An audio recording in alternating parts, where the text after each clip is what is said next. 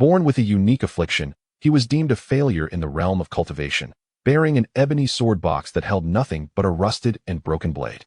On the night of the Qingyun Sect's demise, Lin Yu, a mere servant disciple, clutched his master's relic amidst the chaos of blood and fire, becoming the laughingstock of his enemies, who derisively dubbed him a waste with a useless sword. Yet, when faced with imminent death, the sword box stirred, awakening the ancient sword spirit within. A single strand of sword intent surged forth, annihilating golden core cultivators in an instant. From that moment on, he sought enlightenment in the wilderness, concealed his prowess in the marketplace, and turned the tide against his pursuers, ascending from the depths of despair. That seemingly inconspicuous ebony sword box possessed the ability to contain myriad swords, nurture sword spirits, and glimpse the very essence of the universe. With the blood fiend sect in pursuit and dark forces coveting the box, the world yearned to seize it. Yet Lin Yu, armed only with a broken sword, advanced with indifference, declaring, "What you desire is not the sword box, it is your own grave."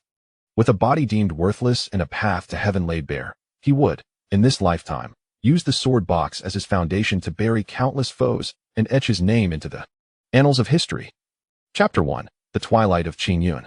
As the sun dipped below the horizon, the twilight bled into the sky. The last remnants of light struggled to penetrate the dilapidated windows of the scripture pavilion, casting mottled shadows upon the dust-laden floor. The motes of dust danced languidly within the amber beam, resembling a swarm of golden moths lost in their flight. Lin Yu huddled in the deepest corner of the loft, surrounded by discarded jade slips and tattered tomes. This was his most familiar nook, the only sanctuary he could claim within the Qingyun Sect.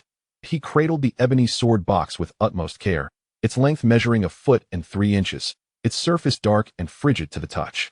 Lacking any ornate embellishments, the box bore only the faintest sheen at its corners, a testament to years of gentle caresses. With a clean, soft cloth, he meticulously polished the already immaculate box, his movements tender, as if he were handling a fragile dream.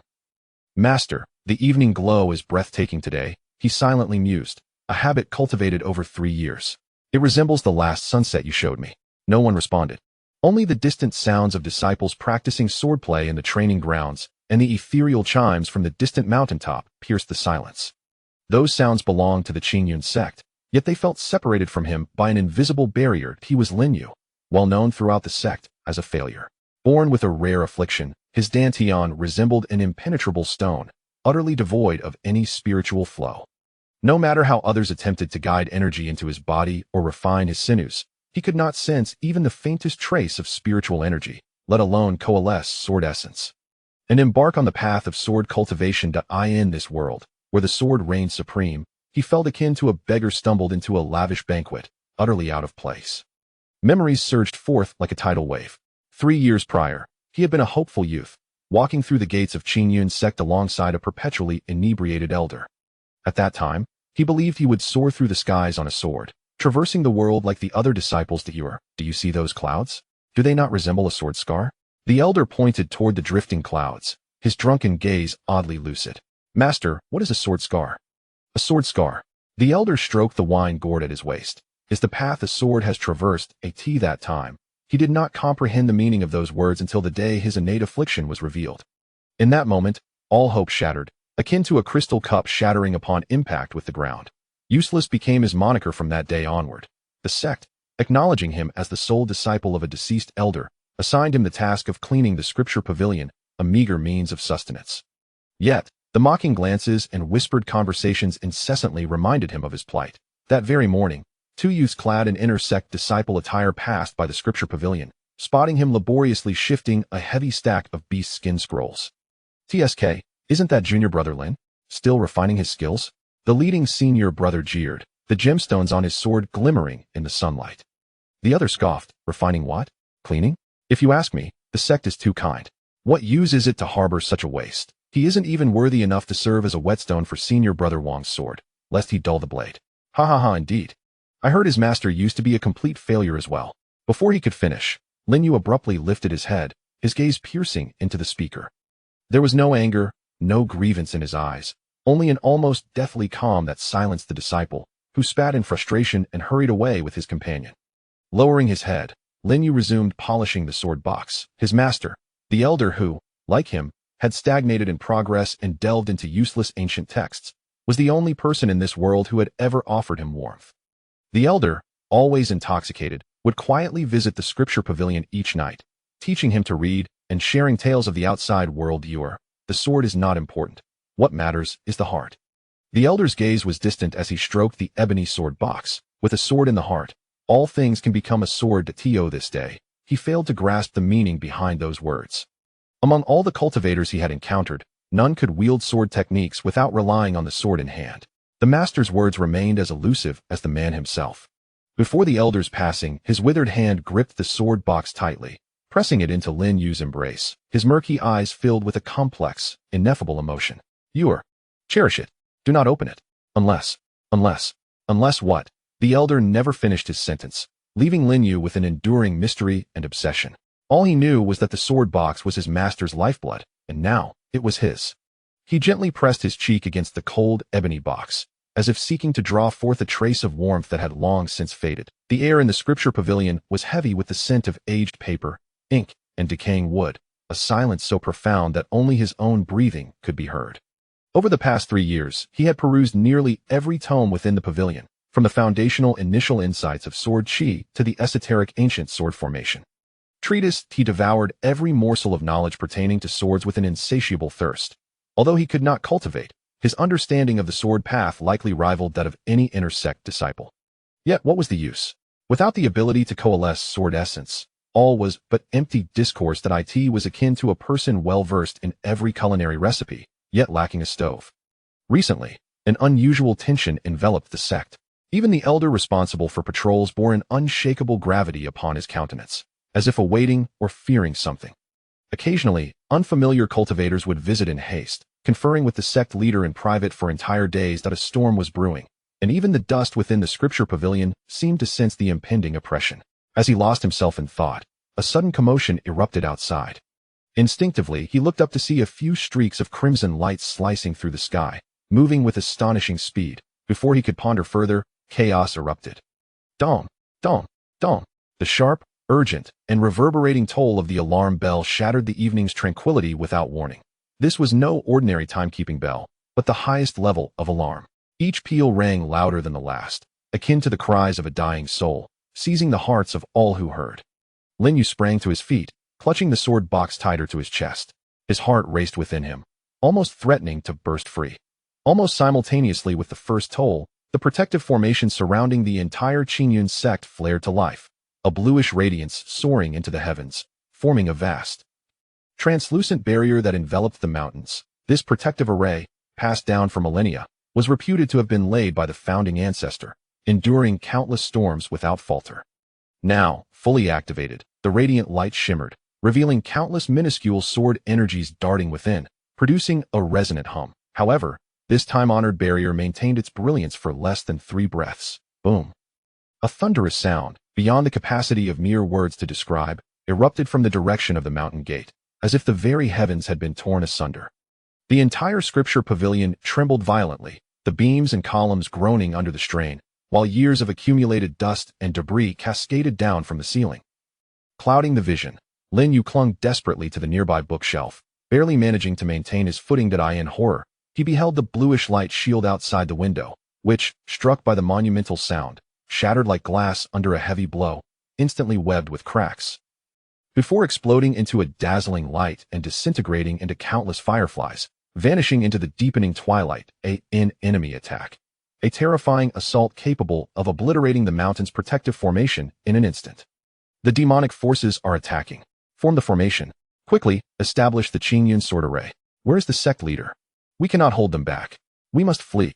Outside, chaos erupted, shrieks of terror, roars of fury, the clash of weapons drawn, and the explosive sounds of spells colliding, all intertwined to weave a symphony of destruction. Lin Yu's heart raced, almost bursting from his chest. Instinctively, he yearned to rush out, but as he stepped forward, he came to an abrupt halt. What could he do outside?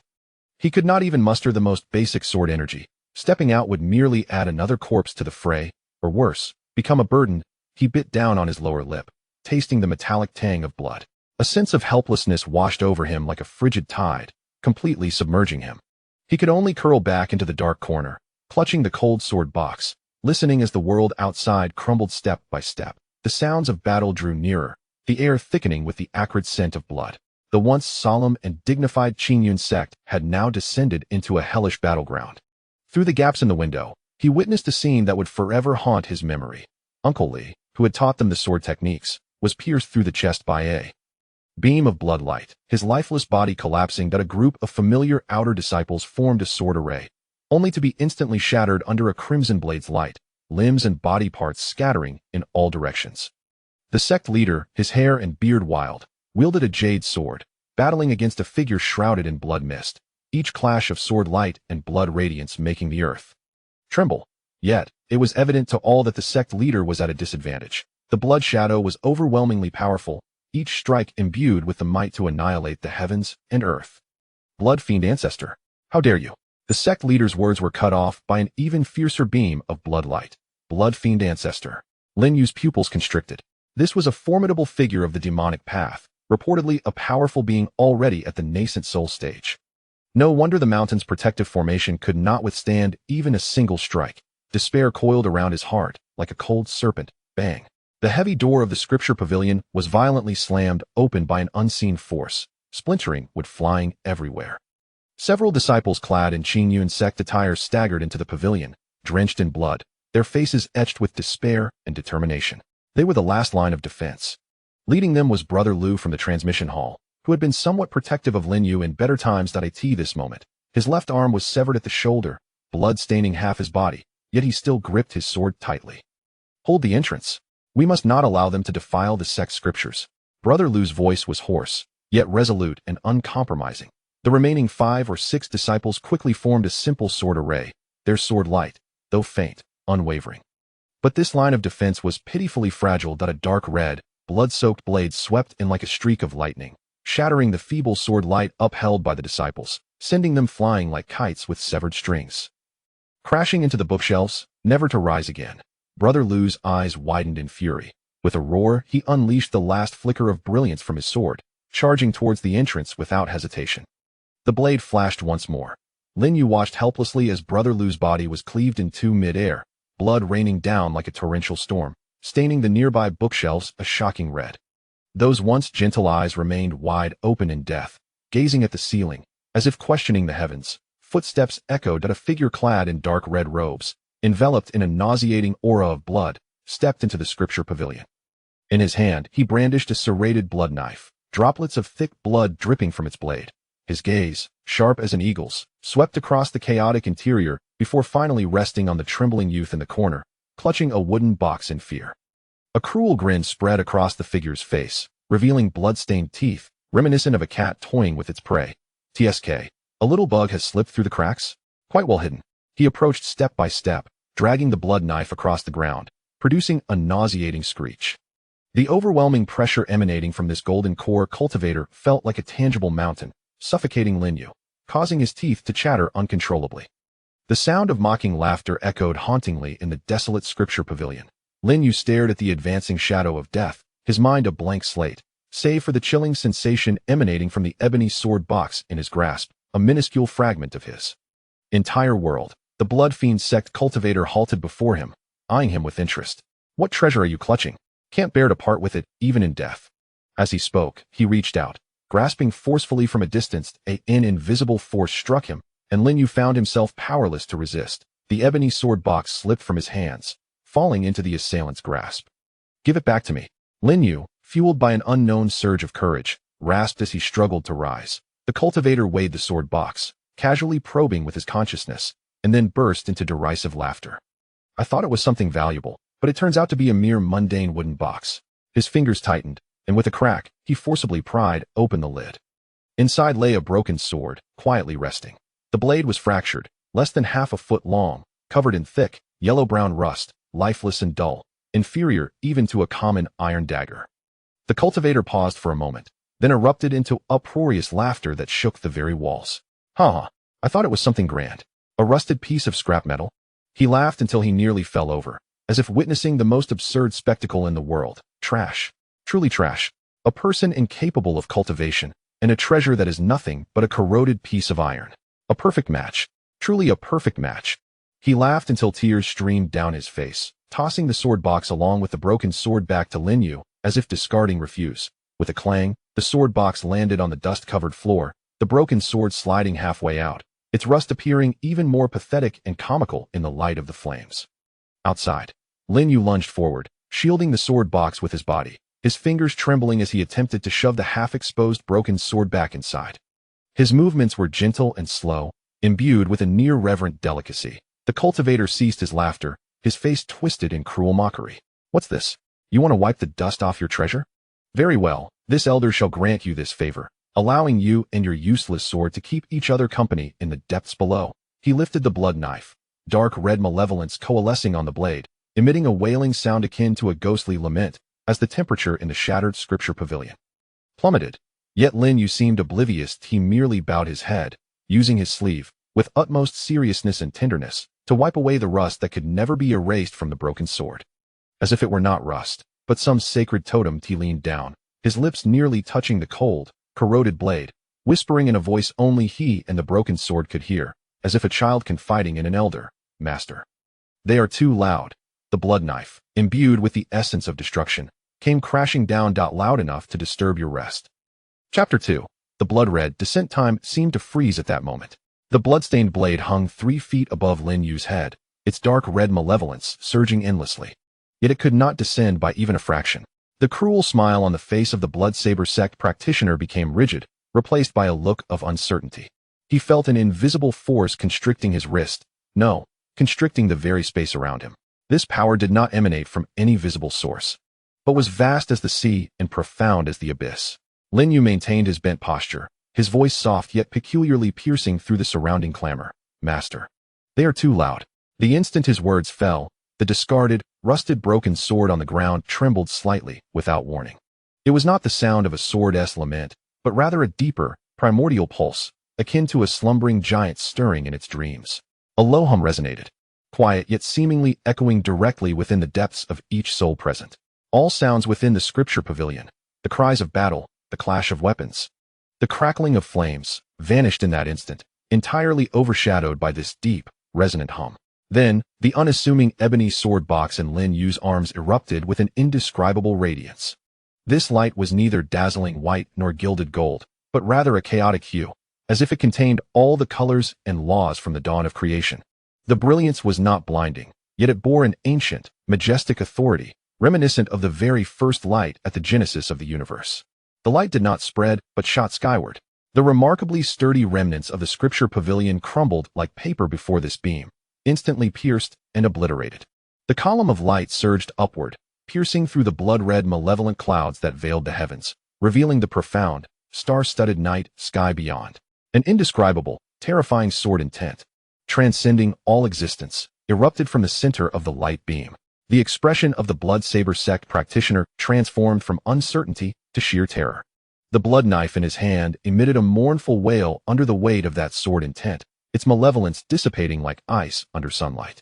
Soon after, the blood knife itself began to shatter into countless fragments, transforming into pure spiritual particles that vanished into the air. As for him, he felt as though he were being crushed by an ancient divine mountain. Thud! He collapsed to the ground, utterly powerless to resist, blood gushing from his 7 orifices. He wished to scream, yet no sound escaped his lips. His body began to disintegrate under the inexorable majesty, starting from his limbs, turning into the finest dust. The last thing he saw was the boy he had deemed a waste, calmly raising his hand to catch a glimmer of light descending from the chaotic beam. That glimmer of light melded into Lin Yu's brow, disappearing without a trace. Even in death, he could not comprehend the magnitude of the entity he had provoked. The column of light did not last long. After a few breaths, it gradually dissipated. Yet the repercussions of its presence were only just beginning. Far above in the distant celestial realm, within a floating immortal palace, an elder, who had been in seclusion for countless years, surrounded by the symbols of the great Tao, suddenly opened his eyes wide. In his eyes resided chaos and thunder, as he gazed towards the direction of the Qingyun Sect, a look of astonishment finally gracing his weathered face. The sword soul of Tongtian, this aura has manifested once more. He calculated with his fingers, his brows knitting tighter. A great calamity is about to unfold. Deep within the abyss of the netherworld, in an ancient hall where blood surged tumultuously, a slumbering demonic shadow quivered slightly. Its crimson eyes parted with a sliver, causing the entire blood sea to boil. Who is it that has awakened my tranquil slumber with this distasteful sword intent? In the western paradise, beneath the Bodhi tree where the eternal chants resonate. A frail old monk paused mid-sermon, his fingers, which had been delicately plucking flowers, momentarily faltering. A rare solemnity crossed his otherwise placid face. Amidst, the cycle of karma persists, and destiny is reignited. It seems that the tribulations of this epoch shall unfold upon this young man. At that instant, at the pinnacle of the cultivation world, those ancient beings who had long disregarded the mundane realm, pursuing only the ethereal Tao, were simultaneously stirred, regardless of their alignment, be it righteous or demonic. Their consciousness traversed the boundless void, directed towards the remote, already obliterated Qingyun Sect. In the ruins of the Qingyun Sect's scripture repository, the beam of light dissipated, leaving behind a massive circular passage that pierced through the heavens and earth, revealing a brilliant starry sky beyond. The remnants of surrounding structures displayed an eerie, smooth cross-section, as if meticulously severed by the finest instruments. Lin Yu stood in a daze, the ebony sword box in his arms having regained its original chill and antiquity. Yet, upon the broken sword, rust seemed to quietly flake away in the shifting radiance, revealing a sharpness within that was daunting to behold. As if it could cleave through chaos itself. He slowly lifted his gaze, staring at the sky pierced by sword energy, the starlight cascading down, identical to the last tranquil night etched in his memory. A breeze flowed through the gaping hole, carrying the remnants of calamity and a hint of chill, stirring the blood-stained hem of his garment. Silence enveloped him, an oppressive stillness. The previously arrogant disciples of the Bloodslaughter sect had vanished entirely from this world, leaving not a trace behind. Lin Yu gradually lowered his head, observing the sword box in his hands. The events that had transpired were too sudden, too inconceivable. He even questioned whether he had perished, and what lay before him was merely a prelude to death. Yet, the texture of the sword box beneath his fingertips felt undeniably real, and the pungent scent of blood lingered vividly in the air. "Master?" He tentatively called out to the sword box in a hushed tone. No response followed. Yet, an inexplicable sensation burgeoned within him. This sword box, or rather the broken sword within it, was no longer the same. What precisely had changed, he could not articulate. Akin to a dormant entity that had merely shifted in its slumber, though still asleep, one could sense its breath. Taking a deep breath, he compelled himself to regain composure. Now was not the time to unravel the mysteries of the sword box. He was still alive, while the Qingyun Sect had perished. Rising to his feet, he surveyed his surroundings. The scripture repository lay mostly in ruins, with only the corner he occupied remaining somewhat intact. Books and jade slips were strewn across the ground, many soaked in blood or charred by flames. He beheld the broken body of his senior brother Lu and the once vibrant, now lifeless forms of the inner disciples. He also saw Steward Zhao, who was responsible for managing the scripture pavilion. Steward Zhao was a stern and austere old man, who, while not particularly kind to Lin Yu on ordinary days, had never been harsh with him either. Occasionally, when Lin Yu cleaned too late, he would silently leave behind an oil lamp. At this moment, Zhao lay beside a bookshelf, a gaping wound in his chest, blood staining his grizzled beard. In his arms, he tightly clutched several of the most treasured core texts. Until his last breath, he fulfilled his duty of guarding the scripture pavilion. Lin Yu's heart clenched painfully. He quietly approached, wishing to close Zhao's eyes, only to find that those eyes had long lost their luster, remaining wide open, gazing at the broken ceiling, staring into the unfamiliar starry sky. "Uncle Zhao," Lin Yu's voice trembled with emotion. He reached out a hand, gently brushing over the old man's eyelids. Just then, a flurry of hurried footsteps and shouts echoed from outside. What was that beam of light? Such a terrifying sword intent emanated from the direction of the scripture pavilion. "Quick, let us check it out. It's the Bloodslaughter sect." They were startled by the earlier phenomenon. Lin Yu's expression changed, and he immediately grasped the sword box. Darting behind a pile of toppled bookshelves, holding his breath, several disciples of the Bloodslaughter sect rushed into the ruins, and upon witnessing the scene before them, they were taken aback. What happened here? Where is Senior Brotherly? Wasn't he the one who came in just now? The residual energy from that beam was immensely powerful. One keen-eyed individual spotted Steward Zhao's corpse, as well as some lingering spiritual dust on the ground nearby. Remnants of their Senior Brotherly. Senior Brotherly is dead? The disciple's voice trembled with disbelief. Who did this? Another person scanned the surroundings warily. Be cautious. There may be other experts lurking. The group immediately formed a defensive stance, their consciousness spreading like a spider's web, meticulously searching every corner of the ruins. Lin Yu's heart raced to his throat. Clutching the sword box tightly, He huddled in the shadows, daring not to move. He was utterly defenseless. If discovered, he would surely perish. One disciple's consciousness swept over the area where he was hiding, pausing momentarily. It seemed there was some movement. He lowered his voice, gesturing towards Lin Yu's direction. The others tensed immediately, weapons aimed at that spot. Come out, or do not blame us for being ungracious. Lin Yu felt a chill run down his spine, realizing he might have been discovered. He gritted his teeth, contemplating his options. A direct confrontation was utterly impossible, and pleading for mercy would lead to certain death. Just as despair began to engulf him, a faint warmth emanated once more from the sword box in his arms. Following that, the Bloodslaughter Sect disciple who had pointed in Lin Yu's direction suddenly exclaimed, rubbing his eyes, "Strange, I felt a presence just now. But it seems to have vanished. Are you just overly anxious?" Another companion sighed in relief, saying, "Besides the corpses, where else would there be any living beings? It's likely that senior brotherly self detonated his golden core before his death, perishing alongside his enemies, which caused such a commotion." This explanation seemed plausible. The disciples exchanged glances, their vigilance noticeably easing. "Let us depart and explore elsewhere. The elders are still purging the remnants. We must lend our assistance. It is a pity about these ancient tomes, many of which have been destroyed." A few murmured as they turned to leave the ruins of the scripture repository. Once their footsteps faded, Lin Yu exhaled deeply, his back drenched in cold sweat. He gazed down at the sword box cradled in his arms, his expression a tapestry of emotions. Was it mere coincidence? For the first time, when that senior brotherly sought to kill him, the sword box emitted a radiant glow, and senior brotherly was reduced to ashes. The second time, when he nearly got discovered, the sword box warmed slightly, disrupting the adversary's perception. This was unequivocally no coincidence. The sword box was indeed safeguarding him. This realization sent Lin Yu's heart racing. What his master had left him was far from mere scrap metal. It was an inconceivable treasure. Yet he had no time for contemplation. The peril had not yet subsided. He needed to vacate this place swiftly. Cautiously, he peeked out to confirm that the surroundings were temporarily safe. Then, clutching the sword box, he stealthily exited the ruins of the scripture repository. The scene before him caused him to draw in a sharp breath. Once a realm enveloped in celestial energy, the Qingyun Sect had now been reduced to a desolate wasteland. Pavilions and towers lay in ruins, the ground riddled with massive craters and charred remnants. Corpses were strewn about, some belonging to disciples of the Qingyun Sect, others to practitioners of the Blood Fiend Sect, blood congealing into streams, forming dark red puddles in the low-lying areas.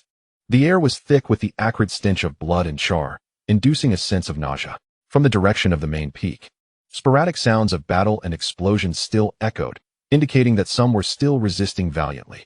Yet the outcome was all but sealed. The fall of the Qingyun Sect was inevitable. Suppressing the urge to vomit and the sorrow in his heart, Lin Yu discerned his direction and stealthily made his way towards the small path leading to the rear mountain. The terrain there was intricate, shrouded in dense foliage, offering the only conceivable escape route. He advanced cautiously, utilizing the cover of crumbled walls and ruins. Along the way, he encountered more familiar corpses and the devastated transmission hall. Each scene was like a knife, mercilessly slicing into his heart. This was the realm of cultivation, a brutal, merciless world where the weak were devoured by the strong. Without power, one lacked even the right to exist. For the first time, he grasped this truth with clarity. As he neared the entrance to the rear mountain, a mocking voice suddenly pierced the air. "Oh, what do we have here?" A little mouse attempting to scurry away. Lin Yu's body stiffened, and he slowly turned his head. A stout, short practitioner clad in the garb of the Blood Fiend Sect leaned against a shattered stone pillar, observing him with a cat-and-mouse grin. This practitioner was of modest cultivation, perhaps at the mid-stage of perceiving the sword, yet to Lin Yu, he was an insurmountable adversary. "Oh, still a mere mortal, without any cultivation? Has the Qingyun Sect fallen so low as to accept mortal disciples?" The stout practitioner ambled closer. Inspecting Lin Yu and the ebony sword box, he clutched tightly. "Boy, what is it that you hold so dearly? Why not show it to this Taoist?"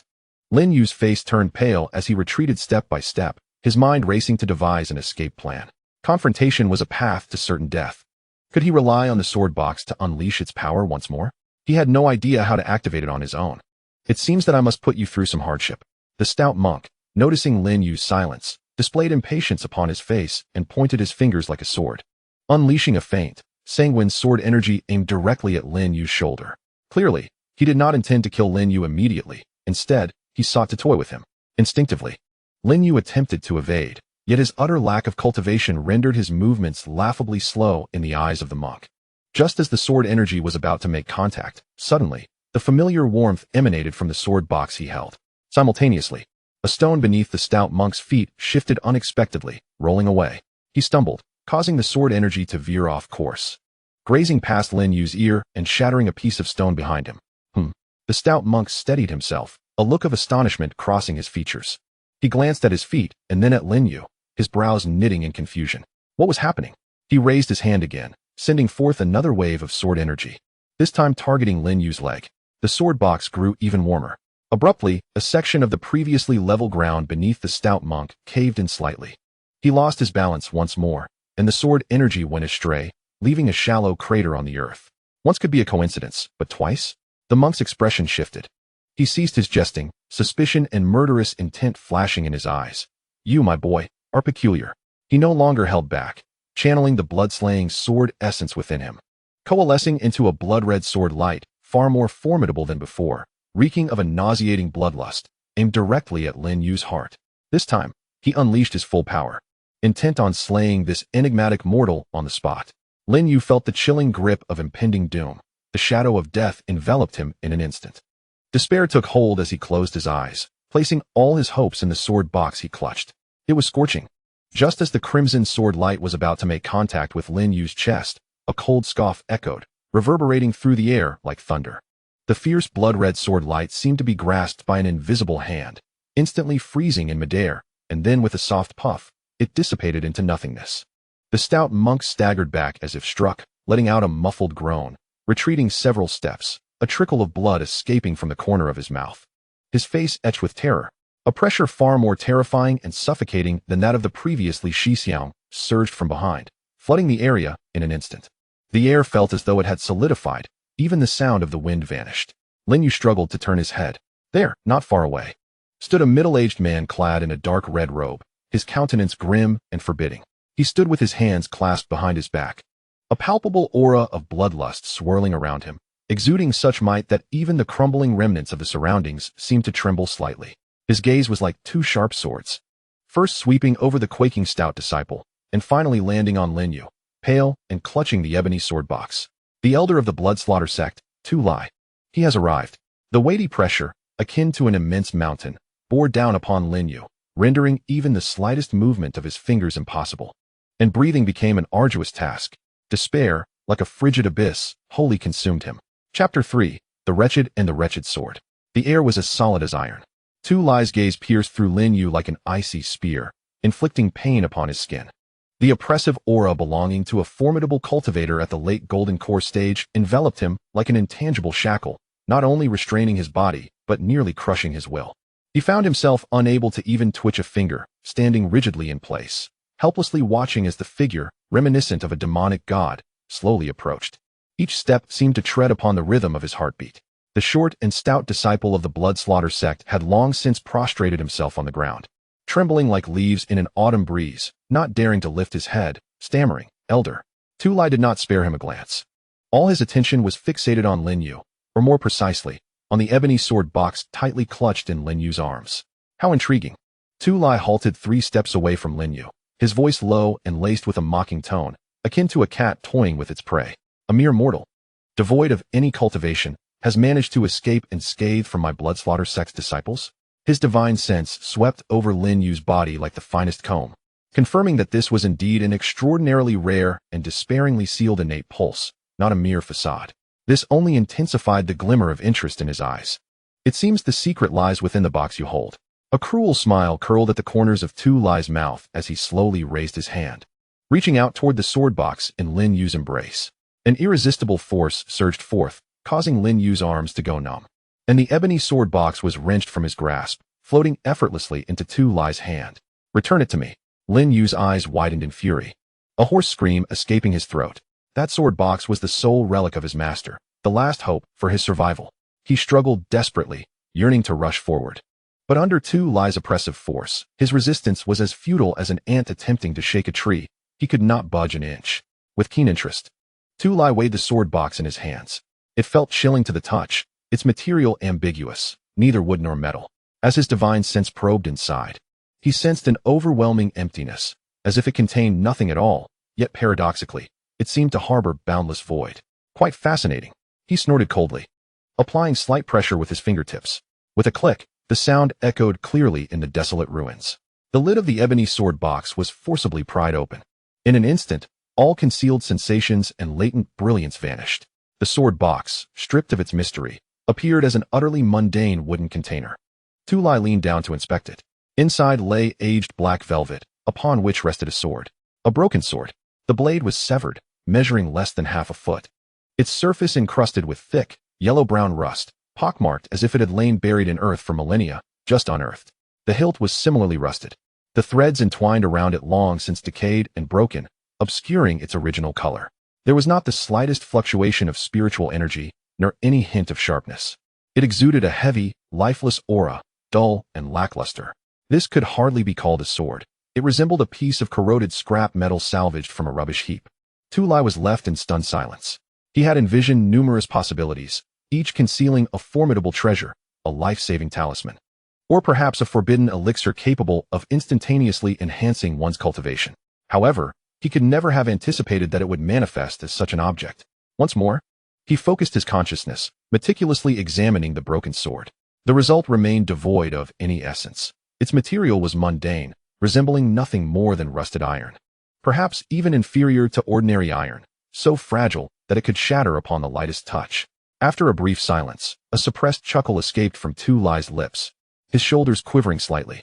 This laughter grew louder and more boisterous, eventually erupting into a thunderous guffaw. Ha ha ha! He laughed uncontrollably, as though he had witnessed the most ludicrous and absurd spectacle in existence. His laughter echoed through the desolate ruins, causing dust to cascade from the crumbling walls. Scrap iron. Ha ha! It was nothing but a piece of thoroughly rusted scrap iron. Tu Lai pointed at Lin Yu, then at the broken sword in his hand, nearly gasping for breath from laughter, exclaiming, "I thought it was some earth-shattering treasure that you, this worthless fool, would go to such lengths to protect." Eventually, he managed to stifle his laughter, wiping away the tears that had sprung from his mirth, his face radiating extreme derision and contempt as he intoned, "A useless person paired with a useless sword. What a perfect match." Ha ha ha! These words pierced Lin Yu's heart like the sharpest of poisoned needles. His complexion turned ashen, his lips bleeding from being bitten, his body trembling violently from the depths of humiliation and rage. He could endure others calling him worthless, but he could not tolerate anyone belittling the legacy left by his master. "Do not dare to insult it." Lin Yu forced the words through clenched teeth, his eyes bloodshot with fury. Insult? Tu Lai appeared to find this notion highly amusing, grasping the hilt of the broken sword as if it were mere filth. He carelessly shook it, rust flakes cascading down. Is it even worthy of being insulted by this elder?" His expression grew more mocking. "It seems you, this worthless fool, not only have blocked meridians, but also a muddled mind. To cherish such a ragged piece as a treasure? How pitiable and tragic." He surveyed Lin Yu's contorted face, marred by humiliation, then glanced at the utterly valueless broken sword, losing all interest. Such detritus, such refuse, was not even worthy of being slain by his hand. It was purely a waste of his time. "Enough," he declared. "Today, this elder is in a good mood, so I shall show some mercy." A cruel smile spread across Tu Lai's face as he casually tossed the broken sword back into the open sword box, then disdainfully hurled the entire box at Lin Yu's feet, as if discarding refuse. Clang! The ebony sword box struck the ground littered with rubble and blood, producing a dull thud. The lid flipped open, and the rusted broken sword slid halfway out, lying in the mud, appearing even more dilapidated. "Embrace your treasure. May you descend into hell together." Tu Lai sneered, a surge of malevolent energy erupting from him like a boiling sea of blood. A dark red glow rapidly coalesced in the palm of his right hand, compressing into a blood-colored blade aura that exuded an aura of terrifying destruction. The air around the blade twisted and wailed, suffused with a pungent scent of blood that nearly choked him. This time, he did not toy with his opponent. He did not hold back. A full-force strike from a late-stage golden core cultivator was sufficient to obliterate both the mortal before him and the scrap metal beneath his feet from this world, leaving not a trace behind. Lin Yu gazed at the swirling crimson blade energy, the shadow of death engulfing him like a chilling tide, instantaneously submerging him. All struggles, all fury, appeared utterly feeble in the face of such overwhelming power. He cast one final glance at the sword box at his feet and the broken blade that had slipped out. "Master, I am sorry. I have ultimately failed to fulfill your wishes." Resigned, he closed his eyes, awaiting the impending annihilation. However, The anticipated agony of his body being torn apart did not arrive. As he shut his eyes, his spirit entirely shrouded in despair, isolating him from the outside world. A flicker of light seemed to glimmer faintly beneath an inconspicuous rust spot on the broken blade lying on the ground. The radiance was so feeble it was nearly imperceptible, dimmer than the fireflies of a summer night, fleeting and ephemeral. Yet, in that moment of flickering light, Tu Lai, poised to unleash the devastating blade energy, suddenly faltered. The cruel smile on his face froze, his pupils involuntarily constricting. In that instant, an inexplicable, yet profoundly pure and icy tremor surged within him. It felt like a lion wandering the savannah, suddenly catching a whiff of an ancient predator that threatened its very existence. Though the essence was so faint it was almost undetectable, a mere flash, it was undeniably real, piercing deep into his soul, triggering an instinctual shiver at the very core of his being. What is happening?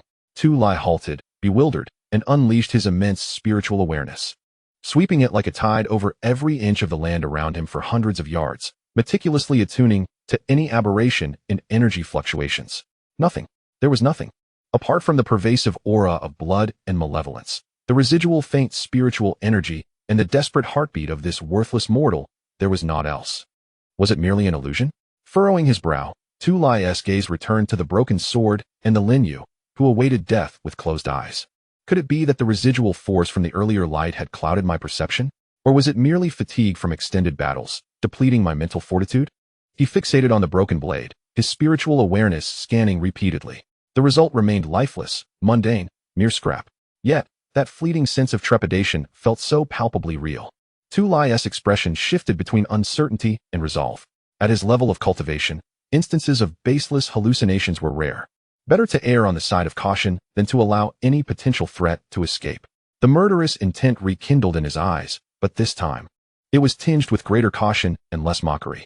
The blood-red blade energy in his palm not only remained intact, but appeared even more concentrated, its potency seemingly amplified.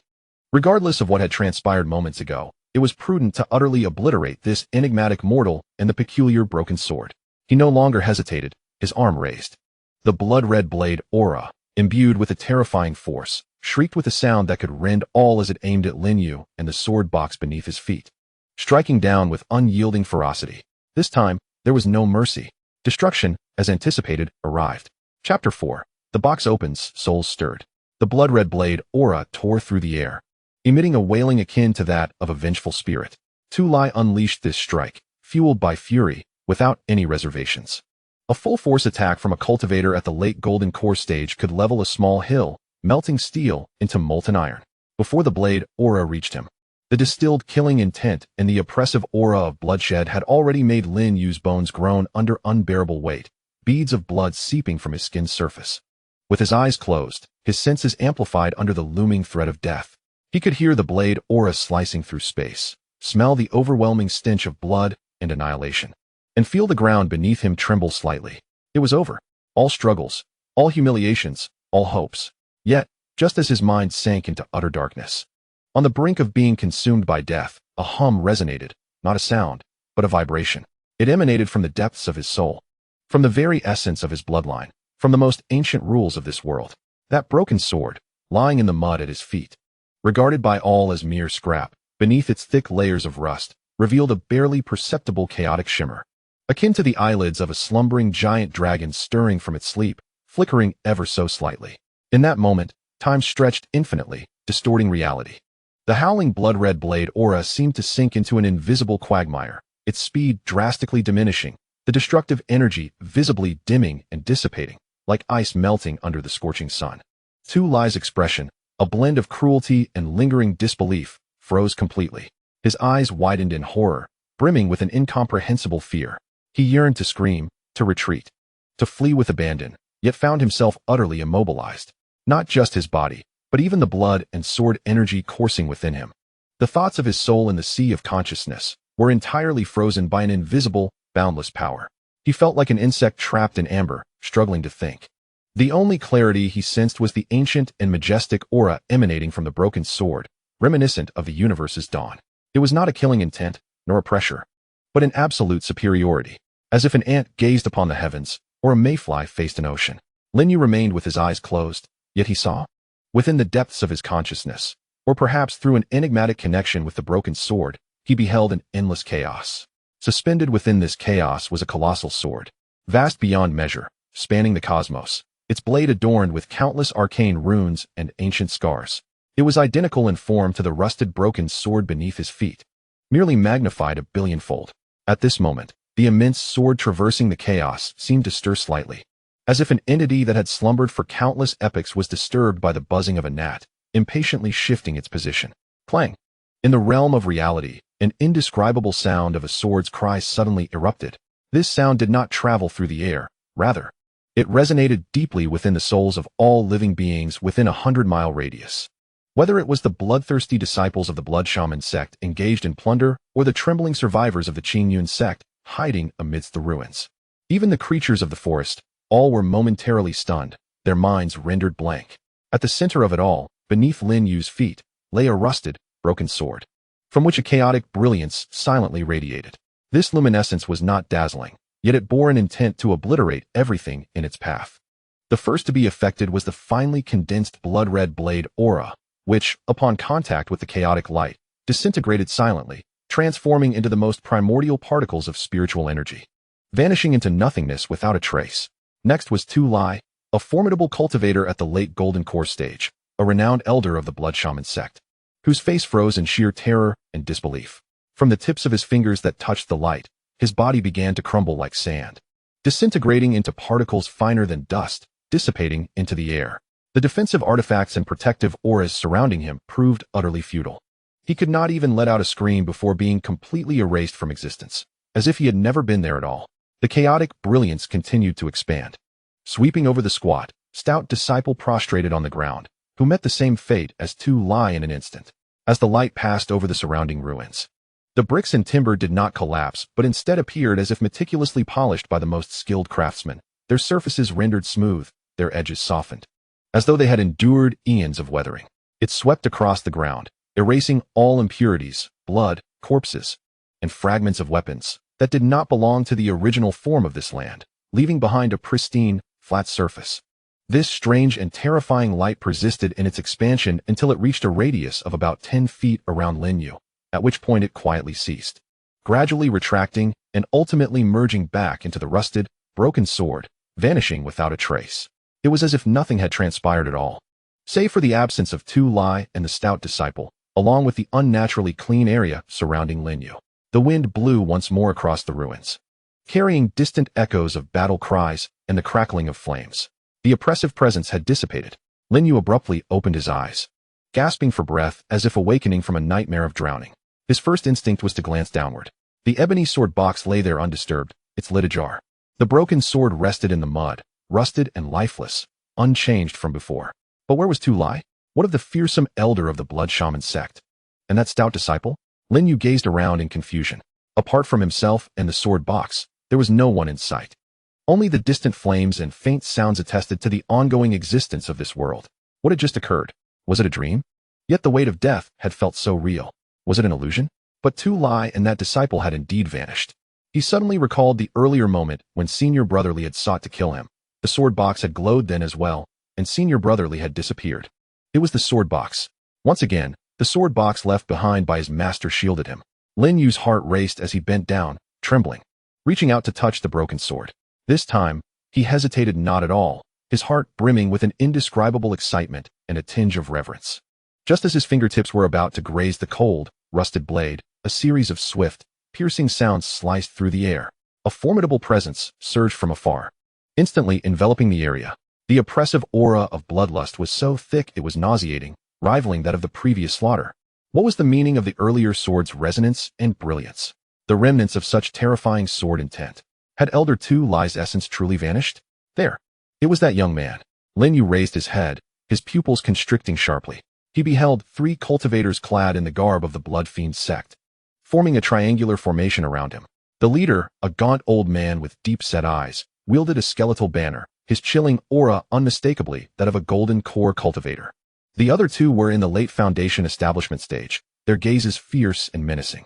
Their eyes first swept suspiciously over the unnaturally clean area, then fixated on the sole living being, Lin Yu, as well as the open sword box and the rusted blade at his feet. The gaunt elder's gaze was as sharp as a hawk's, locking onto Lin Yu. Boy, what transpired here moments ago? Where is Elder Tu Lai? His voice was hoarse and grating, imbued with a power that pierced the soul. Lin Yu's face turned pale, and instinctively he stepped back, shielding the sword box and broken sword behind him. He opened his mouth, yet found himself at a loss for words. Should he speak the truth? Who would believe him? Should he lie? Would they accept that? Observing his demeanor, the gaunt elder's eyes glinted with cold light as he noticed the inconspicuous broken sword at Lin Yu's feet and the empty ebony sword box, which seemed to have just lost its master.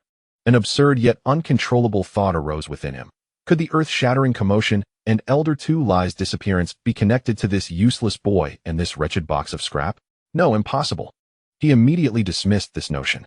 Yet the bizarre scene before him, coupled with the complete disappearance of Tu Lai's essence, radiated an indescribable peculiarity. Seize him. Soul search. The gaunt elder commanded sharply, no longer hesitating. Better to mistakenly kill than to let escape. Once we search his soul, all will be revealed. Beside him, a burly man in the late Foundation establishment stage let out a sinister laugh, his form darting like lightning as he extended his blood-tinged hand directly toward Lin Yu's crown. Should this grasp connect, Lin Yu would suffer a devastating blow to his soul, rendered a fool. The specter of death loomed once more. Lin Yu stared at the rapidly approaching bloodied hand, his mind a blank slate. Could the sword box, having just demonstrated its might, protect him once more? He did not know. In desperation, he instinctively grasped the broken sword at his feet with all his strength, positioning it before him.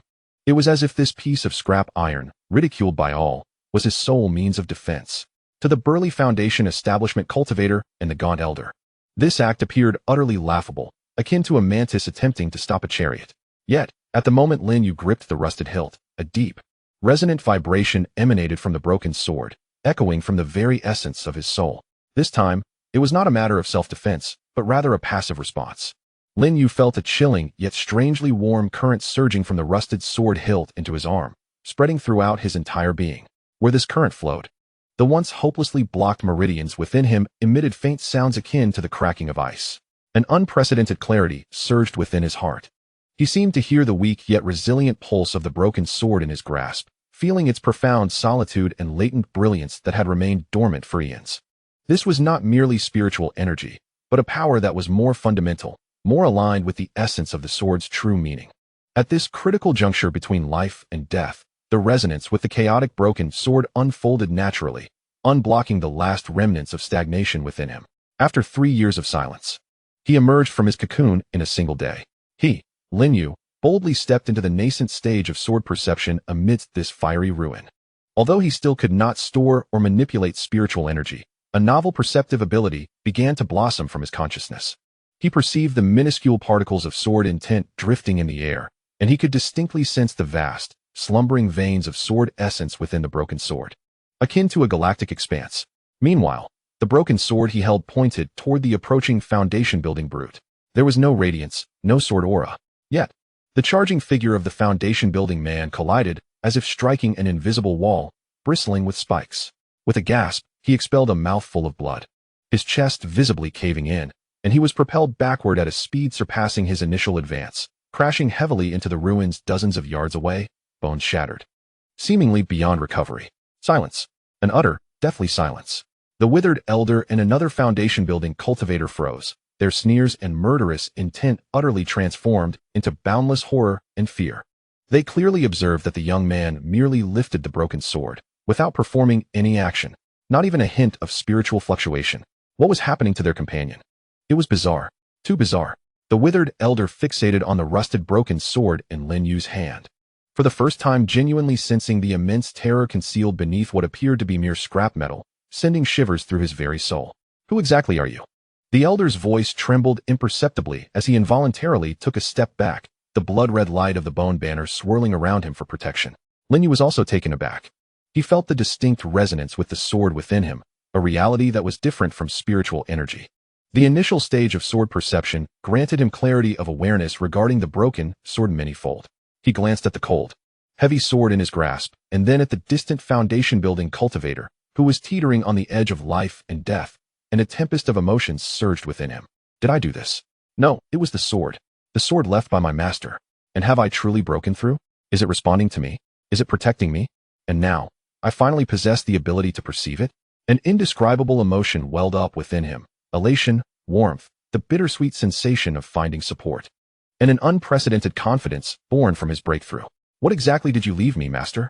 He gripped the sword hilt tightly, pressing the cold blade against his chest, as if this would bring him closer to his master. He lifted his gaze toward the perplexed and emaciated elder, whose eyes, once filled with trepidation, now glimmered with a hint of the sharp perception characteristic of those who have begun to grasp the essence of the sword, alongside an unwavering determination that even he himself was unaware of. Though he remained unable to wield spiritual power, he was no longer the Lin Yu of yesteryear. In his grasp was his master's sword, and he had taken his first steps into the path of the sword. The frail elder felt a chill in his heart as he met Lin Yu's steady, yet oddly resolute gaze, which seemed to pierce through illusions. This youth, devoid of any spiritual prowess, had inexplicably caused two of his fellow disciples, including Elder Tu Lai, to vanish or sustain grave injuries. That broken sword was undoubtedly suspicious. It represented both a tremendous opportunity and a great peril. His eyes flickered, a tumult of greed and fear swirling within him. If he could seize this enigmatic broken sword. Together now, be wary of that sword. The elder barked, shaking his skeletal banner. Instantly, a chilling wind howled, and countless vengeful spirits surged forth, issuing wails of despair as they lunged toward Lin Yu.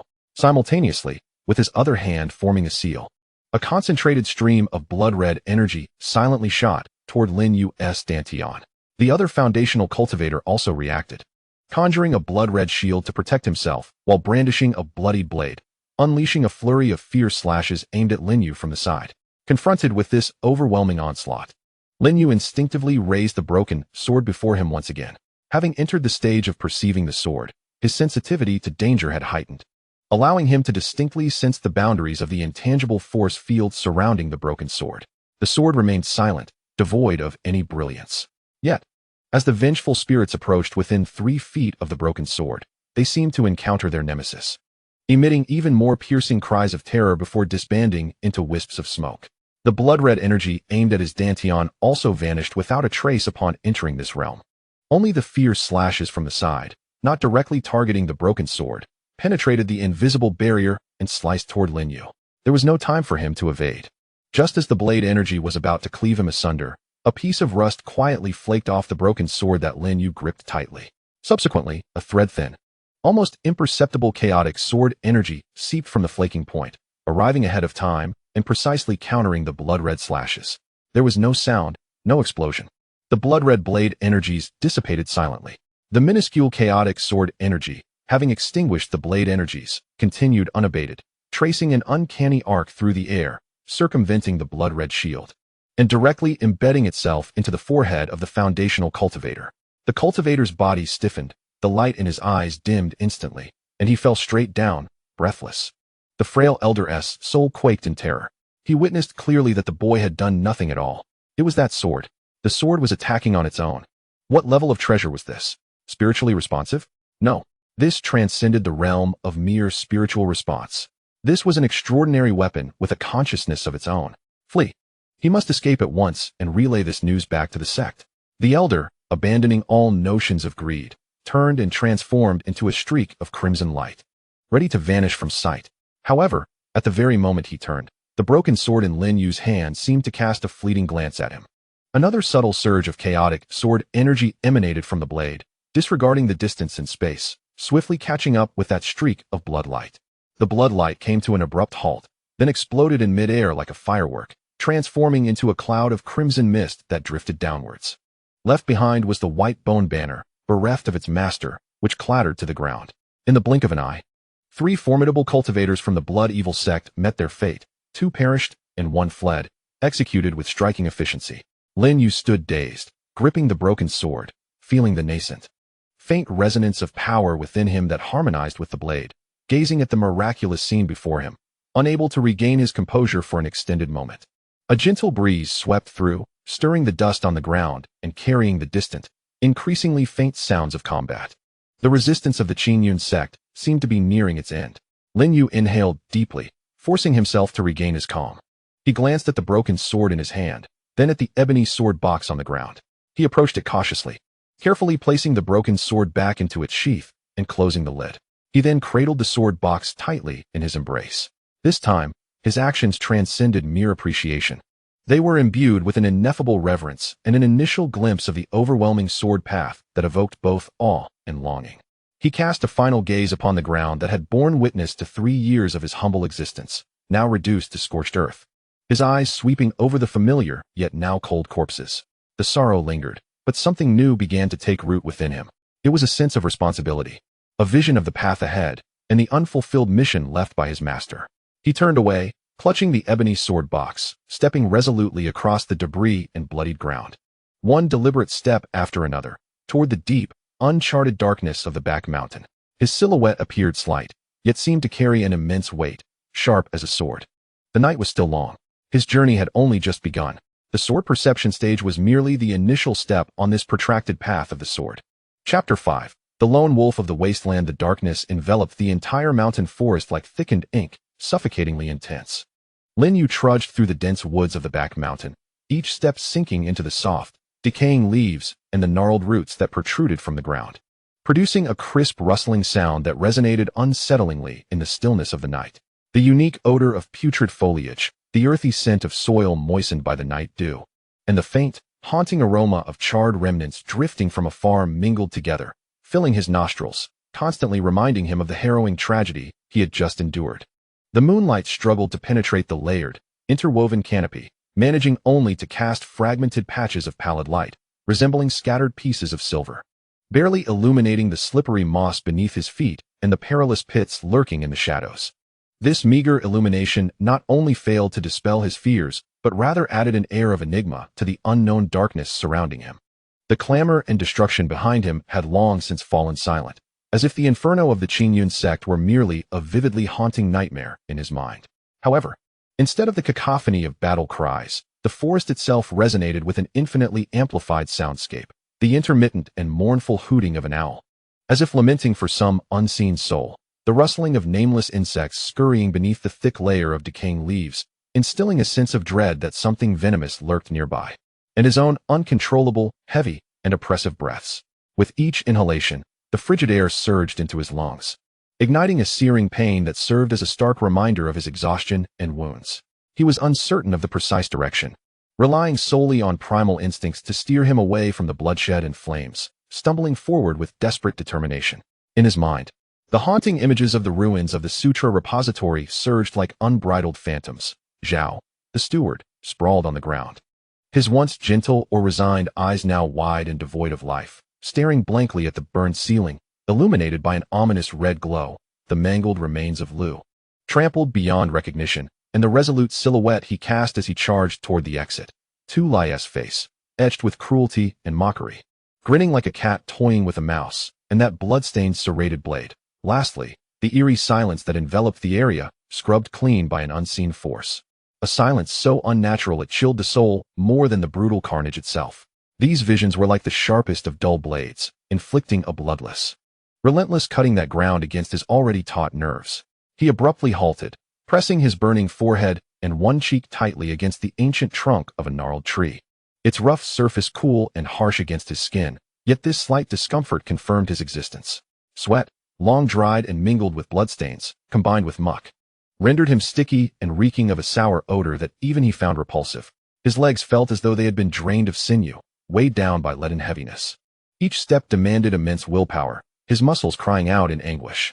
Struggling, he lowered his head further, pressing his cheek more firmly against the cool, ebony sword sheath cradled in his arms. The hardwood exuded an indescribable, ancient aura, akin to a spring of ice-cold water, miraculously calming the tumultuous storm raging within him, which felt on the verge of explosion. His master's lips, cracked and peeling, moved slightly, producing a voice so hoarse and faint it was almost swallowed by the wind. Where should the disciple go? What shall we do? The sword sheath remained silent, cold and unyielding, offering no response. The cataclysmic scene that had instantaneously obliterated the golden elixir cultivators now felt as ethereal as a bizarre, unreal dream. The cataclysmic power stood in stark contrast to the ordinary, silent wooden box before him, presenting an irreconcilable contradiction. Yet he knew it was not a dream. The profound, soul-freezing weight of death, the tremor of survival born from despair, and the faint but undeniably real connection to the enigmatic sword sheath within him, all crystallized into an overwhelming truth. Everything was indeed real. It was this seemingly inconspicuous item left behind by his master that ultimately preserved his life at the critical moment. He clutched the sword sheath tightly, his knuckles whitening from the exertion, as if it were the only lifeline he could grasp amidst a boundless, raging sea. He could not afford to stop, absolutely not. He had to escape from this place, as far away as possible. The Bloodslaughter sect might scour the battlefield, potentially discovering the disappearance of Tu Lai and others. Any delay could spell disaster. Hunger, akin to a ferocious beast awakening, began to gnaw frantically at his hollow, sunken stomach, stirring up waves of searing pain and weakness. Instinctively, he reached for his waist, where a small gray pouch had once hung, containing the sect's meager supply of the most basic fasting pills. Though tasteless as chewing wax, they had been sufficient to stave off hunger. However, now it was empty, leaving only a torn string on his tattered garment. Whether it had been lost in the chaos or snagged on a branch during his flight, he could not tell. He must find food, otherwise, he would collapse in this forest without the need for his enemies to pursue him. Forcing himself to halt, he leaned against a large tree and slid down to sit, striving to take deep breaths to suppress the burning sensation in his stomach. He closed his eyes, compelling himself to recall the fragments of knowledge gleaned from the dusty tomes in the scripture pavilion, a place that felt like both a sanctuary and a prison. Among the disordered volumes categorized as miscellaneous literature, travelogues, and local chronicles, he had stumbled upon scattered diagrams and vague illustrations depicting the local flora. Which fruits were sweet and edible? Which roots could satiate hunger? Which vividly colored mushrooms concealed deadly toxins? The knowledge he had once dismissed as trivial anecdotes in his monotonous life now became the key to his survival. Opening his eyes, he searched the dimly lit forest with great difficulty. After several attempts, the wild fruits he had gathered were either so bitter they numbed his tongue or induced a mild dizziness and nausea shortly after chewing, prompting him to hastily expel the remnants and rinse his mouth with water. Luckily, he had found a small stone basin that collected rainwater. The peculiar, tingling sensation lingering on his tongue left him apprehensive. At last, after nearly an hour of desperate searching, he discovered a cluster of low shrubs on the reverse side of a slightly elevated slope that caught a few rays of the setting sun. Upon them hung a sparse array of dark red berries, each about the size of a longan. Cautiously, he plucked one, scrutinizing it in the faint light, then brought it to his nose and inhaled its faintly sour aroma. He gently bit into the skin, and the tart juice instantly filled his mouth, causing his face to contort in reaction. Yet, he stifled the urge to spit it out, instead attentively noting any changes in his body. After a moment's wait, aside from the excessive salivation from the sourness, he felt no discomfort or adverse effects. A wave of immense relief washed over him. No longer hesitating, he greedily yet cautiously, fearing that overindulgence might induce discomfort, began to consume the painfully tart little berries one by one, chewing vigorously and swallowing the sour flesh and juice. The intense acidity stimulated his taste buds, miraculously suppressing the burning emptiness in his stomach. Having replenished a modicum of strength, he felt the frigid limbs regain a semblance of warmth. He dared not linger any longer, swiftly rising to continue his journey. The direction had long since been lost amidst the undulating mountains and the dense sea of trees. Relying solely on the fragmented coordinates from his memory of the rudimentary maps, he resolved to head west, a direction indicated on the map that led away from the core region of the Qingyun Sect. He adopted a strategy of moving by day and resting by night. During the daylight hours, he sought refuge in concealed caves, dense thickets, or vast crevices in the rocks, striving to recuperate his strength while attentively listening to the sounds around him. Only under the cover of nightfall did he cautiously resume his westward trek, shrouded in darkness. On the second night, the temperature in the forest plummeted, his breath forming mist in the frigid air. The chill of late autumn pierced through his already tattered and threadbare garments, which had been ravaged by branches, penetrating to the very marrow of his bones. He was forced to huddle beneath a rocky outcrop, clutching his sword sheath and using slight movements to fend off the biting cold. However, more perilous than the cold were the pairs of luminous green eyes that flickered to life in the darkness, glinting with greed and hunger. Low-level demon beasts, the wind wolves. They typically hunted in packs, possessing an acute sense of smell, and had evidently identified this solitary, weakened human, reeking of blood, as an easy target. Lin Yu's heart leapt to his throat as he pressed his back against a cold, jagged boulder, the rough stone surface causing him discomfort. He gripped a makeshift, sturdy wooden stick, hastily fashioned from a dead tree, its tip sharpened with a stone, his knuckles whitening from exertion, trembling slightly. 3 wind wolves. Their robust bodies akin to that of young calves, bared their ghastly white fangs, drool dripping from their jaws. They crouched low, emitting a menacing growl from their throats. advancing towards him in a loose semicircle. In their verdant eyes burned the primal desire to hunt. That familiar, suffocating sense of powerlessness washed over him once more like a chilling tide. In this world governed by the law of the jungle, stripped of the sect's protection and devoid of strength, he remained a mere prey at the bottom of the food chain, seen as sustenance by these beasts, which were hardly more than mere creatures. One slightly smaller wind wolf, seemingly more impatient, tensed its hind legs and launched itself from the ground, stirring a foul wind as it transformed into a gray shadow, leaping towards him. Its sharp claws glinted with a chilling light under the dim moon. Aimed directly at his throat, Lin Yu's pupils constricted as the shadow of death loomed once more. His instinct for survival overwhelmed all rational thought. Almost instinctively, he thrust the ebony sword sheath, which he had come to regard as his lifeline, forward as if it were an indestructible shield. In that electrifying moment, a miracle transpired. Just as the wind wolf's glistening claws were about to make contact with the darkened surface of the sword sheath, a faint yet resonant hum, as if emanating not through the air but deep within the very essence of his soul, reverberated silently on the surface of the sword box. A fleeting shimmer of chaotic hues flashed by, so subtly that it seemed almost illusory. The approaching wind wolf collided with what felt like an invisible and indomitable wall, emitting a tortured and terrified howl. Its massive form rebounded with a velocity surpassing that of its advance, losing balance mid-air before crashing heavily onto the ground several yards away, rolling over multiple times before struggling to rise. One of its forelegs appeared injured, leaving it staggering and unable to regain its footing immediately. The other two wind wolves were momentarily paralyzed by this scene, far beyond their comprehension. Their advancing steps halted abruptly, their emerald eyes betraying evident uncertainty. No longer eager to attack, they circled around Lin Yu, lowering their bodies and emitting increasingly agitated, warning growls, hesitating in their approach. Lin Yu's heart raced tumultuously within his chest, nearly leaping forth as cold sweat drenched his tattered back, chilled to the bone by the biting wind. He stared in disbelief at the ancient and unadorned sword box in his arms, which bore no trace of what had just transpired, as waves of astonishment surged within him. Could it truly defend itself autonomously? This sword box, or rather the broken sword concealed within, seemed to possess an instinct for protection, triggering an invisible defense in response to life-threatening physical assaults. This revelation was akin to glimpsing a faint glimmer of light at the depths of a dark and despairing abyss. Although weak, it illuminated the chill of his heart with undeniable clarity.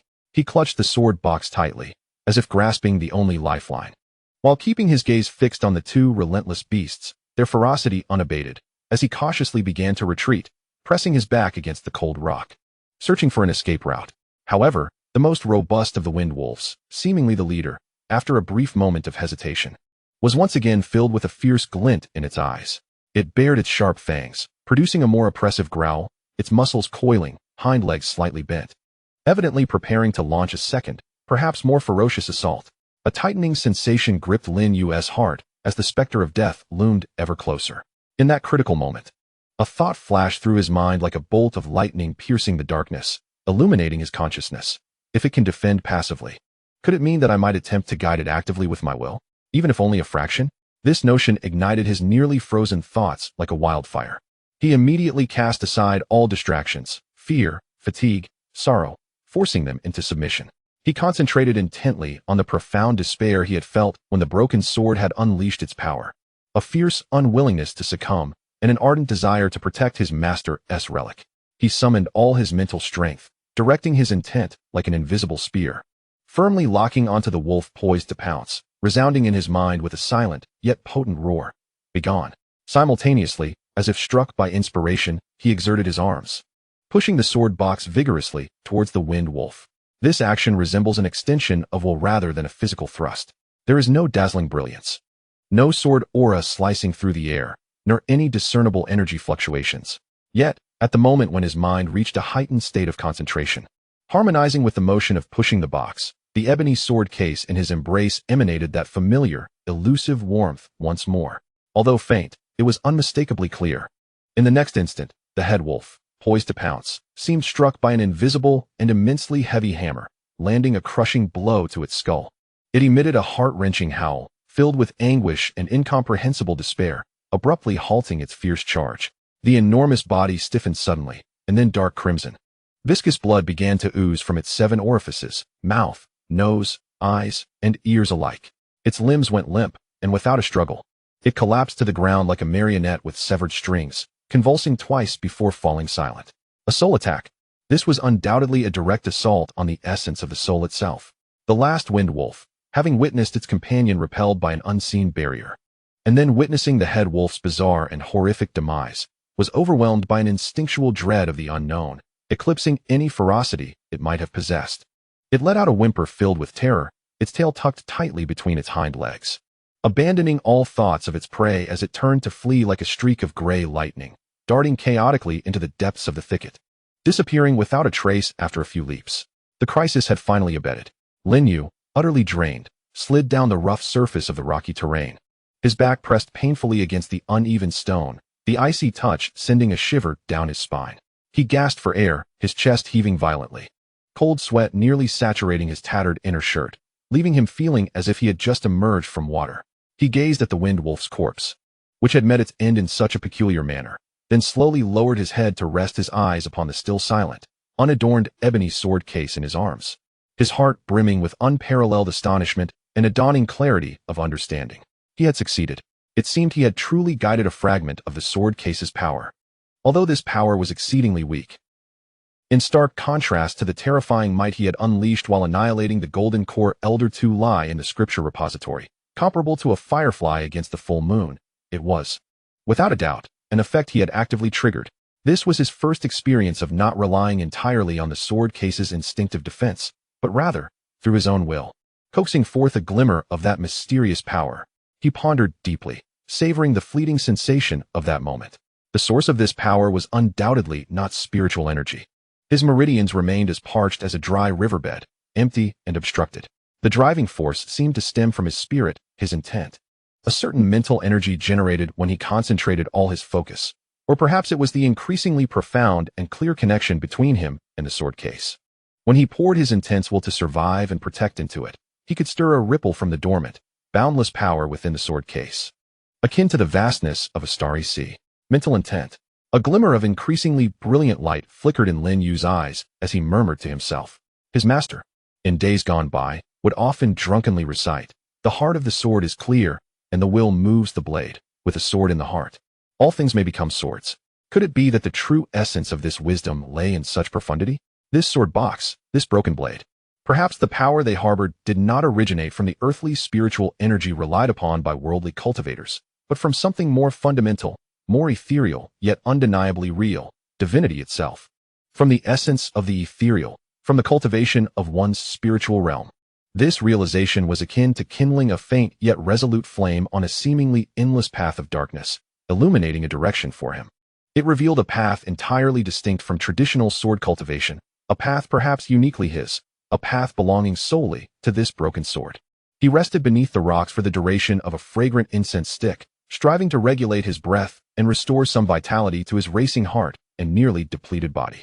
His gaze involuntarily returned to the carcass of the wind wolf, his stomach beginning to ache with hunger once more.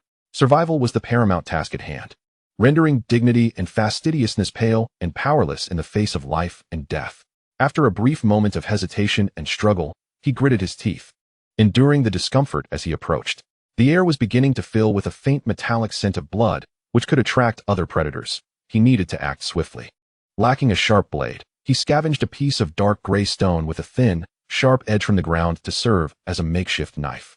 He laboriously began to slice through the relatively intact muscle of the wind wolf's hind leg, the process clumsy and arduous, as the stone was far less sharp than metal, requiring immense effort to cut back and forth. The cold, thick wolf's blood stained his hands, sticky and pungent. After considerable effort, he managed to carve off several bloody pieces of wolf meat and hastily gathered dry twigs, withered grass, and fallen leaves. Next came the far more challenging task of igniting a fire. He opted for the most primitive and physically demanding method of friction fire, selecting a sturdy piece of deadwood as his base and a thinner, straighter twig as his drill. He pressed his palms together and fervently began to rub the drill back and forth. Time trickled by, and the ache in his arms intensified. Soon, blisters formed on his palms from the coarse wood, bursting to bring waves of sharp pain. Sweat dripped from his brow into his eyes, stinging and blurring his vision. Just when despair threatened to consume him, a wisp of faint, nearly invisible blue smoke finally began to rise from the friction between the drill and the base. Elated, he redoubled his efforts, carefully and forcefully rubbing, while swiftly bringing the dry, fluffy grass close. At last, a tiny, flickering ember of orange light fell onto the grass. Cradling it as if it were the most precious treasure in existence, he gently blew upon it. The ember gradually grew larger until, with a sudden whoosh, a small yet vibrant flame, brimming with life and hope, sprang to life. In a flurry of excitement, he hastily arranged the slender dry twigs above it. Watching as the flames stabilized and expanded, finally allowing himself a long, deep sigh of relief, as if he had accomplished an immensely daunting task. He skewered the bloody wolf meat onto a clean, peeled branch and held it over the flames to roast, devoid of salt or any seasoning. The wolf meat sizzled under the scorching heat, its fat dripping into the fire and causing the flames to leap higher, filling the air with a peculiar aroma. A blend of charred and gamey scents. Yet, for Lin Yu, whose stomach was gnawingly empty, nearly pressed against his spine, this was an indescribable delicacy. He paid no heed to the searing heat or the pungent odor, ravenously devouring the undercooked meat, charred on the outside, yet still oozing blood within. The coarse fibers of the meat filled his mouth, difficult to swallow, yet he ate with unwavering focus. It was the sustenance that fueled his will to survive. After consuming several pieces of wolf meat, though far from satiated, he felt a semblance of solidity in his stomach, alleviating the disquieting sensation of weakness. Leaning against the cold rock, he clutched tightly to the ebony sword sheath that had saved his life on 2 occasions. The flickering firelight danced on his youthful face, which bore the marks of relentless hardships, and his once bright eyes now gazed vacantly at the swaying flames, reflecting an ineffable fatigue and sorrow deep within. The Qingyun Sect, which had borne witness to 3 years of his humble, humiliating yet faintly warm memories, was now reduced to ash, a relic of the past. His master, seemingly disheveled and carefree, yet the sole source of warmth in his life, had long since passed, his visage and laughter still vivid in Lin Yu's mind. Now forever separated by the veil of death. Those once vibrant faces, whether they had mocked him or, like brother Lu, occasionally shown kindness, were now lost to time. Most likely facing dire fates. In this vast, desolate world, he stood alone, akin to a beast struggling for survival in the wilderness, accompanied by hunger, cold, and danger. The road ahead was long, fraught with uncertainty and peril. The relentless pursuit by the blood-slaughter sect loomed like a sword suspended above him, ready to descend at any moment. The seemingly tranquil mountains harbored hidden threats, fraught with danger at every turn. Yet, he could not falter. He would not. He shook his head vigorously, as if to banish the frail emotions from his mind. He bore not only his own life, but also perhaps the last flicker of hope for the Qingyun Sect. The unfulfilled words and heavy entrustment of his master before his passing, and the monumental secrets contained within the sword sheath and broken sword. He must endure. Not only must he survive, but he must also strive to grow stronger by any means necessary. He was determined to unravel the mysteries of the sword sheath, to uncover his master's past, and to acquire sufficient power to avenge the blood-soaked enmity that awaited him. This conviction took root in the desolate ruins of his heart, like the most tenacious seed, quietly breaking through the soil in the wake of disaster. In the following days, Lin Yu continued his arduous journey through the wild mountains to the west. He became increasingly vigilant, employing the rudimentary method he had grasped to harness the minuscule power of the sword sheath through his will, beginning to perceive his surroundings actively. He discovered that when he concentrated, he could faintly sense the subtle hostility emanating from venomous snakes lurking in the nearby grass, or the watchful eyes of small demonic beasts lurking in the shadows. He endeavored to disseminate the notion imbued with a sense of warning and repulsion through the sword sheath. Although the results fluctuated, he indeed succeeded in scaring away several vividly colored venomous snakes and a few small carnivorous beasts resembling raccoons, with their fangs bared. The profound connection between him and the sword sheath seemed to tighten and clarify amidst this continual reliance, experimentation, and the thrill of existence on the precipice of death. Though he still could not actively unleash the terrifying force of annihilation, the efficacy of his mental command to drive away threats, both in terms of its range and the intimidation it instilled, had subtly improved. This seemingly insignificant progress provided him with the vital fortitude to persist in the perilous and boundless wilderness. On the 7th day at dusk, as the sun prepared to sink below the distant horizon, it painted the clouds above in a hauntingly beautiful blend of orange and dark purple. Lin Yu, dragging his fatigued body, nearly at his limit, summoned his last reserves of strength to ascend a barren hill composed primarily of exposed brown rocks. When he finally reached the summit, gasping for breath and wiping the sweat from his brow that obscured his vision, he instinctively gazed westward, only to have his body convulse suddenly, his pupils constricting. As he stood frozen, even his breath momentarily halted. At the horizon's edge, the setting sun bled its vivid hues across the sky, casting a grand, yet sorrowful spectacle. Beneath that magnificent interplay of light and shadow stood the imposing silhouette of a colossal city. The dark, greenish-black walls, from afar, resembled the spine of a slumbering dragon, coiling majestically. Even at such a distance, he could faintly discern the minuscule figures patrolling the walls like a swarm of ants and the wisps of smoke rising from within, signaling the presence of human warmth he had long yearned for. It was a vibrant, breathing city, a city of humanity, a realm of civilization. An inexpressible surge of conflicting emotions, immense sorrow, exhilaration from surviving calamity, and an uncontrollable sense of grievance flooded Lin Yu's senses. His eyes instantly welled up, blurring his vision. He gazed longingly and obsessively at the mirage-like, yet profoundly real scene in the distance, as if he wished to engrave this moment deeply and eternally within the depths of his soul.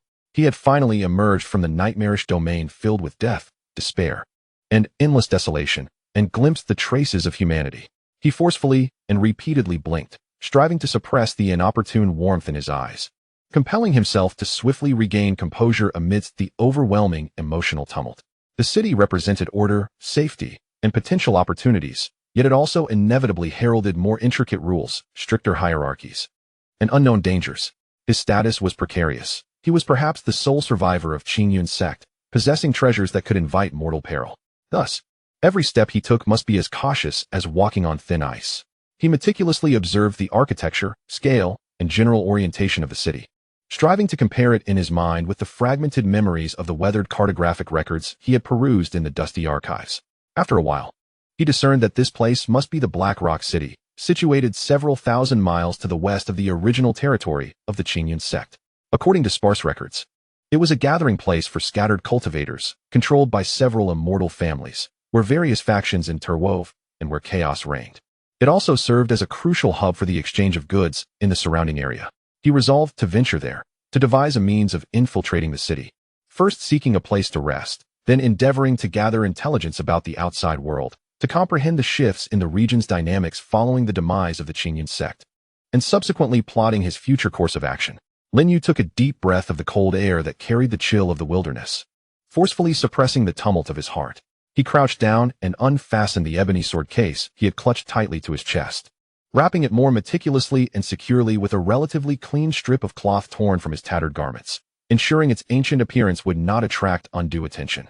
He then adjusted the already ragged and filthy outer disciple's robe of the Qingyun Sect, which was nearly unrecognizable in color, vigorously wiping away the conspicuous mud and blood clots from his face, striving to present himself as anything but a fugitive who had just crawled from a mountain of corpses and a sea of blood. Despite the profound weariness and vigilance etched into his gaze that belied his years, the setting sun cast a long, distorted, and profoundly solitary shadow of him upon the desolate stone hill. He cast one last glance at the vast wilderness behind him that had consumed the sect and the past, then resolutely turned away and set forth, his steps weary yet extraordinarily steadfast, toward the distant silhouette of the great city known as Black Rock City, advancing step by step. The lone wolf struggling for survival in the wilderness had finally sensed the breath of humanity and glimpsed the faint glow of civilization. Yet, for him, would this city, silhouetted against the sunset, serve as a temporary sanctuary after the storm, or would it plunge him into an even more perilous and intricate vortex of fate? The answer lay ahead. Chapter 6. Undercurrents and glimmers of light. The outline of Black Rock City grew increasingly distinct in the encroaching twilight, resembling an ancient behemoth lying in slumber beneath the earth, finally revealing its cold and weathered spine to the weary traveler. As he approached, Lin Yu felt the city's rawness and weight pressing upon him. The city walls were not uniformly crafted from azure bricks, but were instead constructed from locally sourced deep gray boulders, their surfaces untouched by meticulous polishing, retaining a natural ruggedness and unevenness. They bore myriad deep and shallow scars, perhaps marks of sword and blade, or the erosion of time and tempest, along with extensive charred patches, resembling unsightly scars, silently yet powerfully narrating the countless tribulations and long years this city had endured through the ravages of war. Atop the walls, arrow towers stood tall, akin to the spines of a colossal beast, and the silhouettes of guards clad in standardized black leather armor, wielding formidable long spears, could be discerned. They stood like frozen statues behind the battlements, their keen gazes scanning the throng below, reminiscent of hawks surveying a gathering of ants. The city gate stands wide open, resembling the gaping maw of a colossal beast, greedily devouring travelers from the north and south. A lengthy queue snakes before the entrance, a tumultuous cacophony of voices intertwining into a formidable wave of sound that assaults the eardrums. A massive caravan laden with mysterious goods clinks with the sound of jingling camel bells, while merchants, each with their distinctive accents, vociferously haggle with one another. Among them are solitary cultivators, their expressions ranging from vigilance to indifference, or even haughtiness, each adorned with swords of varying designs at their waists. Some bearing peculiar artifacts that emanate faint energy fluctuations. Their auras vary in strength, yet their gazes are sharp, accustomed to traversing the perilous edges of existence. More numerous, however, are the emaciated, ragged refugees, burdened with their families, their faces etched with the hardships of fleeing and the uncertainty of their fates. Their eyes are hollow, resembling drifting duckweed in the currents of despair. The air is thick with an amalgamation of pungent sweat, dust kicked up by countless footsteps, the distinct odor of livestock, and a subtle, almost imperceptible, yet insidiously pungent scent of blood that seeps into the nostrils, a grim reminder that this land is fraught with peril. Lin Yu silently occupies the rear of the line, striving to conceal himself within the shadows of the crowd. Instinctively, he loosens the tattered cloth binding his ebony sword case and cradles it tightly against his chest, an action that appears somewhat peculiar, as if he clutches an invaluable treasure. This draws a disdainful glance from a burly man beside him, whose face is marred with scars. The man, exuding a faint aura of menace, carries a ghost-headed knife at his side. Yet another pitiful refugee, clutching a mere wooden box as if it were a treasure. Truly unfortunate, he sneers, his voice gruff and raspy, akin to sandpaper scraping against wood, betraying his contempt and disdain as his eyes scan Lin Yu's tattered garments and empty satchel. Lin Yu does not raise his gaze, seemingly oblivious to the man's scorn. Instead, he lowers his head further, allowing his disheveled hair to obscure more of his face. A familiar, piercing sensation of humiliation resurfaces, akin to a fine needle pricking his skin. Yet, after 3 arduous years at Qingyun Sect, he has buried such emotions deep within, forging a thick callus over his heart. At this moment, amidst the chaotic throng and lurking dangers at the city gate, discretion and forbearance serve as the best shields. Any unnecessary conflict could attract fatal attention. The queue inches forward like a sluggish snail. With each step, the various auras and scrutinizing gazes from the gate become more palpable. At last, it is his turn. The guards, clad in uniform black leather armor, wear expressions as rigid as masks, mechanically extending their hands with a voice void of warmth. Entry fee, 1 low-grade spirit stone. Lin Yu's heart plummets. The worst has come to pass. He licks his cracked lips, striving to steady his voice and suppress the tremor. Esteemed guard, I have just escaped from the depths of the mountains and truly cannot produce a spirit stone. No. The guard's brows furrow instantly, impatiently interrupting him, waving his hand dismissively as if swatting away a fly, gesturing towards a shadowy area beside the gate. If you lack it, then be gone. Blackrock City does not harbor idlers. Wait over there, don't block the way. Lin Yu followed the direction of the gesture and beheld a vacant area where a dozen ragged and pallid refugees, much like himself, either squatted or sat. Their vacant stares seemed to reflect a profound loss of spirit, as if their souls had been siphoned away, numbly awaiting an elusive opportunity that perhaps would never materialize. From the queue behind him, several impatient urgings and unabashed chuckles emerged, striking his back like a whip. The embarrassment and humiliation washed over him like a frigid tide, nearly suffocating him. He clenched his jaw, his sharp teeth biting into his lower lip, tasting a hint of metallic rust, while his nails dug painfully into his palms, managing to suppress the emotions that threatened to spiral out of control. Had he truly endured countless hardships, traversing perilous wilderness, only to be halted at this seemingly vibrant city gate by a mere low-grade spirit stone? Just as the chill of despair coursed through his veins. Ready to retreat towards the shadowy realm of hopelessness, a gentle, somewhat aged voice, akin to a refreshing breeze in a parched land, reached his ears. I shall cover his entry fee. With the utterance, a low-grade spirit stone, radiating a soft, pure glow brimming with spiritual energy, was steadily placed into the hands of the city guard. Lin Yu turned in astonishment to find an elderly man, dressed in a faded yet tidy gray robe, had appeared at his side.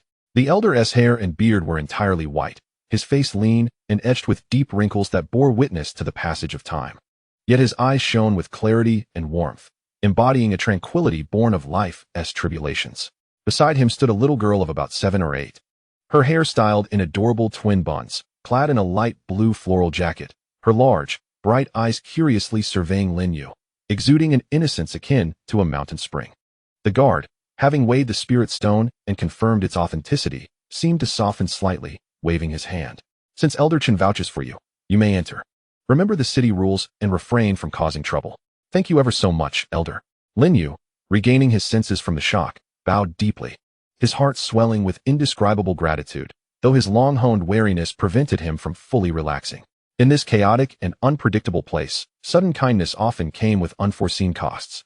He cautioned himself to remain vigilant. Such a small effort, no need for thanks. The elder smiled gently, his gaze warm upon Lin Yu. I am Qingyun, and this is my granddaughter, Qingyun. You appear weary from your travels. Have you encountered difficulties? Lin Yu's mind raced as he quickly concocted a premeditated tale. Lowering his gaze, he spoke in a hushed tone. I am Mu Feng, my hometown ravaged by ruthless bandits, my village destroyed, and I became separated from my family. Forced to seek refuge here. He intentionally infused his voice with a touch of poignant sorrow. Upon hearing this, Elder Qin's face conveyed deep sympathy as he sighed softly. These tumultuous times truly afflict the youth among you. The young friend must still be seeking a place to settle, I presume? His gaze swept across Lin Yu's nearly empty satchel, his tone becoming increasingly gentle. I run a small apothecary within the city, named Bai Chao Tang, and I am currently in need of assistance with various mundane tasks. If you do not mind, you may come to help at the shop. Provisions and lodging will be provided. Although there may be no spiritual stones for compensation, it would certainly offer you shelter from the elements, which is far preferable to wandering the streets.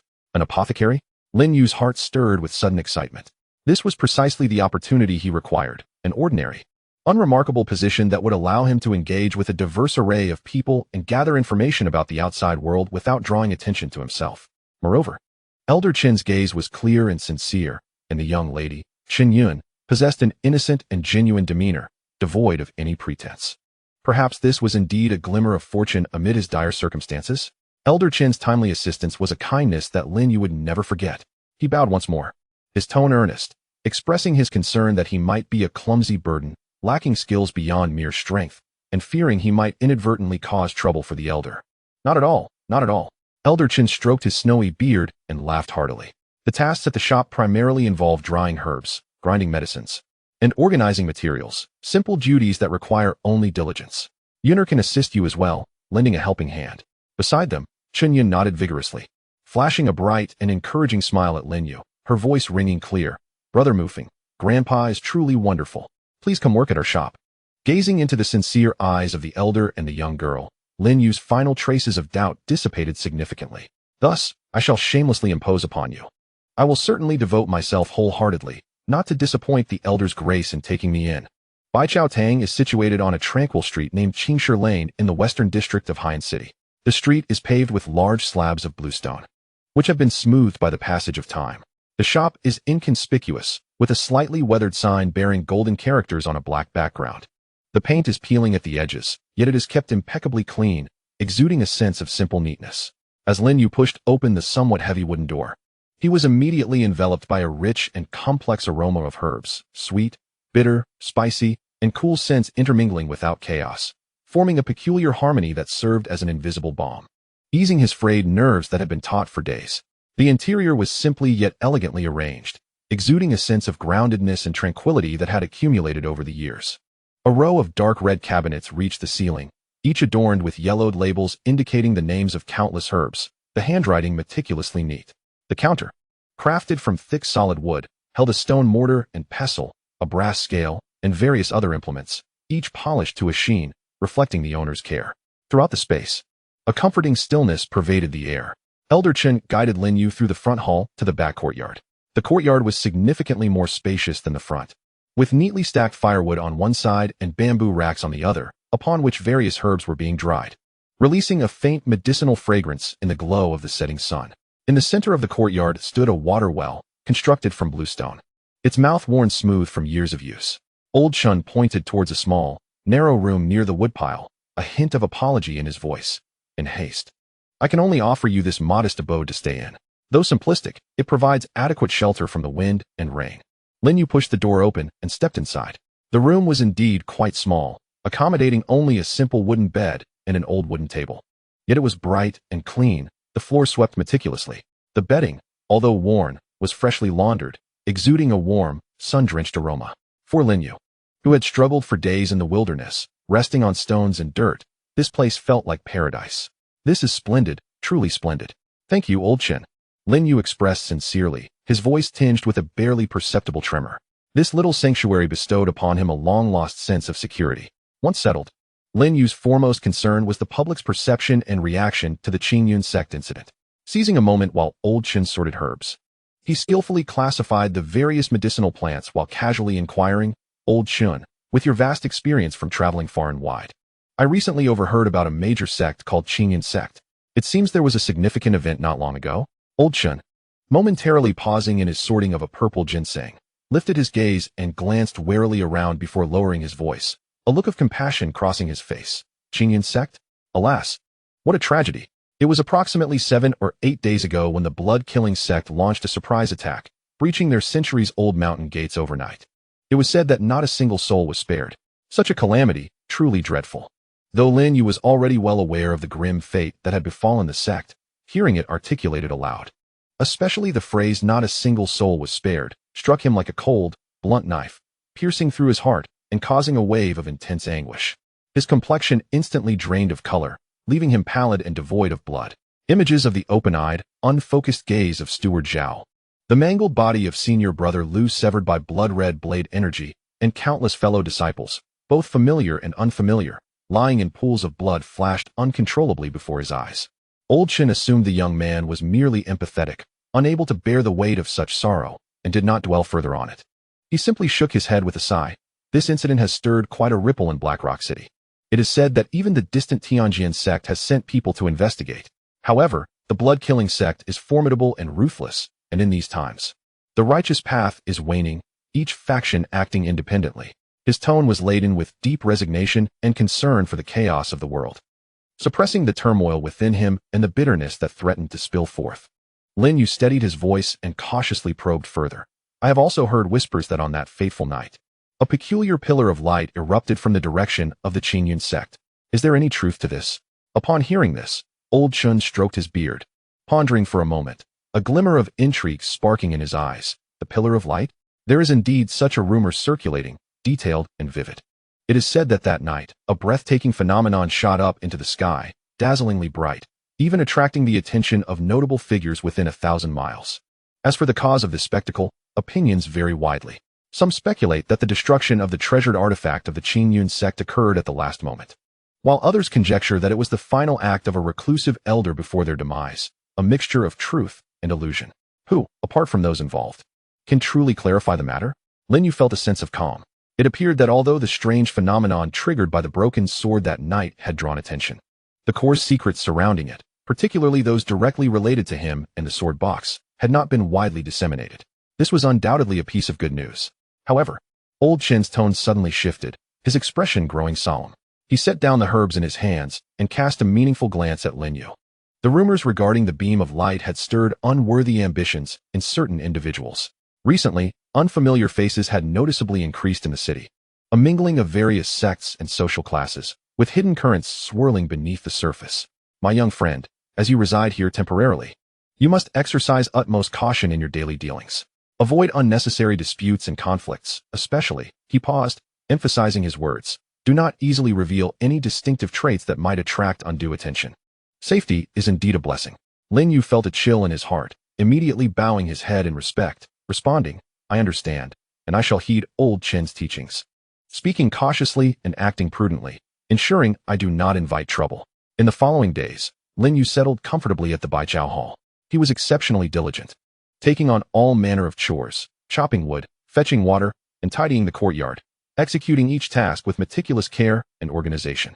He was taciturn, rarely initiating conversation except for necessary exchanges, occasionally seeking old Qin's guidance on the basics of herbal medicine, how to identify them, and their medicinal properties. The lively and endearing young girl, Qingyun, quickly grew close to this new, somewhat reticent elder brother, often trailing behind him like a little shadow, chattering about neighborhood anecdotes or secretly sharing half of the malt sugar her grandfather had given her. Old Qin observed Lin Yu's diligence and composure with satisfaction, and during leisurely moments, began to systematically instruct him on the preparation of herbs and simple prescriptions.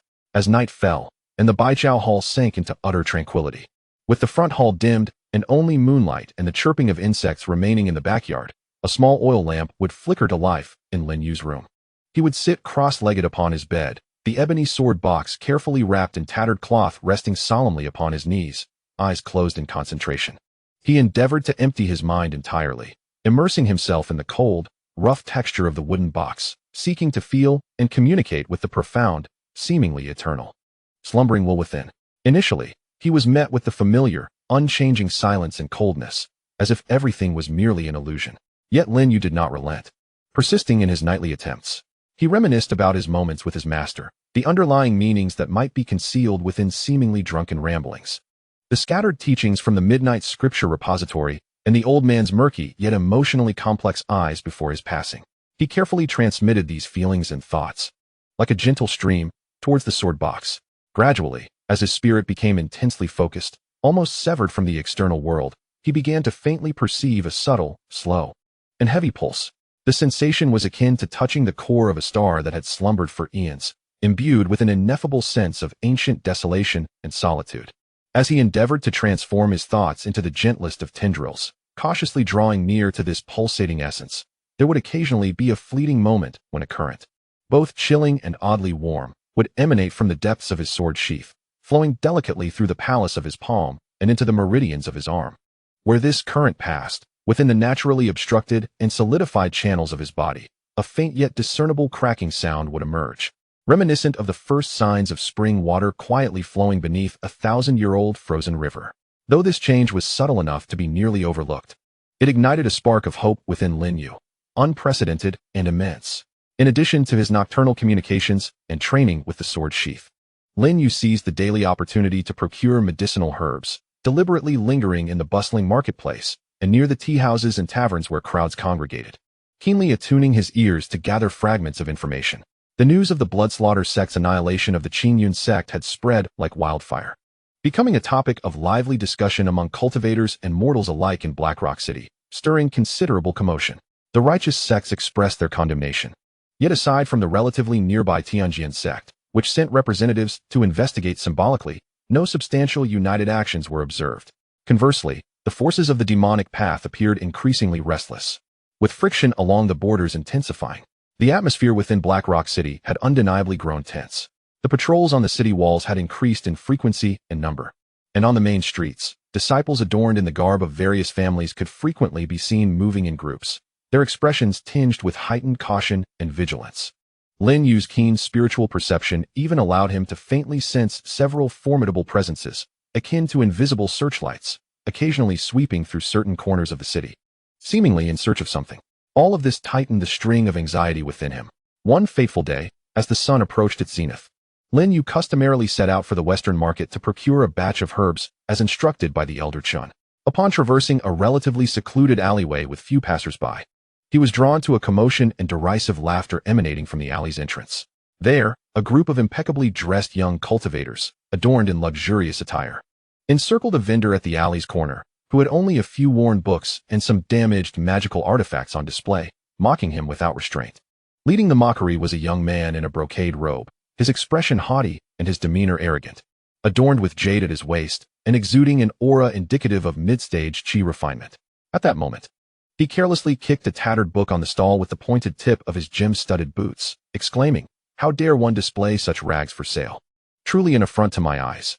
His words, laced with derision, provoked a chorus of laughter from his companions. The stall owner, an elderly cultivator with graying hair and a sorrowful visage, appeared to possess only the early stages of chi refinement. Faced with the humiliation inflicted by these evidently privileged young cultivators, he could only flush with indignation, his lips trembling, yet he dared not utter a word in retort. His eyes brimming with humiliation and helplessness, Lin Yu had no desire to meddle in affairs, for what he needed most at this moment was discretion. However, as his gaze swept over the thin booklet that had been inadvertently dislodged by a boot, a peculiar stir arose within him. The cover of the booklet, though indistinct, bore the faint outlines of characters inscribed in an ancient cloud motif, flowing cloud steps. More significantly, at the instant his eyes fell upon those three characters, a fragment of the celestial sword soul, dormant and long associated with his severed sword, resonated faintly, yet unmistakably, within his consciousness. He immediately halted, retreating into the shadows of the alley to observe silently. The group of young cultivators, evidently indulging in their boredom, had been teasing the old vendor for amusement. When they found him unresponsive, their interest waned, and they left with laughter echoing in the air. The old vendor, disheartened, squatted down to gather the disarrayed items from his stall, his figure appearing particularly hunched and forlorn. Only then did Lin Yu approach, kneeling to retrieve the Flowing Cloud Steps booklet, gently brushing the dust from its cover. "Old sir, may I inquire as to the price of this martial arts manual?" The old vendor looked up, noting Lin Yu's modest attire and youthful visage. He sighed, his tone tinged with melancholy.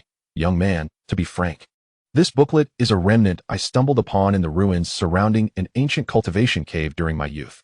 The content is obscure and intricate, and its chief flow differs greatly from contemporary mainstream techniques. After years of contemplation, I have gleaned little from it. If you find it intriguing, you may take it for 5 low-grade spirit stones." His offer carried a palpable lack of confidence. After a moment's contemplation, Lin Yu gently placed the booklet back on the stall, a sincere yet regretful expression crossing his face. "Old sir, I must confess, I possess no spirit stones." Seeing the old vendor's eyes dim with disappointment, he swiftly shifted his tone, retrieving a small, carefully wrapped parcel from the coarse cloth bag he used for carrying assorted herbs. Upon opening it, he revealed 3 robust, deep green herbs, brimming with medicinal potency. "I have here several blood coagulation herbs, obtained fortuitously just days ago. Their quality is decent. Would you consider exchanging them?" The old vendor examined the blood coagulation herbs closely, his eyes suddenly brightening. While these herbs were not exceedingly rare, specimens in such pristine condition and rich in medicinal energy were indeed a rarity. For a low-tier cultivator like him, they were far more practical than an incomprehensible tattered booklet. "Yes, let us trade," he exclaimed, hastily thrusting the Flowing Cloud Steps booklet into Lin Yu's hands, as if shedding a heavy burden. Upon returning to his modest room at the apothecary, Lin Yu securely closed the door, eagerly studying the Flowing Cloud Steps by the moonlight streaming through the window and the flickering light of the table lamp.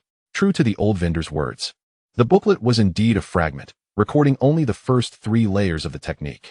The descriptions of the chi flow were peculiar, replete with obscure terminology, and diverged significantly from the contemporary light-footed methods, resembling a long-lost or exceedingly esoteric form of movement. However, as he endeavored to invoke the meager chi and blood within him according to the cryptic incantations of the first layer, attempting to replicate the bizarre trajectory of the steps, something extraordinary transpired. The fragments of the sword's soul within his sea of consciousness once again emitted clear vibrations, a refreshing sensation flowing throughout his body as if it possessed sentience, autonomously untangling the obscure pathways of vital energy and guiding the circulation of his blood and chi. Simultaneously, he felt his perception of the surrounding airflow sharpen remarkably, as if his body instinctively understood how to cleverly utilize the wind to alleviate resistance. More importantly, he keenly discerned that the Flowing Cloud Step demanded greater emphasis on the coordination of the physical body, the precise circulation of vital energy, and the borrowing and guiding of the surrounding environmental forces, rather than relying on a robust outburst of spiritual power. This perfectly circumvented the fatal flaw of his inability to store and operate vast amounts of spiritual energy due to his severed meridians. In the days that followed, Lin Yu dedicated all his spare moments, even sacrificing portions of his sleep, to the cultivation of the Flowing Cloud Step, while still completing his daily chores at the herbal pavilion. In the confined space of the backyard, where herbs were laid out to dry, and within the quiet of the small room during the deep of night, he pondered and practiced repeatedly, with the profound assistance of the sword's soul fragments. His progress was nothing short of astonishing. In just over 10 days, he had grasped the rudiments of the first layer, gentle breeze caressing willows. One night, with the moon bright and the stars few, all was silent. Lin Yu stealthily made his way to the backyard, took a deep breath, and with a slight movement of his form, began to execute the step technique. Under the moonlight, his figure became somewhat blurred, his steps light and ethereal, landing soundlessly, as if he had truly transformed into a wisp of breeze, gently brushing against the willow branches. He navigated effortlessly between the unevenly arranged herb racks, his form shifting with agility, managing to avoid disturbing a single blade of grass or tree, the sound of the wind barely perceptible. Although his absolute speed was still not particularly swift due to the lack of spiritual energy support, the elusive and silent qualities of his movements began to manifest, especially in a confined range of agile maneuvers where he excelled remarkably. He halted, slightly breathless, beads of sweat forming at his temples. Yet his eyes sparkled with an uncontrollable excitement. Marvelous. With the flowing cloud step, combined with my increasingly strengthened physical prowess and intuitive sense of crisis, I am no longer merely prey in this treacherous black rock city. I have gained a tangible measure of self-defense. As the sun set, painting the clouds on the horizon in a magnificent hue of orange-red, Lin Yu returned to the herbal pavilion, cradling a newly procured batch of herbs. Upon pushing open the door to the backyard, he saw Qingyun tiptoeing, struggling to turn over the herbs drying on the rack. Her small figure elongated in the evening light. Upon noticing his return, the little girl immediately turned her head, her face blossoming into a sweet smile as she chirped. Brother Mufeng is back.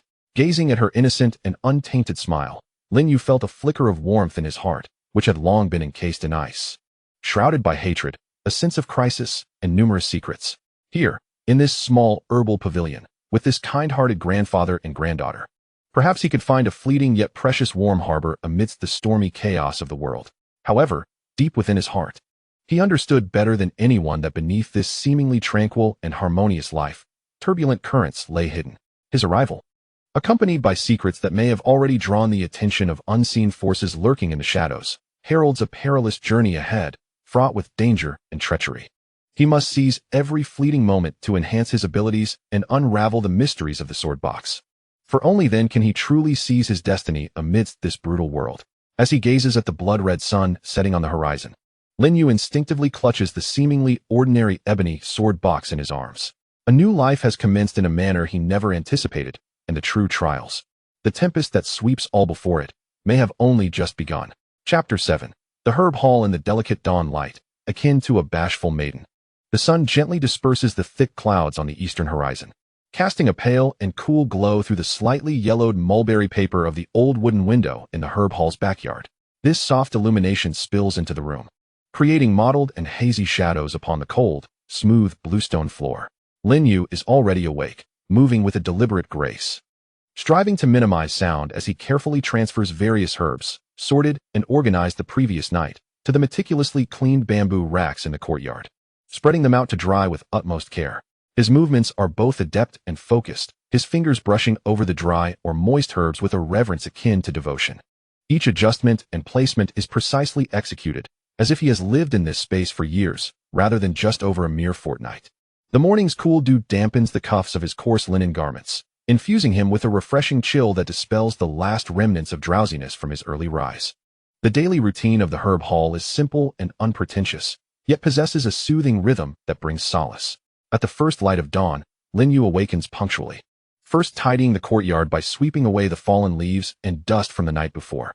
He then draws cool water from the bluestone well with a wooden bucket, sprinkling it meticulously around, filling the air with the earthy scent of moist soil and fresh grass.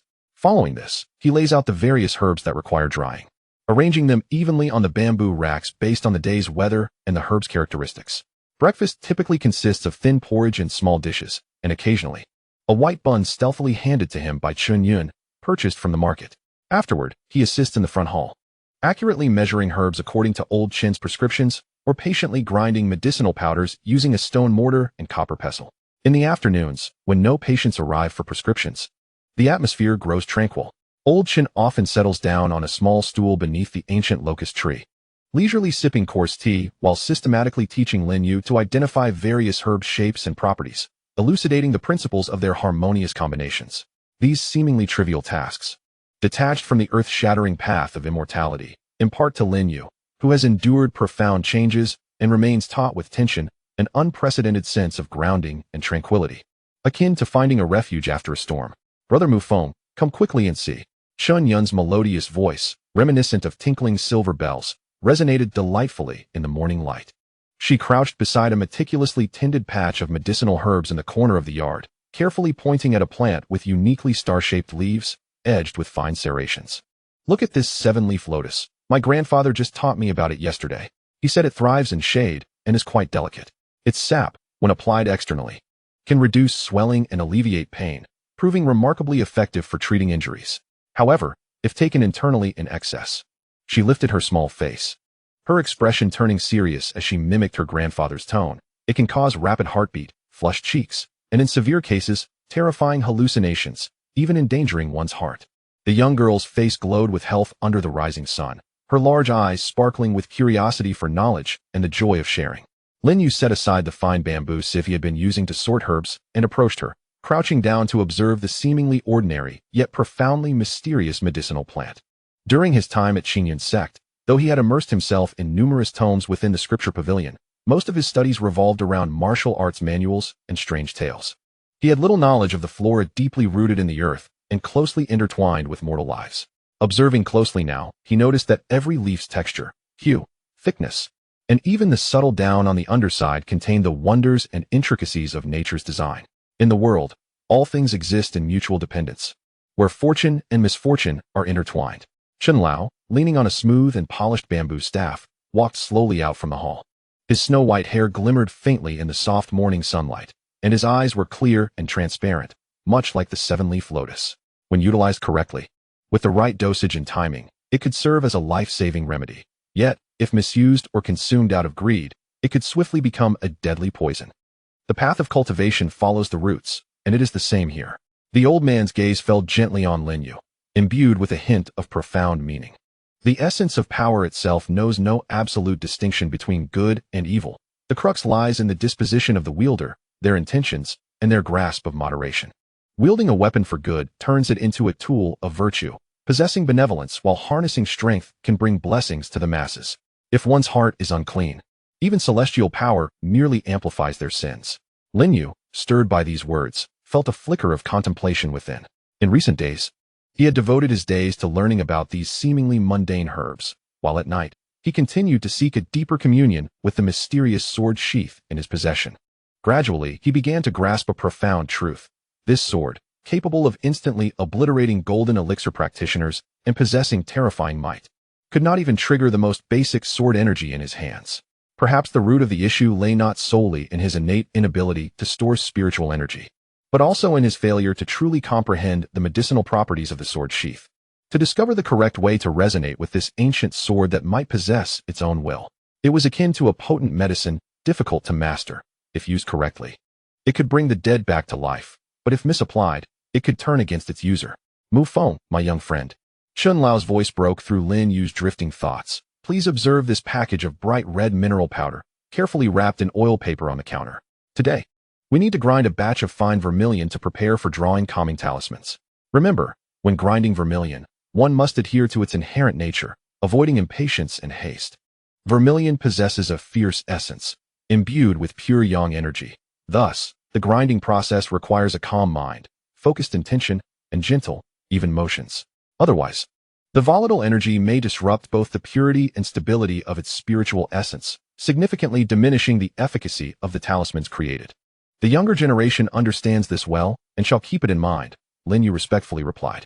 In the main hall, soft light filtered through the intricately carved wooden windows adorned with oiled paper, creating a serene atmosphere. Lin Yu sat upon a low wooden stool, a heavy stone mortar before him. He rolled up his sleeves, revealing his slender yet defined wrists, and grasped a warm white jade pestle, beginning to grind the vibrant, blood-red vermilion powder in slow, deliberate circles. Had he been the proud youth of the Qingyun Sect, even if such arrogance lay hidden in his heart, he would have deemed this painstakingly repetitive task utterly meaningless. Yet now, having endured the fall of his sect, the struggle for survival in the wilderness, and seeking refuge under others' roofs, each nuanced application of force, each rotation of his wrist, and each synchronization of breath and grinding rhythm deepened his understanding of control. Controlling the force to ensure it permeated every grain of powder, mastering his mind to eliminate distractions, focusing solely on each friction of the process, regulating the subtle, indescribable rhythm that balanced between fast and slow. This bore an uncanny resemblance to the intense concentration and meticulous guidance of intention he required when attempting to wield his sword box at night. He could even begin to sense that, under the steady friction between the jade pestle and stone mortar, the faint yet pure fire attribute spiritual energy contained within the vermilion powder seemed to grow more docile and concentrated. This newfound sensitivity to the minutiae of power was something he could never have possessed when he was devoid of spiritual energy. In the afternoon, warm sunlight streamed through the window frames, casting bright, comforting patches of light upon the impeccably clean dark red wooden counter. Qingyun had brought over a small stool, sitting beside the threshold as she deftly sorted through the dried honeysuckle in the bamboo basket. separating the good flowers from impurities while softly humming an unknown yet melodious tune. Her youthful voice adding a touch of vitality to the tranquil apothecary. Meanwhile, Lin Yu meticulously organized the towering sandalwood medicine cabinet against the wall, categorizing the newly purchased herbs according to their properties, parts, and preparation methods, carefully placing them into drawers labeled with neat, calligraphic tags. The faint fragrance of sandalwood intertwined with the myriad scents of the herbs, merging into a unique, calming aroma that enveloped the entire space, creating an atmosphere of serene detachment from worldly affairs. Brother Mu whined. Qingyun suddenly turned her head, her large, bright eyes sparkling with curiosity. Resembling two black grapes soaked in clear water, did you learn to identify these flowers and herbs from the adults back in your hometown? Lin Yu's hand, which had been placing a fragrant packet of angelica slices into a drawer, hesitated imperceptibly. Hometown. The Qingyun Sect, now reduced to scorched earth and strewn with corpses. A place he could only return to in dreams. Those who once practiced and frolicked together, despite often mocking him, are now eternally separated by the veil of death. The figure of his master, with eyes clouded by inebriation yet concealing deep concern, looms in his memory. An acute pang of sorrow surged sharply within him. But he forcibly suppressed it, his voice emerging low and hoarse. No. He gently pushed the drawer back into place, producing a soft click. In our mountainous abode, we primarily rely on hunting and gathering, seldom encountering the delicate herbs that demand meticulous care. Oh, Qingyun nodded, seemingly grasping the subtle shift in Lin Yu's emotions. Suddenly, she carefully extracted a small, hand-stitched talisman from a coarse cloth pouch adorned with uneven floral embroidery, presenting it to Lin Yu as if it were a treasure. This is for you. The talisman, no larger than an infant's palm, bore crooked stitches and visible threads, clearly a product of a novice's handiwork. Yet, each knot and stitch reflected genuine intention. The pouch, crafted from red coarse fabric, was adorned with a rudimentary yellow silk embroidery of auspicious clouds. Though rough around the edges, it exuded a clumsy yet sincere sentiment. I learned this a few days ago from Granny Wang next door, the young girl said, her cheeks flushing with a delicate hue as she lowered her gaze, her voice softening. With a sincere heart, this talisman is most effective in ensuring safety, protecting one from malevolent spirits. Brother Mufing, you venture out daily to the market for herbs. Wear it, and the unclean creatures of the mountains will dare not approach you. Lin Yu stared at the small talisman resting quietly in the pale palm of the girl, his throat constricted as if choked by an unseen force. Waves of emotion tightening within him, and his eyes brimmed with unshed tears. During those 3 years at Qingyun Sect, his inability to cultivate due to his innate deficiencies marked him as a well-known failure. Never had anyone offered him a gift, no matter how trivial. His fellow disciples pursued powerful artifacts, elixirs that could elevate their prowess, and profound techniques, who would concern themselves with the welfare of a destined failure. Yet, at this moment, the talisman, crookedly stitched and made of simple materials, felt as heavy as a mountain in his hands, evoking a tumult of emotions far surpassing any ornate artifact or rare elixir he had ever encountered. Thank you, Yinner, he said, extending a slightly trembling hand to solemnly accept the talisman, as if receiving a rare treasure. Without a moment's hesitation, he carefully placed it in the pocket of his inner garment, close against his skin. The rough fabric brushed against him, imparting an indescribable warmth that penetrated to his very core. I will cherish it well. Seeing him accept it with such gravity, Qingyun's face instantly blossomed into a smile more radiant than the sun, and she cheerfully resumed humming as she sorted through honeysuckle. The sunlight streamed through the doorframe, outlining her slender figure and the fine fuzz on her face, creating an aura of purity that was almost surreal. This unpretentious and unreserved warmth, akin to the streams thawing in early spring, silently and continuously nourishes the parched and frigid heart, rendered so by hatred, fear, and an abundance of secrets. Perhaps this is what the master often mumbled in a slurred tone when inebriated, the essence of the mundane human experience. Not the lofty and ethereal demeanor of celestial beings who remain aloof from the world, but rather these seemingly trivial moments imbued with genuine emotion. However, the tree desires tranquility, yet the wind does not cease. This hard-won serenity is destined to be fleeting and fragile. On this particular afternoon, the 100-herb hall had just seen off an elderly woman who had come to procure medicine for her wind-chill ailment, when 3 burly men, their faces marked by brutish features and armed with glinting weapons at their waists, brazenly blocked the already narrow entrance, casting a shadow that abruptly severed the light within. The leader among them bore a grotesque scar, dark red and serpentine, stretching from his left brow to the right corner of his mouth, nearly bisecting his face. He was a notorious henchman of the infamous Guangdao gang, known by the moniker Scar Wang. Old Chen. Wang stepped unceremoniously onto the polished threshold. A grin plastered on his face, revealing a set of teeth yellowed from smoke. It's time for this month's protection money. Isn't it? Don't dawdle. Old Chun rose slowly from behind the counter, his expression remaining tranquil, betraying little emotion, though his brow furrowed slightly. Manager Wang, if I recall correctly, just last month on the 15th, this humble shop remitted 10 low-grade spirit stones. According to the rules, the payment is due on the 1st of March. Why the urgency this month? Don't play the fool with me. Wang slammed his palm down onto the sturdy counter, producing a resounding thud that made the brass scales atop it quiver. The world is unsettled, with an increasing number of refugees, and the demonic scoundrels are stirring. My brothers patrol day and night, safeguarding your businesses. What is wrong with collecting a little extra for our hard work? It's only just. The two equally menacing henchmen behind him immediately echoed their leader's sentiments, spitting out their words with fervor. Exactly. Scar Wang is right. If it weren't for our Guangdao brothers risking their lives outside, your measly apothecary would have been stripped bare by those ravenous refugees. Don't be ungrateful. Qingyun, startled by this sudden turn of events, paled and instinctively retreated behind her grandfather, clutching tightly to the worn hem of his garment, her small body trembling slightly. Lin Yu quietly set down the medicine pouch he had been organizing, discreetly moving his feet to stand slightly in front of Old Chun. His gaze calm, yet imbued with an imperceptible chill as he fixed his eyes on the intruders. Manager Wang, Old Chun maintained a tone of dignified composure, attempting to de-escalate the situation. This shop is modest and operates on thin margins, and with the recent surge in herb prices, I truly cannot produce such a sum of spirit stones at this moment. If you gentlemen do not mind, I have just received some excellent new hemostatic powder and healing ointment. Who the hell cares for your worthless concoctions? Without waiting for the elder Chen to finish speaking, Wang Batzi rudely waved his hand, sending the several medicine packets presented by Chun crashing to the ground. The white powder and brown herbal fragments scattered everywhere, releasing a potent aroma of medicine. Enough nonsense.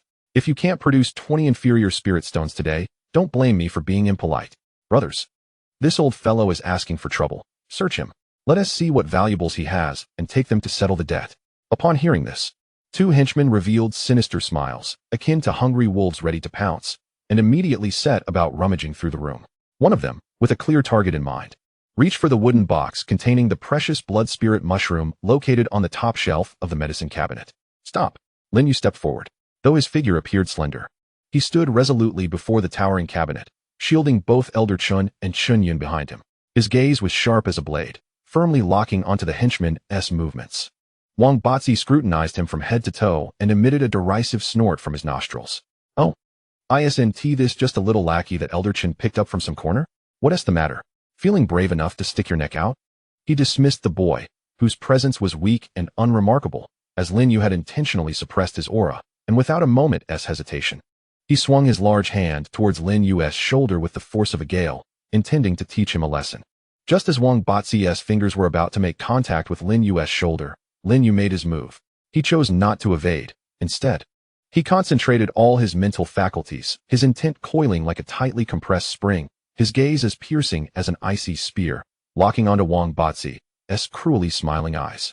Simultaneously, a familiar warmth emanated from the seemingly ordinary ebony sword sheath in his arms, a subtle yet pure power, distinct from spiritual energy, awakened from the depths of the sheath and flowed into his meridians through an intricate connection. This time, he was not merely reacting defensively. He actively sought to guide and control this power. He poured all the willpower he had honed over the days into this singular moment. Get out. No sound escaped his lips, yet an invisible, intangible force struck forth, sharp as a tangible blade. An intent that surged through the brief distance between them and pierced directly into Wang Batzi's consciousness. The sinister grin on Wang Batzi's face froze instantly, transforming into sheer terror and agony. He felt as though an invisible hammer had struck his head with brutal force, or a heated iron rod had pierced and twisted within him. Darkness enveloped his vision, a deafening buzz filled his ears, and an overwhelming wave of dizziness and nausea surged up his throat. His pushing motion halted abruptly, and he stumbled backward as though walking on cotton, retreating 3 staggering steps before his back thudded heavily against the doorframe, dislodging a cloud of dust from above. Boss, what happened to you? The two henchmen, who had been poised to act, were astonished by this sudden turn of events and rushed forward to support the swaying Wang Batzi. As he shook his heavy, pain-ridden head, struggling to regain his balance, his gaze turned back to Lin Yu, now transformed entirely. The atmosphere was saturated with an incredible sense of fear, a deep-rooted astonishment, and an indescribable scrutiny. The recent assault, while not lethal, had a direct impact on his very soul, sending tremors through his being. This was no ordinary martial skill or low-tier spell. There was something peculiar about this fellow. What sorcery are you employing? Wang Batzi barked, his voice trembling, betraying the panic within, as his palms became slick with cold sweat. Lin Yu regarded him with an expressionless demeanor, yet internally, he meticulously reflected upon and experienced the events that had just transpired in a flash. Compared to his initial, clumsy encounter with the wind wolves in the wilderness, and the tentative intimidation of that rotund man at the city gate, he now exhibited a markedly refined mastery over the force emanating from the sword box, which was propelled by his intent. He could distinctly perceive the trajectory and intensity of that intent as it departed from his being, even exercising subtle control over its form. This seemingly minor advancement bestowed upon him a deeper understanding and greater confidence in the mysteries concealed within the sword box, as well as in his own potential. The apothecary hall does not welcome you. Lin Yu's voice, though not loud, resonated with a chilling, undeniable resolve, echoing clearly within the suddenly hushed pharmacy. Please leave. Wang Batzi's complexion fluctuated like a toppled pallet.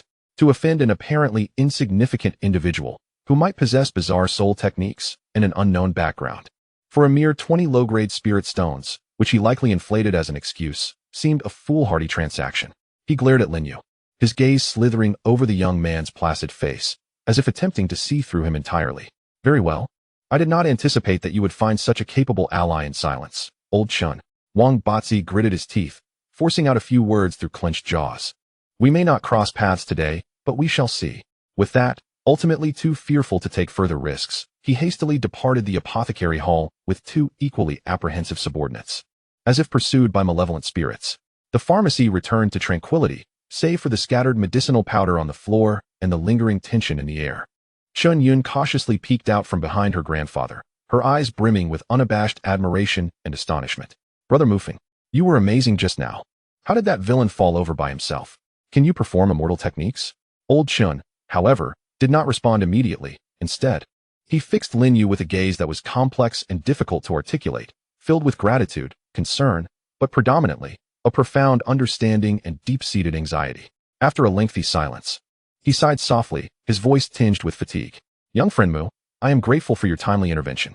However, the Mad Blade gang has resided here for many years, wielding considerable influence, and they are known for their vengefulness. By undermining Wang Batzi's authority today, he will undoubtedly seek retribution. When you venture out alone in search of medicinal materials in the future, exercise utmost caution, endeavor to stick to well-traveled paths, and avoid direct confrontation with them. I understand. Elder Chun, rest assured, I shall proceed with caution, Lin Yu affirmed, nodding with a steady tone.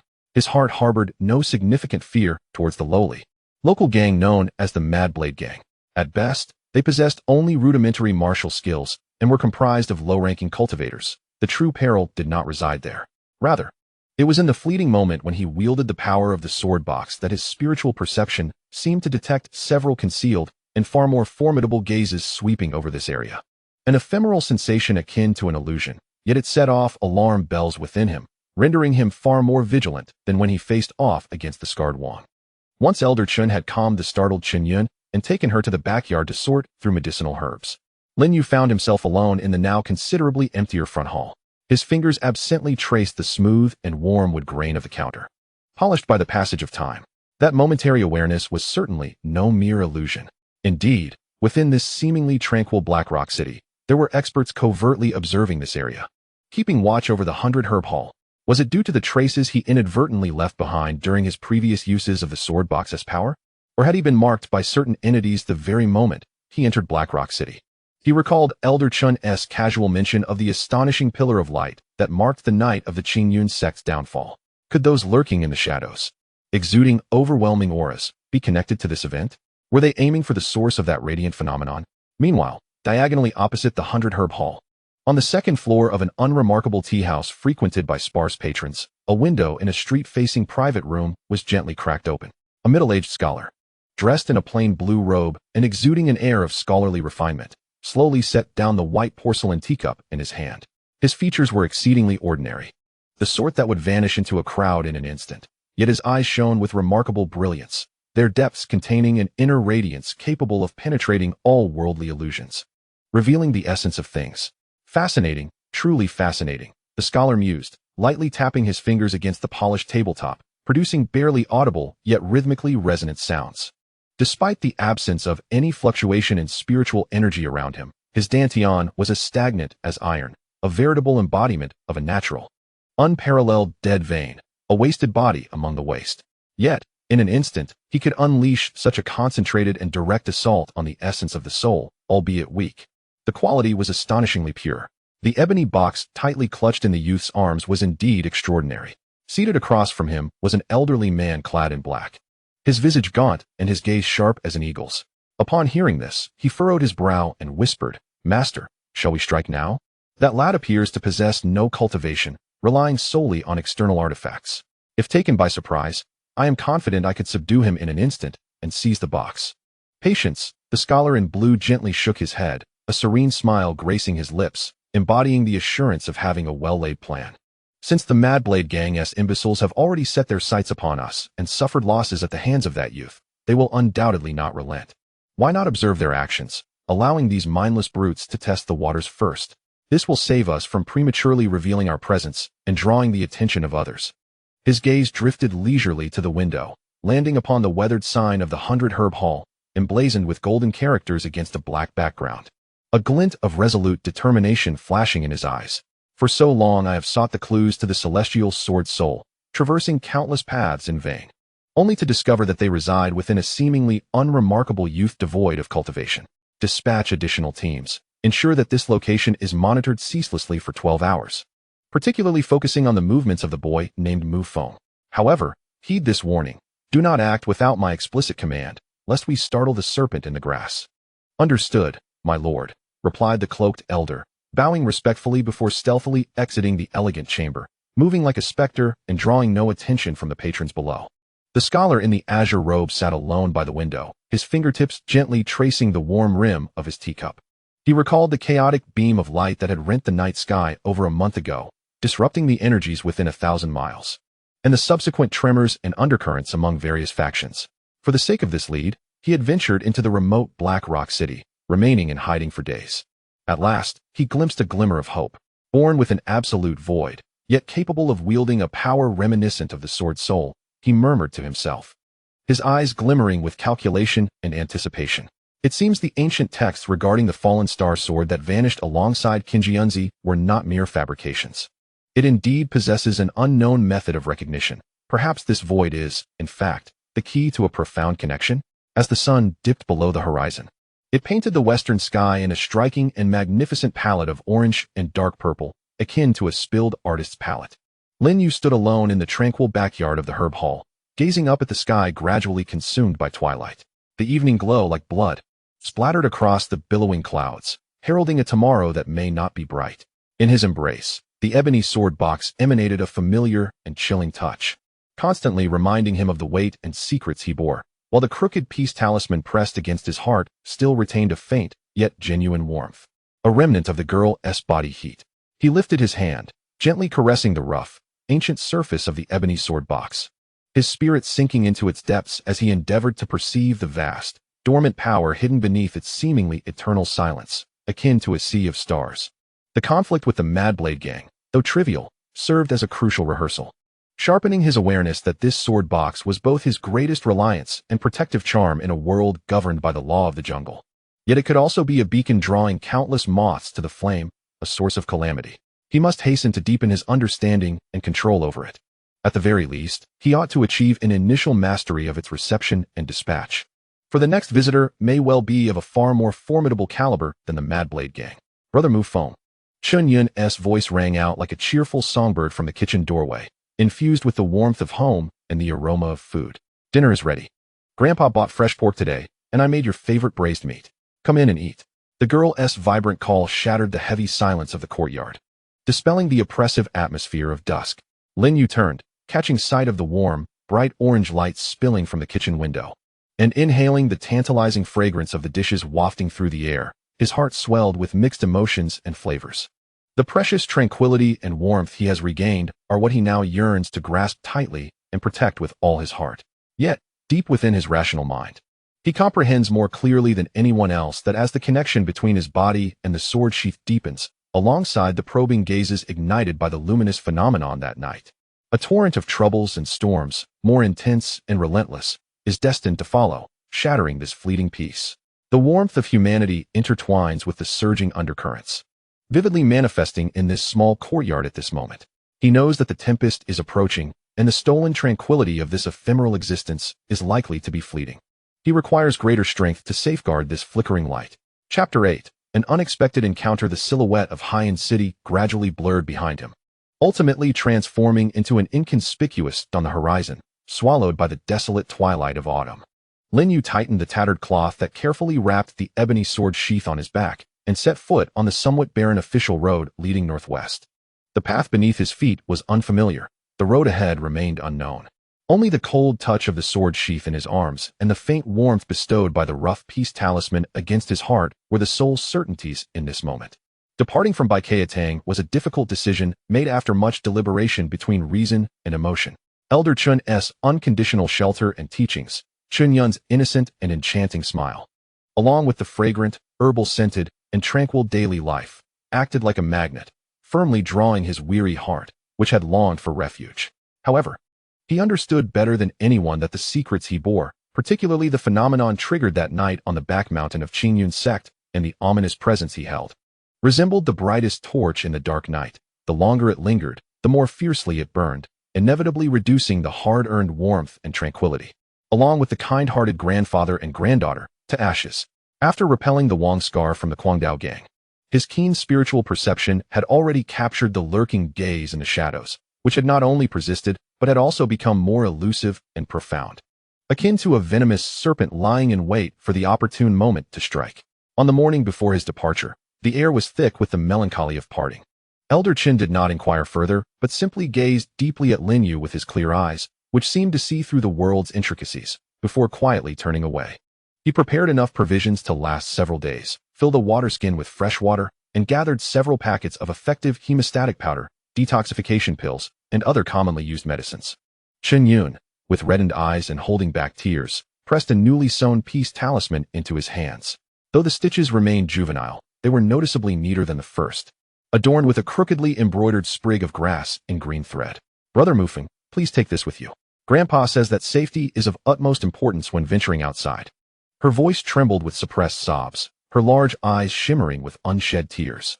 Lin Yu solemnly accepted the talisman, placing the talisman pouch, still imbued with the warmth of the girl, alongside the original one in the pocket of his inner garment, feeling the weight of their heartfelt sentiments.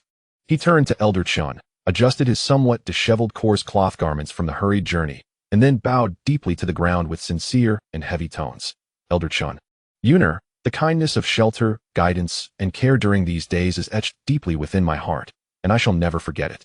Elder Qin gently stroked his snowy beard, a fleeting complexity flickering in his eyes, a mix of regret and concern, which ultimately transformed into a soft sigh. The world is perilous and human hearts are inscrutable.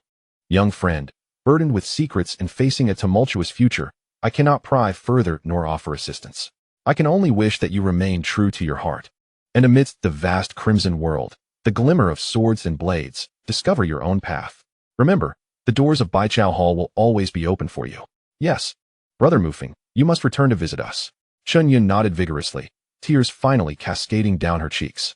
This simple yet profound warmth enveloped Lin Yu's cold heart like a bonfire on a frigid night, becoming one of the sources of strength that propelled him forward. He cast one last glance at the Baichao Hall plaque, which appeared particularly serene in the morning light, burying this fleeting yet precious memory deep within his heart, before resolutely turning away and stepping into the bustling crowd, vanishing into the mist and clamor of Qingyun City at dawn. His immediate goal was the Luyanfang Market, located approximately 1,000 miles northwest of Qingyun City. According to Elder Chin's casual remarks, it was one of the larger gathering points for scattered cultivators and small cultivation families within a radius of several thousand miles, with relatively clear rules and well-connected information. He urgently needed to uncover more details regarding the annihilation of the Qingyun Sect, the external reactions and interpretations of that night's astonishing light column. and any traces concerning the survival of his master or fellow disciples. Simultaneously, he sought clues or opportunities that might resolve his inherent predicament of a severed cultivation vein.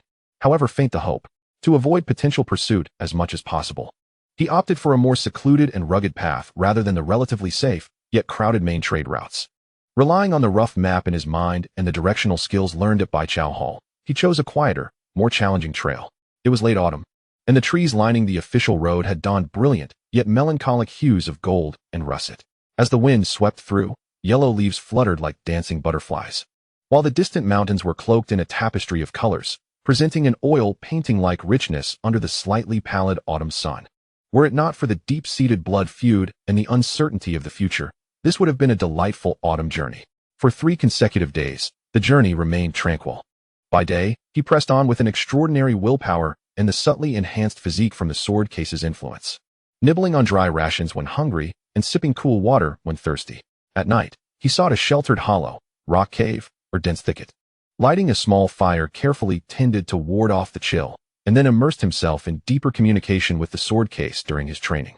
With this almost instinctive, repetitive practice, he found his perception of the mysterious power lying dormant within the depths of the sword case becoming increasingly sharp and clear. Even without drawing the sword box into his hands, he could distinctly hear, by focusing his mind and sinking his thoughts into the vicinity of his chest's dantian, a deep, slow pulsation akin to the heartbeat of a slumbering giant beast emanating from within. He could even vaguely perceive that the force contained within was boundless, like the vastness of the starry sea, accompanied by an ineffable sense of desolation and silence, as if it had existed since time immemorial. The broken sword, or rather the sword box itself, concealed secrets far deeper than he had ever imagined. On this autumn afternoon, with the sky high and clear, the sunlight had lost its summer intensity, replaced by a hint of languid warmth. Lin Yu was traversing a rolling hilly landscape, where the only sounds were the whispers of the wind and the occasional chirping of birds, enveloping him in a serene silence. Suddenly, a cacophony of distant, fearful shouts, the clash of weapons, and the ferocious roars of beasts drifted through the air from a valley ahead. Lin Yu halted abruptly, his body tensing like a coiled spring, instinctively crouching low like a cheetah, casting a wary glance towards the source of the sounds, approximately a mile to the left in a densely wooded valley. His first instinct was to avoid trouble. Self-preservation took precedence, and it was unwise to stir up unnecessary complications. Quickly, he surveyed the terrain around him, preparing to circumvent from the right ridge. However, just as the thought crossed his mind and he was about to move, the once quiet ebony sword box in his embrace unexpectedly emitted a palpable, continuous warmth. This sensation was starkly different from the icy chill he had felt in the face of danger before, and it diverged from the vague, pulling sensation of guidance. It felt more like a clear, urgent beckoning, the core of the heat pointing directly towards the valley where the sounds of conflict erupted. What was happening? Why would the sword box actively guide him there? Was there something within the valley that attracted it, or was there a reason it deemed necessary for him to intervene? Hesitation lingered only for a moment. He had deeply experienced the sword box's extraordinary nature. Its summons was never without purpose, whether it led to fortune or misfortune. He resolved to discover the truth. Lin Yu immediately suppressed his presence, minimizing his existence to the lowest possible level, using the jagged rocks and withered shrubs of the hills as cover, stealthily making his way towards the valley like a wily fox. As he approached the mouth of the valley, a faint scent of blood wafted through the wind. Lin Yu held his breath, cautiously parting a dense thicket of thorns, and the scene at the valley's bottom came into view, tightening his heart. He beheld a small caravan of about 20 to 30 individuals, besieged at the base of the valley by 7 or 8 massive, bull-like beasts with grayish-brown fur, crimson eyes, and gaping mouths revealing sharp, white fangs. The caravan was composed of several mule carts laden with crates of goods, while around 10 armed guards, wielding steel knives and long spears, formed a rudimentary circular formation, protecting a few women and children, evidently family members, along with an elderly man who appeared to be the accountant. As they fiercely battled against the relentless assaults of the beasts, the situation was evidently dire for the caravan. On the ground lay 3 or 4 guards and 2 or 3 corpses of the vicious beasts, their blood gushing forth and staining the parched grass with a deep crimson hue. The air was thick with the pungent scent of blood. Remaining guards were all wounded, their garments tattered, faces etched with exhaustion, fear, and resolve, as they faced the 5 increasingly ferocious beasts, their defenses on the brink of collapse. These vicious creatures, though merely low-tier demon beasts, possessed individual strengths comparable to mid-level cultivators in the Qi refinement stage. However, their cunning and brutal nature, particularly their adeptness at coordinated attacks, rendered them a catastrophic threat to the merchant caravan, predominantly composed of mortal warriors, the strongest of whom barely reached the peak of the acquired stage. Yet to step into the innate realm. Among them, a robust middle-aged man, seemingly their leader, wielded a hefty ring blade, executing his moves with boldness and valor, single-handedly fending off the primary onslaught of the two strongest beasts, undeniably the backbone of the caravan. Yet, he bore an injury on his left arm. A deep claw mark had torn through his leather armor, blood soaking his sleeve, causing his strikes to exhibit a noticeable lag in vigor. At that moment, a slightly smaller but more agile beast, seizing the opportunity while the leader was engaged with the two in front, darted from the side with a cunning glint in its eyes.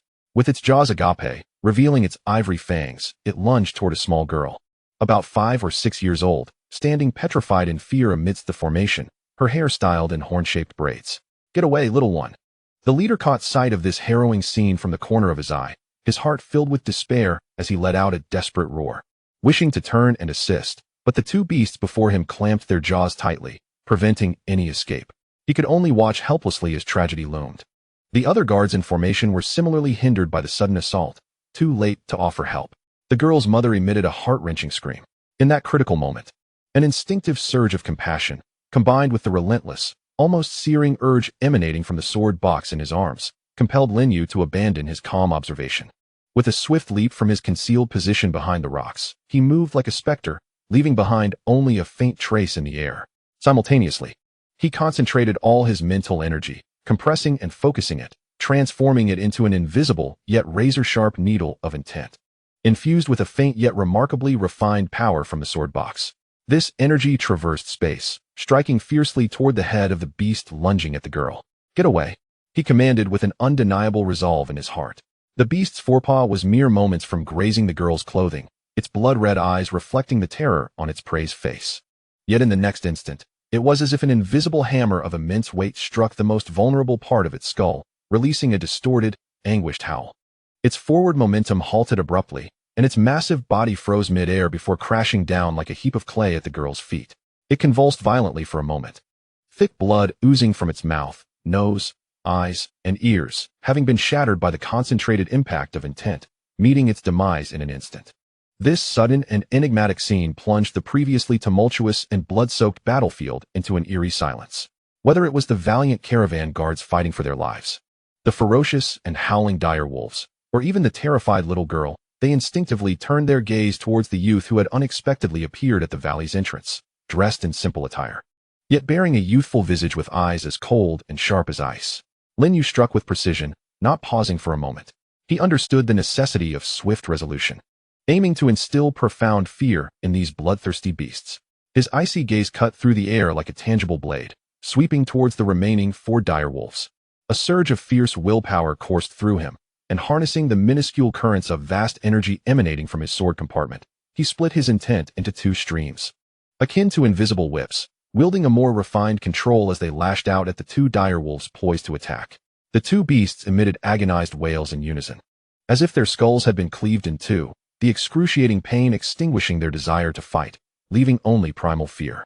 They let out pitiful howls, abandoning their fallen comrade, and dashed into the depths of the forest, their souls evidently shattered, not dead yet, but utterly devoid of combat capability. The final 2 dire wolves, including the one entangled with the caravan leader, were completely paralyzed by this series of incomprehensible and bizarre assaults. The beast's instincts sensed a chilling dread and a looming threat of death emanating from the depths of their souls. This absolute suppression of power quashed any thoughts of resistance. They uttered a terrified shriek, forsaking their prey and deceased companion, and with tails tucked, they fled with greater speed than they had arrived, disappearing into the thickets of stones and grass in the blink of an eye. In an instant, the precarious and dire situation, teetering on the brink of annihilation, was effortlessly resolved by the suddenly appeared youth in a manner they could not comprehend. Within the valley, a peculiar silence enveloped the scene, broken only by the heavy, wind-like gasps, the subdued sobs of those who had survived, and the occasional crackling of wood in the campfire. All members of the caravan, including the seasoned leader, stood as if carved from stone, their gazes fixated on Lin Yu, their faces etched with profound astonishment, disbelief, and an almost overwhelming sense of reverence and gratitude for having survived. They had not witnessed how Lin Yu had executed his actions. There were no flashes of brilliance, no incantations, nor any tangible motions of attack. Only the sight of this youth, and wherever his gaze fell, the ferocious beasts met their demise or fled in terror. Such prowess, to them, mere mortal warriors, seemed akin to that of legendary deities. Zhou Mang, the caravan leader, was the first to emerge from the depths of shock. He bore the excruciating pain radiating from his left arm, resolutely sheathing the blood-stained ring-handled dagger with a clatter at his waist. Taking a deep breath, he swiftly approached Lin Yu, disregarding the filth beneath him, and knelt on one knee like a towering mountain, cupping his fists in a gesture of reverence. His voice trembled with evident emotion and lingering fear as he spoke. "I am Zhou Mang, and I am eternally grateful for your life-saving grace, esteemed master. Had it not been for your noble intervention today, wielding your celestial powers to vanquish the vile beasts, my Zhou family caravan, comprising over 20 souls, would surely have met a grim fate, devoured by the jaws of wolves. Your kindness is akin to a rebirth. Please accept my deepest bow." Behind him, the surviving guards and the frightened women and children, still reeling from the recent terror, gradually regained their composure. Regardless of their injuries, they struggled to rise, collectively kneeling in Lin Yu's direction, their voices resounding with heartfelt thanks, tears of gratitude flowing freely. Notably, the mother of the rescued little girl clung to her child, kneeling and repeatedly bowing her head, oblivious to the dirt smudged on her forehead, sobbing, "Thank you, esteemed master. Thank you for saving my precious girl. Thank you." Lin Yu had never encountered such a scene before. At Qingyun Sect, he was a well-known failure, enduring disdain and ridicule. During his time at Baichao Hall in Haiyan City, he operated discreetly as an apprentice. Now, faced with dozens of people kneeling in sincere gratitude, he found himself at a loss. A hint of embarrassment creeping onto his fair features, he hastily stepped aside to avoid Zhou Mang's deep bow and quickly advanced, extending his hand in a gesture of support. "Everyone, please rise. There is no need for such grand gestures. I am not a celestial master, merely a passerby who lent a hand." His tone was calm, imbued with a maturity that belied his age, yet devoid of any arrogance. This, in turn, led Zhou Mang and the others to perceive this celestial master as both profound and approachable. With Lin Yu's gentle assistance, Zhou Mang rose but maintained an attitude of utmost respect, promptly urging his remaining men who could still move, "Quick, tend to the wounded and ensure the fallen brothers are laid to rest properly. Prepare the best accommodations for our esteemed master." Turning back, his face radiated gratitude and humility as he guided Lin Yu to a relatively intact mule cart adorned with clean furs. "Esteemed master, please take a seat. The ground here is unclean, and we must not soil your feet. Once I have attended to the immediate matters, I shall prepare a modest offering to express my sincere gratitude for your life-saving benevolence." Seeing the warmth of Zhou Mang's hospitality, Lin Yu, feeling reluctant to decline further, nodded and settled upon the yoke of the cart. He indeed needed a moment to recuperate. Having summoned the power of the sword box 3 times in quick succession had taken its toll on his mental fortitude, and he felt a faint throbbing at his temples. More importantly, he wished to glean information about the caravan he had fortuitously rescued, perhaps uncovering news regarding the outside world, particularly matters concerning Luoyuan Square and events at Qingyun Sect. These caravans, often traversing vast distances, were typically among the most well-informed groups. The survivors of the caravan displayed remarkable efficiency, suppressing their grief as they swiftly carried their fallen companions' bodies aside. Using their meager tools, they began to excavate graves for a simple burial, keen to avoid attracting more scavenging beasts. The injured supported one another, applying healing salves to their wounds. Zhou Mang meticulously cleaned and bandaged the gnarled wound on his left arm before returning to Lin Yu's side. He poured a bowl of clear water from an exquisite bronze pot and presented a piece of carefully prepared jerky wrapped in oil paper. The immortal master must have endured a taxing journey. Please, partake of this humble fare to stave off hunger. Zhou expressed his gratitude once more, his demeanor exceedingly sincere. Lin Yu accepted the food and water with a nod of thanks, but refrained from consuming them immediately. Instead, he casually surveyed the surroundings before inquiring. "There is no need for such formality, Chief Zhou. Might I ask where you are headed? Given the size of your caravan, it hardly seems suited to traverse this secluded path. How is it that you encountered a pack of ferocious tooth-rending wolves here?" Upon hearing this, Zhou's face reflected a hint of trepidation, and he sighed deeply. "Alas, to be candid with the immortal master, our merchant convoy is indeed en route to the Luoyuan trading market in the northwest. We have taken this path occasionally in the past, though it is arduous. It saves considerable time. Typically, we would encounter only solitary wolves or wild dogs, never a horde of such malevolent creatures. Truly, it is an ominous turn of events. He paused, lowering his voice, a look of confusion and concern crossing his features. What the immortal master may not realize is that the world has been unsettled of late. Even the beasts of these deep mountains have grown restless, frequently descending in packs to inflict harm. Unsettled, you say? Lin Yu's interest was piqued. Aligning with the very inquiry he sought to explore, he pressed further, what does Chief Zhou mean by this? Noticing Lin Yu's apparent curiosity, Zhou considered that his companion might be an adept of secluded cultivation, unfamiliar with worldly affairs. He elaborated, has the immortal master not heard? Over a month ago, thousands of miles from here, an extraordinary event occurred. A renowned sect of immortals known as the Qingyun Sect. Are you familiar with it? Lin Yu's grip on the water bowl tightened imperceptibly, his knuckles paling, yet he maintained a facade of calm, tinged with a hint of curiosity. Qingyun Sect? I have heard of it. It is said to be a prominent orthodox sect. What transpired? Was it a conflict with another sect? Conflict is an understatement. Zhou's face displayed exaggerated astonishment and fear as he lowered his voice further, as if wary of unseen listeners. They were utterly annihilated. In a single night. The sect was destroyed, not a soul left behind. He glanced around before continuing. I have overheard some lower-tier cultivators discussing in hushed tones that the malevolent bloodslaughter sect was responsible. The scenes described are terrifying. It is said that the mountains trembled, and the very peak of Qingyun Mountain was sheared off. Countless lives were lost, and the blood flowed through the ravines like a river. Lin Yu's heart felt as though it were being gripped by an invisible hand, causing sharp pangs of anguish. He struggled to suppress the tumult within him and the tears that threatened to spill, allowing only a slight dimming of his gaze and a subdued tone to escape his lips. Such a thing has occurred. The malevolent sect truly runs rampant. Indeed, Zhou remained oblivious to Lin Yu's turmoil, still immersed in the thrill of sharing this sensational news. But that is not the most astonishing aspect. Rumors suggest that on the night of the attack, a celestial treasure appeared above the Qingyun Sect. A pillar of light soared into the heavens, visible for 1,000 miles. It is said that the true objective of the bloodslaughter sect's actions was that extraordinary treasure. The annihilation of the sect was merely a collateral consequence. Some even claim that the disturbances caused by this treasure have summoned forth even more terrifying entities, alarming the celestial beings above. Lin Yu's heart sank, indeed. The news had spread with astonishing rapidity, and the focus was firmly centered on the extraordinary treasure. While this somewhat obscured the genuine reasons behind the destruction of the Qingyun Sect, he sensed that the matter was far more intricate than a mere conflict between righteous and demonic forces. It also indicated that possessing such a treasure could be a double-edged sword, placing him in even greater peril. He feigned calmness, adopting a tone of measured neutrality as he inquired, "Oh, might you enlighten me as to what this extraordinary treasure is that has stirred such a commotion? How could we mere mortals grasp such knowledge?" Zhou Meng shook his head, a look of both yearning and trepidation crossing his face. Various speculations abounded. Some asserted it was the legendary sword bequeathed by the founder of the Qingyun Sect, possessing boundless might. Others claimed it was the inheritance cave of an ancient being that fortuitously opened that very night. Yet others spoke of a celestial meteor that had fallen upon the Qingyun Sect, bringing with it otherworldly artifacts. In short, the opinions were as varied as they were uncertain.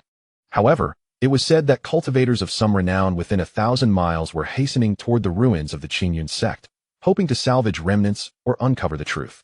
Even the usually aloof Celestial Sword Sect reportedly dispatched an elder to investigate. As Zhou Meng reached this point, he glanced at Lin Yu's tranquil profile, cautiously probing. Might it be that the esteemed immortal, during your journey to the northwest, has heard of this matter and seeks to encounter fortune? To him, it seemed that a young figure possessing such extraordinary skills would be irresistibly drawn to the rumors surrounding this treasure. Lin Yu felt a chill within, promptly interrupting Zhou Meng's conjecture. Shaking his head decisively, he replied, "Leader Zhou has misunderstood. I harbor no interest in such treacherous locales. The fall of the Qingyun Sect and the emergence of the extraordinary treasure will undoubtedly attract a multitude, a chaotic mingling of dragons and snakes, fraught with danger. As a solitary cultivator, I seek only tranquility in my practice and wish not to be ensnared in such a vortex." He needed to thoroughly dissociate himself from the Qingyun Sect and any connection to that extraordinary treasure, even in the presence of these seemingly inconsequential mortals. Zhou Meng, realizing his misstep, quickly replied, "It is I who has spoken thoughtlessly. Please do not take offense, esteemed immortal." Noting Lin Yu's reluctance to delve further into the topic, he tactfully shifted the conversation, a deep concern evident in his tone.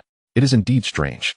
Ever since the incident with the Qingyun Sect, not only has the atmosphere among the cultivators turned tense, with disputes erupting over trivial matters, but even the creatures of the wild seem unsettled, exhibiting unusual ferocity. Rarely seen low-tier demonic beasts like the split-toothed jackal and ironback bear have recently begun to appear near the official roads, even daring to assault merchant caravans under the protection of warriors. We, too, have encountered ill fortune, inadvertently walking into the line of fire. Lin Yu listened in silence, his heart surging with tumultuous thoughts. Zhou Meng's words were like pieces of a puzzle, helping him sketch a vague outline of the external situation. The destruction of the Qingyun Sect was widely attributed to the clash between righteous and demonic forces and the contest for the extraordinary treasure. This indeed served as a smokescreen to some extent, benefiting his efforts to conceal his identity. Yet the rumors of the extraordinary treasure emerging are akin to a bait emanating an enticing fragrance, drawing countless greedy gazes towards it. Among them, it is inevitable that there exist those with keen instincts and extraordinary means, capable of seeing through the disguise of the ebony sword box. Furthermore, the unusual movements of the demon beasts may indeed be connected to that luminous pillar of light, or perhaps to deeper shifts in the energies of heaven and earth. His situation, it appears, is far more intricate and perilous than initially anticipated. The path ahead is shrouded not only in thick mist, but also fraught with invisible traps and deadly threats. Immortal Master, Zhou Meng hesitated for a moment before speaking again, his tone imbued with greater respect, even tinged with a hint of supplication. We are truly at a loss for how to repay the favor of your rescue. Currently, our caravan has suffered significant losses in manpower and many are injured, yet we must still proceed to the Luoyuan market, where the delivery of goods cannot be delayed. If the Immortal Master does not mind our burden, might you accompany us for a stretch of the journey? Noticing that Lin Yu did not immediately refuse, he quickly added, "Rest assured, Immortal Master, we would never dare to intrude upon your tranquil cultivation. If we could merely receive your protection along the way, we would be immensely grateful. Upon our arrival at the Luoyuan market, I shall prepare generous gifts to express my profound gratitude. Moreover, as you are newly arrived and may not be familiar with the market's rules and various factions, I have spent many years in these dealings and could perhaps offer some introductions, thereby alleviating certain inconveniences." Lin Yu regarded Zhou Meng's earnest and expectant gaze, then glanced at the surrounding members of the caravan, who were silently tending to the aftermath, their faces still etched with fear and sorrow. After a moment of silence, he weighed the advantages and disadvantages of traveling with this caravan, which had recently endured a devastating blow. The merits were clear. It would indeed spare him the trouble of navigating the route, particularly towards the Luoyuan market, a gathering place for wandering cultivators. Where paths often harbor subtle customs or markers, it would allow him to better conceal his movements, blending in with the caravan and attracting less attention than if he traveled alone. And from Zhou Meng, the seasoned leader of the caravan, he might glean more fragmented yet potentially valuable information. The drawbacks, however, were equally evident. The pace would certainly slow, and the larger group would make it easier to be discovered should pursuers be on their trail. Nevertheless, upon weighing these considerations, especially in light of the sword box's earlier clear guidance, Lin Yu felt that perhaps this encounter with the caravan was not entirely coincidental. "Very well," Lin Yu finally nodded. "There is no need for lavish thanks. I am indeed headed to the Luoyuan market myself. Should any troubles arise along the way, I shall act as necessary." Zhou Meng, upon hearing this, was overjoyed, the clouds of despair on his face seemingly dissipating. He repeatedly expressed his gratitude, exclaiming, "Thank you, Immortal Master. Thank you for your kindness. With the Immortal Master accompanying us, we can rest easy." He swiftly turned to announce this wonderful news to the caravan, and relief swept across their faces. A mix of gratitude for surviving the ordeal and the comfort of having a formidable ally. Night soon descended, and the chill of late autumn deepened in the valley. The caravan set up camp on a wind-sheltered slope, a distance away from the previous battlefield. The bonfire was rekindled, dispersing the darkness and cold, and offering a semblance of warmth against the lingering fear in their hearts. The members of the caravan held Lin Yu in deep reverence, reserving the coziest spot closest to the fire for him, offering the finest food and drink, yet maintaining a respectful distance, wary of disturbing the seemingly aloof master. Lin Yu sat alone by the campfire, cradling the sword box wrapped tightly in tattered cloth, gazing into the flickering, twisted shadows cast by the orange flames. His eyes deep and contemplative, lost in a myriad of thoughts. Keywords such as Qingyun Sect, Blood Fiend Sect, rumors of extraordinary treasures, Heavenly Sword Sect, and the stirrings of demonic beasts swirled and collided in his mind. From Zhou Meng's words, he distilled several crucial pieces of information. First, the emergence of extraordinary treasures was widely circulated with numerous versions, adept at obscuring the truth. Second, the site of the Qingyun Sect had become a gathering place of tumultuous energies, thus should not be approached in the short term. Third, Liyun Market, as a nexus of information, warranted a visit, albeit with utmost caution. Fourth, the events of that fateful night might be brewing some unknown change in the world. All of this solidified his resolve to swiftly enhance his strength. Currently, the sole reliance for this endeavor lay within the mysterious ebony sword box cradled in his arms. He gently caressed its rough, ancient surface, once more immersing his spirit within. Having summoned its power thrice today, though it had taken a toll, he gleaned newfound insights. Compared to his earlier experience of intimidating Wang Bazi in Black Rock City, his guidance and control over this force seemed more refined and intuitive. Particularly during the encounters with the second and third split-toothed hounds, he distinctly sensed the delicate manipulation of his intent and the precise calibration of power. Striving to injure without killing, primarily to drive them away. This subtle progress, though minor, bore significant implications. It appeared to validate Elder Qin's analogy of medicinal potency and mastery. He was gradually learning to wield this potent elixir. He knew he must become more familiar with it, mastering it before greater troubles loomed on the horizon. He murmured softly to himself, his voice barely audible, dissipating into the crackling of the campfire.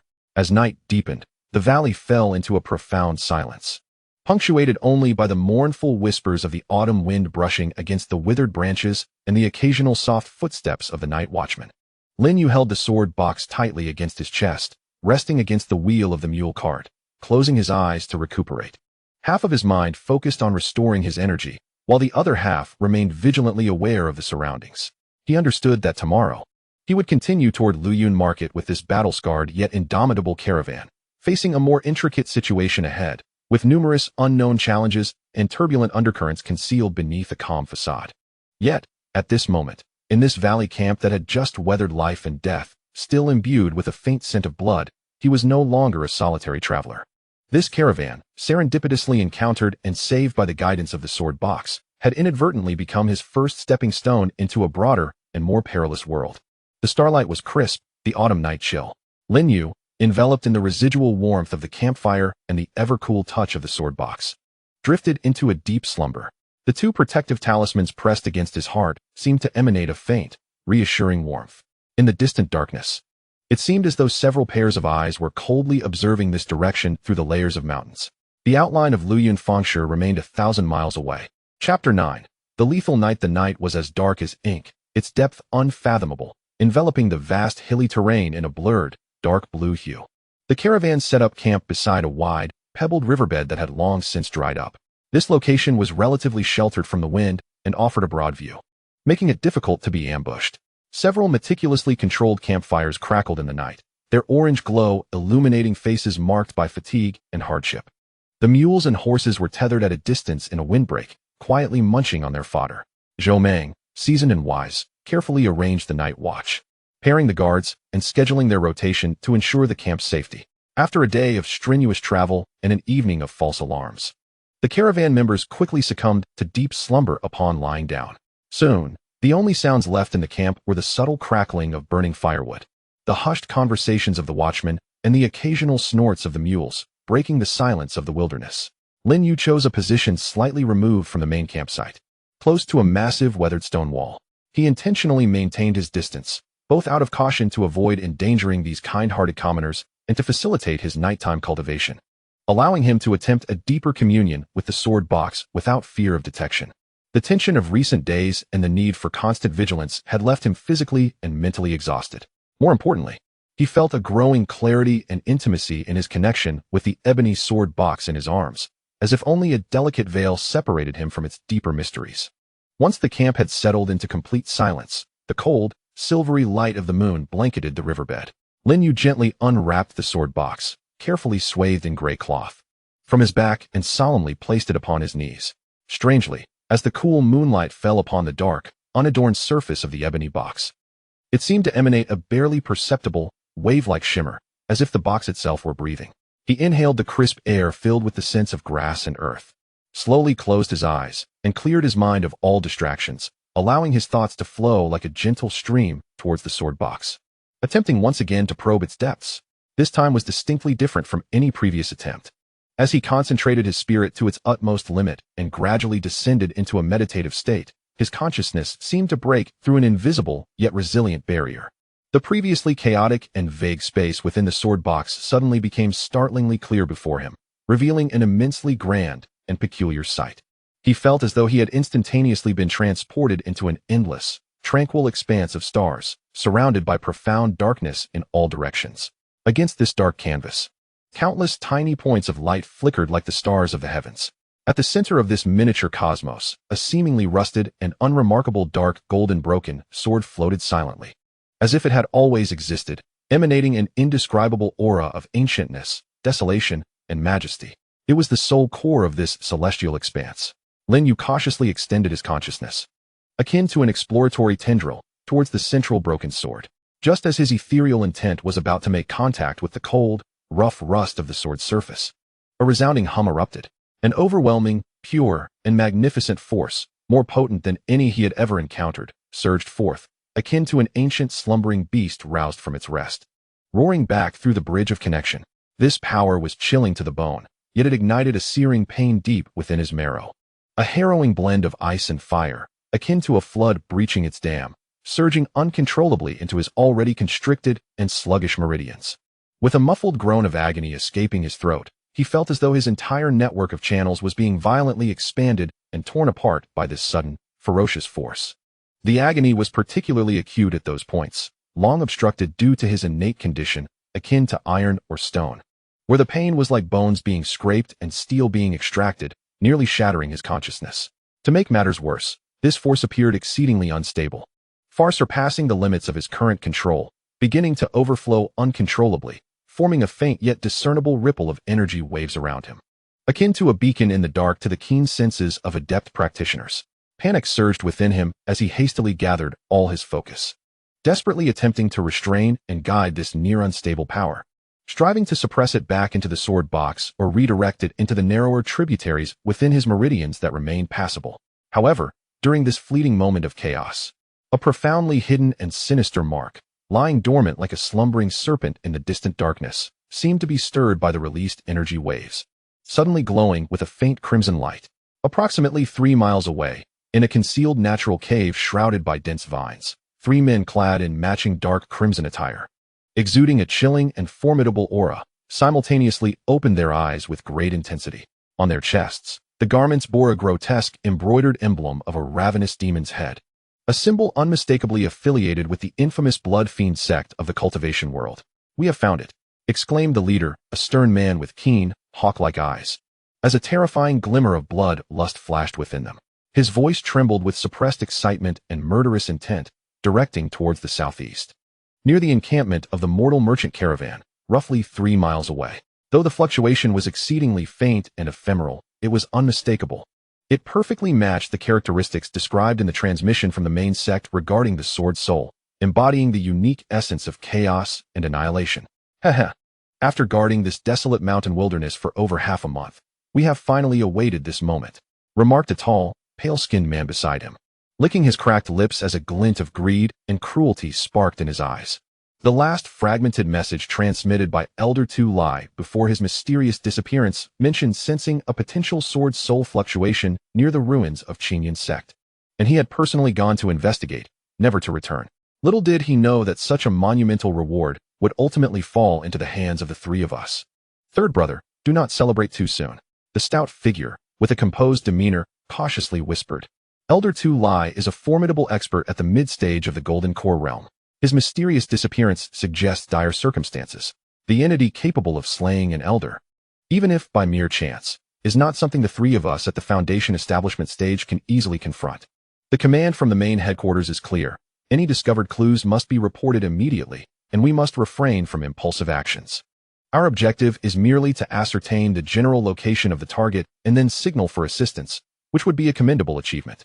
"The second brother is overly cautious," retorted the tall, lean man dismissively. "Based on the intensity of the fluctuations just now, it appears the opponent cannot fully master the power of the sword spirit and may even have suffered backlash from forcibly activating it. Their aura is disordered and weak, far from that of a true expert. Perhaps they are merely a fortunate remnant of the Qingyun Sect who stumbled upon a treasure. This presents a splendid opportunity for our brothers to achieve great merit. If we can capture the target alive and reclaim the sword spirit. His eyes gleamed with fervor. The middle-aged man at the forefront pondered for a moment, a flicker of bloodlust in his gaze, ultimately allowing greed to overshadow caution. What the second brother says holds some truth, yet the third brother is correct. This is indeed a rare opportunity. Let us proceed together and first covertly assess the target's situation. If they prove weak, we will strike decisively. If the situation becomes untenable, we shall signal for aid without delay. Remember, prioritize our own safety above all, and do not act recklessly. Understood, elder brother. The tall, lean man responded eagerly, while the stout figure, though troubled, nodded in agreement. The trio ceased further conversation, merging into the heavy night like phantoms. Suppressing their auras and stealthily advancing towards the merchant camp, their movements swift and professional, clearly adept in their craft. At the camp's edge, beside a massive stone, Lin Yu suddenly opened his eyes, an intense wave of anxiety and foreboding clutching at his heart like a cold serpent. The ebony sword box in his arms radiated an unusual, warning-like heat, starkly contrasting with the gentle resonance he felt during his cultivation. Had he been discovered? The thought thundered in his mind. He immediately forced down the tumultuous blood and energy within him caused by the backlash, hastily retracting all his aura to its utmost limit, becoming as inert as stone or withered wood, while swiftly wrapping the sword box in cloth and binding it tightly to his back. Despite his modest cultivation, through repeated resonances with the sword box, his spiritual perception had far surpassed that of others at his level, even rivaling some early-stage Foundation establishment practitioners. At this moment, he expanded his consciousness like a web to its maximum extent. They're coming. So fast. 3 concealed, icy, yet unmistakably murderous auras approached the camp swiftly from 3 different directions, fanning out like leopards. What chilled him further was the bloody, violent fluctuations of their techniques, reminiscent of the encounters he had faced with the elite disciples of the blood-slaughter sect at the Qingyun Sect's gates, even more refined. How did they find this place with such precision? Could it be the fleeting fluctuation that escaped during my attempt to communicate with the sword box? Lin Yu's mind raced, and he instantly grasped the gravity of his predicament. The blood-slaughter sect's regard for the celestial sword soul surpasses all expectations. Not only have they not abandoned their search, but they have also dispatched specialized tracking teams, combing through potential hiding areas with meticulous precision. The momentary fluctuation of his cultivation undoubtedly served as a beacon on the dark sea, instantly revealing his position. He could not allow the merchant caravan to be implicated. These simple mortals had already aided him immensely. He could not permit them to suffer calamity due to his presence. Without hesitation, he sprang silently from behind the colossal rock, resembling a phantom, avoiding the easily exposed riverbed, and hurtled toward the depths of the undulating hills, where the vegetation was denser and the terrain more intricate. Simultaneously, he deliberately released a faint but persistent energy fluctuation, infused with a trace of the indelible essence of the sword box, as bait to divert the pursuer's attention entirely. However, the blood-slaughter sect's members were evidently well-trained and seasoned. 2 of them immediately altered their course, pursuing him with greater speed, having discerned that he was the primary target. Yet, the third presence, that of the most composed and stout man, hesitated only slightly, maintaining his original path, akin to a wolf scenting blood. Inexorably advancing toward the merchant camp. This was dire. They aimed to eradicate all witnesses. Not a single soul would be spared. Lin Yu's heart sank, a chill of murderous intent surging within him. He understood that there could be no more reservations or luck at this moment. Abruptly halting his swift flight, he turned to face the approaching presences, his gaze as cold as steel, his entire mental will concentrated as if drawn taut like a bowstring. Fully harnessing the power of the sword box on his knee, 2 shadowy figures, like phantoms, emerged from the darkened woods, one to the left and one to the right, effectively sealing off all possible avenues of escape. They were indeed the lanky figure and the stout man, bathed in the sparse moonlight. Their faces bore the cruel grin of a cat toying with a mouse, unmasked greed glinting in their eyes. "Ah, it is indeed you, you little bastard." The lanky one cackled ominously, his voice akin to an owl in the night. "You managed to scurry away like a rat during the Qingyun Sect's grand feast. It seems Elder Tu Lai's disappearance is likely tied to you. Speak. Where is the Elder's corpse? Is the sword soul in your possession?" Lin Yu remained silent. Resembling a statue, yet internally, he was fervently exerting his mental energy, channeling the vast but unruly power within the sword box. This time, he would not hold back.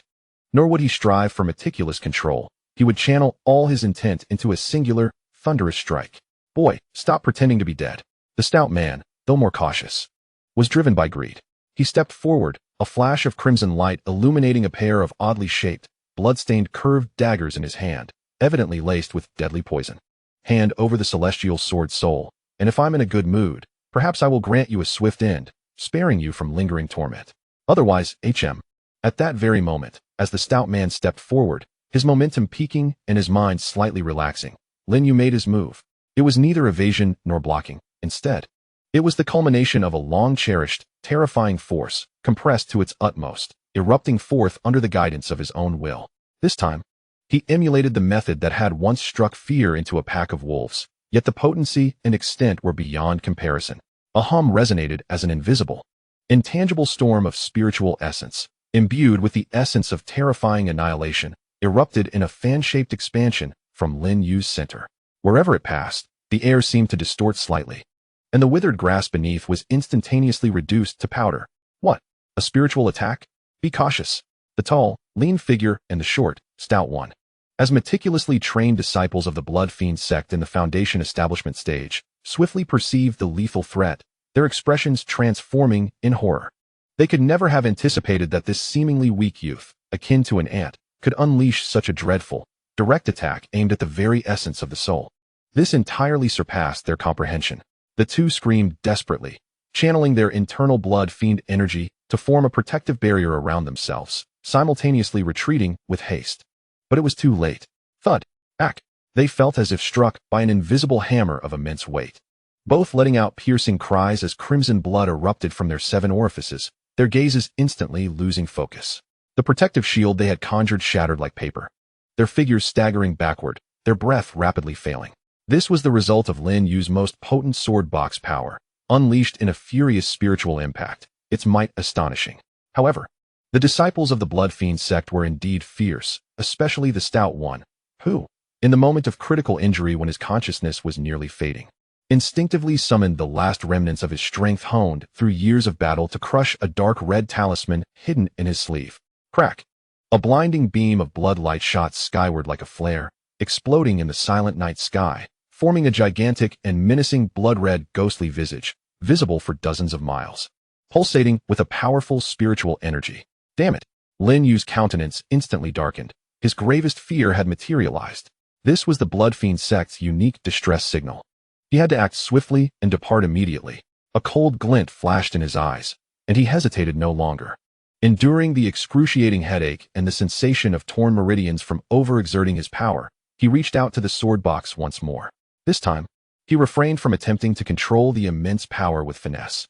Instead, he adopted a nearly brutal approach, consolidating and compressing the vast majority of available strength, then simply and directly directing it towards the 2 temporarily incapacitated targets for annihilation. A faint sound emerged, akin to ashes scattering. The bodies of the tall, lean figure and the stout one began to crumble silently from their extremities, as if thrown into a blazing inferno, disintegrating into the minutest particles, dissolving into the air without leaving a trace or a single complete scream, utterly erased from this world. Yet, Lin Yu paid a hefty price for this.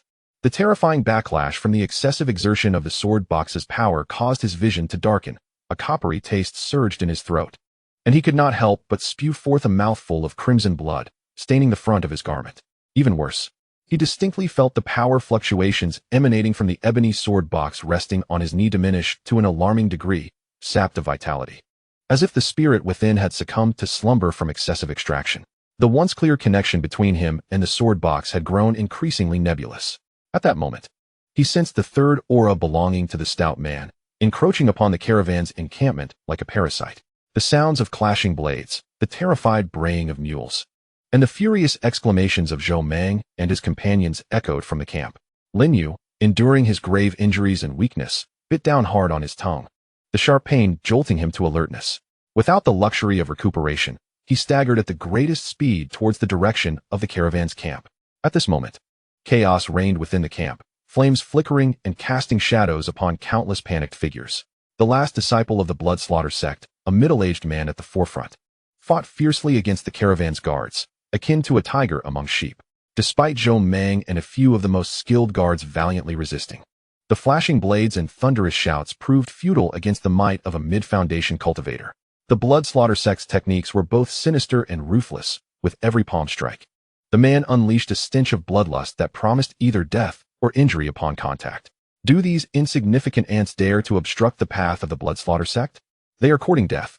The middle-aged man sneered, his form like lightning as he evaded Zhou Meng's desperate slash. He retaliated with a swift palm strike, blood light bursting forth, instantly withering two guards attempting to flank him, transforming them into grotesque corpses that collapsed lifelessly to the ground. Brothers, let us fight this demon. Protect our families. Zhou Meng's eyes were bloodshot, drenched in the blood of his comrades, as he resembled a crazed tiger, disregarding his own safety while wielding his saber once more, striving to secure a slim chance of survival for the trembling women and children behind him. When Lin Yu arrived, he beheld this harrowing scene. An indescribable fury and guilt surged within him, overwhelming his reason. These innocent members of the caravan should not have been ensnared in this calamity brought forth by his actions. Your opponent is me. Cease this at once. Lin Yu roared, his voice hoarse yet imbued with boundless killing intent and resolution. He forcibly suppressed his injuries, extracting the remnants of his dwindling spiritual energy, attempting to communicate with the now eerily silent sword box, guiding the last vestige of its power. The middle-aged man abruptly turned upon hearing the voice, his gaze falling upon the swiftly approaching Lin Yu, a flicker of uncertainty passing through his eyes. He had not anticipated that two of his initial Foundation companions would be dispatched so swiftly, nor did he expect this youth, having weathered such a fierce battle, to radiate a dangerous aura that even he, a mid-Foundation cultivator, found unsettling, particularly the strange fluctuations emanating from him, reminiscent of the descriptions in his intelligence reports. Surely something is amiss. The middle-aged man forsook what he deemed the lambs to slaughter among the caravan's ranks, focusing intently on Lin Yu, his bloodlust energy surging within him, forming a solid crimson shield upon his surface. It seems the heavenly sword soul indeed resides within you. Boy, if you know what is good for you, surrender the sword soul willingly, and I swear by my inner demons to spare these useless mortals and grant you a swift end. Otherwise, you shall find yourself unable to live, yet unable to die. Blood trickled from Lin Yu's lips, yet he managed to force a cold, mocking smile. The words of the Blood Fiend Sect's demon are not even worthy of belief by a 3-year-old child. If it is battle you seek, let us engage without further ado. Wasting no more breath, he understood his dire state and the necessity for swift resolution. Concentrating what little spiritual energy remained, he unleashed another wave of soul impact, though this time, the force was markedly diminished, akin to a bowstring that had lost its tension. The middle-aged man had evidently anticipated this, or perhaps he had been on guard against such an eventuality all along. He bellowed fiercely, conjuring a blood-red bone shield etched with a grotesque visage, which spun before him in a protective arc thud.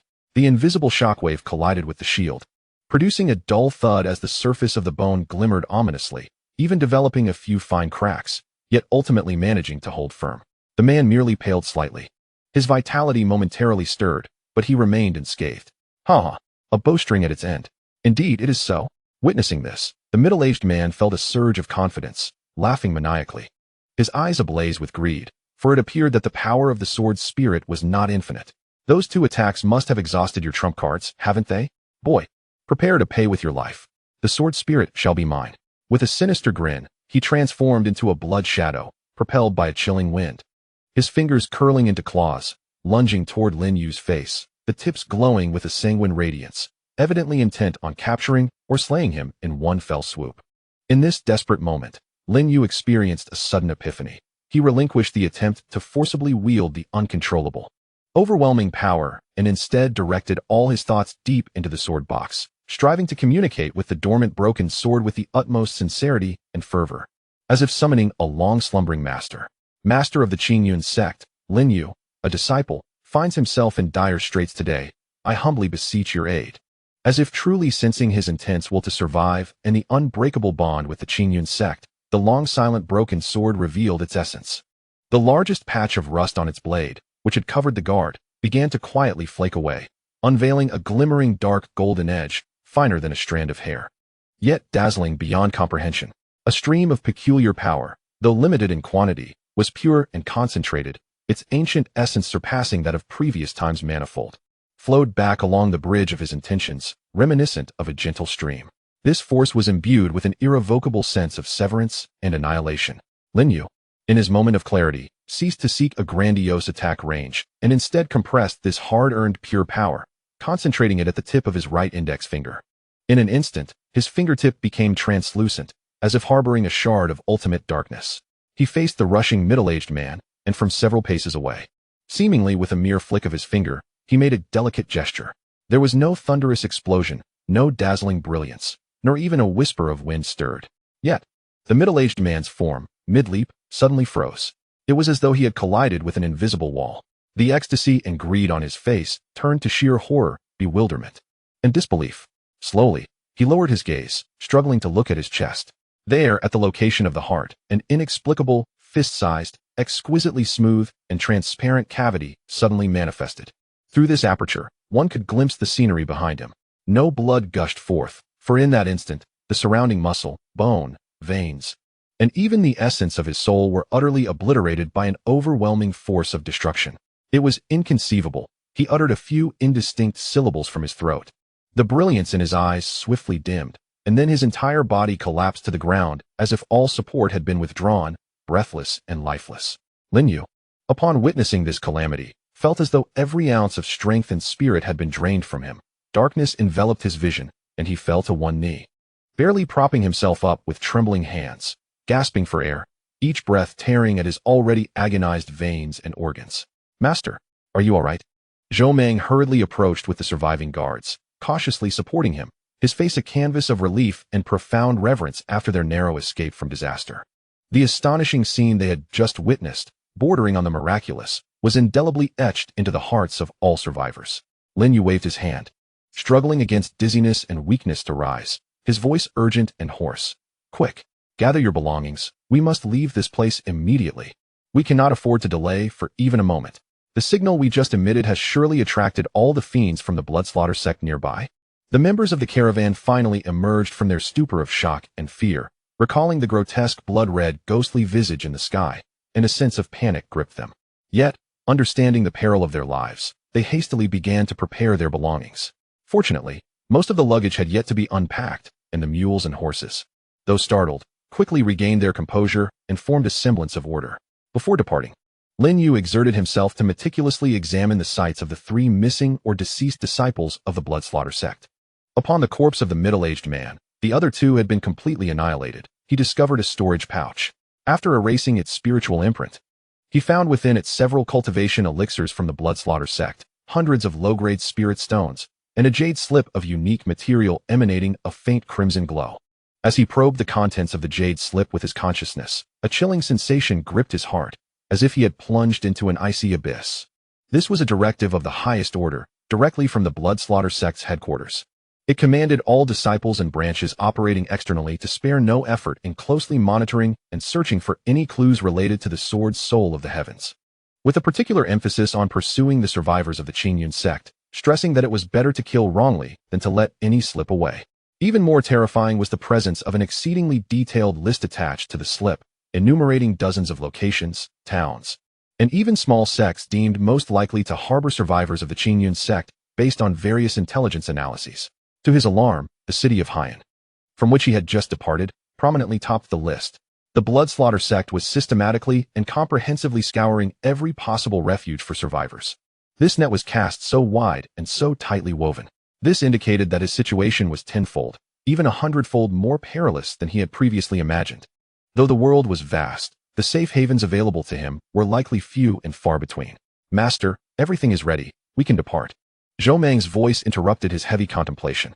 The caravan was fully prepared for departure, and all eyes were fixed upon him, awaiting his command. Lin Yu silently stowed away the jade slip and storage bag, casting one last glance at the land bathed in moonlight, which had just endured a brief, yet brutal battle. The corpses of 3 disciples from the Blood Fiend sect had been meticulously dealt with using a true fire talisman, and the traces of conflict had been obscured as much as possible. However, the faint scent of blood and remnants of energy lingered in the air, proving difficult to eradicate entirely. "Let us depart," he breathed deeply, momentarily suppressing the weight of his burdens, fatigue, and concerns, uttering 2 simple words. The caravan hurriedly set forth under the thick blanket of night, hastening along the dry riverbed towards the direction of the Luoyuan marketplace. Silence enveloped everyone, their faces still marked by terror, while the atmosphere was thick with an almost suffocating tension. No one spoke. Only the hurried hoofbeats of the mules and the sound of wheels crunching over gravel echoed into the silent night. Lin Yu sat upon a mule cart laden with hay, his eyes closed in meditation. The recent brief yet intense skirmish had inflicted considerable internal injuries, and his mental energy was severely depleted. Yet, the most burdensome was the psychological pressure. Their whereabouts had been completely exposed. The blood fiend sect, akin to sharks sensing blood, was closing in from all directions. The road ahead was long, fraught with peril. He gently caressed the now cold and silent ebony sword box cradled in his arms, feeling the faint yet resilient pulse within, as if it represented his last connection to this frigid world. The storm that began at the peak of Qingyun had thoroughly engulfed him. The relentless pursuit, the struggle for survival, and the quest for truth. This path, strewn with thorns, blood, and fog, was merely the beginning of his journey. Behind him, darkness loomed ominously. Chapter 10. Luoyuan Marketplace. On the evening of the 5th day, after much arduous travel, Zhou Mang's caravan successfully escorted the cargo to its destination, the Luoyuan Marketplace, without incident. Even from afar, one could sense the unusual atmosphere of this place. The first striking sight was the distant valley, shrouded in delicate mist, where various hues of light occasionally darted across the sky, resembling startled swans or shooting stars, traces of cultivators flying on their magical devices, signaling the vast difference between this locale and mundane towns. The concentration of spiritual energy in the air had evidently risen to a higher level, though still somewhat sparse. One could feel the pure essence of heaven and earth seeping into their being with each breath.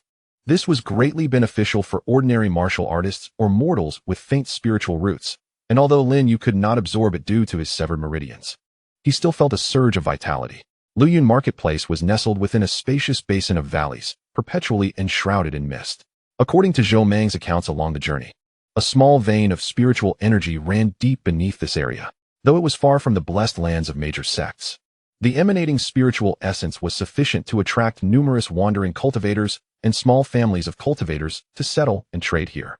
Over time, this had given rise to a renowned marketplace for cultivation within a radius of several thousand miles. The entire marketplace is not entirely open. Rather, it is enveloped by a colossal, nearly translucent pale white light dome, reminiscent of an inverted bowl. Occasionally, delicate runes flicker across the surface, signifying the continuous operation of the protective array, designed not only to fend off potential beastly assaults or disturbances from hostile forces, but also to gather spiritual energy, thus maintaining the internal environment of the marketplace. At the sole entrance to the marketplace stands a rudimentary checkpoint constructed from thick logs, where several practitioners clad in uniform azure attire, exuding an air of arrogance and possessing a cultivation level around the mid-stage of sword sense, stand guard. Their duty is to collect entry fees and maintain order. All who wish to enter the marketplace, whether cultivators or mortals, must queue once more to pay the required fees. Zhou Mang's merchant caravan belongs to the mortal cohort and pays with gold and silver, while Lin Yu, as a cultivator, is required to present a low-grade spirit stone. Lin Yu silently retrieves a softly glowing spirit stone from the bag Zhou Mang previously provided and hands it over. The guarding practitioner casts a casual glance at him, sensing the faint, albeit discernible, aura of cultivation, which Lin Yu deliberately suppresses, emanating instead from the sword box, and waves him through without further inquiry. Upon stepping inside the light dome, it feels as though one has entered another realm. The cacophony of voices crashes over one like a tidal wave, nearly overwhelming. Before him lies a broad, flat bluestone street, wide enough to accommodate 4 carriages side by side, flanked by shops that flourish with vibrant banners and an array of signs. Among these establishments is the imposing Lin Pavilion, where the sounds of metal clashing resonate, specializing in various magical artifacts, the fragrant Ling Yao Zhai, which evidently sells elixirs, and the opulent Wanbao Lu, a hub for the acquisition and sale of precious materials and treasures, frequented by the affluent. The heart of the street is even livelier, teeming with makeshift stalls where itinerant cultivators vocally hawk their wares, creating a bustling open market.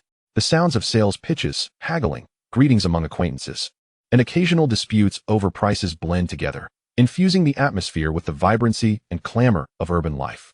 Don't miss out.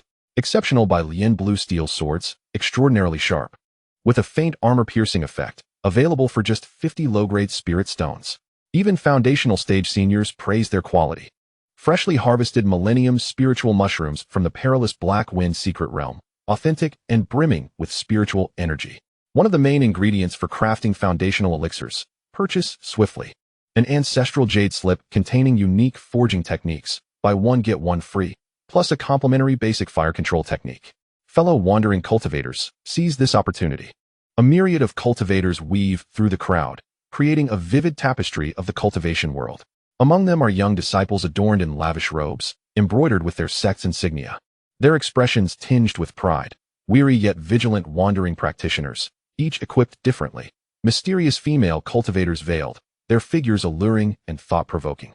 And even a few members of the beast clan, with ears and tails that starkly contrast with human features, stand out in the throng, yet none appear surprised. As their presence is evidently commonplace in this locale, Lin Yu quietly sensed the varying levels of cultivation among the gathered practitioners, ranging from the nascent sword-sensing stage to the formidable golden core experts, whose profound presence inspired awe. Indeed, the depths of the flowing cloud market were not to be underestimated.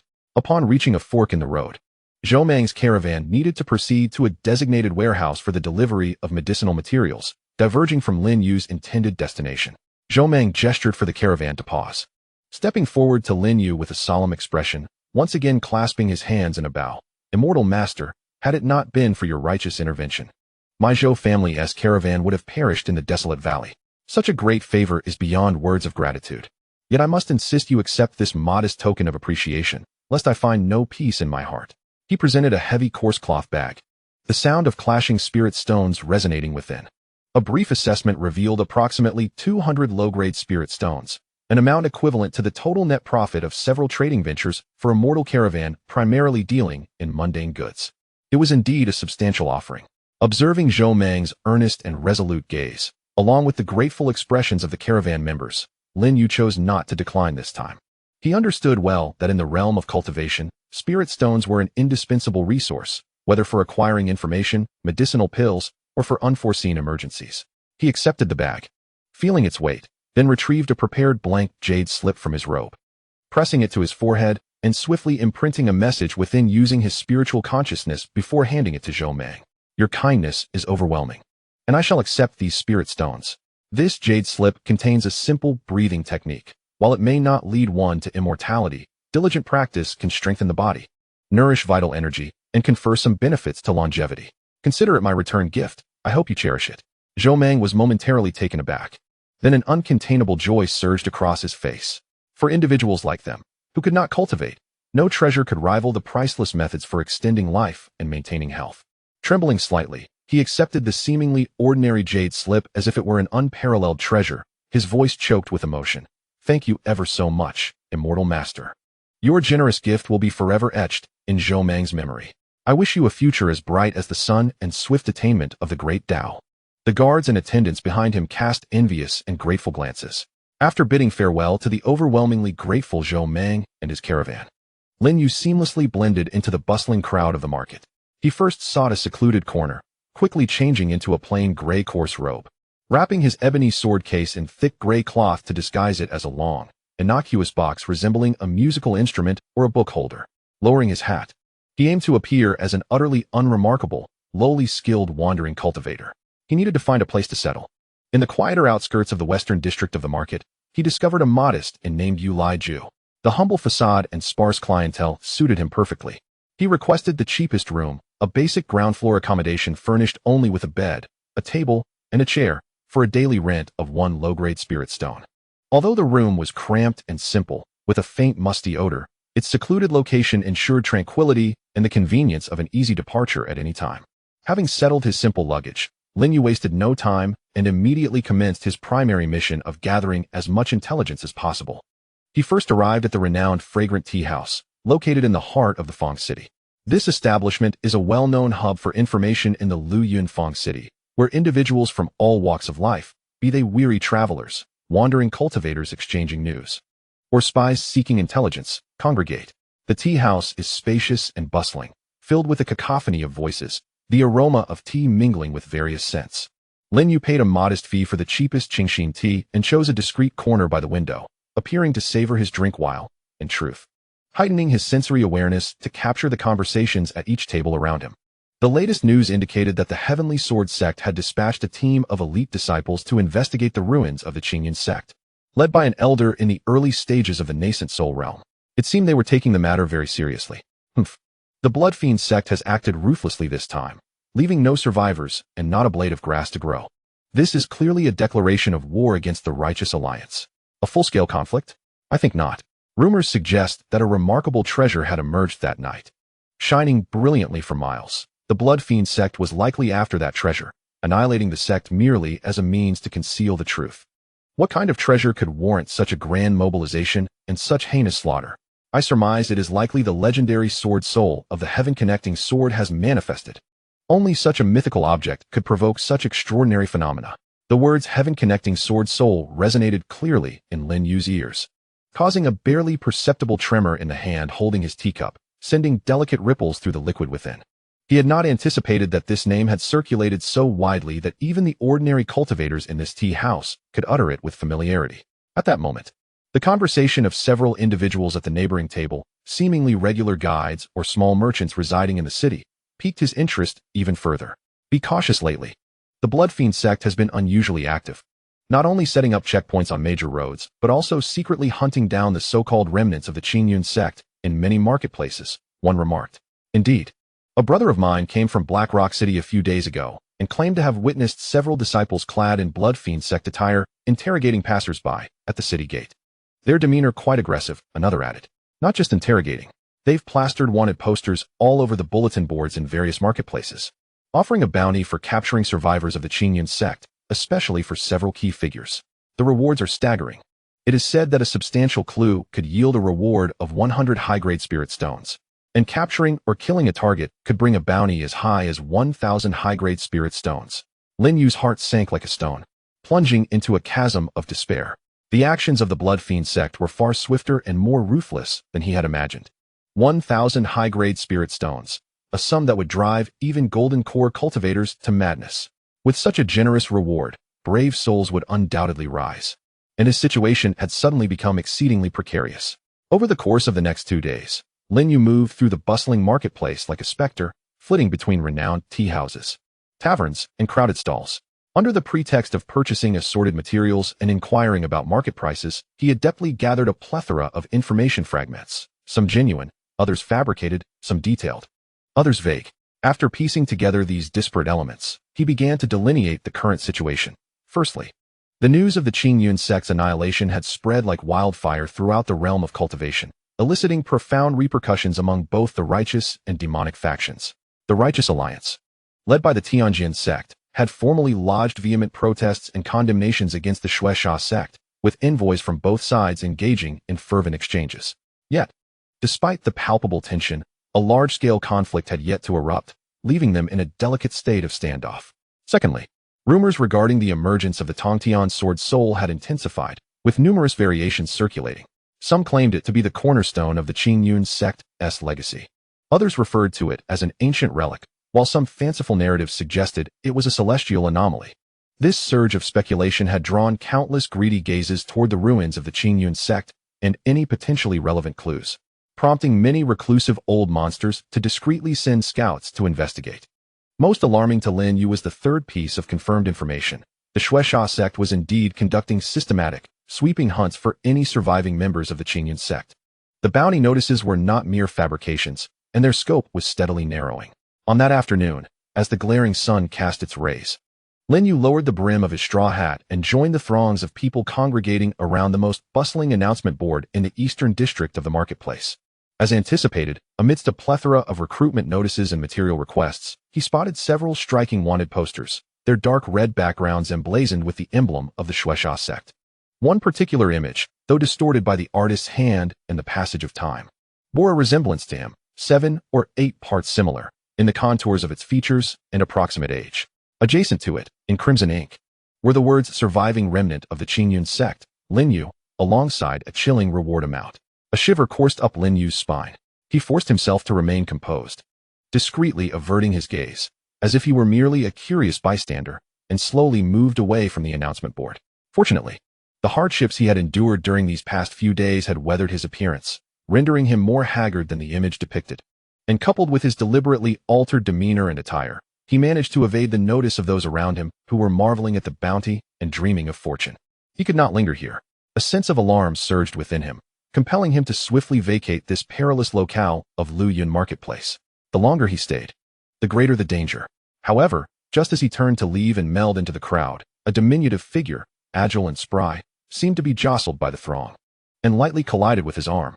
"Oh dear, my apologies," the person exclaimed hurriedly. Their voice quickened, yet in the fleeting moment of contact, Lin Yu distinctly felt a small, hard object being deftly slipped into his sleeve. Before he could react, the individual had vanished into the crowd, slipping away like an eel in water. A sudden chill gripped Lin Yu's heart, yet he maintained an impassive facade. He continued on as if nothing had transpired, until he turned into a secluded alleyway, far from prying eyes. Only then did he swiftly retrieve the item from his sleeve, a crumpled piece of ordinary paper. Unfolding the note, he found but a single line of hasty scribbles, evidently penned in a state of extreme urgency, at the hour of the rat tonight. In the abandoned mine in the southern city, concerning the survival of the Qingyun Sect, it is imperative to go alone. The signature bore no name, only an intricate symbol, an enigmatic bagua entwined with ethereal clouds. Lin Yu's pupils constricted.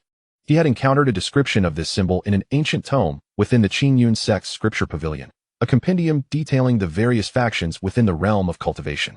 This was one of the clandestine marks employed by the Tianji Pavilion. The Tianji Pavilion, one of the most enigmatic and transcendent organizations in the realm of cultivation, was rumored to consist of members skilled in divination and deduction, possessing countless secrets of the world, capable even of glimpsing the threads of fate. Yet, this organization maintained an unwavering neutrality, never publicly intervening in sect disputes, conducting its affairs with an air of mystery and unpredictability. Why would they seek him out? And why employ such grave language concerning the survival of the Qingyun Sect? Was it a trap, or was there indeed confidential intelligence? Lin Yu found himself ensnared in a tumultuous internal struggle. The bounty from the Blood Fiend sect loomed over him like the sword of Damocles. To heed this summons now would entail considerable risk. Yet, the renown of the Tianji Pavilion and the contents of the note drew him like a magnet. What he lacked most at this moment was a reliable source of information. After weighing his options, the yearning for truth and his steadfast commitment to his master's legacy ultimately eclipsed his fear of peril. He resolved to take the risk. However, he must prepare thoroughly. As the clock struck midnight, the daytime clamor of Luoyuan Square gradually subsided. Most shops had already closed. With only a few establishments of entertainment and taverns that operated through the night still aglow, faint sounds of silk and bamboo wafting through the air. The moonlight was obscured by thick clouds, casting the earth in shadows. Lin Yu moved like a wraith through the night, guided by memory and a rough map provided by Zhou Mang, silently arriving at the southern outskirts of the square. This area, far removed from the bustling heart of the city, was a long-abandoned expanse. The gaping maw of the massive mine loomed ahead, reminiscent of a monstrous beast's open jaws. Foreboding and eerie. Once a minor vein of spirit stones, it had been exhausted many years prior, leaving behind a labyrinth of abandoned tunnels and heaps of mining refuse. Overgrown with wild grass and seldom trodden, a common sight for the dealings of shadowy affairs.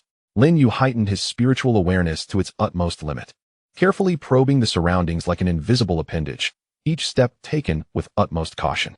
The mine was enveloped in darkness, the air damp and chilling, permeated with a strange amalgam of earth and rust, with only sporadic slivers of light filtering through crevices in the ceiling, casting mottled and eerie shadows upon the uneven ground and rock walls.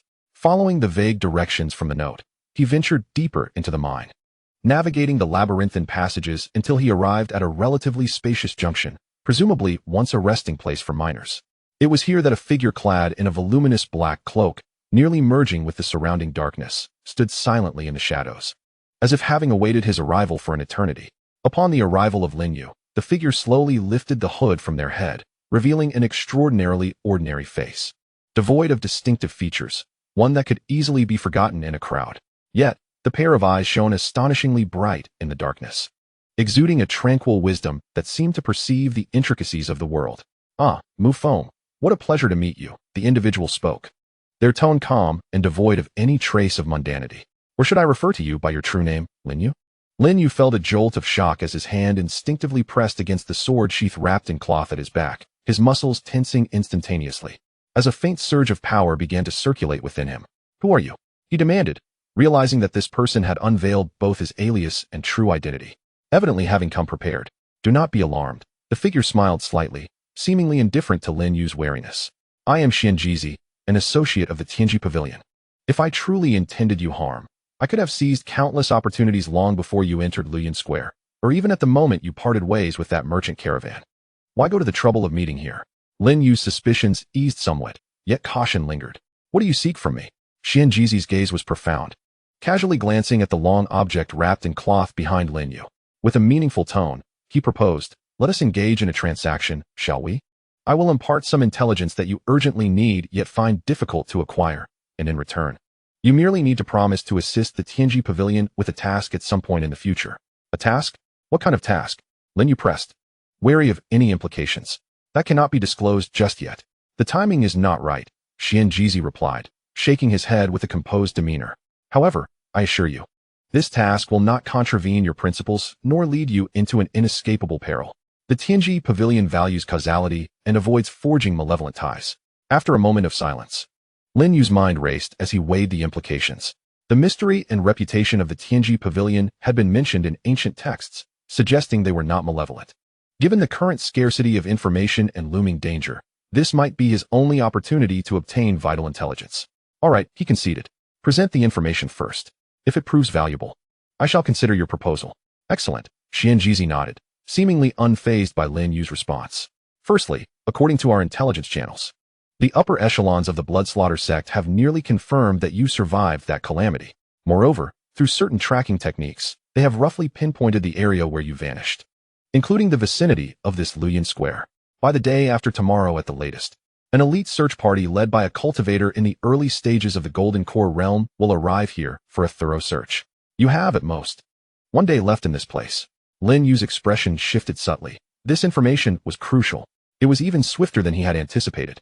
Secondly, Qianjizi continued, his tone flat, yet each word bearing immense weight. The legend of the Tongtian sword soul is not mere fabrication. There is a 70% chance it holds truth. However, he added, his gaze sharpening as it locked onto Lin Yu, it is not a complete entity.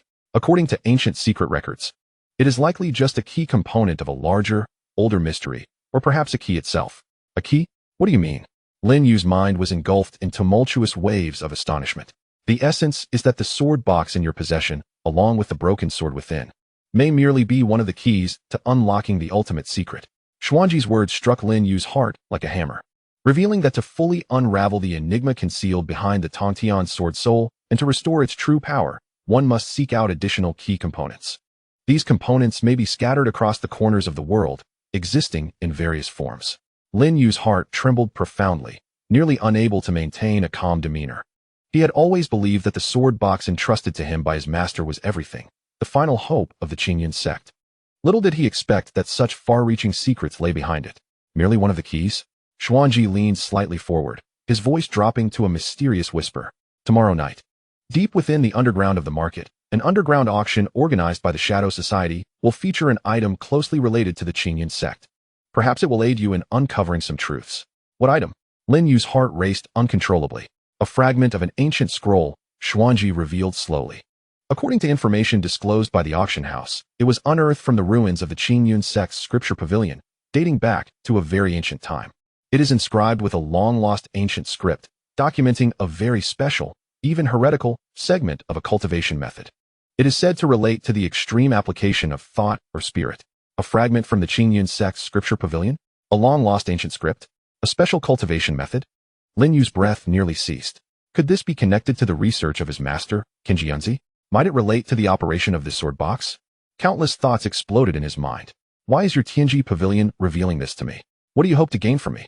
Lin Yu posed the most crucial question, his gaze piercing as he fixed his eyes intently on Xuanji. Upon hearing this, a profound smile graced Xuanji's face, enhancing the ordinary features with an air of brilliance. The Tianji Pavilion never engages in unprofitable transactions. We invest in the future, in myriad possibilities.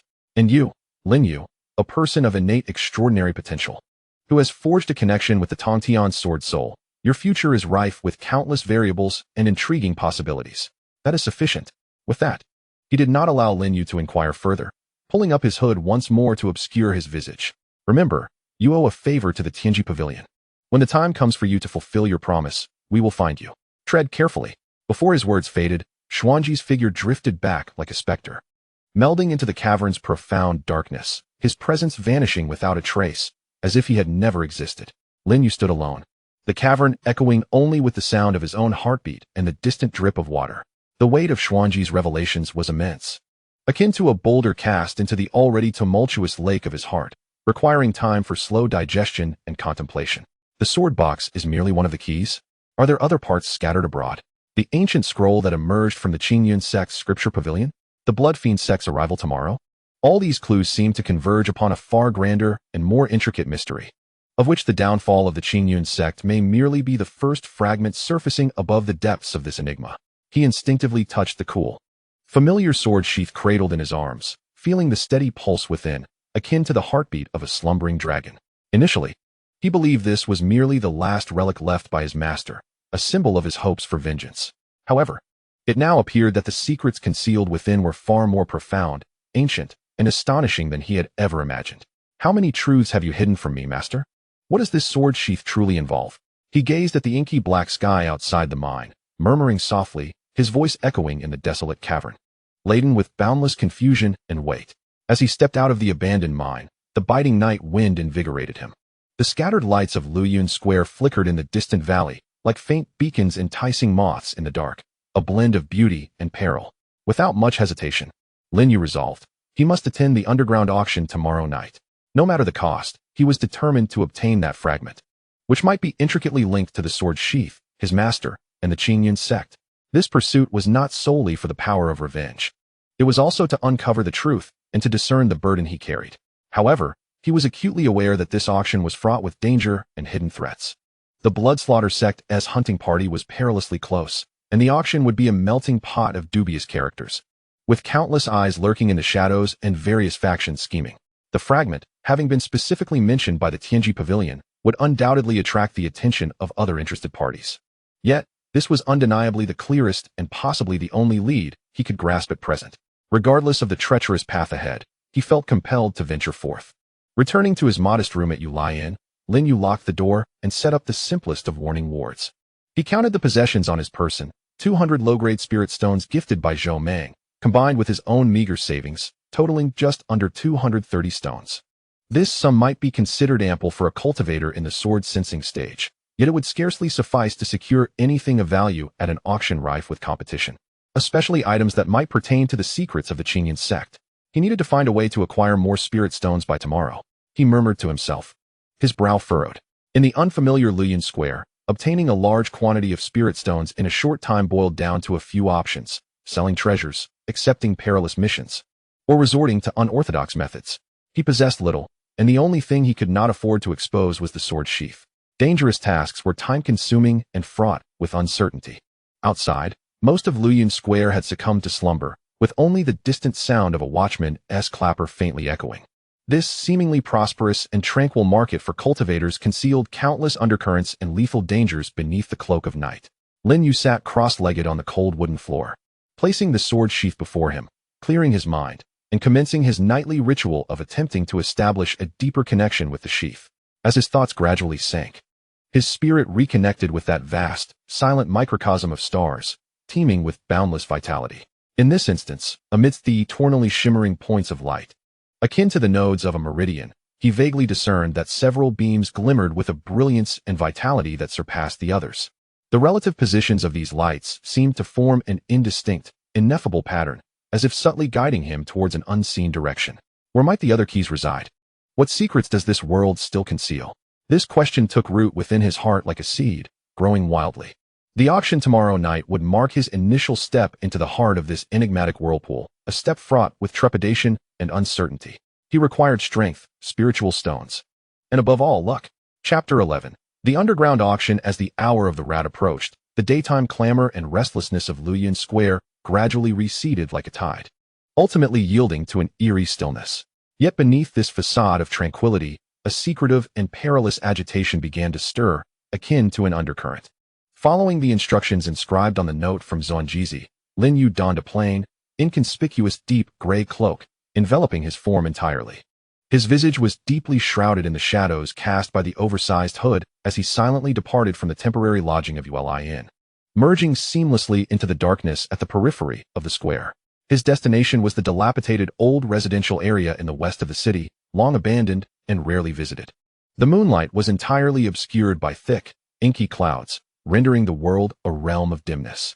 Only the distant lights of the taverns and brothels in the bustling center flickered sporadically, like fireflies struggling in the dark, adding an air of mystery. He swiftly navigated through the labyrinthine alleys, cluttered with crumbled bricks and overgrown weeds, his steps as light as a phantom gliding over snow, soundless save for the mournful wail of the night wind whispering through the broken window panes. Eventually, he halted before an unremarkable, weathered wooden door that nearly blended into the surrounding mottled walls. The door, battered by time, had its paint nearly stripped away, revealing the dull wood beneath. Devoid of any markings, save for a shallow, uniquely shaped indentation that perfectly mirrored the contour of the jade talisman gifted by Zhuangzi, which felt cool to the touch and bore cloud-like engravings. He did not act immediately, instead standing as still as a statue for a moment, drawing his breath to a whisper. His consciousness, like an invisible web, delicately spread outward, vigilantly sensing any disturbances within a radius of several dozen feet. Once assured that no one was trailing him and that only the faint scurrying of nocturnal rodents could be heard, he swiftly pressed the jade talisman into the indentation on the door. With a nearly imperceptible hum that resonated deep within, the seemingly heavy wooden door, as if moved by an unseen hand, silently slid open, revealing a narrow passage just wide enough for a person to slip through sideways. A cool breeze carrying the mingled scents of damp earth, rocky minerals, and musty decay rushed forth from beyond the threshold. Behind the door lay not the dilapidated courtyard one might envision, but rather a steep and seemingly bottomless stone staircase. Rough rock walls flanked the sides, sporadically embedded with luminescent fluorite that cast dappled shadows upon the smooth, time-worn steps beneath, as well as the damp, moss-covered cave walls, rendering this descent a realm of profound mystery. Without a hint of hesitation, Lin Yu slipped through the doorway, the wooden door silently closing behind him as if it had never been opened at all. As he descended the stone steps, the air grew increasingly cold and damp, the staircase winding and twisting, at times broad, at others narrow. Evident signs of human excavation marked the rock faces, with remnants of abandoned minecart tracks and supporting wooden beams scattered throughout, revealing that this subterranean space was not a natural formation, but rather a long-utilized site shrouded in secrecy. After traversing the staircase for what felt like the duration of an incense stick, a sudden clarity emerged, dispelling the oppressive atmosphere. Before him unfolded an unimaginably vast underground expanse, evidently transformed from a colossal natural cavern. The ceiling loomed high, at least several dozen feet above, adorned with countless bizarre stalactites that glimmered with a faint phosphorescent glow. In the center of the dome hung dozens of exquisitely crafted glass lanterns, resembling blooming lotus flowers, their interiors burning with specially formulated deep-sea shark oil, radiating a soft, bright light that illuminated the entire space as if it were day, revealing every detail. At the heart of this cavern stood a circular pedestal of white jade, rising about half a person's height above the ground, its surface polished to a mirror-like sheen, clearly intended for showcasing auction items. Surrounding the pedestal, arranged in a radial pattern, were hundreds of finely crafted sandalwood chairs, exuding a subtle sandalwood fragrance. Though nearly filled to capacity, the seating did not feel crowded. The chairs maintained an ideal distance from one another, ensuring the privacy of each guest while not obstructing sightlines. The entire layout exuded a sense of undeniable order and strength. The air was thick with a melange of complex aromas, the rich fragrance of high-tier spiritual herbs mingling with the sharp aura emanating from potent artifacts, the deep, robust scent of precious elixirs, and the varied fluctuations of spiritual energy radiating from the hundreds of cultivators present, some strong, some weak, some calm, others fierce, intertwining to create a unique and oppressive atmosphere characteristic of an underground auction, both exhilarating and fraught with invisible peril. Lin Yu's gaze swiftly scanned the entire venue, settling into a discreet corner at the back, where he could remain inconspicuous. He reigned in his presence to blend seamlessly with the shadows, his very essence merging with the gloom beneath him. Yet, his eyes, concealed beneath the shadow of his hood, were as keen as a hawk's, calmly and meticulously surveying every corner of the space, assessing potential threats. The participants in the auction were a diverse array, each distinctly defined, forming their own circles. In the eastern section, a cluster of disciples from prominent sects or esteemed families stood out, adorned in luxurious garments embroidered with conspicuous sect insignias. Engaged in lively conversation, they exuded an air of inherent superiority, with jade pendants and fragrant sachets at their waists glimmering faintly with spiritual light, evidently serving both decorative and protective purposes.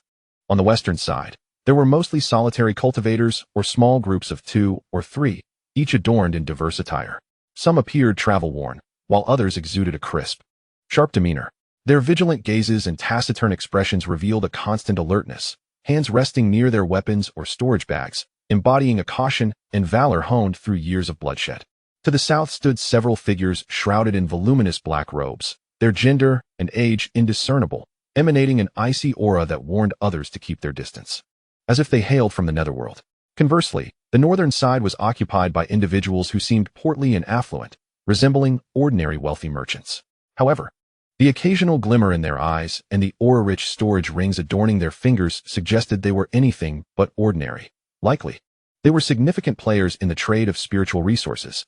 What sent a chill through Lin Yu was his keen perception of at least 4 or 5 unfathomable auras lurking among the crowd, akin to dormant beasts of prey, each possessing cultivation levels at least at the late Foundation establishment stage, if not higher. One particularly sinister presence, cold as a serpent, swept across the gathering. And though it was a mere brush, it caused beads of cold sweat to form on Lin Yu's back. It appeared that the level of this underground auction and the intricacies behind it were far more profound than what the enigmatic figure had hinted at. Lin Yu pondered this as he cautiously concealed himself, attaching a sliver of his consciousness to the ebony sword box nestled within his garments, ready to unleash his final trump card at the slightest hint of danger. Before long, a middle-aged man, portly and clad in an ornate robe, with a genial smile, strode confidently to the center of the white jade platform. He first greeted the assembled guests with a warm gesture, his voice amplified by a special sound-enhancing array surrounding the platform, resonating clearly and gently throughout every corner of the space. Good evening, esteemed friends. Welcome to this evening's Flowing Cloud Underground Auction. I am Qingyun Duo, your humble auctioneer. As per tradition, the highest bidder wins. If you lack sufficient spirit stones, you may offer equivalent value in pills, materials, artifacts, or even intelligence for appraisal by our certified evaluators. Without further ado, let us commence. And may you all find treasures of your desire. With no lengthy preamble, the auction began immediately. Qingyun Duo clapped his hands, and a graceful female cultivator, donned in a delicate azure dress, her beauty captivating and her steps light, approached the stage bearing a jade plate lined with crimson velvet. Upon the plate lay a slender flying sword, approximately 3 feet in length, glimmering coldly, its blade reminiscent of a flowing autumn stream. To kick off our auction, we present the first item, the inferior-grade spiritual weapon, Autumn Water Sword. Qingyun Duo's voice boomed with enthusiasm. This sword is crafted from cold iron mined from beneath the vast ice layers of the northern sea, painstakingly forged by a master craftsman over the course of 49 days. The blade carries an inherent chill, unmatched sharpness, capable of severing hair with a mere breath, and enhances water-based techniques by nearly 30%. It is indeed an invaluable weapon for friends at the Foundation establishment stage. The starting bid is 150 inferior-grade spirit stones. Each subsequent bid must increase by no less than 10 spirit stones. 160. Came an immediate response from the western side of the crowd. 180. Lazily called out a disciple from the Qingyun Sect, raising his bidding card. 200. After several rounds of bidding that were not particularly intense, the Autumn Water Sword was ultimately purchased for the price of 280 low-grade spirit stones by a graceful female cultivator, her face veiled. Shortly thereafter, the next item was presented on the stage, a translucent jade vase of sheep fat, its surface adorned with subtle, swirling cloud patterns. Through the walls of the vase, 3 dragon eye-sized elixirs could be distinctly seen, round and plump, with faint cloud markings on their surfaces. This was a second-tier superior cultivation pill. Upon uncorking the vase, a refreshing and invigorating aroma of medicine immediately wafted through the air, causing many in the front rows to take a deep breath. This elixir was crafted from rare spiritual herbs, including century-old yellow essence and purple ginseng, meticulously refined by a master alchemist, with an exceedingly low success rate. Its efficacy lay in fortifying the foundation and replenishing vital energy, making it exceptionally beneficial for foundation-building cultivators seeking to solidify their roots and recover from energy depletion, particularly during the consolidation phase after overcoming minor bottlenecks. The starting bid was set at 120 low-grade spirit stones. 130. 150. Ultimately, this cultivation pill was sold for 220 spirit stones. Lin Yu sat quietly in a corner, resembling a monk deep in meditation, having refrained from participating in any of the bidding. Although these elixirs and magical artifacts were commendable, they held little value for him. A man burdened with profound enmity and whose path of cultivation diverged sharply from the norm. His entire focus was on sensing the atmosphere of the venue, particularly as he patiently awaited the appearance of a fragment that might relate to the secrets of the sword box. During this time, he noted several participants with distinctive bidding styles and extraordinary auras, an elderly man in a green robe who remained with his eyes closed from the start, showing no interest in the earlier, mundane items, a portly middle-aged man with chubby fingers, constantly twirling a jade ring on his thumb and always wearing a merchant's smile, and a slender, fair-skinned figure on the edge of the black-robed section, whose fingers were exceptionally long and pale, raising his bidding card with precise and decisive movements. Devoid of hesitation, the auction proceeded in an orderly manner, showcasing rare cultivation resources seldom seen outside, ancient jade slips containing obscure techniques, powerful sets of talismans, precious formation plates and flags required for array arrangements, and various rare materials for refining artifacts and elixirs, with prices climbing from mere hundreds of spirit stones to several thousand. The atmosphere within the venue steadily heightened, with the sounds of bidding resonating throughout. Among the items, a burst yuan pill, capable of temporarily unlocking potential and allowing foundation-building cultivators to elevate their cultivation at critical moments, stirred considerable excitement. The efficacy of the burst yuan pill was well known among many present, serving as a life-saving tool in dire situations to reverse the tide of battle. Though it carried some risks, what could they possibly compare to one's life? With a meaningful smile, the auctioneer lifted a sealed jade box, initiating the bidding at 500 low-grade spirit stones. 600. A coarse voice bellowed immediately. 700. Followed swiftly by a softer voice. The price soared dramatically, ultimately fetching an astonishing 1,500 spirit stones, claimed by the elderly man in the green robe who had remained in a meditative state throughout. At the moment the wooden mallet descended, the elder opened his eyes. Lin Yu distinctly sensed a sharp, unparalleled sword intent that seemed capable of slicing through the void, causing a fleeting chill in his heart. This elder was undoubtedly a master of the sword. As time passed, more than 2 hours slipped away, and the auction gradually approached its conclusion. Lin Yu observed this blatant game of wealth, feeling a torrent of emotions within. He recalled the days at the Qingyun Sect, where inner disciples fought fiercely over a single bottle of qi concentration pill, often to the point of bloodshed. Yet here, thousands of spirit stones flowed like water, the bidders not even blinking an eye. This was the most authentic reflection of the cultivation world.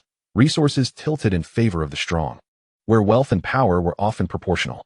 Behind the bustling prosperity lay the cold, brutal laws of the jungle. Qian cleared his throat, his previously warm smile now tempered with solemnity, his voice resonating through the array. Esteemed guests, we now arrive at the highlight of this auction, the 3 ultimate treasures. The atmosphere in the hall instantly grew heavier, as all present became alert. The first featured item was brought forth, a formation consisting of 36 small array flags and a bronze array plate intricately engraved with complex patterns.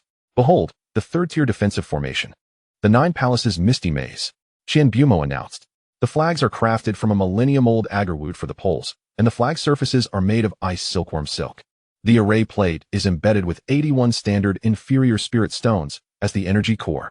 Once deployed, this formation can generate illusory mists, ensnaring a foundation establishment cultivator for the duration of an incense stick.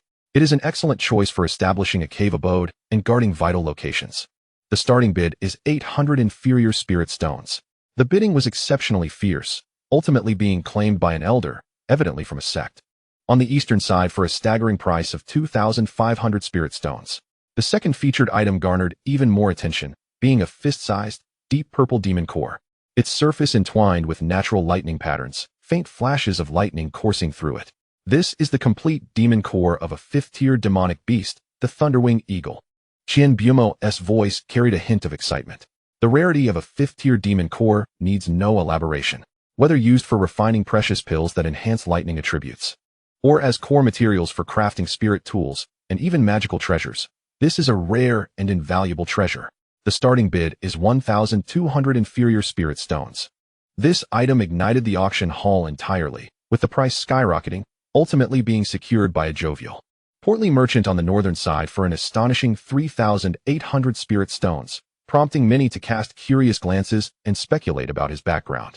Finally, we arrived at the last item, the true piece de resistance that propelled the atmosphere to its zenith. The smile had fully vanished from Qian face, replaced by an almost reverent gravity.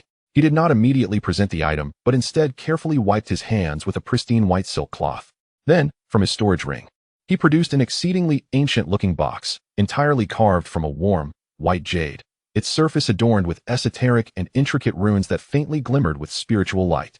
Even the box itself emanated a wave of spiritual energy and an ancient aura, causing the discerning individuals present to constrict their pupils. Taking a deep breath, Qian Bumo moved gently, as if handling a peerless treasure, and slowly opened the jade box. Within the box lies a soft, shimmering silk of ice silkworm, upon which rests a fragment of a scroll. This fragment is composed of an extraordinarily unique material, neither gold nor jade, neither silk nor paper, exuding a faint golden luster. Its edges are jagged, as if it had been violently torn from a complete tome by human hands. The surface of the fragment is adorned with dark red markings, resembling dried blood, inscribed with ancient, twisted, and arcane patterns that seem to hint at letters yet remain indecipherable, forming an incomplete design that radiates an ineffable aura of vastness and mystery.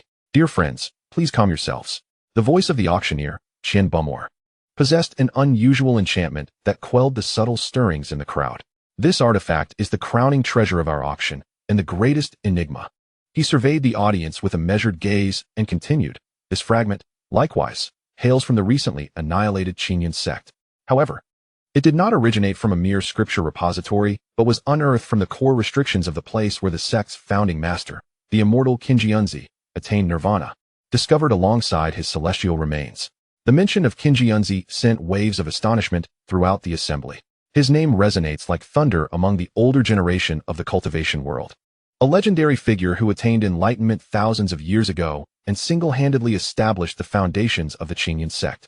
Anything found in conjunction with his remains could hardly be deemed ordinary. As the murmurs subsided, Qian Bumor continued gravely. Our association spared no expense in inviting 3 reclusive masters of appraisal, alongside a scholar with profound knowledge of ancient runes, to conduct a joint evaluation, which yielded a preliminary conclusion. This material is impervious to decay for 10,000 years, resistant to fire and water, and ordinary blades cannot inflict even the slightest harm upon it. The markings upon it do not correspond to any known script, but encapsulate an essence of ancient, primal Taoist principles. Although no one has yet been able to completely decipher its meaning, it is evident that this object is far from ordinary in our realm. Its origins likely trace back to ancient times, possibly intertwined with long-buried secrets of antiquity, even the elusive mysteries of the celestial path. The celestial path. These words held an almost magical power, rendering the auction house silent as a pin drop. The heaviness of breaths became palpable, all eyes fixated on the fragment, brimming with greed, desire, astonishment, and incredulity. Due to its astonishing provenance and extraordinary significance, its initial bidding price was set at 5,000 low-grade spirit stones. Each subsequent bid must exceed 500 spirit stones. Finally, Qian Bumor announced the price that caused most hearts to halt, 5,000 spirit stones. Merely the starting bid. Such a figure could bankrupt a small cultivation family. Yet, when associated with Qingyun Sect and the mystery of the celestial path, this price seemed, perhaps, not entirely unreasonable.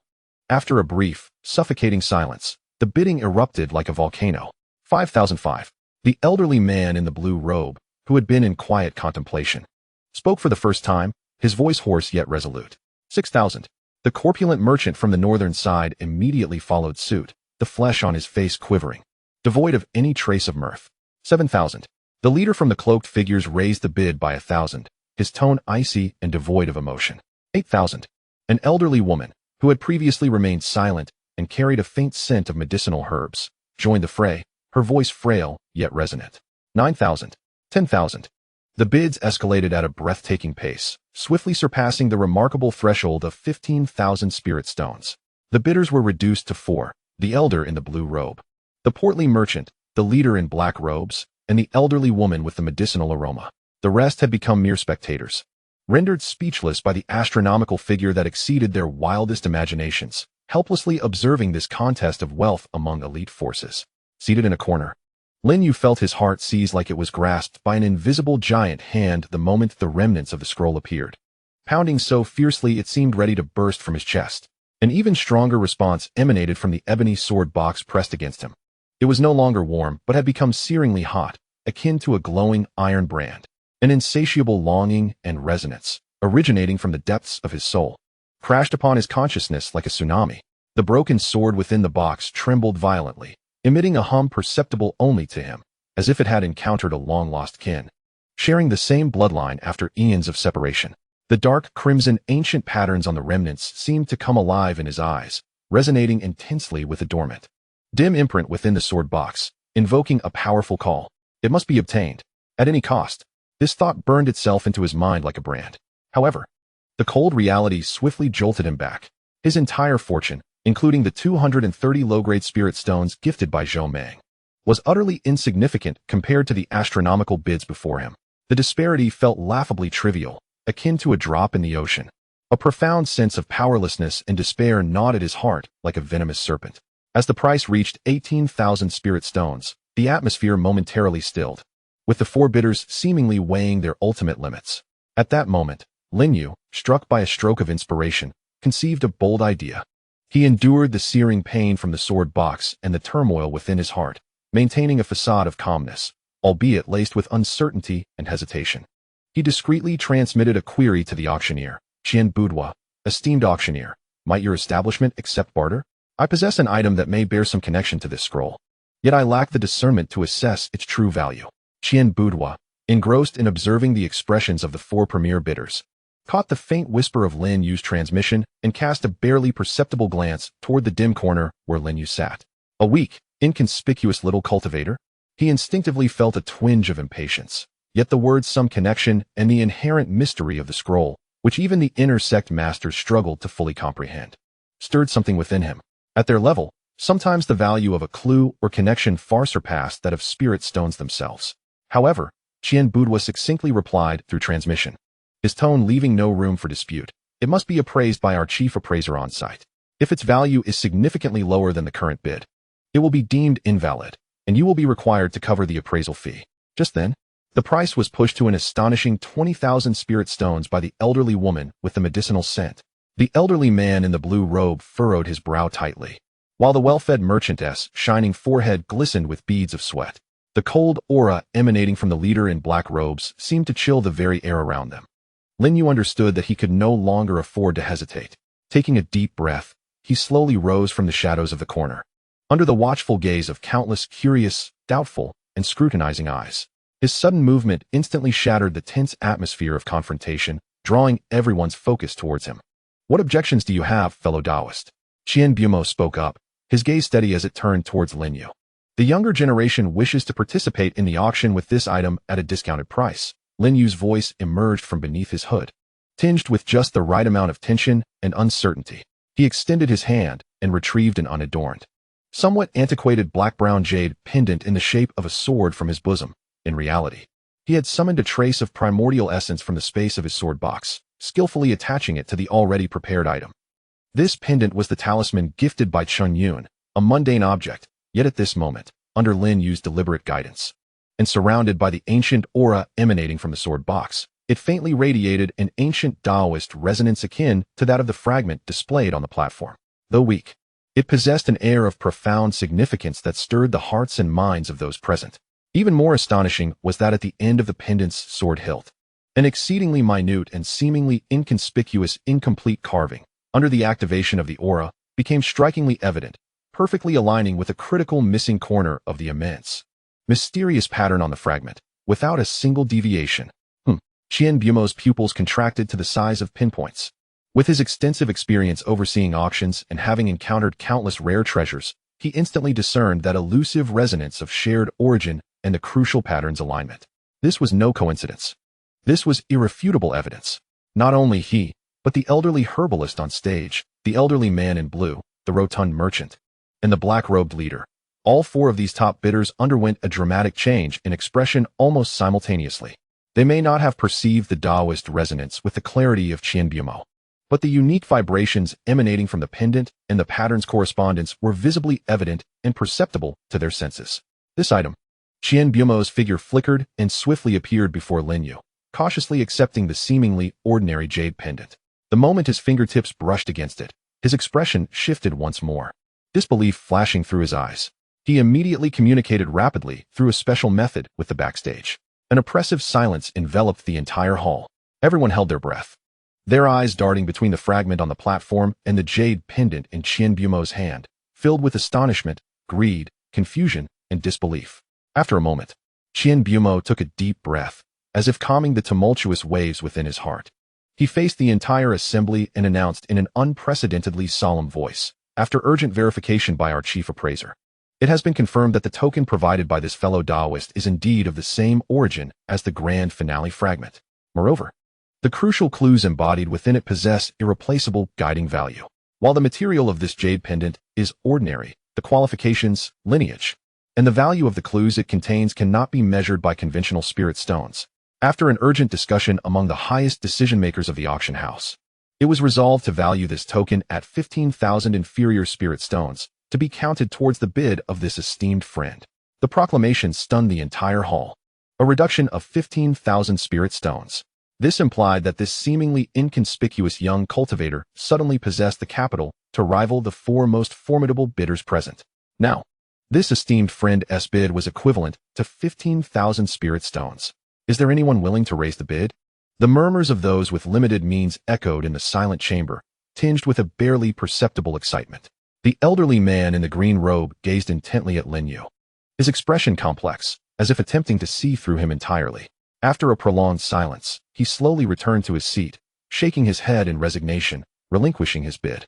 The plump merchant offered a wry smile, spreading his hands in defeat. Clearly, this price, combined with the immeasurable uncertainty of qualifications, had surpassed the threshold of risk he was prepared to bear as a businessman. The fragrant elderly woman meticulously sensed the aura of the jade pendant, glanced at the tattered scroll, and finally sighed, closing her eyes in a gesture of withdrawal. Only the leader of the figure in black, exuding a chilling and lethal aura, kept his unwavering gaze fixed on Lin Yu, as if intent on devouring him whole. His voice, cold enough to pierce, emerged like a whisper through clenched teeth. 16,000 spirit stones. This seemed to be his limit. At this moment, Lin Yu felt an unprecedented resonance with the sword box. A singular determination surged within him, pure and resolute. Without hesitation, he declared aloud, equivalent to 16,500 spirit stones. He wagered all the spirit stones he possessed. The black-robed leader's cloak stirred without wind. A terrifying malevolence flickered, yet ultimately, he shot Lin Yu a fierce glare and emitted a cold snort, falling silent. 16,500 spirit stones once. 16,500 spirit stones twice. 16,500 spirit stones thrice. Sold. The sound of the wooden hammer in the hands of the auctioneer rang out with a crisp and resolute finality, declaring that the coveted ancient scroll of the master Qingyun would ultimately belong to this mysterious young man in black robes. Maintaining an outward calm, Lin Yu's heart, however, felt a weight lifted, yet tense. He rose and, under the scrutiny of countless inscrutable gazes, proceeded to the backstage for the transaction. He could distinctly perceive the astonishment, greed, inquiry, and unabashed malice emanating from those gazes, especially the cold, serpent-like glare from the direction of the black-robed figure, which was firmly locked onto him. In the backstage, he paid all his spirit stones and navigated through the intricate process of collateralization. The jade pendant was temporarily held by the auction house as a special token. Ultimately, the heavy, ancient jade box, etched with runes, was solemnly placed in his hands. At the moment his hands made contact with the jade box, the sword box within his embrace trembled violently, radiating an unprecedented warmth and joy. The scroll within seemed to pulse slightly, creating a powerful resonance between them, akin to a profound connection, almost bursting forth from its confines. Lin Yu suppressed the excitement within, cradling the jade box tightly, as if safeguarding a rare treasure, and hastened toward the exit. However, just as he was about to step through the weathered wooden door of the auction house, his astute senses acutely detected the presence of at least 4 or 5 dangerously intent gazes, rife with unabashed greed and murderous intent, akin to parasites clinging to his very being, firmly locking onto him, far more brazen than before within the auction hall. Among them was the enigmatic elder in the azure robe, who had withdrawn from the bidding yet seemed lost in thought, a corpulent merchant whose eyes flickered, wearing a smile that concealed treachery, and several figures from the wandering cultivators area, who had previously shown signs of restlessness and were now unabashedly exuding malice. Yet, the most disconcerting was the palpable, frigid killing intent emanating from the direction of the cloaked figure, a menace that felt almost tangible. Their loss was not merely a treasure, but potentially a crucial clue to a celestial secret. Innocent bystanders suffer the consequences of possessing valuable treasures. It appeared that this night was destined for turmoil. Lin Yu chuckled coldly within, yet his steps remained steady, maintaining an unwavering rhythm as he moved outward. Simultaneously, he reached out to the sword box with all his might. A force more formidable and subdued than ever began to surge through his meridians. Akin to a dormant volcano poised to unleash devastating power in anticipation of the storm that was surely approaching. Upon exiting the door that separated him from the outside world, he re-entered the dark, desolate alley, permeated with an air of decay. The night wind howled, swirling the fallen leaves at his feet, causing his ample cloak to billow with a chilling rustle, infused with the biting severity of late autumn. He could distinctly sense that at least 3 or 4 groups of formidable individuals, working in concert, had stealthily sealed off the exits at both ends of the alley and the high points on either side, slowly closing in from the shadows like wolves drawn by the scent of blood. The atmosphere was taut with murderous intent, akin to a bowstring drawn to its limit, ready to snap at any moment. Lin Yu tightened his grip on the ebony sword box, feeling the fervent desire emanating from within, resonating as if it were intrinsically linked to the remnants in his embrace. The remnants stirred restlessly within the jade box, calling out to the broken sword in the sword box, as if they were long-separated components yearning to reunite. The path ahead was fraught with ambushes and perilous traps, yet he had no other choice, nor any retreat. He could only rely on the sword in his hand and the resolve in his heart to carve a bloody path through the treacherous night, rife with hidden dangers. His gaze turned utterly frigid, like ice unyielding through the ages. Each step he took was resolute and steady, silently proclaiming that the storm was imminent. Chapter 12. The lurking sparrow. The wooden door silently closed behind him, sealing off the suffocating clamor of the auction house, the blinding brilliance of the glass lamps, and the myriad of gazes, whether greedy or inquisitive. The night at the flowing cloud bazaar had shed its last semblance of disguise, revealing its profound, icy, and perilous essence. As soon as he stepped into the alley, an inky darkness, thick and impenetrable like congealed ink, enveloped him from all directions, devouring every ray of light and sound. Only a few faint glimmers, flickering like candles in the wind, emanated from the distant core of the marketplace, barely penetrating the heavy veil of night. These ghostly lights cast distorted, flickering shadows upon the uneven walls and ground of the alley, offering no warmth, instead amplifying the sense of the uncanny and unease. Lin Yu did not linger for a moment, nor did he glance back at the wooden door that had already merged with the wall.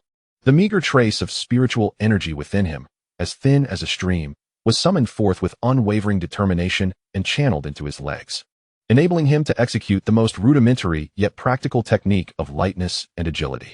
In an instant, his form transformed into a blur, akin to a wisp of smoke, clinging to the deepest shadows along the wall, racing towards the northwest direction of the marketplace, in stark contrast to the location of the Yuan Inn.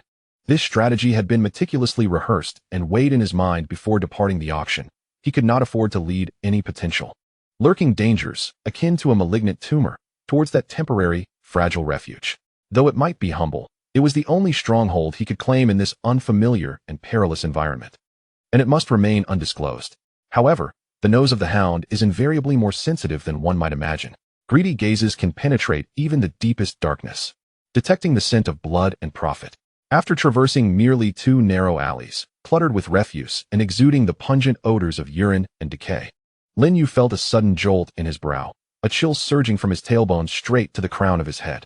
The ebony sword sheath pressed against his chest radiated a sudden, urgent warning heat, akin to a searing iron branding the skin, inducing a sharp sting.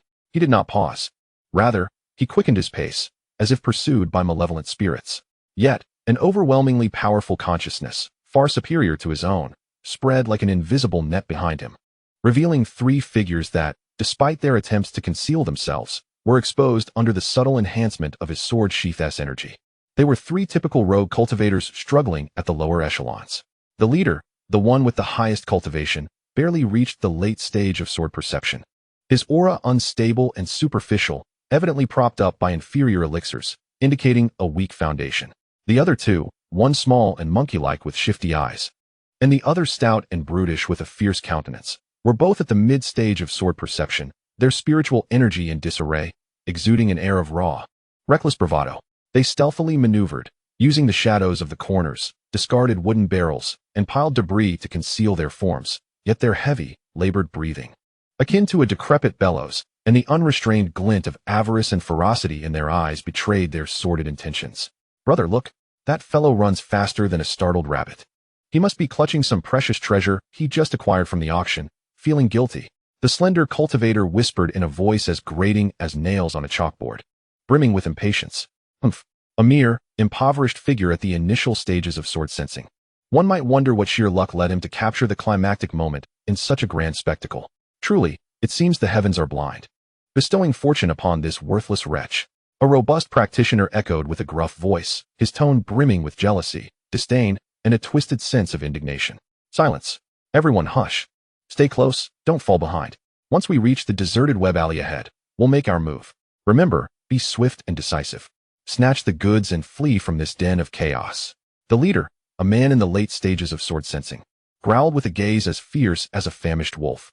He clenched a ghostly knife that shimmered with the dim light of a subpar magical artifact, its blade reflecting a cold glimmer in the faint light, as if it had already savored the taste of blood. Lin Yu sneered internally. It was indeed as he suspected. Before the colossal benefits capable of driving ordinary individuals to madness, the rules of the auction house and the potential risks of retaliation became utterly trivial. In this world of cultivation, where the strong prey upon the weak, strength reigns supreme. This is the most raw, most genuine, and most brutal essence of the realm. Rather than hastening his escape, he deliberately slowed his pace, feigning unsteadiness at the junction of the alley, as if he were struggling to maintain his balance. Meanwhile, he cleverly guided his three greedy pursuers, blinded by avarice and self-importance, toward the outskirts of the market, toward the forsaken area known as Web Alley. This place, perpetually shrouded from the sun's rays, is a dark corner of the flowing cloud market. The maze-like alleys mimic a spider-esque web. With most buildings in a state of decay, their crumbling walls and fragmented pillars creating a desolate landscape. One that even the law enforcement of the market deigns not to patrol, marking it as a lawless dead zone. Here lies an ideal locale for murder and theft. A place to resolve troubles, yet it often serves as a breeding ground for chaos, burying the ignorant. Upon entering the confines of Web Alley, an overwhelming stench assailed the senses, a pungent blend of decaying wood, rampant mold, and an indescribable dampness, reminiscent of decades-old corruption, enveloping him almost suffocatingly. The waning moonlight struggled to pierce the heavy, leaden clouds, casting a meager glow over the crumbling walls, splintered beams, and the weeds sprouting from the ground, creating grotesque and distorted shadows, as if countless slumbering beasts in the darkness silently gaped, observing every unwelcome intruder. Lin Yu paused at a crossroads where three paths converged. Slowly turning around, the hem of his gray cloak fluttered gently in the breeze, the shadow of his hood obscuring most of his face in profound darkness, save for a glimmering, cold gaze that emerged. Are you not weary from following me for so long? His voice, not loud yet calm and unwavering, resonated with an unsettling chill throughout the desolate alley, standing in stark contrast to the surrounding silence. The three figures, like startled serpents, sprang from their respective shadows, swiftly forming a tight triangle around Lin Yu, effectively severing all possible routes of retreat. The leader, the very man in the late stages of sword sensing, brandished the seemingly heavy ghostly knife, its dim light flickering to life under the influence of his surging murderous intent. He bared a mouthful of yellowed teeth, stained by smoke, and sneered, "Kid, your ears are quite pointed. Since you are aware that we are following you, you would do well to comply. Hand over that fragment you acquired at the auction without delay. Furthermore, relinquish all your spirit stones and valuable items to us. Perhaps, if we are in a generous mood, we might grant you a swift demise, sparing you from lingering agony." His gaze, akin to a parasite, swept hungrily over the inconspicuous gray bundle behind Lin Yu and the tightly clutched item in his arms, brimming with unabashed, unrestrained desire. Lin Yu remained silent, his posture unchanged, merely observing them with a gaze as tranquil as ancient ice, devoid of any ripple or trace of fear. This extraordinary, almost eerie calmness unnerved the three overconfident rogue cultivators, as their ferocity collided against an invisible barrier, giving rise to a vague sense of unease. Damn it, what a charade. How dare you disregard us? The slender, impatient cultivator on the left, unable to contain his frustration upon meeting Lin Yu's still gaze, erupted in curses, his wrist flicking sharply. Whoosh. 3 slender darts, glimmering with a sinister blue sheen and evidently laced with deadly poison, hurtled toward Lin Yu's face and vital chest, their speed and precision showcasing the skill of their wielder. Just as the poison darts were about to pierce Lin Yu's clothing, and he could feel the icy sting upon his skin, he moved, not through ordinary evasion or defense, but with an intense focus, his spirit concentrated like a spring compressed to its limit. He instantaneously connected with the mysterious ebony sword box that shared his life force. The box resonated warmly with a familiar vibration, quietly channeling a subtle yet pure power, distinct from ordinary spiritual energy. Buzz. An invisible yet remarkably resilient mental barrier abruptly manifested before him. The 3 incoming poison darts collided with this unseen wall, producing sharp, clear sounds as they were halted abruptly, their tips bending slightly before they harmlessly fell to the dirt-laden ground, never even brushing against Lin Yu's garments. What sorcery is this? This is absurd. The scene before them, utterly beyond comprehension and unfathomable, caused the 3 rogue cultivators' expressions to shift drastically, their terror palpable. They had seen no movement from Lin Yu. No brilliant light, no incantations, nor any summoned artifacts. How had those malicious darts inexplicably fallen? This utterly surpassed their understanding of the cultivation system. What Lin Yu sought was precisely this moment of shock, confusion, and daze. In the heat of battle, life and death often hinge upon the briefest of instants. He seized this rare and opportune moment, pointing as if wielding a sword, compressing all his mental willpower to its utmost, his intent sharp as the finest of needles. Firmly locking onto the frail, diminutive cultivator who had just unleashed a hidden weapon, his heart resonating with a chilling whisper, "Break." The small cultivator was struck as if by an immense hammer, forcefully impacting the most vulnerable part of his mind, letting out a wretched howl, distorted and unrecognizable as human. He clasped his head in anguish, crimson blood seeping from his eyes, ears, mouth, and nose. His body convulsed violently twice before collapsing, as if stripped of all bones, kneeling stiffly before crumbling into a lifeless heap. His gaze instantly dulled, vacant and lost, his spirit severely wounded, plunging him into unconsciousness, oblivious to life or death. This was precisely the new technique that Lin Yu had gleaned from his recent endeavors to commune deeply with the sword box, derived from countless life and death struggles. No longer did he seek wide-ranging, energy-draining, and uncontrollable mental impacts. Instead, he focused the sword box's power into a concentrated point, delivering precise and lethal strikes to the soul. This method, consuming less energy yet wielding greater potency, proved effective against opponents of lower cultivation and weak spiritual defenses, often achieving a single blow that turned the tide of battle unexpectedly in his favor. Old 3. The man wielding the blade bellowed in a rage, his eyes wide with disbelief. He could scarcely fathom that, in a single encounter, one of their own had been incapacitated in such an inexplicable manner. A chill intertwined with fury surged through him. "You little bastard. I will tear your body to shreds and scatter your ashes. Everyone, attack together and slay him." In a fit of rage, he channeled his already impure spiritual energy into the ghost head blade, the blade gleaming with a sanguine light.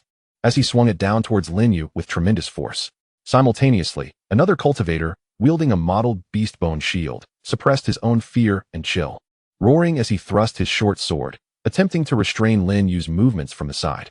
Faced with the frenzied assault of the 2, Lin Yu's form shifted like a specter, retreating with an agile and uncanny grace, narrowly evading the primary trajectory of the blade's arc.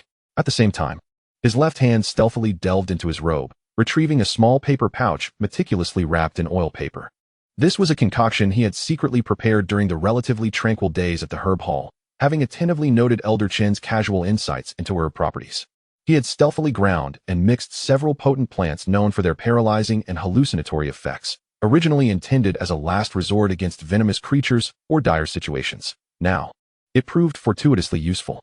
At that critical and fleeting moment when the blade-wielding man struck empty, his strength spent and new energy yet to rise, Lin Yu's eyes glinted with cold light. Seizing this ephemeral opportunity, he hurled the paper pouch towards the man's face with force, simultaneously urging it to disperse with a faint surge of spiritual energy. Poof! A pale yellow powder, sharp and acrid in scent, rapidly expanded under the influence of his spiritual force, enveloping the blade-wielding man like a smoke bomb. Cough, cough, cough. What is this? My eyes. I feel so dizzy. The man was caught off guard, inhaling a substantial amount of powder, and suddenly felt a dizzying whirlwind, his eyes stinging with tears as his vision quickly blurred. His limbs grew weak, and the already sluggish flow of spiritual energy within him became painfully stagnant, as if he were mired in a quagmire. He struggled to maintain his grip on the heavy ghostly blade, his body staggering under the weight. "Be careful, brother." The shield-bearing cultivator, witnessing the situation, was taken aback and momentarily abandoned his attack on Lin Yu, rushing forth to assist and stabilize their position. However, Lin Yu was not one to grant him such an opportunity. In the fleeting moment when the man was severely affected by the paralyzing powder and the shield-bearer's focus was diverted by his companion's plight, Lin Yu's eyes glimmered with lethal intent. He concentrated most of his thoughts once more, coalescing them into an invisible hammer that struck fiercely at the already disoriented mind of the blade-wielding man. Simultaneously, like a bolt of lightning, he surged forward, deftly sliding to the side to evade the hastily raised beast-bone shield. His right hand, fingers poised like a blade, emanated a subtle yet piercing force of sword energy, precisely slicing through the unprotected carotid artery of the shield-bearing cultivator. The cultivator felt a sudden numbness in his neck as a bizarre and frigid power surged within him. Darkness enveloped his vision, and without uttering a sound, he collapsed to the ground like a rag doll, completely unconscious. The blade-wielding man, already affected by the paralyzing powder and in a daze, suffered a direct impact from Lin Yu's concentrated spiritual assault. Under the dual onslaught, he could not even muster a proper scream before his eyes rolled back, foam bubbling from his mouth, collapsing lifelessly to the ground, his breath growing faint, teetering on the brink of death. In a mere moment, the three previously imposing rogue cultivators, who believed victory was theirs, lay scattered on the ground, stripped of all threat. Their fates uncertain. Lin Yu took a few labored breaths, beads of sweat forming at his temples, his complexion slightly pale. The repeated use of sword energy, especially the too precise and considerably draining spiritual strikes, had taken a toll on his mental faculties, causing a mild, throbbing pain at his temples. He dared not linger, suppressing his discomfort as he swiftly searched the three unconscious rogues. The outcome was disappointing, aside from a handful of mediocre, low-grade spiritual stones, some cheap healing ointments for ordinary injuries, and a few insipid low-level talismans and trinkets. There was nothing of value.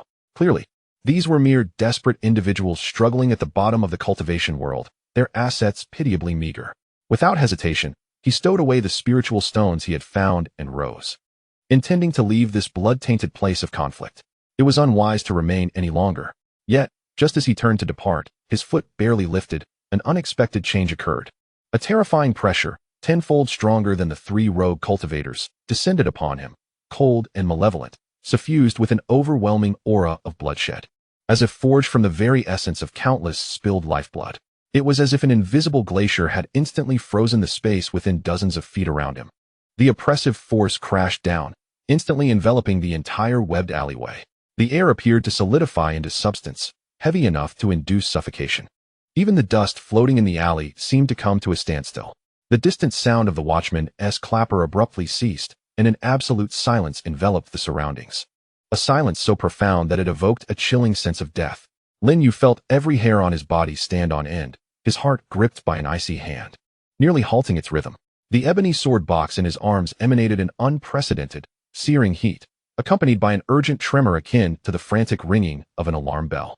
This overwhelming sense of terror bore a resemblance to the oppressive fear he experienced before the bloodthirsty demon, Tu Lai, at the gate of the Qingyun Sect. Yet it was colder, purer, and more refined, a chilling efficiency reminiscent of a precise killing machine. He abruptly raised his head, his pupils constricting. At the entrance of the alley, shadows coalesced into four figures, appearing silently like phantoms. Each was clad in a uniform dark red attire, meticulously crafted and perfectly tailored, blending seamlessly with the surrounding darkness. On their chests, a grotesque emblem was embroidered with sanguine threads, a depiction of a monstrous head with bared fangs, symbolizing the notorious bloodslaughter sect, a formidable force in the realm of cultivation known for its bloody deeds. The leader among them was a youth with a complexion so pale it was nearly translucent, devoid of any color. His eyes were hawk-like and piercing, with lips as thin as blades. Though he appeared youthful, the waves of spiritual energy emanating from him were as unfathomable and chilling as a bottomless cold pool, unmistakably at the mid-stage of Foundation establishment. The three figures behind him stood in a fan formation, their auras equally profound and sharp, akin to unsheathed swords, all at the initial stage of Foundation establishment.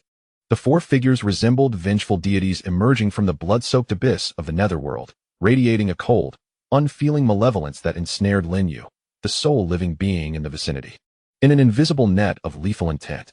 Their gazes were frigid and indifferent, as if appraising not a living entity, but a prey destined for dissection or an object to be seized.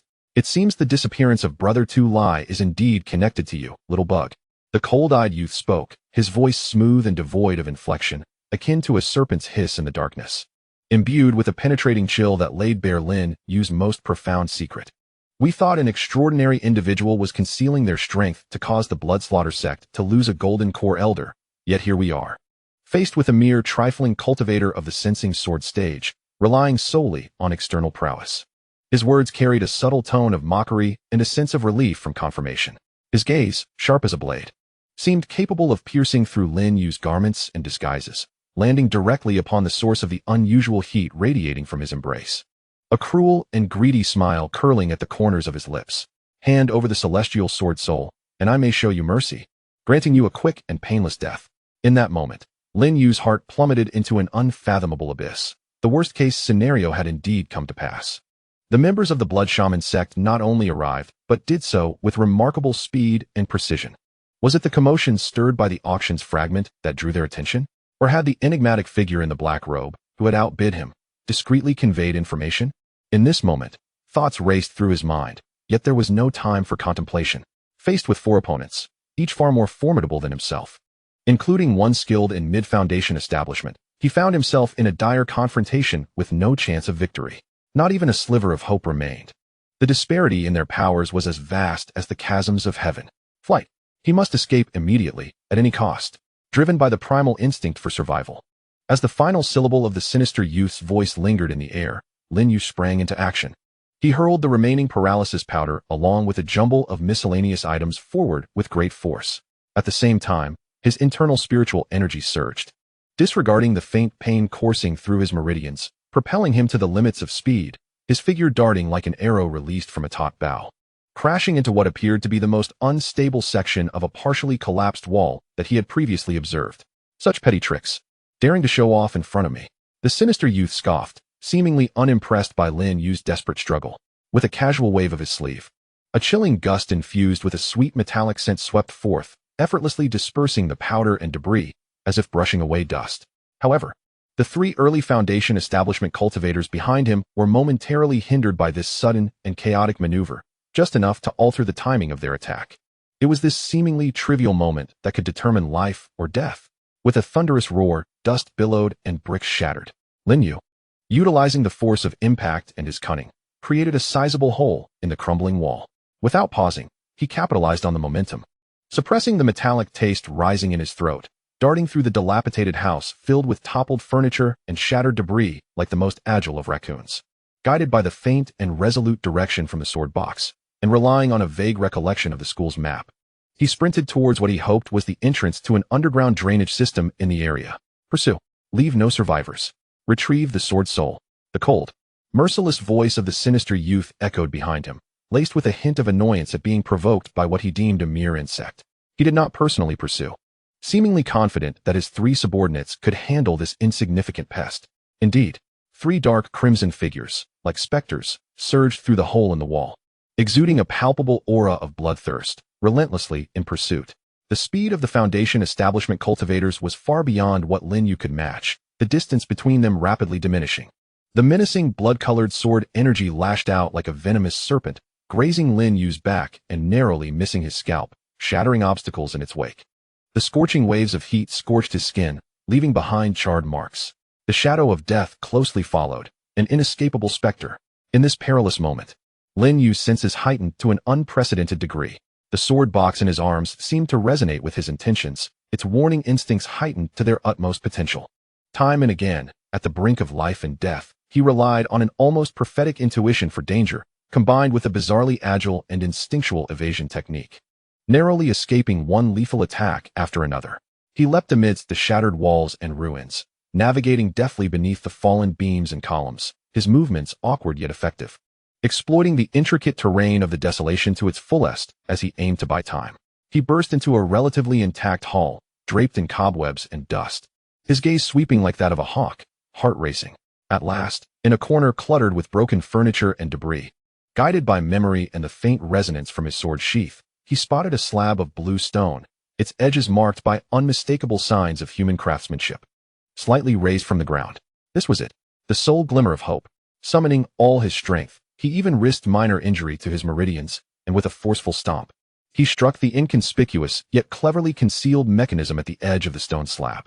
With a crisp click, the slab flipped, revealing a dark, bottomless opening that exuded a foul stench. A gust of putrid, damp air, thick with the odors of decay and excrement, surged forth from below, nearly overwhelming him. Without a moment's hesitation, Lin Yu leapt into the abyss, his form instantly engulfed by the endless darkness. Almost simultaneously, four shadowy figures rushed into the hall. Oh, he has scurried into a rat hole. The sinister youth smirked coldly at the dark, foul-smelling entrance, a cruel arc forming at the corners of his mouth. Seal off this area. Inform the other squads in the district. The target has entered the underground drainage system. He cannot escape. We shall dig him out. No matter the depth. A disciple of the Bloodslaughter sect immediately bowed in obedience, producing a blood-colored jade talisman etched with strange runes, and without hesitation, shattered it. An invisible wave, marked with the unique sigil of the Bloodslaughter sect, rapidly spread from the center of Spiderweb Alley, much like a stone cast into a tranquil lake. Stirring up ripples, Lin Yu descended about 2 or 3 zhang into the pitch-black void, landing with a splash as his feet sank into knee-deep, frigid, viscous sludge that felt akin to glue. The acrid stench, potent enough to induce instant nausea in an ordinary person, nearly suffocated him. He struggled vigorously for a moment before managing to steady himself in the slippery mire, coughing violently as he looked up. Realizing that the faint glimmer of light from the entrance was now entirely obscured, the stone slab evidently had a self-resetting mechanism, sealing tightly. He dared not linger for a moment, nor could he afford to discern direction. An overwhelming instinct for survival propelled him onward through the narrow, slick, and uneven passageway, racing chaotically with each desperate step. In the darkness, the only sounds echoing in the confined space were his labored breaths, as heavy as a bellows, the thundering of his heart, and the sloshing of the sewage being disturbed, amplifying the terror within. The sword sheath in his arms still radiated warmth. But the previously frantic warning vibrations seemed to have calmed somewhat, providing him with a modicum of reassurance, suggesting he had temporarily evaded the immediate pursuit of the foundational cultivators. Yet, he knew this tranquility was but a fleeting illusion, the calm before the impending storm. The Bloodslaughter sect, having located him with such precision, would not relent easily. They are undoubtedly mustering additional manpower, sealing off all conceivable exits on the surface, and are highly likely to dispatch elite disciples into the vast and intricate underground drainage system for a thorough search. He must swiftly find a relatively safe haven to conceal himself, recuperate his strength, or discover another unknown escape route. He has been running through the labyrinthine, foul-smelling sewers for an indeterminate duration. Time has lost its meaning. Only when he feels a fiery pain in his lungs, as if they might burst, and his spiritual energy has diminished significantly, do his legs, heavy as if filled with lead, compel him to halt. He leans against a relatively dry stone wall, slightly removed from the main flow of sewage, gasping for breath, greedily inhaling the foul but life-sustaining air. In the darkness, he clutches tightly the sword box and the jade case containing the remnants of scrolls, as if they are his sole support. The remnants within the jade case seem to sense the extreme peril of the outside world and the agitation of the sword box, trembling slightly in a peculiar resonance with it. He must integrate it swiftly, comprehend it. A powerful thought surged in Lin Yu's mind. Only by enhancing his strength and mastering greater power can he seize that slim chance of survival in this seemingly hopeless predicament. He forces himself to calm down, suppressing the panic and despair within, carefully attuning himself to the faint but persistent guidance emanating from the sword box. It appears to harbor no aversion to this dark, murky, deathly silence. Rather, it subtly indicates a specific direction. Though the sensation is weak, it carries an undeniable conviction. Perhaps there lies an exit, a turning point, or even deeper secrets. After a brief respite, he manages to regain a modicum of strength and spirit. Just as he prepares to advance in the direction indicated by the sword box, the clear, unhurried sound of footsteps arises from deep within the fork ahead. In this deathly silence, where only the sound of dripping water prevails, it resonates with alarming clarity, akin to a death knell striking his heart. Simultaneously, a familiar, chilling, blood-scented aura spreads like an invisible tide from all directions, gradually permeating the entire space. Lin Yu's heart tightens suddenly. His muscles tense instantaneously. They have found him so quickly.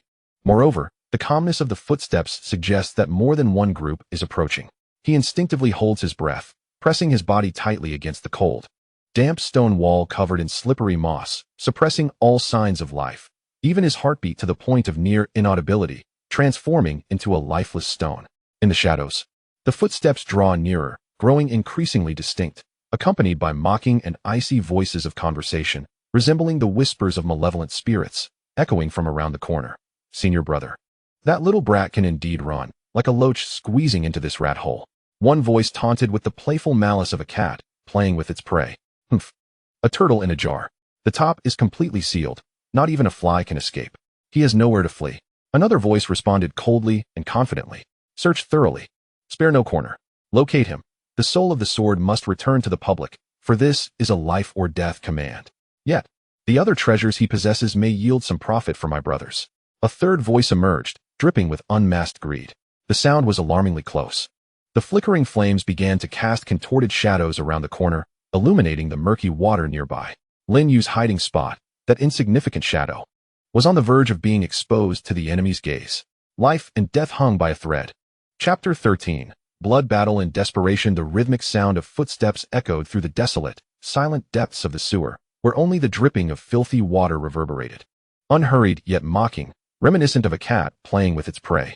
The footsteps drew closer, resonating like the relentless beat of a death knell, striking against the taut strings of a heart, growing nearer and louder. The flickering flames illuminated the damp, moss-covered stone walls at the corner ahead, casting shadows that twisted and writhed like demons clawing their way from the abyss of hell, heralding the approach of danger. Lin Yu pressed his spine against the cold, clammy stone wall, which exuded droplets of moisture, slick with algae. He held his breath, nearly suppressing his heartbeat to a halt. His muscles tensed like a bowstring stretched to its limit, every nerve heightened in alertness. The ebony sword box in his embrace radiated an intense, searing heat. No longer the mere warning warmth of before, but a near-boiling, almost frenzied battle intent. It seemed as if the ancient beast slumbering within had been roused by the overwhelming and pure aura of killing intent and bloodshed from the outside, yearning to spill blood and tear apart any obstacles before it. The jade box, cradling the mysterious remnants, trembled slightly, emitting an imperceptible hum, resonating in a profound harmony with the sword box, as if long-lost components were finally on the verge of reunion. He could distinctly sense that only two individuals approached, both at the initial stage of foundational cultivation, as inferred from the intensity and nature of their spiritual fluctuations. The sinister young man who bore down upon him with the weight of a mountain, possessing mid-foundation cultivation, had not descended himself. Perhaps he remained above, commanding from a distance, sealing the exits, confident in the capabilities of his two initial stage cultivators, deeming it more than sufficient to deal with a mere nascent sword sense practitioner. Yet, despite this, it remained a perilous dead end. Two initial stage cultivators were an insurmountable chasm for an ordinary nascent sword sense practitioner, capable of extinguishing him as easily as crushing an ant. There seems to be some movement over here. The sound of water is off. A sharp voice, tinged with the excitement of discovering prey, pierced the stifling silence, intensifying the flicker of the flames. Be cautious, do not capsize in the gutter. If those worthless nascent sword sense practitioners fall, it would be one thing. But that lad is indeed a bit uncanny. The disappearance of Brother Tu Lai is likely connected to him. We must not be careless. Another voice, more composed and tinged with caution, warned, clearly more prudent than his companion. The flames suddenly surged around the corner, akin to the spotlight on a stage, illuminating Lin Yu, who was curled in the narrow recess of the stone wall, attempting to conceal himself in the shadows, rendering him utterly visible. His gray cloak was marred with stains, and his complexion appeared pallid from prolonged flight and tension. Yet, the eyes concealed beneath the shadow of his hood shone with an astonishing brightness, akin to stars in a frigid night, brimming with resilience and composure amidst despair. Here, Weevee found him. Two disciples from the Bloodslaughter sect simultaneously revealed cruel and resolute grins, as if they could already envision the accolades and rewards beckoning to them. One of them flicked his wrist, unleashing a blood-red whip, its surface seemingly soaked in blood, adorned with fine barbs that shimmered with a life of their own. The whip twisted and coiled, unleashing a foul wind accompanied by a piercing shriek that tore through the air, striking directly towards Lin Yu's head like a venomous serpent emerging from its lair. The other swiftly conjured a palm-sized banner, embroidered with a grotesque, demonic visage, emanating a chilling aura. He formed intricate hand seals and chanted incantations, causing the banner to flutter without wind, shadows of phantoms swirling upon its surface, emitting a series of haunting, ear-piercing shrieks that penetrated the very soul, as if countless vengeful spirits were wailing. Clearly, it was a sinister artifact designed to assault the minds of practitioners, disturbing their consciousness. There was no escape, no retreat. A flicker of resolute determination flashed in Lin Yu's eyes. He understood that any hesitation or retreat would signify instant death. In this critical moment, he made an exceedingly bold and nearly reckless decision. He abruptly drew forth the jade box, nestled closely beside his sword case, and simultaneously, with an unprecedented fervor, urged the ebony sword case to resonate, attempting to channel the powers of both for a final gamble. However, just as the jade box was exposed to the air, reaching the closest proximity to the agitated sword case, an unforeseen transformation occurred. It surpassed Lin Yu's expectations and control entirely.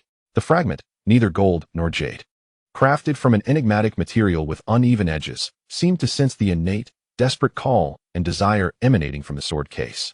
Remarkably, it erupted with a blinding pale golden light without requiring Lin Yu's guidance or manipulation. An ancient, vast aura, tinged with a hint of sorrow and resolve, surged forth.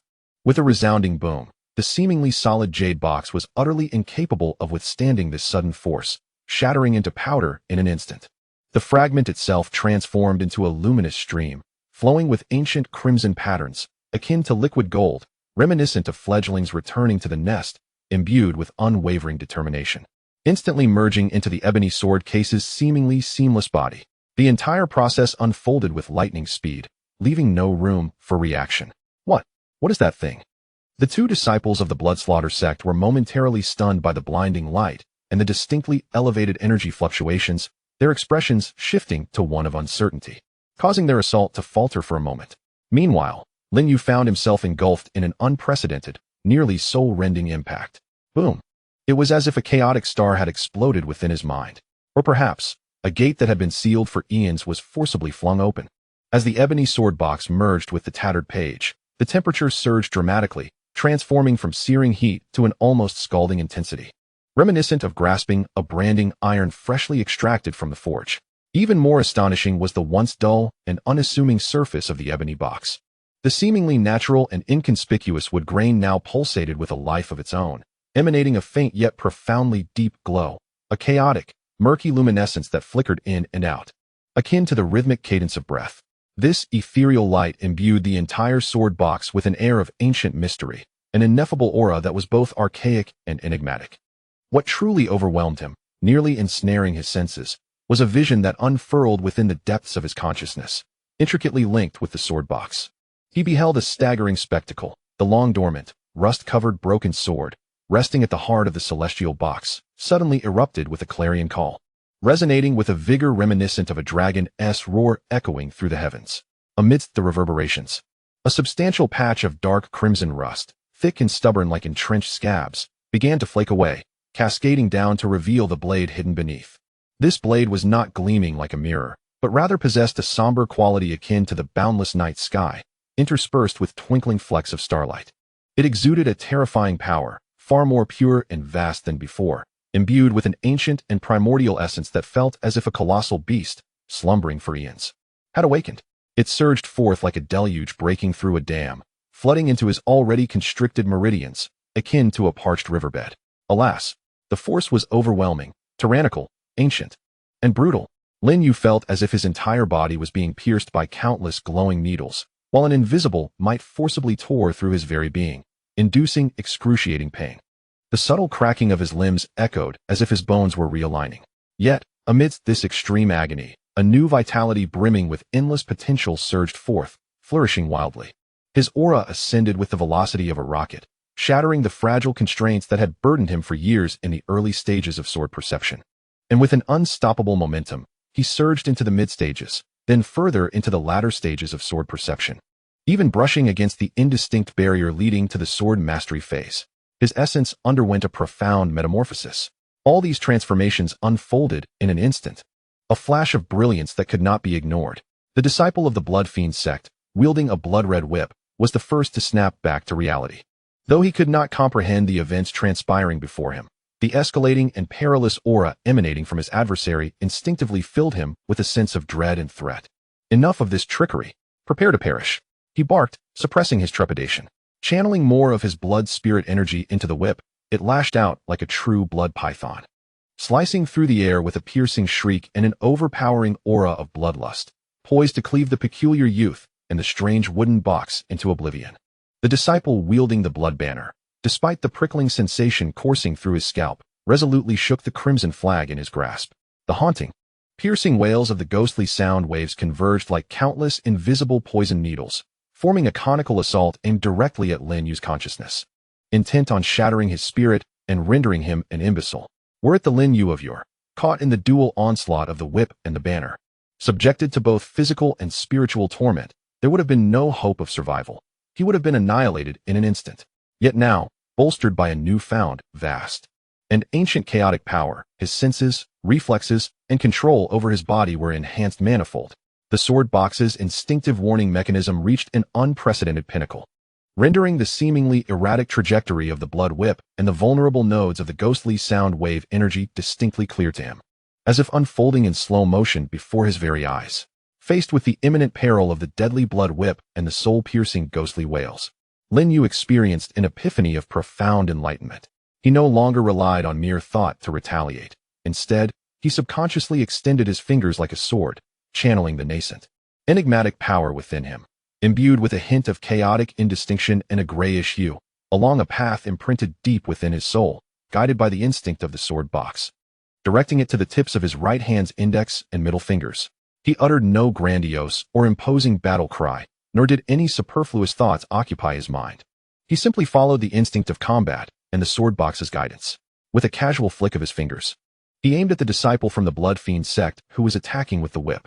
A whisper of a sword aura, slender as a hair and approximately a foot in length, manifested in a chaotic gray, emanating silently from his fingertips. This sword aura was so minuscule that as it traversed the air, it caused negligible fluctuations in spiritual energy, lacking any dazzling brilliance. Compared to the grandiose, menacing blood whip and the cacophony of ghostly howls, it appeared utterly insignificant, akin to a mere pebble cast into the ocean. However, what transpired next would forever etch itself into the memory of the other disciple holding the banner, striking terror into his very core. The moment the chaotic sword aura made contact with the blood whip, which was of considerable quality and had attained the level of a low-grade spiritual weapon, there was no violent collision or explosive release of energy, as one might have anticipated. Instead, the seemingly omnipotent whip disintegrated like ice beneath the blazing sun, or like a painting cast into the void, severed cleanly, its edges smooth as a mirror. As though that segment of the whip had never existed in this world. The spiritual essence contained within was instantaneously obliterated, reduced to mere mortal iron. Remarkably, the delicate chaotic sword aura did not diminish in momentum. It passed through as if merely traversing a trifling mist. And in the eyes of the whip-wielding disciple, who was frozen in horror, his pupils dilated to the extreme. It pierced through the seemingly substantial protective bloodlight he had hastily conjured and entered his chest. The twisted smile of malice on the disciple's face became utterly frozen, replaced by sheer terror, bewilderment, and disbelief. He instinctively lowered his gaze to his chest, where the anticipated spurt of blood and the grotesque sight of shattered entrails had not manifested. Instead, there lay a hollow, the width of a finger, transparent from front to back. The edges of this void displayed an eerie, impeccably smooth cross-section, as if that portion of his body, along with his garments, flesh, bones, and even his vital energy and a fragment of his soul, had been utterly obliterated by an incomprehensible force the moment it encountered the sword's aura, erasing it completely from existence. Remarkably, he felt little pain. Rather, he sensed life and strength rapidly ebbing away, his consciousness swiftly plunging into an eternal abyss of darkness. With a soft thud, his lifeless body collapsed into the knee-deep murky waters, splashing a cloud of turbid droplets, falling silent thereafter. Meanwhile, the spectral sonic wave aimed at his soul dissipated upon nearing a 3-foot radius around Lin Yu, countered by the imperceptible yet immensely resilient chaos-hued aura emanating from the ebony sword sheath, absorbing the majority of its power. The residual waves, now significantly diminished, posed no threat to Lin Yu, whose soul had been fortified by that ancient energy and had grown substantially denser, akin to a gentle breeze brushing against his face. Silence reigned, a deathly stillness. Only the faint sound of water trickling remained. The last disciple, who had wielded the banner, felt the cruelty, confidence, and fleeting wariness on his face vanish without a trace, replaced by an overwhelming, bone-deep terror. He watched in disbelief as a companion of comparable strength, an elite disciple of the Qingyun Sect at the early stage of Foundation establishment, was effortlessly slain in an instant by a mere boy, who had only just begun to sense the sword, wielding an extraordinarily peculiar and nearly invisible gray sword aura. This was beyond his comprehension, shattering his entire understanding of cultivation realms and power hierarchies. "Monster, you are not human. You are a beast," he shrieked, his voice cracking from sheer terror. Abandoning any thoughts of his sect's mission, the transcendent sword's soul, or rewards and accolades, The primal instinct for survival overwhelmed all else. He turned to flee down the path he had come, forgetting even to reclaim the treasured blood banner artifact, cursing his parents for not giving him 2 more legs. Lin Yu, in his current state, was no better off. The seemingly casual yet immensely draining chaos sword aura had nearly exhausted the majority of the newfound power he had just acquired. His meridians throbbed with a hollow ache and a piercing sense of tearing, while his mind buzzed from the excessive consumption of spiritual energy, his vision darkening intermittently. Yet, the remnants of his rationality firmly insisted that he could not allow this man to escape. Should he return to alert the mid-foundation stage malevolent youth above or summon even more foes, Lin Yu would be as good as dead.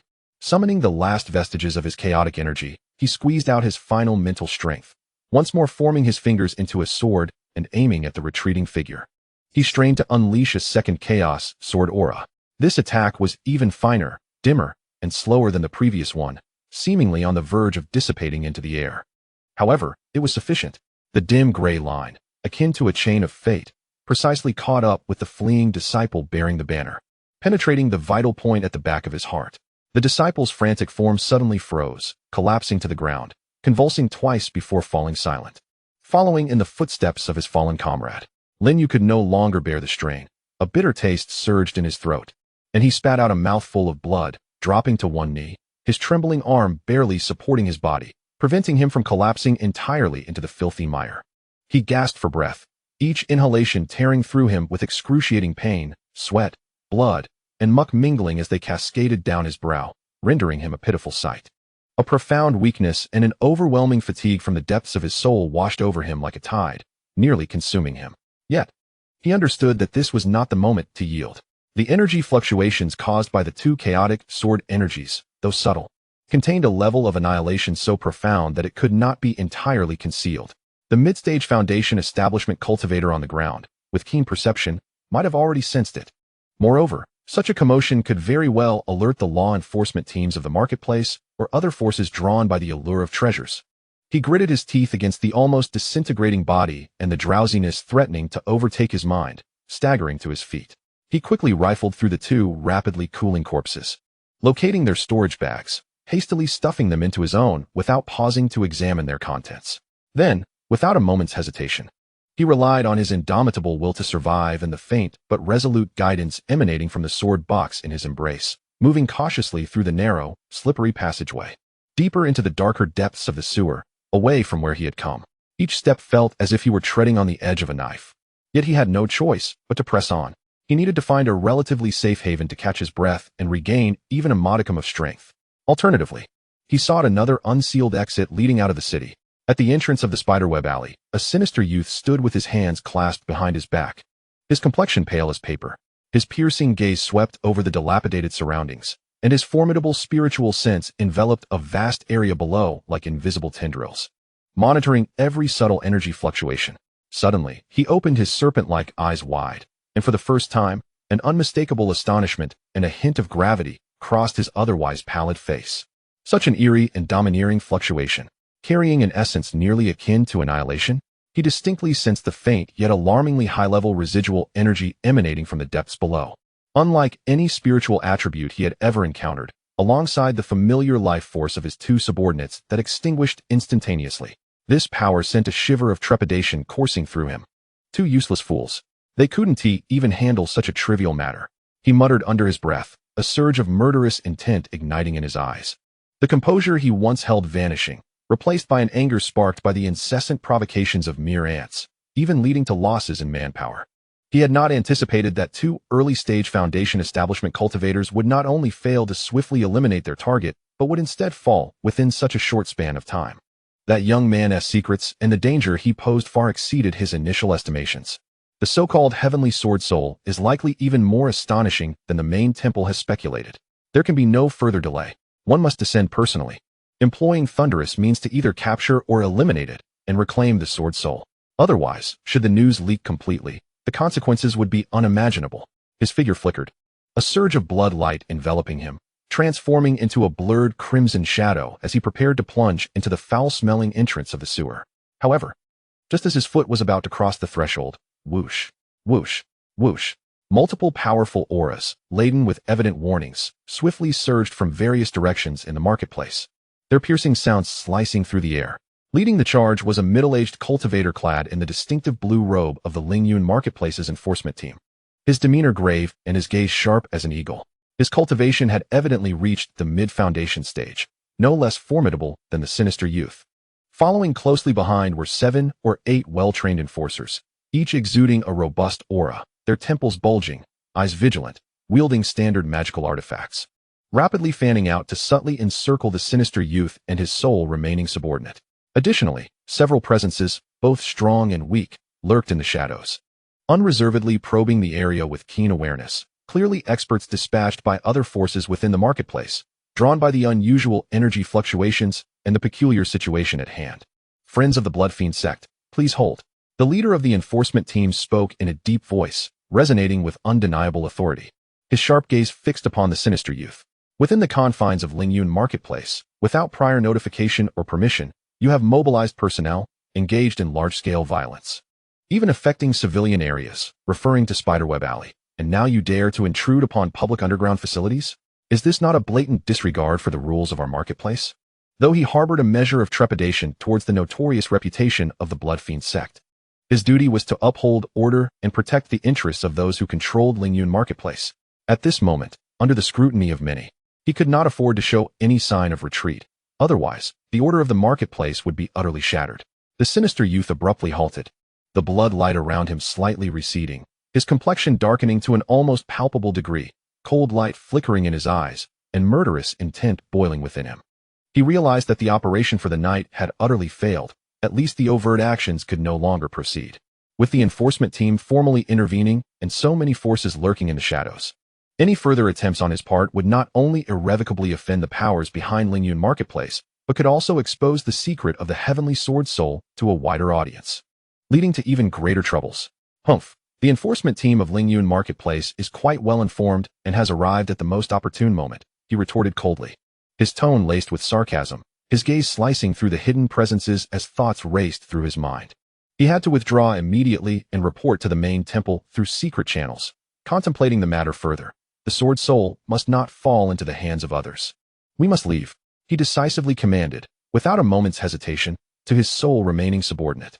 The bloodlight surged once more, transforming into 2 dazzling crimson rainbows that pierced through the enforcement team's relatively lax blockade, vanishing into the vastness of the night with astonishing speed. However, before his departure, the piercing gaze filled with a profound murderous intent, resentment, and an indescribable greed fixed intently on the entrance of the sewer, signifying that this matter would not simply fade away. The Bloodslaughter sect would undoubtedly rise again. The leader of the enforcement team observed their departing figures without issuing a command to pursue.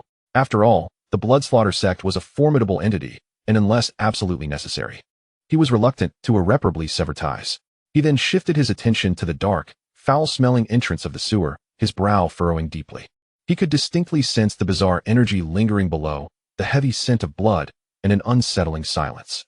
Captain, the situation below seems quite complex. Should we send someone to investigate? One of the team members stepped forward to inquire. The leader pondered for a moment, then slowly shook his head, his expression grave. The circumstances below are unclear. The residual energy is exceedingly strange, and the goal that could incite the Bloodslaughter sect to mobilize and even confront us directly is far from ordinary. The implications could be vast.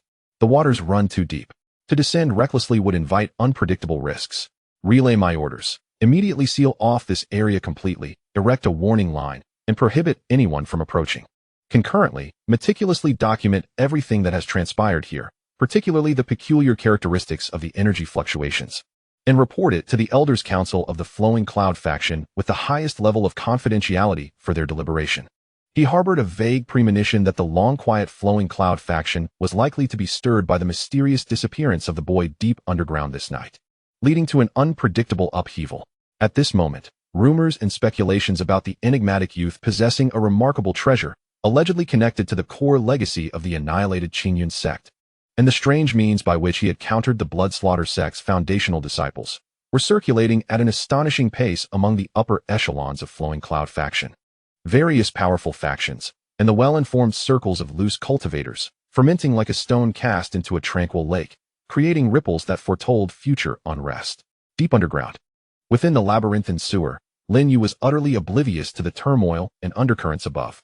Relying on the faint yet unwavering guidance of the sword box and an indomitable will to survive that far surpassed ordinary human strength, he traversed the dark, murky, and foul-smelling network of sewers for an indeterminate duration, as if centuries had passed. He could not recall how many times he had fallen or struggled to rise again, nor how many dead ends he had navigated or how many poisonous creatures lurking in the sewage he had evaded. Just as he was about to exhaust the last vestiges of his strength, his consciousness beginning to blur, he instinctively pressed forward, ultimately catching sight of a faint yet tangible glimmer of light at the end of a narrow passage. Peeking through a gap partially obscured by weeds and stones, an abandoned outlet leading to the wild countryside, collapsed due to years of neglect. With the final remnants of energy in his body, he crawled out of the narrow opening using both hands and feet, his body smeared with mud and decaying leaves. Tumbling onto the cold, solid ground. Under the night sky, the distant silhouette of flowing cloud faction shimmered with scattered lights, like an unreachable dream. While the place he found himself in was desolate, with only the hooting of owls echoing in the wild mountainsides. He struggled to shift his body, leaning against a massive, frigid boulder, barely managing to sit upright.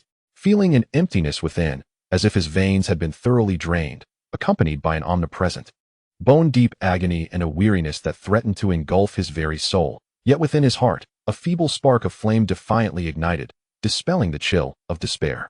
He trembled as he extended his hand, gently caressing the ebony sword box nestled in his embrace, its once resplendent sheen now subdued, warm and weighty to the touch, as if it had undergone some profound metamorphosis. Merging with the enigmatic fragment of a scroll, it had mended part of the shattered blade, unexpectedly bestowing upon him a formidable, yet peculiar chaotic sword aura. Though the journey had been fraught with peril, extracting a heavy toll that nearly cost him his life, he had ultimately cleaved through a narrow fissure of opportunity in what had seemed an insurmountable deadlock, guided by a sliver of fortune and resoluteness.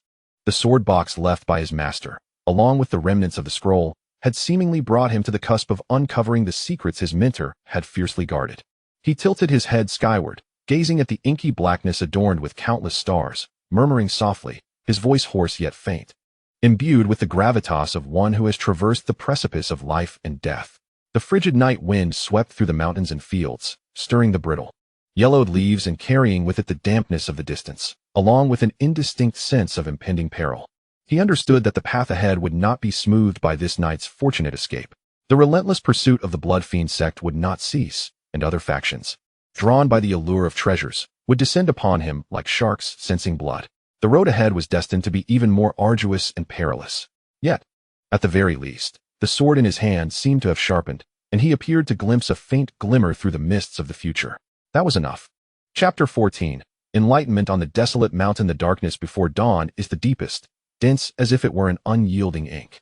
A chill unique to the pre-dawn hours permeated the forest, with dew crystallizing on the tips of grass blades, occasionally dripping from above, producing a crisp sound that resonated with startling clarity amidst the profound silence.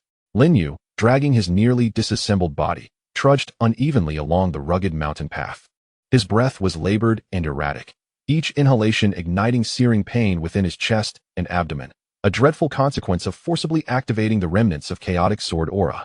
With each step, his legs felt as if they were laden with lead, akin to treading upon countless razor-sharp blades. The stinging sensation from his feet mingling with the agony coursing through his veins, reminiscent of being torn asunder, relentlessly assaulting the brink of his nearly shattered consciousness.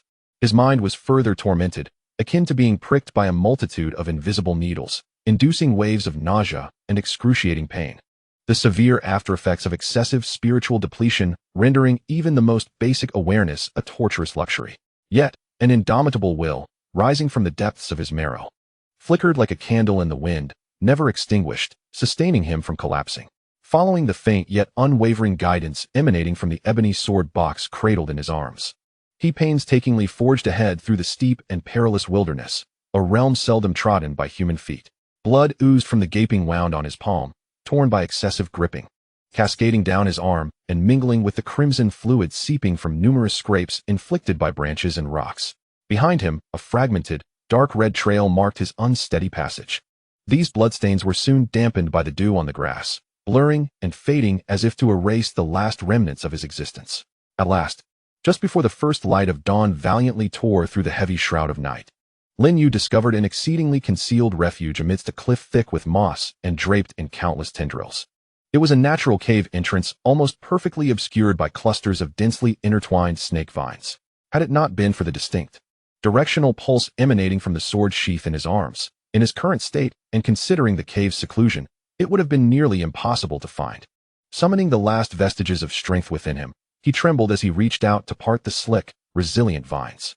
A gentle breeze, redolent of earthy dampness, faint decay, and the coolness of stone, wafted from the depths of the cave, brushing against his fevered cheeks and offering a fleeting moment of clarity. Enduring the sharp pain in his mind, Lin Yu painstakingly extended his fragile consciousness, akin to a spider's silk, sweeping through the cave's interior. Once assured that no beasts lurked within or threatening auras pervaded the space, the tension in his mind suddenly relaxed. The breath that had sustained him escaped, leaving him akin to a lamp drained of oil. He stumbled, unable to maintain his balance, and fell into the darkness, crashing heavily onto the cold, hard ground. The dull ache from his impact elicited a muffled groan before the all-encompassing blackness enveloped his consciousness. The cave was not particularly deep, its interior roughly measuring 3 or 4 paces square with an irregular shape. The walls were coarse, bearing the marks of time. A few naturally formed fissures at the top allowed faint rays of light to filter through, sketching a vague outline of the cave's interior. The environment within was relatively dry, contrasting sharply with the dampness outside. In one corner lay a heap of long-forgotten twigs and several weathered animal bones, unrecognizable in their original forms, indicating that creatures had once inhabited this space, though it had evidently been abandoned for quite some time. Agonizing pain and extreme weakness surged within him like a relentless tide, overwhelming his senses. He scarcely had time to scrutinize this temporary refuge. His remaining survival instincts compelled him to tremble as he rummaged through the various storage pouches at his waist. He extracted all the jade vials labeled for healing, replenishing energy, and restoring spirit, heedless of the specific properties, grades, or potential conflicts of the elixirs within. He hastily poured several pills, each varying in color and approximately the size of longan fruits, into his palm without a second thought, swallowing them whole, his throat constricted. Initially, the pills elicited little sensation after entering his stomach, but soon, they transformed into streams of cooling and warming medicinal energy that gradually dispersed through his parched meridians and nearly exhausted dantian. Though the medicinal effects were diverse and seemingly chaotic, they resembled a long-awaited rain after a parched drought, barely suppressing the tumultuous surge of his vital energy and the agonizing pain that tore through his being, bringing forth a flicker of warmth and solace. Having completed all measures for survival, his mind finally relaxed, and his consciousness, akin to a kite severed from its string, sank into an abyss of darkness, leading him directly into unconsciousness. This slumber lasted an entire day and night, during which he did not stir even once. When he was roused again by the lively and melodious calls of unknown birds outside the cave, it was already dusk on the following day. The warm and gentle afterglow of the setting sun stubbornly seeped through the crevices of the vines, persistently flooding into the cave, casting a patchwork of dappled, flickering light upon the cold, rough stone walls and floor, as if bestowing a fleeting yet precious warmth upon this makeshift refuge. Lin Yu's eyelashes quivered a few times before he slowly opened his eyes. Initially, his gaze was somewhat disoriented and vague, as if veiled by a thin mist. However, within just a few breaths, that haze dissipated swiftly, restoring his clarity and sharpness, even deeper than before. Upon awakening, he did not first take in his surroundings. Instead, he immediately focused his mind inward, carefully examining his own condition. The situation was far worse than he had anticipated. Within him, several major meridians, particularly those in the arms and the chest and abdomen, key conduits of his strength, bore evident fissures, resembling the cracked patterns on parched earth, a sight both shocking and distressing. As his spiritual energy traversed these damaged areas, it became sluggish and arduous, accompanied by waves of excruciating pain. The chi at his dantian was particularly dim and devoid of luster. The once abundant spiritual energy, which had flourished in the late stage of sword sensing, was now nearly depleted, leaving only a few wisps, finer than hair, meandering aimlessly as if they might vanish at any moment. The situation in his sea of consciousness, while no longer excruciatingly painful, still bore a profound emptiness and fatigue, akin to the aftermath of a debilitating illness that had just begun to show signs of recovery. The severity of his injuries furrowed Lin Yu's brow deeply, forming a pronounced furrow of concern. He was acutely aware that such a level of injury, if it were to afflict an ordinary sword cultivator, would require months or even longer of meticulous recuperation, supplemented by a plethora of precious targeted elixirs, to stand any chance of recovery. Furthermore, there was a significant likelihood of permanent hidden injuries and risks, potentially jeopardizing his future in the path of the sword. Yet, at this moment, he had no luxury of time for despair, nor did he possess the right to lament. The pressing priority was to swiftly regain a portion of his combat capability, at the very least securing his basic mobility and self-defense. Simultaneously, he felt an urgent need to comprehend the changes that had transpired within the mysterious ebony sword box after absorbing that fragment of the ancestral sword path scroll. He struggled, propping up his still aching and weak body with his arms, gradually sitting up against the cold, rough stone wall. This seemingly simple action left him breathless for quite some time, beads of cold sweat forming on his forehead. He carefully and reverently placed the seemingly unadorned ebony sword case flat upon his folded knees. At that moment, the case appeared, outwardly, to be no different from usual. Its dark wooden surface was even more subdued and simple than before. When he touched it, a gentle coolness enveloped him, as if all the extraordinary and remarkable qualities had been distilled to their essence, returning to a state of purity. However, when he held his breath and focused, allowing his faint yet remarkably resilient consciousness to flow like a gentle stream into the depths of the sword case, the vision that unfolded before him was unlike any previous experience. Previously, the interior of the case had felt akin to an expansive yet chaotic starry sky, with the mysterious broken sword resembling a solitary boat adrift in this celestial void. The connection between him and the sword had been vague and distant, as if shrouded by a thick mist. Yet, at this moment, that starry expanse became remarkably clearer. The once erratic, flickering points of light, devoid of any discernible pattern, now seemed to have been meticulously ordered by some invisible and grand force, beginning to move along an intricate and profound trajectory, embodying the fundamental truths of the universe. As they gracefully orbited the central broken sword in harmonious alignment, the transformation of the broken sword itself was astonishing.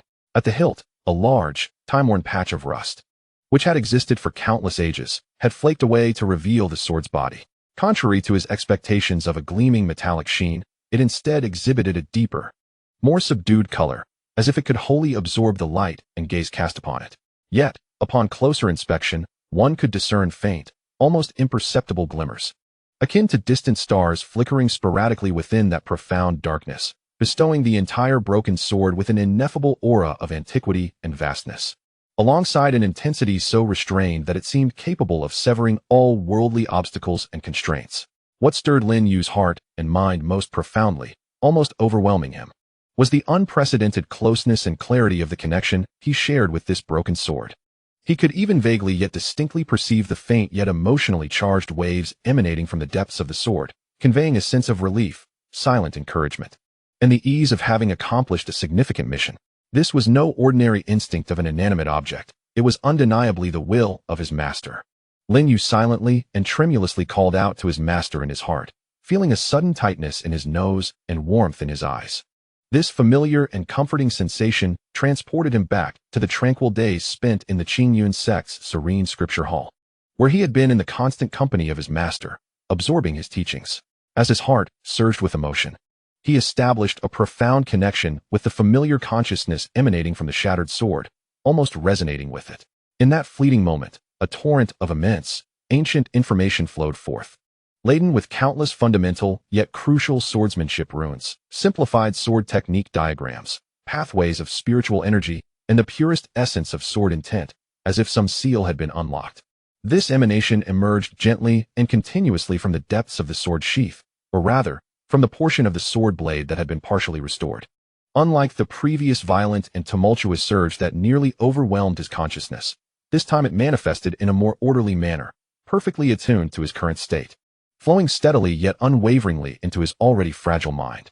Lin Yu let out a suppressed groan, feeling a throbbing sensation in his head, as a multitude of foundational knowledge regarding swordsmanship, interspersed with fragments of sword principles and pure intent, began to rapidly cascade, arrange, and combine within his awareness. It felt as though a patient mentor were imprinting a thick tome of swordsmanship into the very depths of his soul, page by page.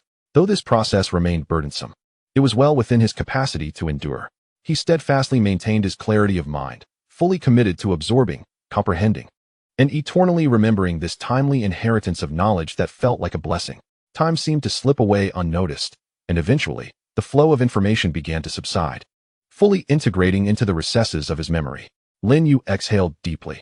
Although he still felt somewhat fatigued, his spirit soared with renewed vigor. Upon reopening his eyes, they sparkled with an extraordinary brightness, brimming with hope for the path ahead. Deep within his consciousness, he now possessed a complete and practical sword cultivation technique, the Qingyun sword origin method.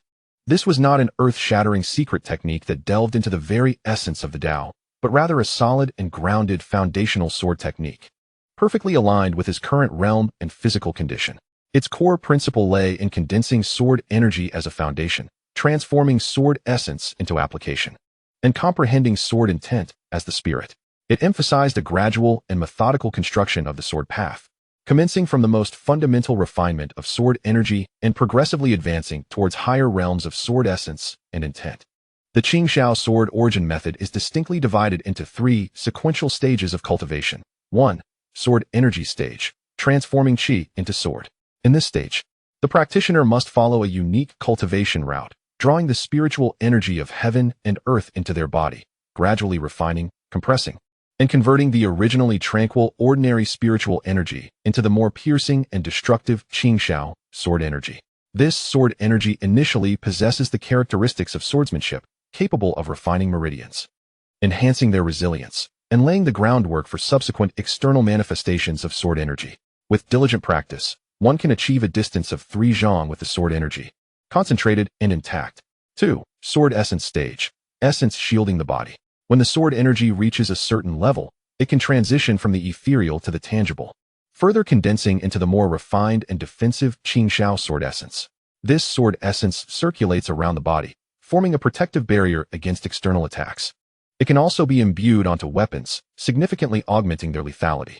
This stage demands a high level of physical strength, requiring the practitioner to continually refine their body through the sword essence. 3. Sword intent stage. Intent moves with the sword. This represents the pinnacle of the Qingyun sword origin technique, where practitioners must, upon achieving mastery over sword qi, comprehend their unique sword intent. Once the sword intent is established, the sword moves in accordance with one's will, requiring no deliberate manipulation. The sword qi responds instinctively, as if an extension of one's own fingers. This realm transcends mere physical strength, beginning to touch upon the essence of the sword path, laying the groundwork for the eventual crystallization of the sword heart and the ascent to higher sword realms. In that instant, Lin Yu grasped that the Qingyun sword origin technique was precisely what he needed at this moment. Reflecting on the past, he had recklessly harnessed the vast and terrifying power within the sword box, driven solely by instinct and determination, akin to an ignorant child wielding a colossal hammer meant for mountain splitting. Not only was he unable to unleash its true might, but each exertion also inflicted self-harm, endangering his very foundation. With this comprehensive sword technique, he had finally discovered the correct method to wield his strength and grow alongside it, allowing him to progress steadily while minimizing and even averting that dreadful backlash. The ancient scroll, sealed away, contained such a perfectly suitable foundational inheritance. Lin Yu was unable to contain his excitement. The desperate struggle he endured last night yielded a reward that, while not a miraculous skill that would elevate him to greatness in one leap, was nonetheless the most pertinent and crucial item for his salvation. Without hesitation, he cast aside all distractions from his mind, and in accordance with the principles of the Qingyun sword origin technique, commenced his first formal practice. He adjusted his posture, aligning his 5 hearts towards the sky, focusing his intent in the dantian, embracing unity. Then, with great care, he guided the thin and mottled spiritual energy from the cosmos into his body through his mouth, nose, and pores.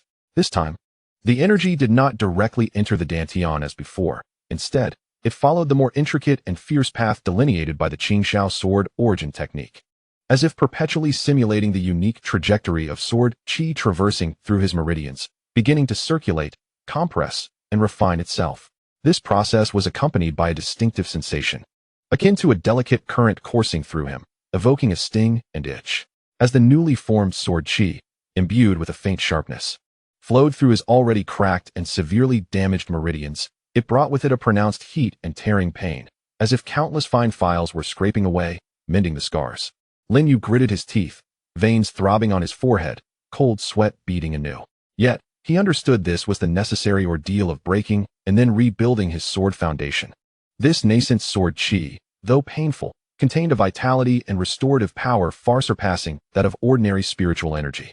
He maintained absolute patience and focus, immersing himself completely in this transformative experience of cultivation, losing track of time, forgetting the pain of his body, and even the very notion of his existence. When hunger struck, he mechanically consumed a sustenance pill. When thirst arose, he bent down to drink from the trickling spring water seeping through the crevices of the cave walls. Earthy yet imbued with a hint of spiritual essence.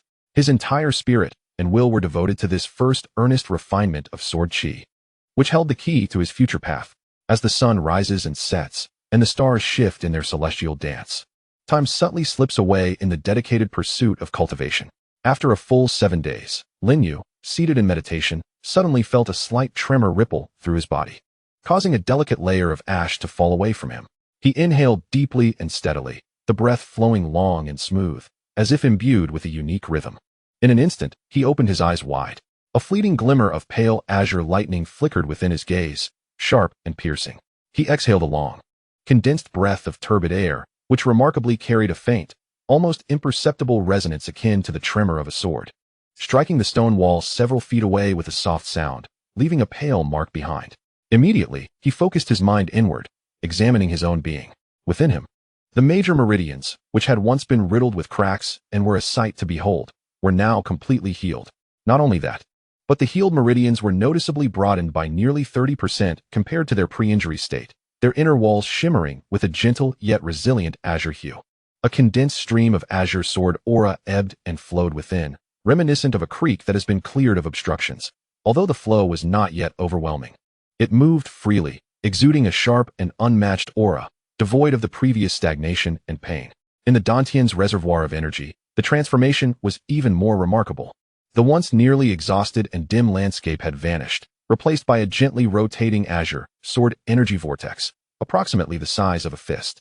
This vortex was solid and stable, with pure sword energy pulsating within, although its total volume was still some distance from the peak of the late stage of sword perception. Its quality was incomparably superior to the attribute-less tranquil spiritual power he had possessed before, filled with intent and vigor. His cultivation realm had not only fully healed from his grievous injuries, but had also seized this opportunity to break through. Firmly establishing itself in the late stage of sword perception, he could distinctly sense that his foundation had been remarkably solidified, far surpassing that of his peers. The completion of the sword perception stage seemed to hinge merely on the final refinements and a touch of opportunity. Moreover, his consciousness, honed through the relentless practice of the Azure Sky sword essence technique and the meticulous control of sword energy, had significantly improved. Its coverage range, sensitivity, and intrinsic clarity had steadily surpassed that of ordinary late-stage sword perception practitioners, even rivaling some who had just entered the foundational stage. This enhancement offered immeasurable benefits for perceiving the surrounding environment, anticipating dangers, and mastering the intricate manipulation of sword energy and sword qi in the future. In summation, Lin Yu's current cultivation appears to be at the late stage of sword perception, yet the quality of his sword energy, the strength of his consciousness, and the resilience of his body, refined through the initial tempering of sword energy, far exceed that of his contemporaries. With his preliminary mastery of fully controlled micro-annihilation sword energy, with greatly reduced consumption and backlash, and his initial application of the Azure Sky sword essence technique, his true combat strength is sufficient to directly confront and even surpass ordinary practitioners at the peak of sword perception, with all means deployed. Even when facing an opponent merely entering the foundational stage, there lies the potential for a fierce confrontation, possessing at least the ability to maneuver and escape. The restoration and enhancement of his strength brought forth an unprecedented sense of confidence and assurance. He rose to his full height, every bone and joint in his body seemingly undergoing a baptism, emitting a series of crisp, dense cracking sounds akin to the bursting of bean pods, invigorated by a long-lost, abundant sense of power. A flicker of thought ignited within him, and the ebony sword box beside him levitated without any need for him to grasp it, coming to a stable halt a foot in front of him, resonating faintly with the pale blue sword aura swirling around him, producing a deep and pleasant hum. Lin Yu's gaze sharpened, and with fingers poised like a sword before his chest, he concentrated his mind intensely. Through the cultivation of the Qingyun sword essence technique, he established a closer bond with the sword box, deftly guiding and requesting a sliver of its vast power in a smoother, more efficient manner. A clear sound rang out, reminiscent of metal striking metal, echoing crisply within the cave, akin to a fledgling phoenix's first cry. Though not grand, it contained boundless potential and sharpness. A slender sword aura, no thicker than a hair and half a foot in length, emerged quietly from his pinched fingertips, suspended in the air. This sword aura was condensed as if it were a tangible object, its edges distorting the light around it, exuding a chilling aura that seemed capable of bringing all things to silence. In contrast to the wild, uncontrollable force that had erupted from him in desperation, this meticulously guided micro-annihilation sword aura, birthed from his own Qingyun sword energy, appeared far more stable and cohesive, consuming over 50% less of his spiritual essence and sword energy. Moreover, this aura was entirely within his mental control, operating at will, with no fear of backlash. With a subtle shift of thought, the chaotic-hued micro-sword aura began to dance gracefully in the air, tracing beautiful arcs imbued with the fundamentals of sword theory. At times, it glided like a swift fish, agile and quick. At others, it coiled like a serpent, poised yet restrained. When swift, it moved like a flash of lightning, leaving only a fleeting shadow. When slow, it resembled the fleeting glimmer of light, its trajectory distinctly visible. He could even precisely control the timing and range of its explosive power, compressing this destructive force to its utmost, hovering at his fingertips, concealed yet potent. He directed a finger towards a section of the cave wall several yards away, where a harder, black iron rock glimmered with a metallic sheen. The chaotic sword aura shot forth silently, its speed beyond imagination, instantly embedding itself within the solid stone.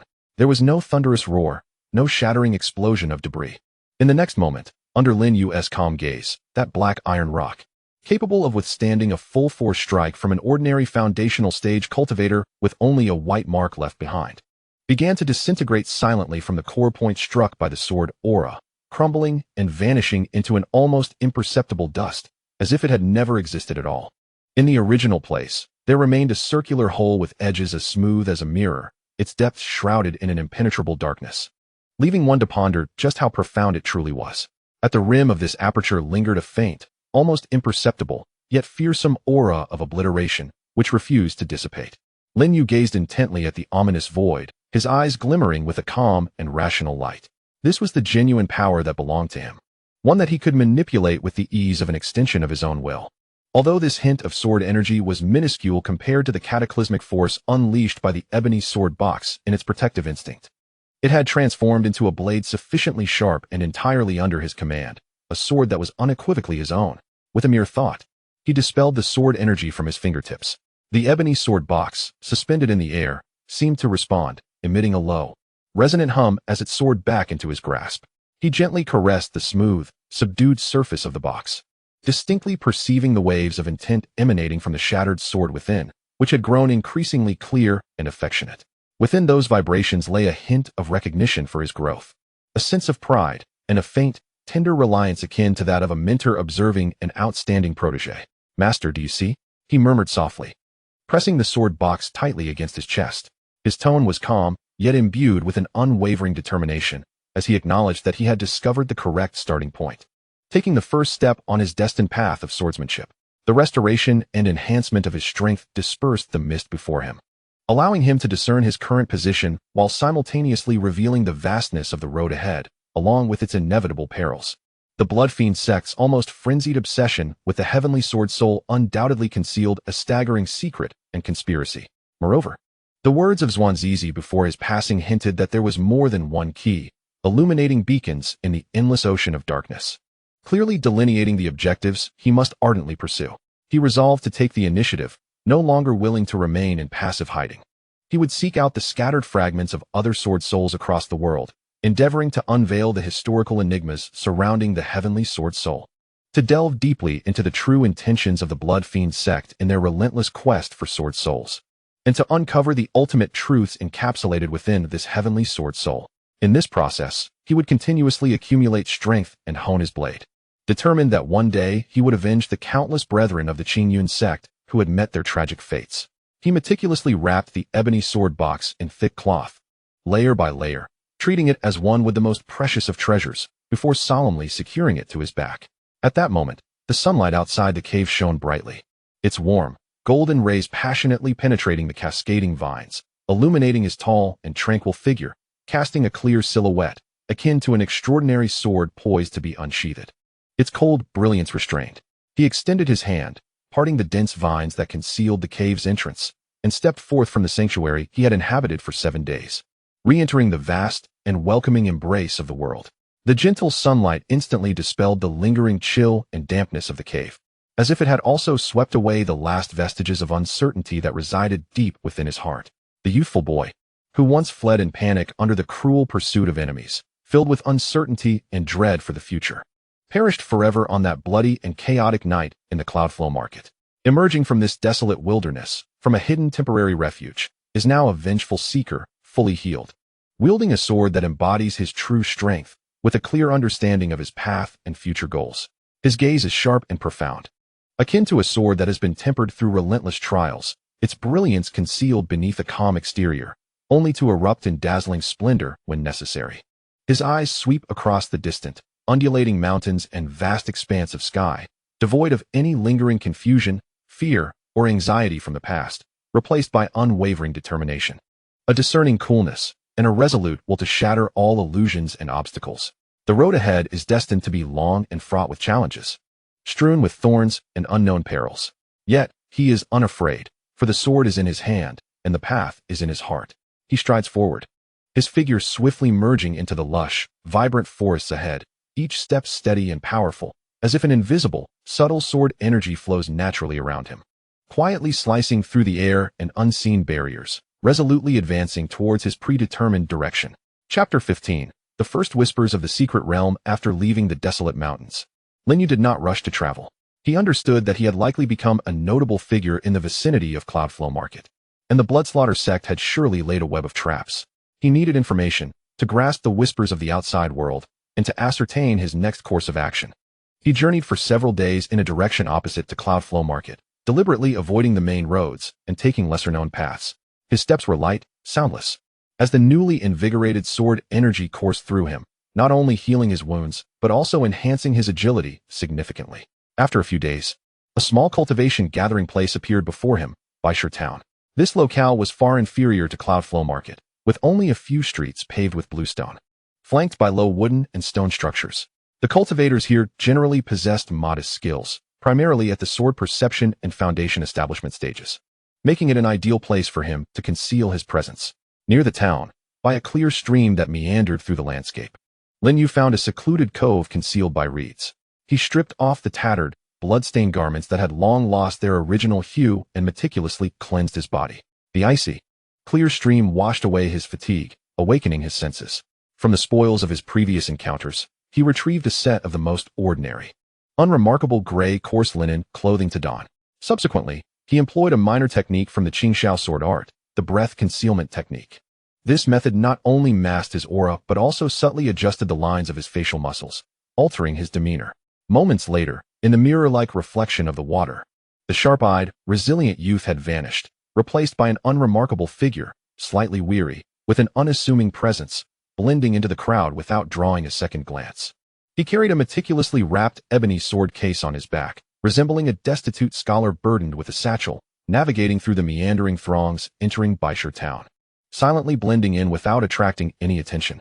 The town was far less bustling than the bustling Luyun Square. The shops lining the streets primarily sold low-tier materials, elixirs, and talismans, while a few scattered cultivators peddled their wares at street corners, their calls lackluster.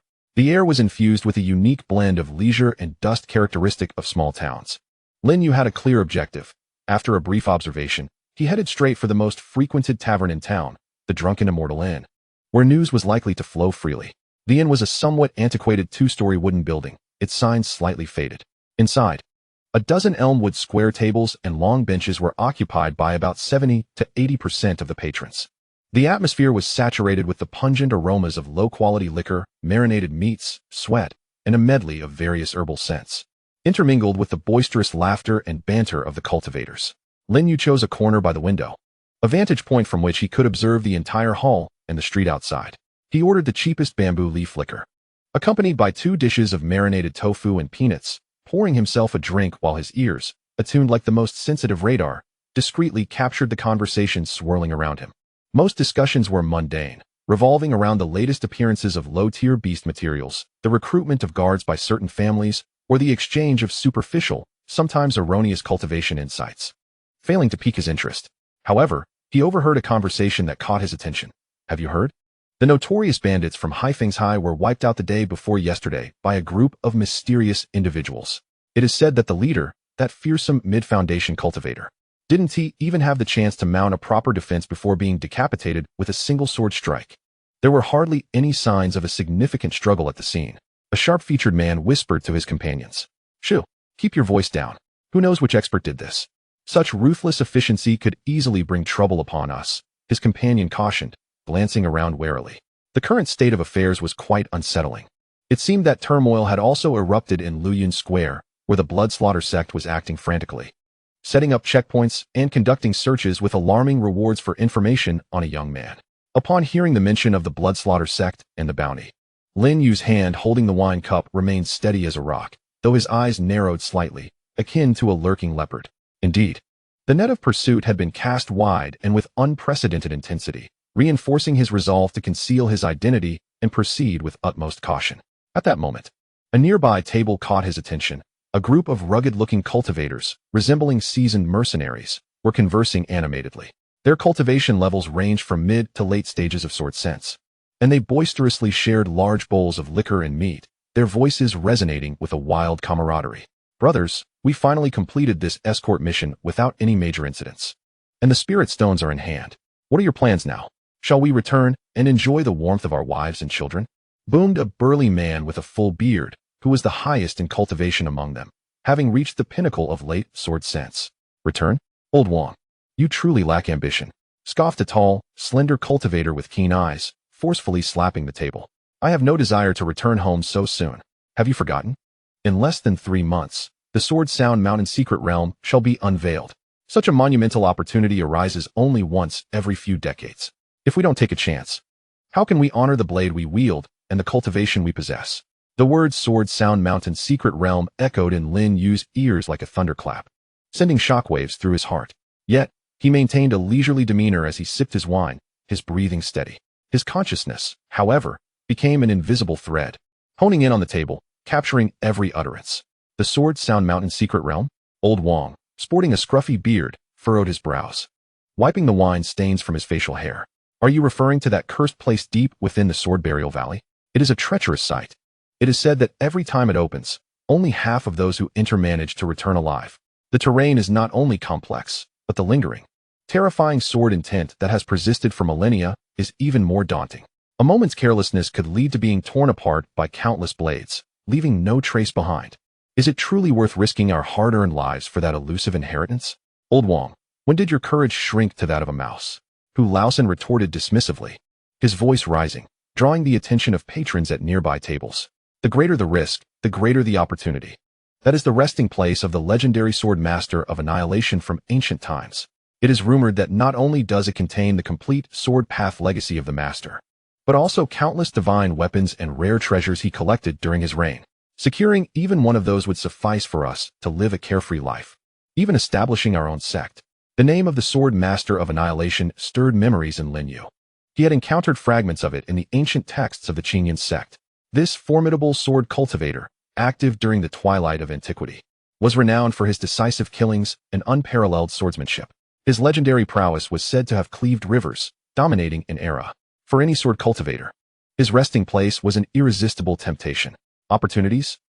It's not that simple, interjected another cultivator, previously silent, his face marred by a menacing scar. His voice was hoarse, tinged with a gloomy aura. Scarface is right. Each time the secret realm opens, the various sects and cultivation families from the southern region and beyond, along with those hidden old monsters, are all envious. They send their most elite disciples to compete for the treasures. With our background being as flimsy as it is, lacking resources, how can we compete with those prodigies? If we can manage to scavenge a few scraps they disregard or gather some underage spirit herbs, we would be fortunate. Scarface, Hu Laosan, I take offense to your words. Hu Laosan seemed to be ignited by anger, his voice rising once more, nearly reverberating throughout half the tavern. Do you know the latest, the most explosive rumor? It is said that this time, the secret realm's opening will be entirely different from before. A master adept in the arcane arts of divination has expended his lifespan to deduce that deep within the secret realm, there may lie clues related to the greatest enigma of ancient times, the soul of the celestial sword. At this moment, an elderly man seated at the adjacent table, his hair as white as snow and equally eavesdropping, abruptly spewed forth his drink, coughing violently, his countenance one of sheer astonishment. Although Lin Yu had sensed something amiss upon hearing the name of the sword sovereign of annihilation, the clarity with which soul of the celestial sword was uttered in such a humble tavern struck his heart like a hammer, causing it to contract sharply. A chill of trepidation surged through his spine. Simultaneously, the obsidian sword case wrapped in thick cloth behind him resonated with an intense, uncontrollable pulse, not a harbinger of impending doom, but rather a primal yearning, a resonance in the presence of kindred spirits. The tavern fell into an eerie silence, as nearly all conversations ceased abruptly. Astonished, doubtful, greedy, and incredulous gazes converged upon the loquacious Hu Lao San, the soul of the celestial sword. The burly figure of Wang Laoda widened his eyes, akin to bronze bells, momentarily forgetting his drink. Hu Lao San, are you still dreaming?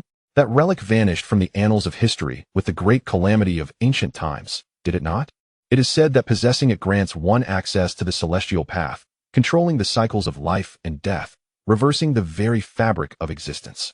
Such tales are mere myths, meant to deceive the naive. Legends? Humph. Whispers born from silence are not without cause. Despite the scrutiny of the crowd, Hu Lao San did not falter. On the contrary, he grew more animated. Lowering his voice deliberately, his tone became all the more tantalizing and enigmatic. I assure you, the source of this information is entirely credible. A distant cousin of mine, who works on the periphery of the Heavenly Mechanism Pavilion, risked much to share this with me in secrecy. It is said that not only in our southern domain, but also in the central region, northern plains, and western desolation, the esteemed sects, usually haughty and aloof, have caught wind of this and are mobilizing their elite forces to venture to the Sword Burial Valley. Otherwise, why do you think the news regarding the Sword Sound Mountain's secret realm has spread faster and wider than ever before? Almost everyone with any connections is aware of it. The mention of the Heavenly Mechanism Pavilion sharpened Lin Yu's gaze momentarily before he regained his composure. The pavilion again. The tragic figure of Xuanji Zi and his final words resurfaced in his mind. Was the coincidence of multiple keys merely happenstance? Or did the Heavenly Mechanism Pavilion itself play a pivotal role in this grand scheme? Was it intentionally disseminating information to steer the unfolding events? Moreover, witnessing the crowd's rapt attention, Hu Lao San, brimming with self-satisfaction, continued to divulge more tantalizing tidbits, relishing his role as the center of information. He mentioned that the certainty regarding the clue's location within the Sword Sound Mountain's secret realm stemmed from insights gleaned from some exceedingly obscure remnants of manuscripts left by the Sword Sovereign of Annihilation in his twilight years. In his later years, the venerable Sword Sovereign seemed no longer content with his own swordsmanship. Instead, he embarked on a relentless quest for the truth behind the heavenly sword soul. It is highly probable that he has discovered a fragment, or at the very least, certain clues leading to other fragments, which he has brought to his place of enlightenment, awaiting a fated individual. The words fragments and clues resonated with the force of 1,000 strikes, reverberating in Lin Yu's heart. The dying words of Xianjizi echoed in his ears. There is not just one key, hidden within the secret realm of Sword Sound Mountain. It is highly likely that what he seeks is the second key, or rather, the second fragment of the heavenly sword soul. This perfectly elucidates why the ebony sword box elicited such an intense resonance. He felt the azure sword energy within him stir uncontrollably, responding to the yearning and pulsation emanating from the sword box, intertwined and drawing each other closer. If his initial departure from the cave was guided by a vague, overarching direction, at this moment, the path ahead was illuminated by a brilliant beam of light, unmistakably clear. He must go to the Sword Burial Valley and the Sword Sound Mountain secret realm, no matter the cost.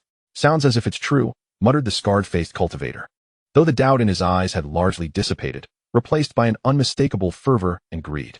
Not only he, but most of the cultivators in the tavern who had heard the news also found their breaths becoming heavier, their gazes flickering, clearly calculating their own strategies.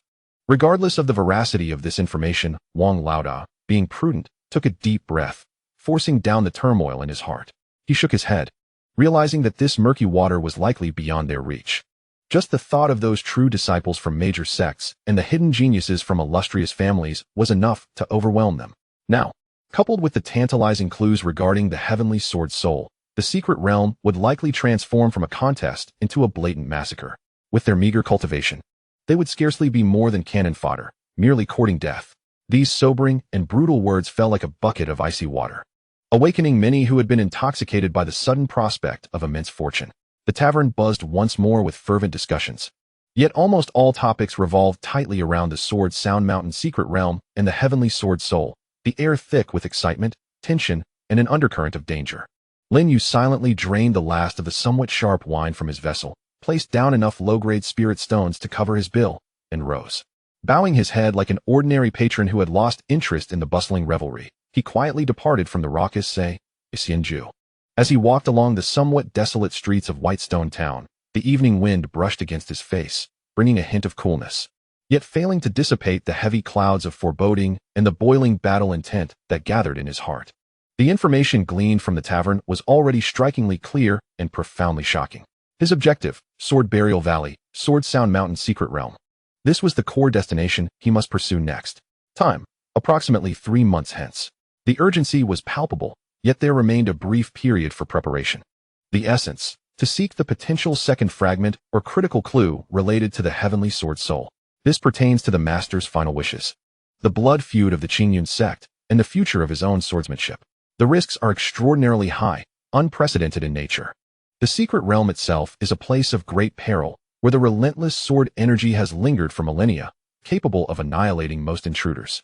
Even more terrifying is the leakage of clues regarding the celestial sword soul. Soon, the Sword Burial Valley will be filled with the elite talents from various factions, seasoned powerhouses, and possibly even ancient monsters of unparalleled prowess.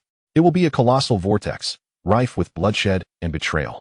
His sworn enemy, the Bloodslaughter Sect, will undoubtedly invest all their efforts, and a direct confrontation is highly likely. Undoubtedly, this is a perilous venture, akin to walking a tightrope over an abyss. Any misstep could lead to utter destruction. Yet, he is compelled by profound reasons.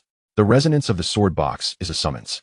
The unfinished quest of his master is a responsibility. The deep-seated enmity shared among the disciples of the Qingyun Sect serves as motivation. And the yearning to unveil the truth and seize his own destiny is the fundamental flame that propels him forward. He must strive, he must venture forth, battling against the overwhelming tides to seize that slender thread of hope and opportunity. His strength still requires enhancement. It must be augmented. Lin Yu's fists clenched tightly within his sleeves, his nails nearly embedding into his palms. In the late stage of sword sensing, with a preliminary grasp of chaotic sword energy and the Qingxiao sword essence technique, he might appear formidable in a place like Baisha Town. However, on the grand stage of the younger generation within the entire southern domain cultivation world, especially when contending against those true disciples nurtured by major sects, armed with advanced techniques and magical artifacts, as well as potential competitors at the late foundation establishment stage or even golden core stage, he remains woefully inadequate. He needs greater strength to establish a foothold amidst the impending storm and to vie for those crucial fragments. In the less than 3 months before the secret realm opens, he must seize every moment to enhance himself, whether seeking to break through to the peak of sword sensing, refining the sword energy of the Qingxiao sword essence technique to be more condensed and formidable, advancing towards the sword aura realm, or achieving finer control over that strand of chaotic obliterating sword energy with minimized consumption. Substantial breakthroughs are imperative. Simultaneously, he must gather more concrete information regarding the Sword Ming Mountain secret realm. For instance, the precise geographical location and methods of entry. Though generally situated in the Sword Burial Valley, the entrance varies with each opening. Known hazardous areas within, possible natural restrictions, and the factions that have clearly indicated their participation and their representatives. In a marginal town like Baisha, information is ultimately limited and outdated. Resolutely, a clear decision formed in his mind. He would leave Baisha town immediately, setting forth towards the medium-sized cultivation city of Qingyun City, located at the southern edge, closer to the Sword Burial Valley. This city serves as a traditional outpost and supply point for journeys to the Sword Burial Valley. When various factions converge, it will be a place of chaotic mingling, filled with fresh and diverse information. Furthermore, due to the massive influx of people, it would be easier to conceal one's identity and navigate through the murky waters. As the sun completely sank behind the distant mountains, the horizon was left with a final trace of dark crimson twilight, reminiscent of dried bloodstains. As dusk descended, sporadic lights flickered to life in Baisha town. Lin Yu stood at the town's entrance, casting a final glance back at the tranquil and ordinary lights that shimmered through the twilight. With resolute determination, He turned away and stepped forward, fully immersing himself in the vast and profound darkness of the night. His path was set, with his sights firmly on the secret realm of Sword Sound Mountain. A colossal storm, poised to sweep across the southern domain and capture the attention of forces from other regions, was slowly gathering above the Sword Burial Valley. He, a youth burdened with the blood feud of his sect and harboring earth-shattering secrets, having emerged from a sea of corpses and blood, resolved not to passively evade any longer, but to boldly step into the eye of the storm, to fight and seize his rightful opportunities, truths, and future. The road ahead was fraught with peril, every step a potential death trap, yet he would be accompanied by the sword in his hand and the indomitable will in his heart. The night was like water, and his silhouette gradually receded, the straightness of his spine akin to an unyielding sword spine piercing through the heavy darkness. Chapter 16. Outside the Sword Burial Valley 2 months later, Lin Yu, weary from his travels, stood atop a high slope, gazing into the distance at the vast expanse known as the Sword Burial Valley. It was late autumn, and the mountain winds were biting, lifting the tattered edges of his garments. Even from dozens of miles away, a powerful and overwhelming sword intent, infused with endless sharpness and a chilling desolation, rushed toward him, causing his very soul to tremble. The ebony sword sheath on his back emitted a faint hum, as if resonating with some distant presence. As he surveyed the landscape, the entirety of the Sword Burial Valley and its surroundings displayed a peculiar topography, seemingly cleaved asunder by an invisible, colossal sword of creation. The mountains on either side rose steeply like blades, their rocks glinting with a metallic sheen, barren and piercing the heavens.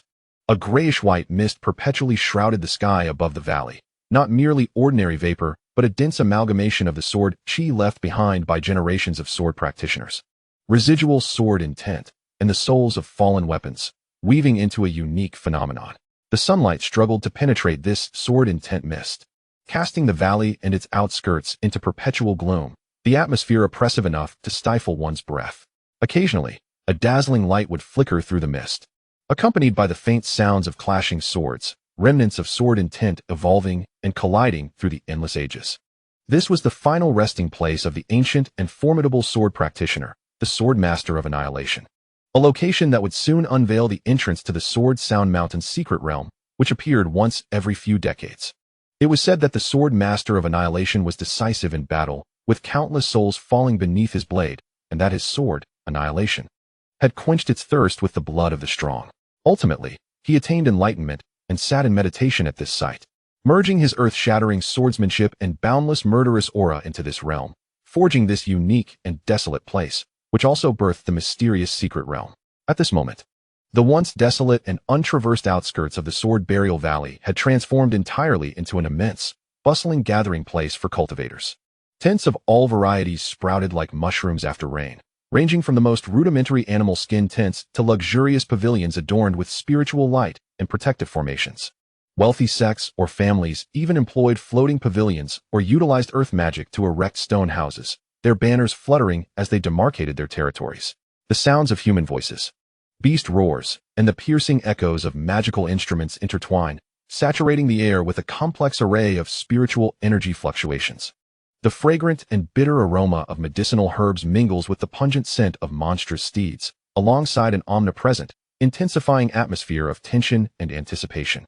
Reminiscent of a volcano on the verge of eruption, Lin Yu channels the breath-concealing technique from the Qingyun sword essence scripture, perfectly suppressing his aura to the advanced stage of sword sensing, blending seamlessly into the throngs of people from all directions, making his way toward the bustling makeshift town of Jianming at the valley's entrance.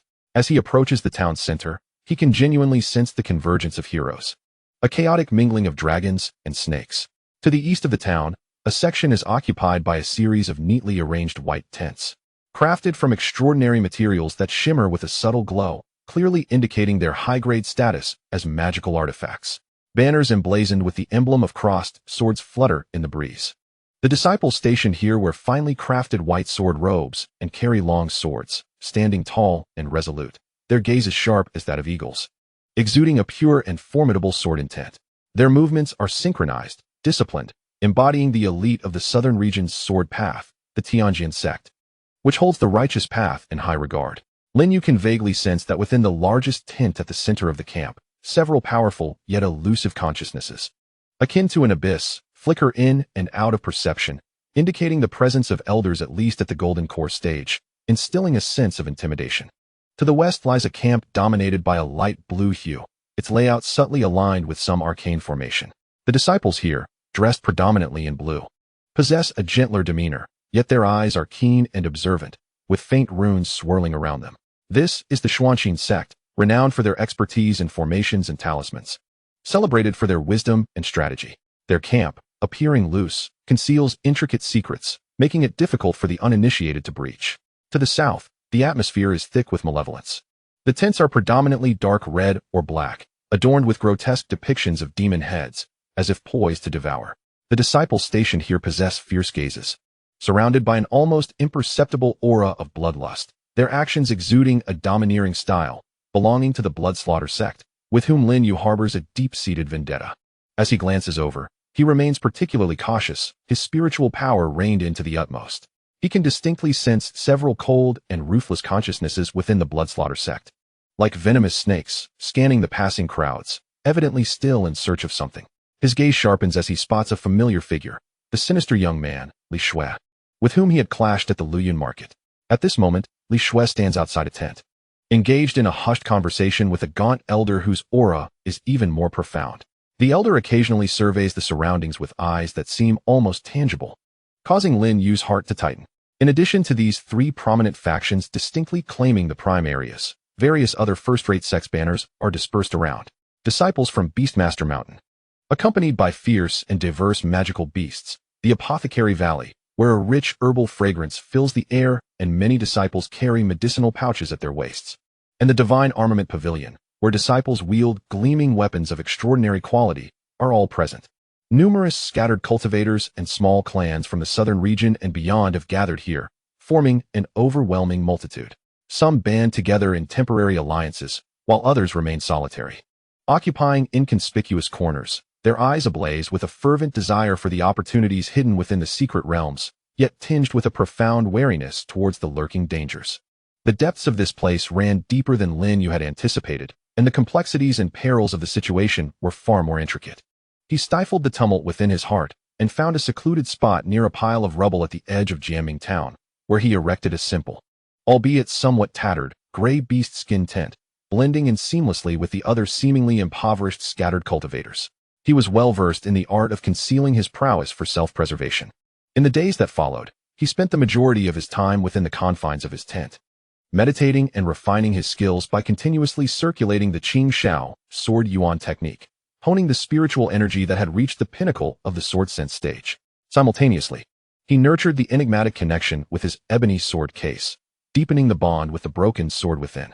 Only when he needed to gather the latest information or procure essential pills for fasting, fresh water, and ordinary herbs that might aid in tempering his body or swiftly restoring his spiritual energy, would he suppress all signs of brilliance and blend into the throngs of the town like an ordinary low-tier cultivator.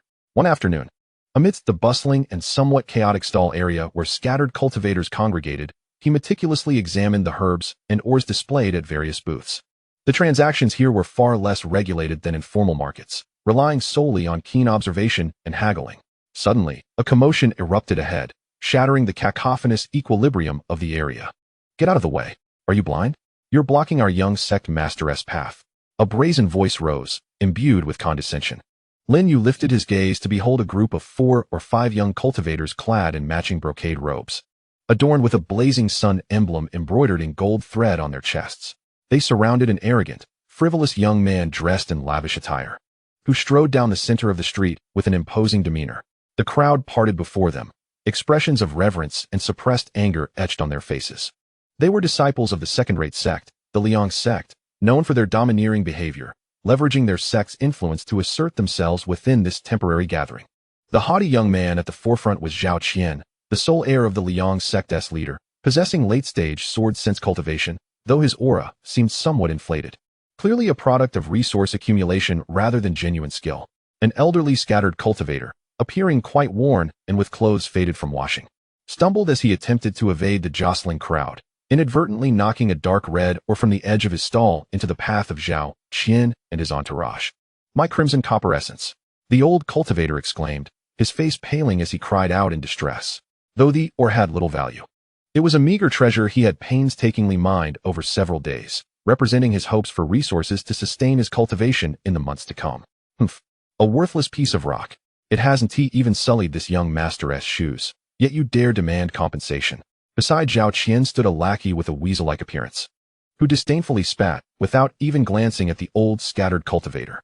He then lifted his foot, channeling a trace of meager spiritual energy, and forcefully kicked the piece of red copper away. The stone collided with a nearby slab of hard blue stone, shattering into several fragments, its spirit greatly diminished. The old, scattered cultivator, witnessing this, trembled with his lips quivering, his eyes filled with despair, yet he dared not utter another word. The surrounding crowd observed silently. Some shook their heads in sorrow, others displayed sympathy, but the greater number remained indifferent, unwilling to intervene. The Liang sect still loomed as an entity not to be trifled with in the face of these scattered cultivators and minor factions. Lin Yu watched the scene unfold, his brow furrowing ever so slightly. He had no desire to meddle, fully aware that stirring trouble in this place was unwise, especially for the sake of such arrogant youths. Silently, he turned to leave this hub of contention, intending to circumvent the chaos. However, the affairs of the world seldom unfold as one desires. Zhao Qian's gaze casually swept over the timid crowd, inadvertently landing on Lin Yu, who was about to turn away. Noticing Lin Yu's plain attire and unassuming demeanor, and seeing him alone without a companion, Zhao Qian immediately felt his authority was being disregarded. The lingering displeasure from the earlier encounter with the old cultivator resurfaced, prompting him to redirect his irritation towards Lin Yu, seeking an easy target to assert his dominance. "Stop," Zhao Qian commanded, lifting his chin slightly, his voice imbued with authority as he called out to Lin Yu from a few steps away. "You in the gray clothes. Why do you not pay your respects upon seeing the young master of the Liang sect? Do you not understand the rules?" Lin Yu halted, sighing inwardly. Recognizing that trouble had indeed found him, he slowly turned, his expression calm and unruffled, meeting Zhao Qian's gaze directly. "I am not acquainted with you, and this is not your Liang sect's mountain gate. Why should I bow to you?" "Huh?" Zhao Qian appeared taken aback by the audacity of this seemingly ordinary scattered cultivator. After a moment of surprise, he erupted into a scornful laugh, a stubborn fool, unaware of his own peril. In the sword-bearing valley, the Liang sect sets the rules. You, a mere scattered cultivator, ought to bow and pay your respects to the young master as a gesture of courtesy. His entourage, upon sensing their master's cue, swiftly encircled Lin Yu, forming a menacing barrier. "Kid, are you deaf? Do you know who we are? The young master of the Liang sect is present. Kneel and beg for forgiveness, and perhaps, if he is in a good mood, he may show you mercy and spare your wretched life." The lackey who had kicked the earlier snarled, reaching out to shove Lin Yu's shoulder in a brazen display of arrogance. The crowd retreated further, wary of being caught in the fray. Whispers circulated among them. "This hothead is going to regret it. Why not endure for a moment of peace instead of challenging the likes of the Liang sect?" Lin Yu's gaze turned icy. He had initially wished to maintain a low profile, yet the winds of fate would not allow him such tranquility. Had he been the same person he was upon leaving the Qingyun Sect, he might have chosen to endure. However, having endured the pain of his family's destruction and narrowly escaping death, having walked the edge of mortality and reformed his sword heart in the depths of desolation, his mindset had irrevocably shifted.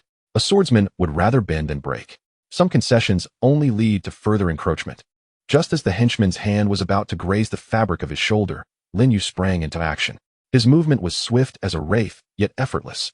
He neither evaded nor summoned formidable spiritual energy to create a disturbance. Instead, with his right hand poised like a blade, he executed a subtle gesture that most present could scarcely perceive, lightly sweeping across the outstretched wrist. The action was both ethereal and precise, executed with such nonchalance that it seemed as though he merely brushed away a speck of dust from the other's wrist, devoid of any palpable tension. A faint sound, barely audible, akin to a fabric tearing, echoed softly. The henchman's malevolent grin instantly froze, his eyes bulging in horror, replaced by an expression of profound disbelief and agony. He felt an eerie, bone-chilling cold radiate from his wrist, as if it had been sliced by a frigid blade, followed by the shocking realization that his entire hand had been severed at the wrist. The severed edge was smooth as glass, as though cut by the sharpest divine weapon. And what was most unnerving was the absence of the anticipated gushing blood. At the moment of detachment, the hand vanished as if erased from existence, transforming into a wisp of fine ash that dissipated into the air. "Ah, my hand, my hand." The delayed, excruciating pain and overwhelming terror prompted the henchman to let out a heart-wrenching scream. stumbling backward, clutching his bare wrist, which now bore only a smooth, severed edge. He collapsed onto the ground, his gaze toward Lin Yu fraught with boundless dread, as if he were staring into the eyes of a demon from the netherworld. Silence. A deathly hush enveloped the area. Everyone was stupefied by this bizarre and terrifying scene. No one had witnessed how Lin Yu had executed his strike, nor had they felt any formidable surge of spiritual energy or murderous intent. How could a mid-level swordsman's hand simply disappear into thin air? What manner of sorcery was this? Zhao Qian's arrogance and frivolity vanished without a trace, his pupils constricting to the size of pinheads. Instinctively, he recoiled half a step, his complexion draining of color, and he stammered in a voice laced with trepidation, "What are you? What kind of sorcery did you employ?"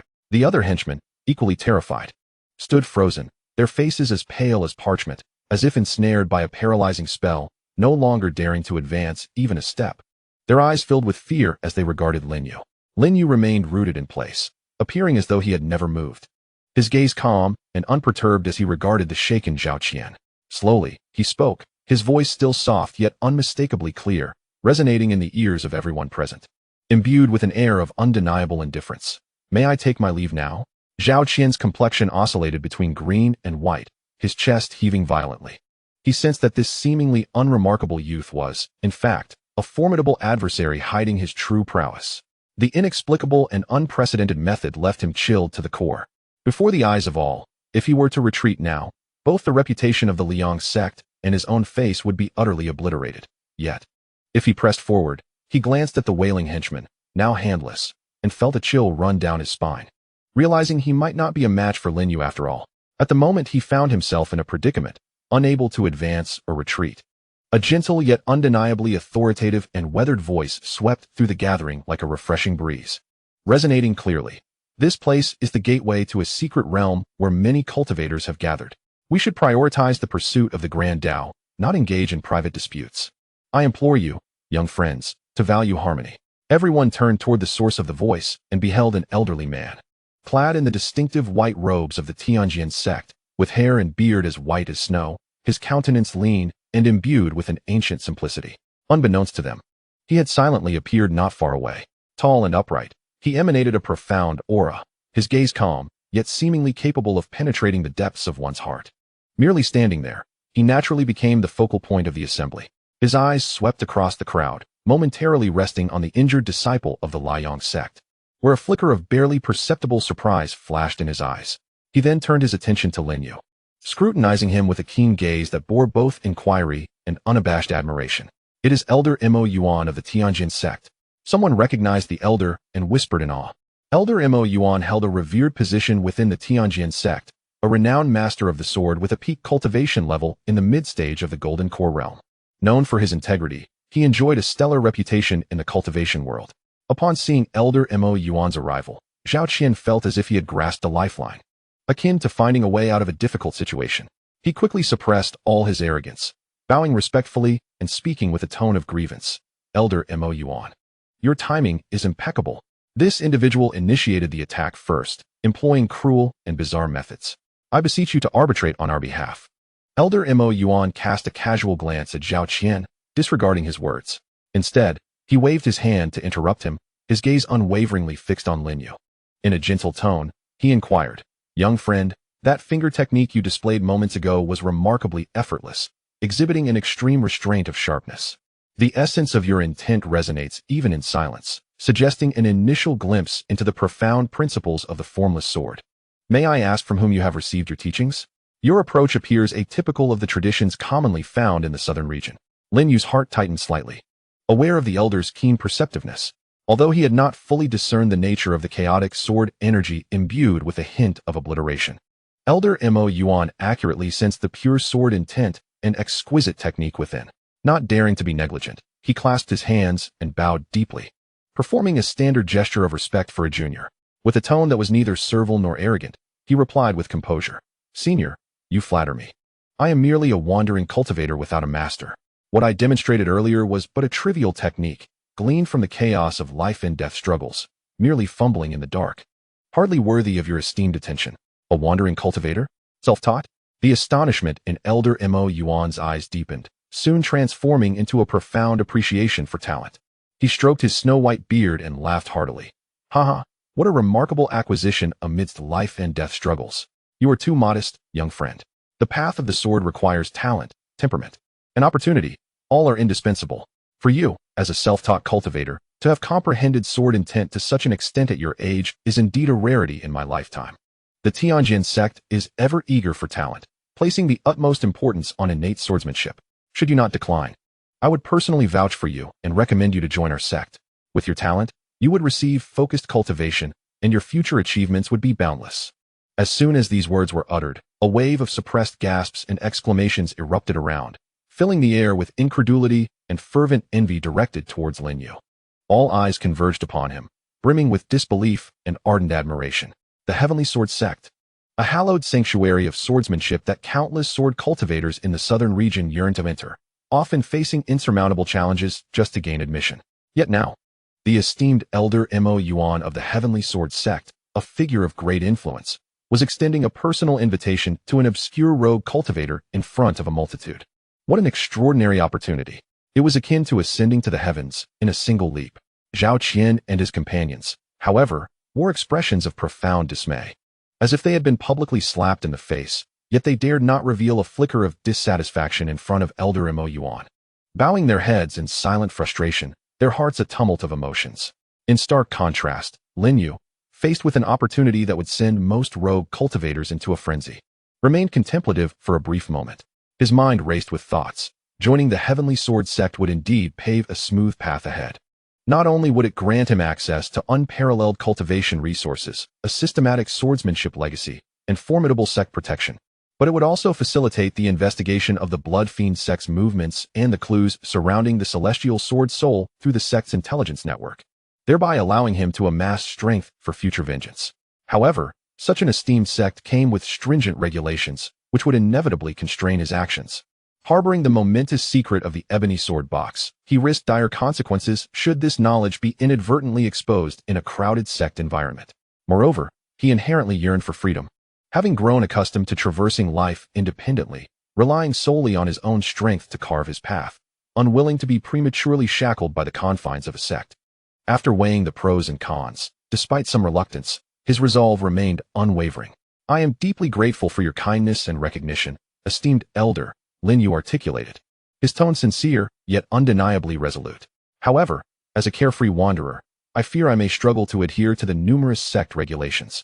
Furthermore, on my path of cultivation, I yearn to wield my sword and explore the vast world, seeking to comprehend a swordsmanship that belongs solely to me. Thus, I must regretfully decline your generous offer, and I hope you will forgive me. He actually declined. At that moment, everyone present distinctly heard his response, and the venue erupted into a cacophony of astonished murmurs. Each individual regarded Lin Yu with incredulous eyes, as if he were a madman. He had rejected the personal recommendation of Elder Mo Yuan, turning down the chance to step into the sacred grounds of the Heavenly Sword Sect. What an egregious display of ingratitude! What audacity! Even the seasoned Elder Mo Yuan appeared momentarily taken aback, a flicker of astonishment crossing his face, clearly caught off guard by this unexpected outcome. He regarded Lin Yu intently, as if to etch this remarkable youth into his memory. After a brief pause, a hint of regret flickered in his eyes, yet it was overshadowed by a sense of relief and a subtle glimmer of anticipation. No longer insistent, he stroked his beard and smiled, saying, "Each person has their aspirations, and one cannot impose their will upon another. Young friend, at such a tender age, you possess such conviction and a desire for the path of enlightenment, eschewing dependency on a sect to forge your own way. This spirit and determination remind me of a dear friend from my youth. Since your mind is made up, I shall refrain from further insistence. The secret realm of Sword Sound Mountain is on the verge of opening, filled with both opportunities and dangers. I hope you proceed with caution, wield your sword wisely, and tread carefully." Upon finishing his words, Elder Mo Yuan slightly nodded towards Lin Yu, and with a flicker of his figure, he seamlessly melded into the air, vanishing without a trace, as if he had never been there. The departure of Elder Mo Yuan did not diminish the astonishment and discussions lingering in the atmosphere. Lin Yu's refusal added an air of enigma to the already tumultuous atmosphere of the Sword Burial Valley. The gazes directed at him shifted from initial disdain and sympathy to curiosity, inquiry, and even a hint of reverence. The individual who garnered Elder Mo Yuan's favor and subsequently declined his invitation could not possibly be an ordinary loose cultivator. Meanwhile, at the center of the Qingyun Sect's encampment, within a dark crimson tent inscribed with bizarre runes, the brooding youth, Li Shui, observed the recent events through a floating, rippling water mirror. His gaze remained fixed on Lin Yu's figure, his brows furrowed tightly, and his fingers unconsciously tapping the armrest of his chair. The profound mastery of the spirit sword phase, capable of concealing his aura so impeccably, coupled with an enigmatic and untraceable method of attack that even elder Moyun sought to recruit him. Only to be spurned, Li Shui muttered to himself, his eyes glinting with a cold light akin to a serpent's forked tongue. Summon all resources at our disposal. Uncover every detail about this boy, his origins, his background, and the techniques he employs. There is an unsettling familiarity about him. From the shadows behind him, a disciple of the Qingyun Sect bowed in acknowledgement, his voice hoarse. Yes, senior brother Li Shui. I shall attend to it immediately. Unbeknownst to Lin Yu, his reluctant display of strength, while intimidating the likes of the Liang sect and earning the favor of the elder from the Qingyun Sect, had simultaneously aroused deeper suspicions and scrutiny from the Qingyun Sect. He resembled a stone cast into a tranquil lake. Though small, it inevitably stirred ripples. With an impassive expression, he traversed the crowd still engaged in hushed whispers and returned to his modest tent on the outskirts. Sitting cross-legged, he isolated himself from the external clamor, allowing his mind to gradually sink into the ebony sword box behind him, attuning himself to the warm, familiar pulse emanating from the broken sword within. He understood that from this moment forth, he had officially entered the purview of various factions. The prospect of remaining entirely concealed as he once had was no longer feasible. As the date for the secret realm's opening approached, the undercurrents outside the Sword Burial Valley had become tumultuous. This seemingly inconspicuous stone, harboring hidden mysteries, had been cast into the depths of unfathomable waters. What storms would it incite, and in which direction would it steer the impending contest for the secret realm? All remained uncertain. Yet in Lin Yu's eyes, there resided only determination and a resolve to advance. Chapter 17. The opening of the secret realm. 3 months had swiftly passed. As the first rays of dawn on the last day attempted to pierce through the perennial gray-white sword clouds lingering over the Sword Burial Valley, an unprecedented change occurred. A deep, resonant hum, seemingly emanating from the very depths of the soul, reverberated within the hearts of every cultivator lingering at the periphery of the valley. This sound did not travel through the eardrums. Instead, it directly resonated with their spirits, conveying an ancient, vast, and awakening will that seemed to have slumbered for eons. Immediately, the once slowly swirling gray-white sword clouds above the Sword Burial Valley, as if stirred by an invisible giant hand, began to churn violently, surging and colliding. Within the clouds, billions of fine sword energies manifested into tangible forms, resembling silver electric serpents dancing wildly, emitting a piercing hissing sound that sent shivers down the spine. An indescribable, overwhelming pressure erupted from the deepest recesses of the valley, sweeping across the entire outer region like a tangible tsunami. This pressure was not merely a forceful oppression. It contained countless distinct sword intents, some decisive and lethal, others solitary and desolate, some protective and unwavering, and others enigmatic and ever-changing. These forces intertwined, forming a chaotic yet formidable spiritual impact. Those with slightly weaker cultivation turned pale, staggering backward, their minds nearly overrun by the onslaught. The once vibrant and boisterous Sword Sound town fell into a deathly silence. All cultivators, regardless of whether they hailed from esteemed sects or were downtrodden wanderers, whether they were Golden Core masters or novice sword practitioners, involuntarily halted their actions, holding their breath, their gazes filled with shock, yearning, and an unmistakable hint of fear, collectively directed towards the core of the tumultuous sword clouds deep within the Sword Burial Valley. Lin Yu had already stepped out of his tent, standing at the sparsely populated edge, gazing skyward. The Qingxiao sword essence within him, having reached the pinnacle of sword sensing, trembled slightly in the face of this overwhelming celestial pressure, akin to a stream before a vast ocean. Yet, a stronger reaction emanated from the ebony sword box tightly wrapped in thick cloth behind him. The box no longer merely quivered. It emitted a deep, continuous hum, and a distinct warmth radiated from its body. The broken sword within seemed to have been thoroughly awakened by the shared essence of the outside world, conveying not just a simple resonance, but a near insatiable eagerness and excitement. A potent emotion, akin to a wanderer returning home, surged through Lin Yu's mind, making him acutely aware that this Sword Sound Mountain secret realm was inextricably linked to the celestial sword soul and this mysterious broken sword. The secret realm was about to manifest. It was unclear who, with a hoarse and raspy voice, shattered the suffocating silence. As if in response to this utterance, a thunderous roar erupted, a sound beyond the capacity of language to describe.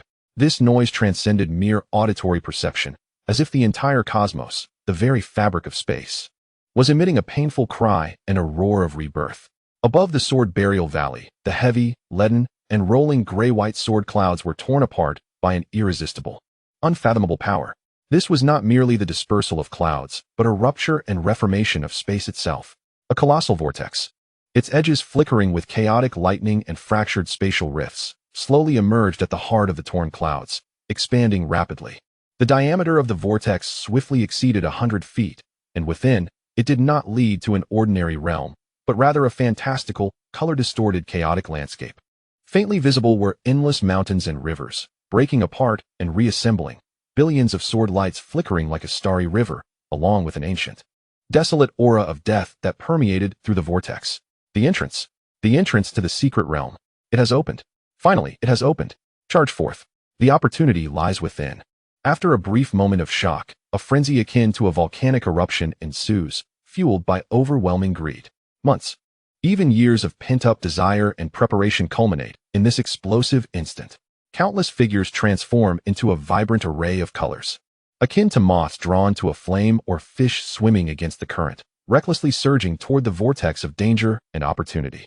Under the command of the elder in a white robe, the disciples of the Qingyun Sect swiftly form formidable sword formations, resembling a torrent of white blades. Orderly yet rapid as they pierce into the vortex, showcasing the profound foundation and discipline of their esteemed sect. The disciples of the Qingyun Sect are enveloped in a brilliant blue rune shield, their energies interconnected, creating an intricate formation that resembles a blue cloud, drifting toward the entrance. The disciples of the blood-killing sect exhibit the most ferocity, transforming into streaks of crimson light, their malevolent aura soaring, ruthlessly barreling through the scattered cultivators in their path, eagerly rushing forward. Meanwhile, the multitude of scattered practitioners and minor factions are plunged into utter chaos. To gain proximity to the entrance, the hidden malice and ruthlessness of their nature are laid bare. Shouts of anger, the clash of weapons, and the cries of those facing death intertwine in a cacophony. Individuals are continually struck down from the air, their blood raining down and staining the earth below. The vicinity of the vortex transforms into a merciless slaughterhouse. Lin Yu does not act immediately. He suppresses the excitement from the sword box and his own yearning for opportunity, forcing himself to remain calm. His sharp gaze meticulously observing the immense spatial vortex. At the edge of the vortex, chaotic hues flash violently. Visible ripples in the fabric of space expand continuously. And where they pass, the air emits a distorted sound of unbearable strain. This entrance is exceedingly unstable. Indeed, he witnesses several scattered practitioners, only at the initial stage of sensing the sword, propelled by reckless courage to the forefront, yet as they contact the edge of the vortex, they are unable to utter a scream. Their protective spiritual light shatters like paper, and they are instantaneously torn apart by the tumultuous, violent forces of space, dissolving into a mist of blood, leaving no trace of their existence. Even for those at the foundation establishment stage, traversing this threshold proves exceedingly arduous, their bodies violently swaying. Spiritual light flickering erratically, evidently under immense pressure. This entrance itself serves as the first filter. Those lacking sufficient cultivation, a solid foundation, or bodily strength are rendered unworthy of entry. Lin Yu comprehends this truth. His perfected cultivation at the peak of the sensing sword stage places him in the lower tier among the gathered crowd, yet he is acutely aware that his foundation, tempered repeatedly by the power of the sword box and the Qingxiao sword essence technique, is remarkably solid, and his physical strength far surpasses that of his peers. More importantly, he possesses the protection of the sword box. As the initial, most frenzied, and chaotic wave of individuals begins to subside, a brief moment of respite appears at the entrance due to the preceding slaughter and filtering. At this juncture, Lin Yu springs into action. The pale azure sword essence within him flows throughout his body, forming a condensed and subtle halo at his surface. He does not employ any extravagant martial techniques, but concentrates his power in his legs, his form akin to an arrow released from a bow, or a fleeting blue shadow skimming the ground, moving swiftly while skillfully evading the disordered clashes, directly aiming for the spatial vortex. At the very moment the body was about to make contact with the chaotic, luminescent membrane, a formidable and tumultuous force, seemingly capable of shattering the very soul, bore down upon him from all directions. Lin Yu let out a muffled groan, the azure aura of his sword energy fluctuating violently, as if on the brink of shattering. Yet, at this critical juncture, the warm hilt of the sword sheath behind him trembled slightly, and a barely perceptible, yet profoundly powerful chaotic glow began to spread, enveloping him like the gentlest of streams. The once rampant spatial energies, upon encountering this layer of chaotic radiance, transformed as if snow met the warmth of spring, becoming remarkably docile and serene. Lin Yu felt his body lighten. The horrifying sensation of being torn apart diminished abruptly, as if he had merely traversed a slightly viscous curtain of water. His form hesitated momentarily before smoothly entering the bizarre vortex, vanishing from sight. After a brief sensation akin to the soul leaving the body and a disorientation in time and space, accompanied by a mild dizziness, Lin Yu's feet firmly touched down on solid ground, which possessed an unusual elasticity and an ancient aura. Instinctively, he stabilized his stance, his sword energy coiling with latent power, his vigilant gaze sharp as the keenest blade, swiftly scanning his surroundings. Simultaneously, his consciousness, far superior to that of his peers, spread cautiously in all directions like an invisible web, with him at its center. What lay before him was a spectacle that, even with Lin Yu's fortitude, momentarily left him spellbound. This realm was entirely beyond imagination, defying all laws of nature.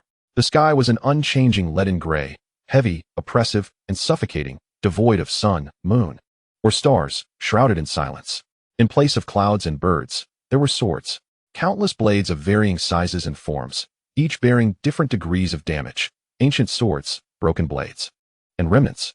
They hung in the void like lifeless celestial corpses, densely packed, seemingly infinite, quietly suspended in every corner of the expanse. The smallest were as fine as a hair, almost imperceptible unless closely observed. The largest loomed like mountains, stretching across the horizon, casting immense shadows, their surfaces marred by the scars of time and brutal wounds. Some of these swords still emitted a faint yet resilient glimmer. Others had completely dulled, resembling mere iron, while many exuded lingering sword intentions that were sharp, sorrowful, violent, serene, or enigmatic. A myriad of distinct sword intents intertwined, collided, and fused within this realm, creating a monumental pressure that permeated every inch of space, penetrating all barriers. This sword pressure not only affected the physical body, but also directly assaulted the hearts and wills of every intruder. The air was as heavy as mercury, with each breath. It felt as though countless tiny icy needles pierced through the trachea into the lungs, delivering a chilling sting. The omnipresent chaotic sword intent surged like an unrelenting tide, crashing against the sea of consciousness, attempting to erode, assimilate, or even annihilate the intruder's self-awareness. Lin Yu beheld in the distance several scattered cultivators, recently transported and possessing skills at the mid-stage of sword sense. Before they could take a single step, they clutched their heads and emitted piercing screams, their gazes swiftly spiraling into chaos and madness, ultimately succumbing to an invisible wave of sword intent. Some collapsed, their minds shattered, while others, like marionettes, began to frantically swing their swords at the air, reduced to mere puppets governed by the residual sword intent. The terrifying realm of sword intent, the place of the deceased sword sovereign, indeed lived up to its fearsome reputation. A chill ran through Lin Yu's heart as he gained a more vivid understanding of the perils of this secret realm. This was merely the outermost area. How dreadfully potent must the sword intent be deeper within its core? He meticulously sensed his own condition. The immense sword pressure weighed upon him, bringing significant strain, as if he bore a burden of 1,000 pounds. Yet it was far less unbearable compared to the plight of those around him. The ebony sword box behind him resembled an unfathomable vortex, or perhaps a dignified monarch. When the most aggressive and chaotic sword intents approached him, they were either silently absorbed or, like subjects before a king, became docile and even reverent. As the tumultuous sword intents assailed his mind, a breath from the depths of his consciousness, akin to the source of the celestial sword soul, stirred gently, dissolving these mental assaults into nothingness. He could even distinctly hear the broken swords within the box emitting a contented and joyful hum, akin to a traveler who had been parched for countless years finally discovering a sweet spring, greedily and efficiently absorbing and refining the pure and ancient sword energy that drifted within this realm. The latent sharpness of the broken swords seemed to imperceptibly strengthen at a gradual pace. For other cultivators, this place was a perilous trap, but for Lin Yu, aided by the power of the sword box, it might instead serve as a crucible for refining his sword essence, comprehending sword intent, and nurturing the broken swords. A spark of enlightenment and sharpness flickered in Lin Yu's eyes. His gaze traversed over those struggling to resist the sword intent or who had already succumbed as sword slaves. Focusing on the depths of this land of swords. There, a colossal and ancient gray stone staircase, seemingly endless, coiled like a silent primordial dragon. Leaning against the suspended sword mountain, defiantly ascending towards the unknown heights shrouded in denser clouds of sword intent. The staircase was paved with an unknown stone. Its color dim and its surface marred by countless deep and shallow sword scars, each mark retaining a distinct aura of sword intent, as if chronicling countless thrilling sword duels. Bearing the weight of millennia of swordsmanship. This was the first and most renowned checkpoint leading to the core region of the secret realm, the Sword Heart Path. It is said that only by relying on one's own sword heart and traversing this path step by step, enduring the interrogation and baptism of myriad sword intents, could one reach the core of the secret realm and qualify to contend for the true legacy of the Sword Sovereign and the potential clues to the celestial sword soul. At this moment, numerous figures had already gathered on the vast platform at the beginning of the Sword Heart Path. The disciples of the Heavenly Sword Sect took the lead. Having cultivated a traditional swordsmanship that instilled in them a resolute spirit and a remarkable adaptability to the essence of the sword. At this moment, they formed a series of miniature sword formations, their energies interconnected, resembling unsheathed blades as they began a steady ascent. Though their pace was measured, it was exceptionally stable. In contrast, the disciples of the Blood Fiend sect exhibited a more domineering demeanor, leveraging their fierce and unyielding nature, coupled with the swirling aura of blood, to withstand the onslaught of the sword's essence. They advanced with rapidity, even aggressively pushing aside any scattered cultivators that obstructed their path. The disciples of the Mystic Heart sect radiated with shimmering runes, weaving a profound array of azure spiritual light, which partially diminished and diverted the surrounding sword essence. They placed a greater emphasis on skill and strategy, maintaining a measured pace. Other formidable disciples from elite sects, as well as the true paragons among the scattered practitioners, displayed their unique abilities, whether by relying on their formidable cultivation to resist, or by employing specialized defensive artifacts as they began their arduous climb. Lin Yu felt no hesitation. He adjusted his breathing, elevating his state to its zenith, and stepped forth, walking steadily and resolutely toward the starting point of the Sword Heart Path. As his foot touched the first icy and coarse stone step, a faint yet soul-piercing sword resonance echoed within his heart.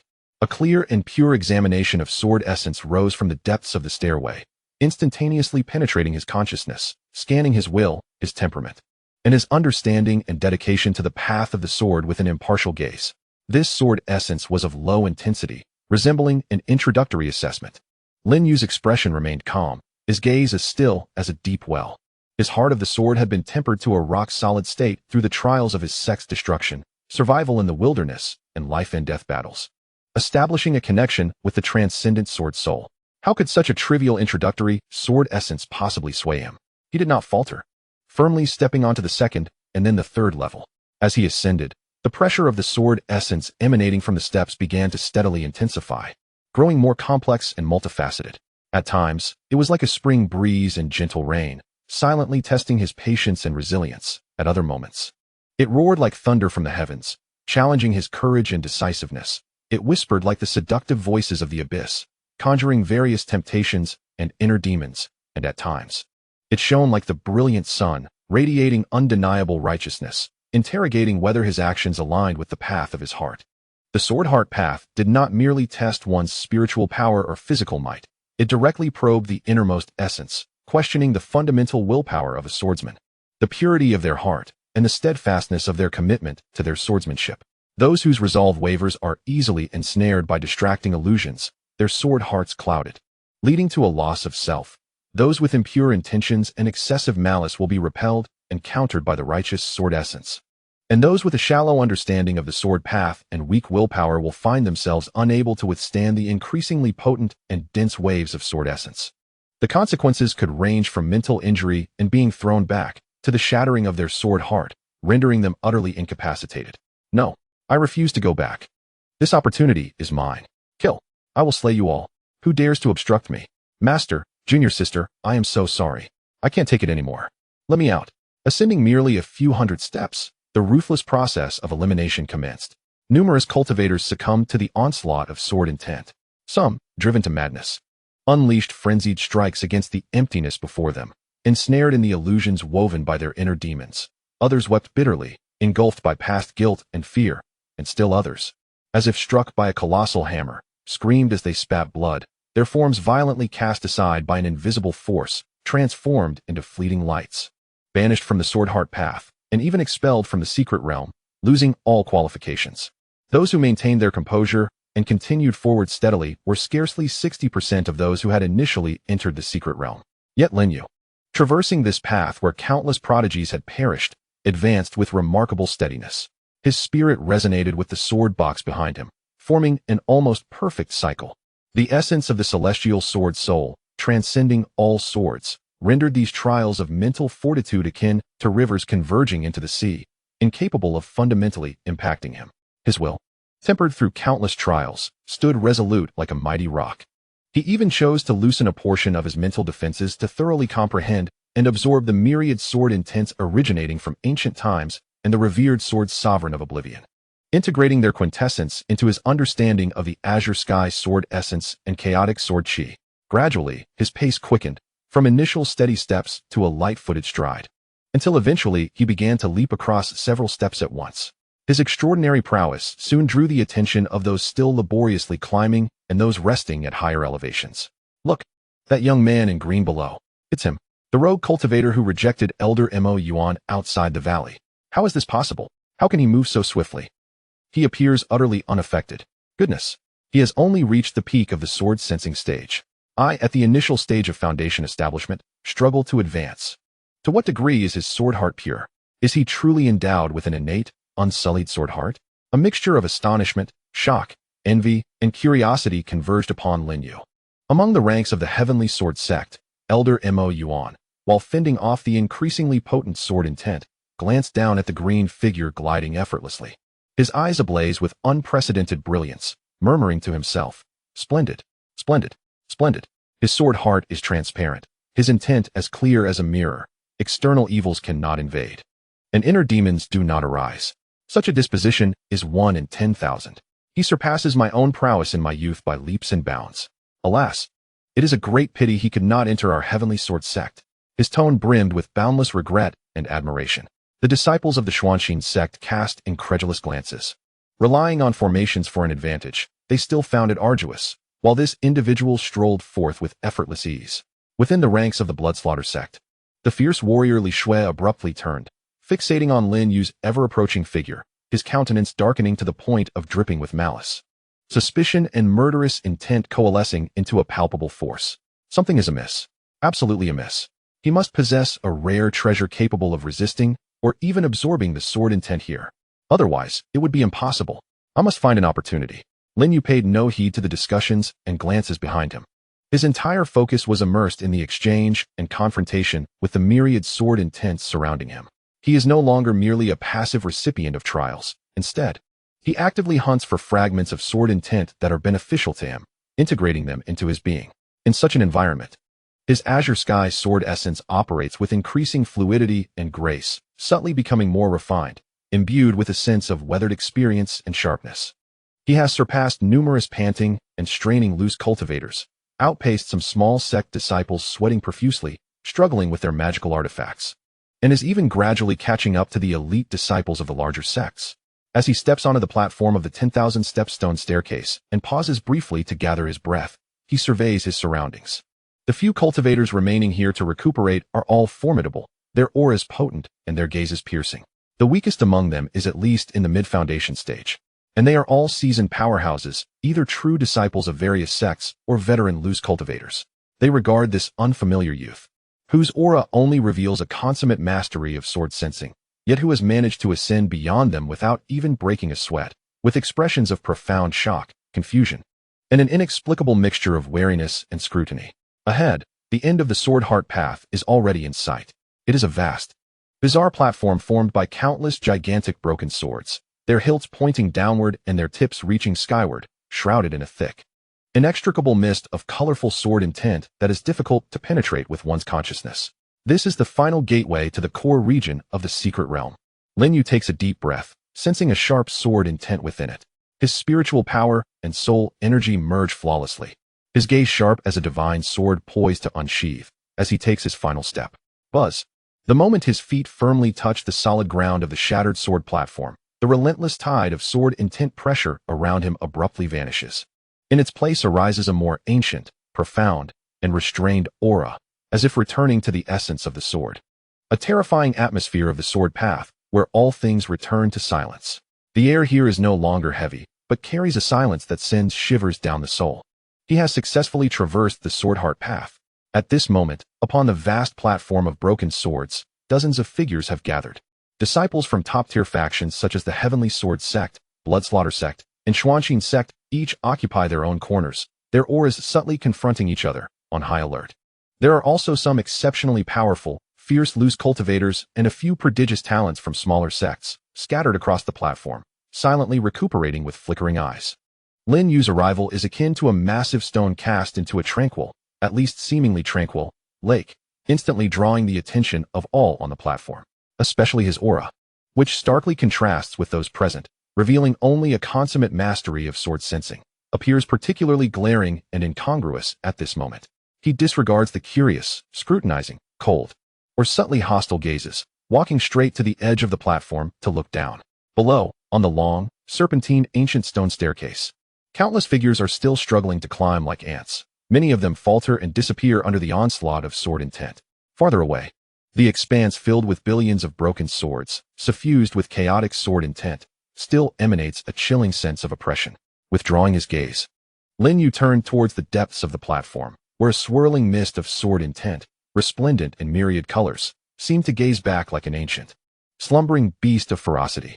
He sensed that the sword box cradled in his arms no longer conveyed excitement, but rather an unprecedented weightiness and yearning. He understood that traversing the sword heart path merely granted him a ticket to participate in the next phase of competition. The true challenges, the brutal skirmishes, and the opportunities intertwined with his fate and hopes for vengeance lay hidden beyond that kaleidoscopic mist of sword energy. Core region of the secret realm, I have arrived. Chapter 18. The forest of sword monuments. Stepping onto the broken sword platform felt akin to crossing an invisible threshold. The omnipresent, surging pressure of sword energy from the sword heart path abruptly vanished, as if entirely severed by an unseen barrier.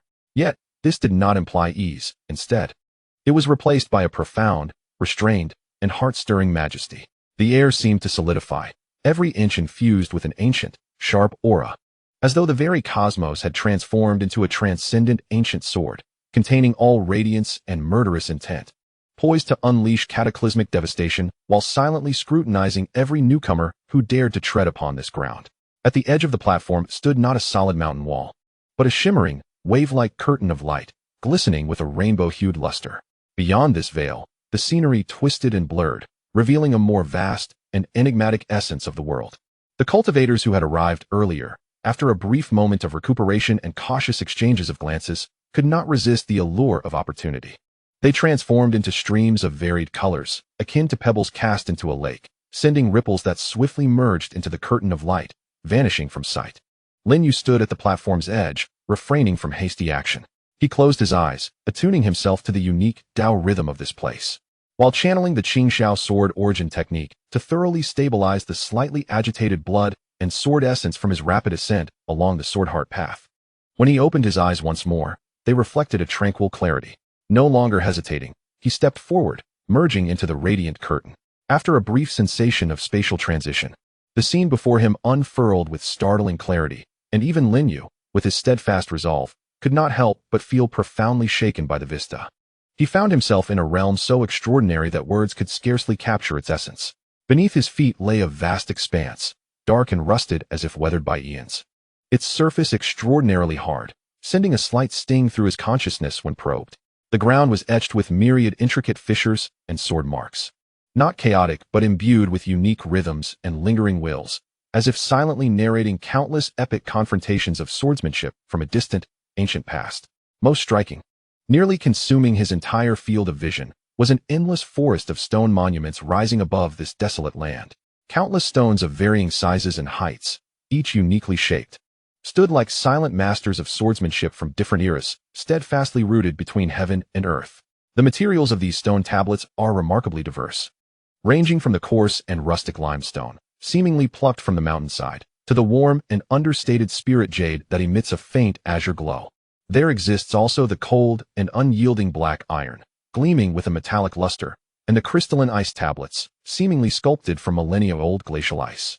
Some even exhibit a translucent glass-like hue, with an ethereal sword energy coursing within, as if they were solidified manifestations of highly refined sword intent. Each stone tablet, without exception, is inscribed with at least one, or often multiple, sword scars. These scars are the true treasures of this place. Some are bold and unrestrained, marked by a simple vertical or horizontal line, yet they encapsulate a formidable momentum reminiscent of the creation of the world. Others are intricately detailed, resembling celestial maps crafted by the most skilled artisans, with each stroke harmonizing with the cosmic order. Some are sharp and resolute, and a mere glance can evoke the fierce intent to sever and annihilate all, while others are harmonious and tranquil, their scars flowing like a gentle stream, embodying the principles of perpetual life and the nourishment of all things. They are not mere cold engravings, but rather, they pulsate with varying intensities of sword intent, as if breathing life, radiating diverse and profound waves of sword energy, fiery and fervent, icy and piercing, heavy as a mountain, light as the wind, devastating and tyrannical, or brimming with vitality. Thousands of distinct sword intents intertwine, clash, and resonate within this vast forest of tablets, collectively forming a unique and enigmatic grand domain of swordsmanship. The spiritual energy of this place seems to be tainted and assimilated by these sword intents. With each breath, it feels as though one inhales not mere spiritual essence, but the pure and varied truths of the sword path. Here lies one of the true core regions of the sword cry secret realm, the long-desired sanctum of enlightenment for countless sword cultivators, the forest of 10,000 swords. The forest of 10,000 swords. Indeed, it is the forest of 10,000 swords. Quickly, seek out the tablet that resonates most profoundly with your own sword path. That blazing red tablet. Its sword intent shares its origin with our sect's burning heaven sword technique. Stand back. That icy tablet was the one I had my eyes on first. The earlier arrivals, after a brief moment of astonishment, were swiftly engulfed by overwhelming ecstasy and greed. Like treasure hunters who have stumbled upon a trove of riches, their eyes aflame, they scattered toward the stone tablets, radiating alluring waves of sword intent. Some immediately sat cross-legged before their favored tablets, closing their eyes in concentration, cautiously extending their consciousness to establish a connection with the ancient meanings imbued in the sword scars, seeking to capture a glimmer of the lineage's essence. Others eagerly drew their personal swords, disregarding their surroundings, and began to mimic and practice the trajectories of the scars, the sound of their sword winds howling. Even more audacious individuals, vying for a particularly potent and profound stone tablet, were already on the brink of confrontation, their swords drawn, their voices raised in hostility. The atmosphere thick with murderous intent, poised to spill blood in this sacred ground of enlightenment. Lin Yu did not hasten to join this chaotic and frenzied contest. He stood firm like a rock amidst a torrential current, gradually closing his eyes, not observing with the naked eye, but rather releasing his consciousness, which far surpassed that of his peers, as if casting an invisible net, gently and meticulously enveloping this vast ocean of sword energy. In the realm of his perception, the world appeared to transform into an expansive ocean, coalesced from myriad streams of sword intent, each imbued with vibrant colors and distinct attributes. The sharpness of gold, the ferocity of red, the profundity of blue, the agility of green, and the stillness of gray. Countless currents surged and intertwined, creating a breathtaking spectacle. Among these sword intents, while most were exquisite and powerful, exuding an overwhelming aura capable of driving external cultivators to madness, they felt to him like tributaries of a river, impressive yet incapable of invoking a decisive attraction in a heart that had already experienced and even borne the chaos of the ocean. The ebony sword box in his embrace had maintained a peculiar, almost haughty tranquility since entering the forest of 10,000 swords, no longer yearning or throbbing as it had during the passage through the sword heart path. Instead, it resembled a supreme monarch surveying its territory, exuding an air of lofty scrutiny and discernment, responding indifferently to the sword intents that either submitted or roared. Lin Yu understood within himself that the sword tablets primarily housed the remnants of sword paths collected over the long years by the sword sovereign of oblivion. The defeated adversaries he had vanquished or annihilated. Perhaps mingled within were fragments or early insights of his own sword path. For one who possessed the core legacy of the celestial sword soul and was bound in life and death to that mysterious broken sword, these external sword intents, while nourishing and broadening his horizons, were far from the ultimate goal of his journey. His path lay deeper, in a more profound core. Following the subtle resonance intimately connected to the sword box, akin to pursuing the only lighthouse in the darkness, he stepped forth, unhurried yet resolute. Progressing steadily into the depths of the forest of 10,000 swords. He traversed between towering stone tablets, some as grand as peaks, others as delicate as bamboo shoots, his figure appearing diminutive against their immense shadows.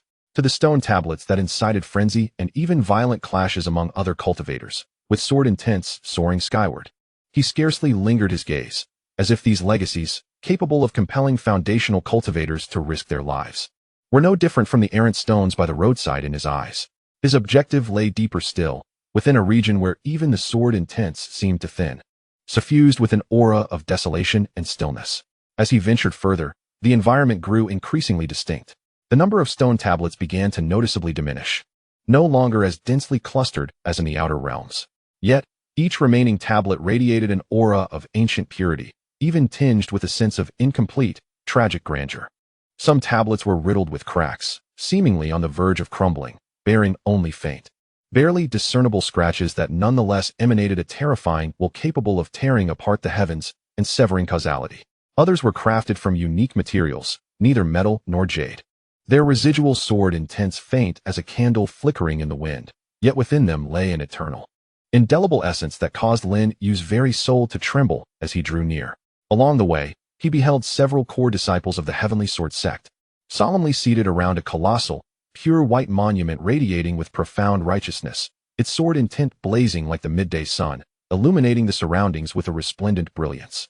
Each disciple wore an expression of fervent devotion akin to that of pilgrims, signifying the monument's deep resonance with their ancestral teachings. He also caught a glimpse of the blood-fiend sect's Li Shui and his companions, gathered near a dark red stone tablet seemingly stained by countless bloodshed. Its ominous aura almost palpable, echoing the wails of vengeful spirits as it emitted a resonant sword cry.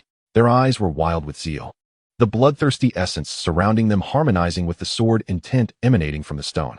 Meanwhile, disciples of the Mystic Heart sect were engaged in arcane gestures before a verdant stone tablet inscribed with intricate, celestial-like runes, muttering incantations as they sought to unravel the mysteries of its formations. Lin Yu's singularly determined stride towards the depths naturally attracted the attention of these individuals. The disciples of the Heavenly Sword Sect exchanged glances of surprise, while Li Shui's gaze grew colder, and the Mystic Heart Sect's disciples cast inquisitive looks in his direction. However, at that moment, all were absorbed in their own pursuits of fortune and enlightenment.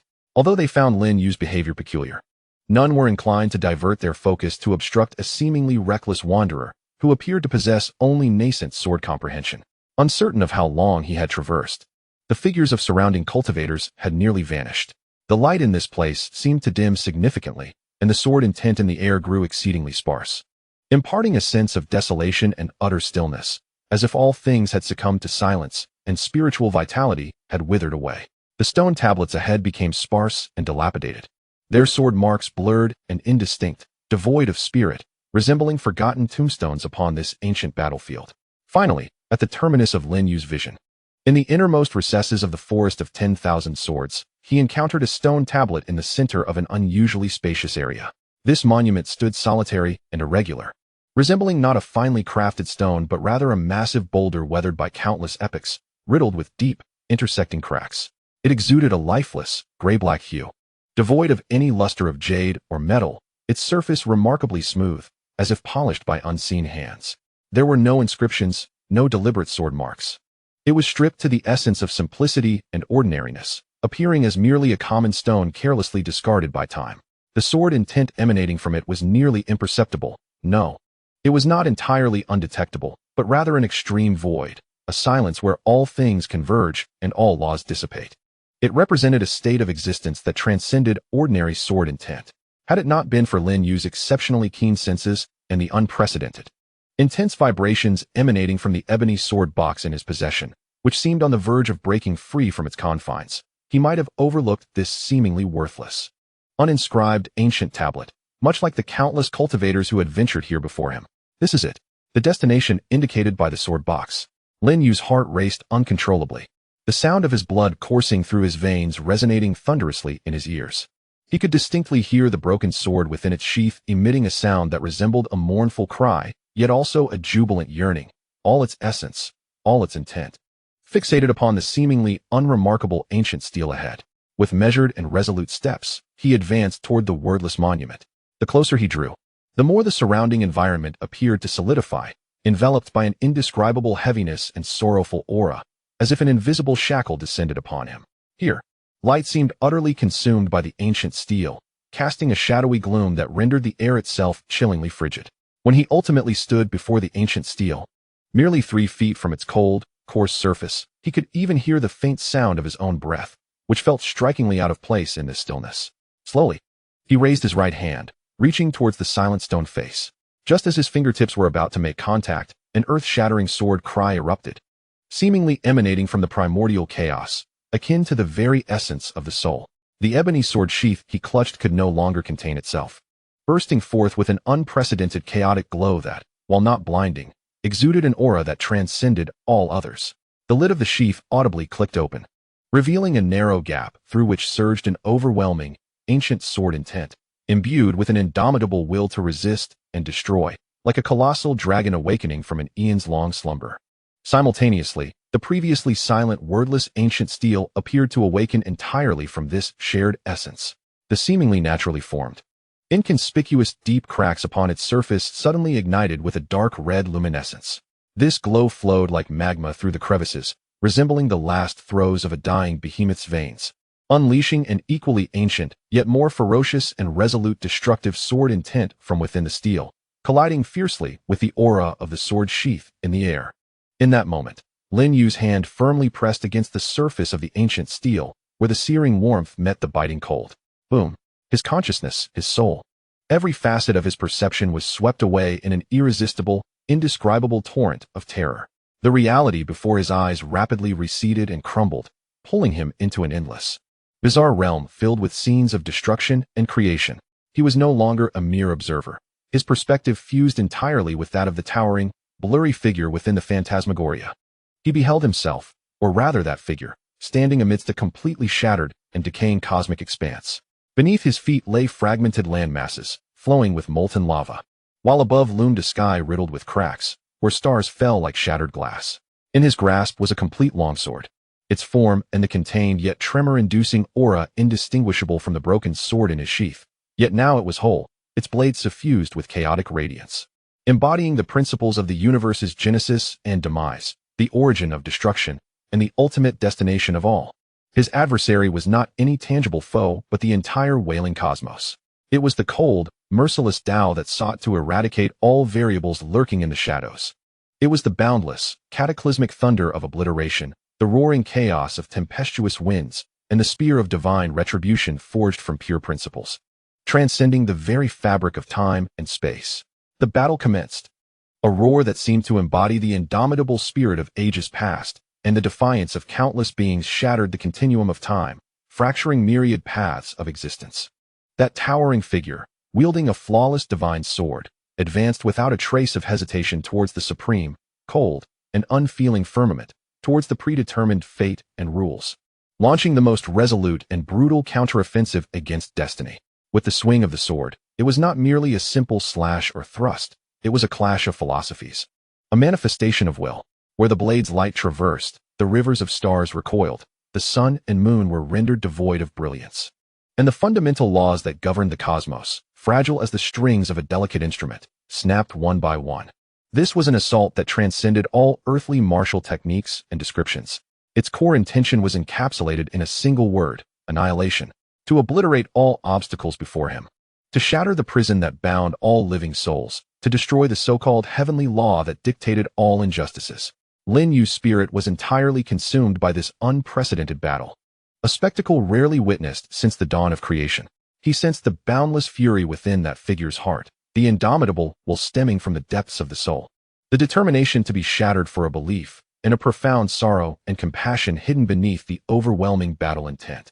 The ferocity of the conflict reached unimaginable extremes, surpassing the very limits of imagination. That figure's swordsmanship was profound, each strike imbued with the essence of ultimate destruction, shattering divine punishments capable of annihilating myriad worlds, transforming stable voids into desolate ruins. Yet, the might of the heavenly law was vast and inexhaustible. embodying the suppressive force of the entire cosmic system. In the relentless collisions with the primordial source of the great paths, as the sword sought to sever the laws of heaven and earth, minute yet striking cracks began to mar the flawless blade.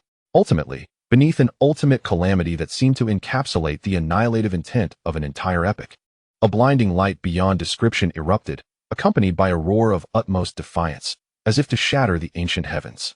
The sword, capable of piercing the heavens and disrupting the balance of yin and yang, could bear the burden no longer and shattered with a thunderous crash. A fragment of the blade, imbued with the sharpest brilliance and a portion of its essence, was propelled into the cosmos, disappearing into the void.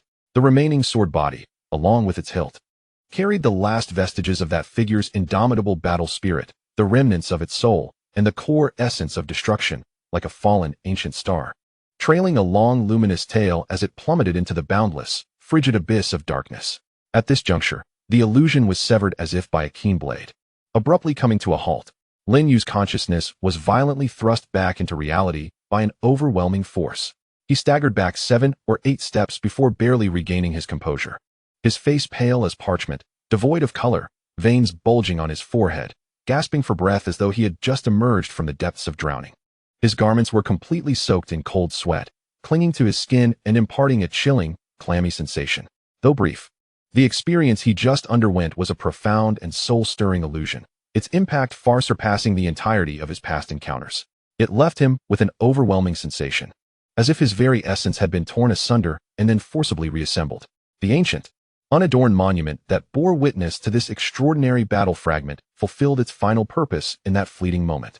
As the illusion dissipated, the dark crimson fissures upon the monument pulsated with an intensity akin to blood vessels, reaching their zenith, as if a reflection of light returned. With a cacophony of shattering sounds, crackling and rumbling, the ancient stone began to fracture from its core, disintegrating into lifeless fragments, indistinguishable from ordinary stones, cascading to the ground and stirring up a cloud of dust. Concurrently, from the very heart of the collapsing edifice, a stream of pure, condensed dark red radiance surged forth, exuding an aura of definitive conclusion and the return of all things to the void, as if imbued with life itself. Its velocity transcended thought, penetrating Lin Yu's mind before he could react, embedding itself deep within his consciousness. This was not a specific martial technique or swordplay manual, but rather a complete, transcendent essence of the sword, the origin seed of annihilation's intent. This sword intent traced its roots back to the ancient sword cultivators who dared to challenge the heavens. Originating from the shattered legendary sword that could cleave the skies, it epitomized an ultimate force of destruction and finality, capable of severing fate, obliterating all laws, and rendering everything back to nothingness. As the dark red seed of destruction's sword intent fused with Lin Yu's soul, he felt as if his entire consciousness had been cast into a raging inferno of purgatory.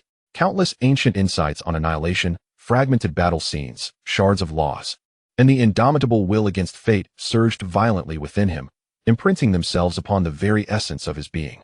The process was excruciating, akin to his soul being ground, seared, and then remade inch by inch. Yet amidst this intense agony, he gained an unprecedented and profound understanding of the essence of destruction.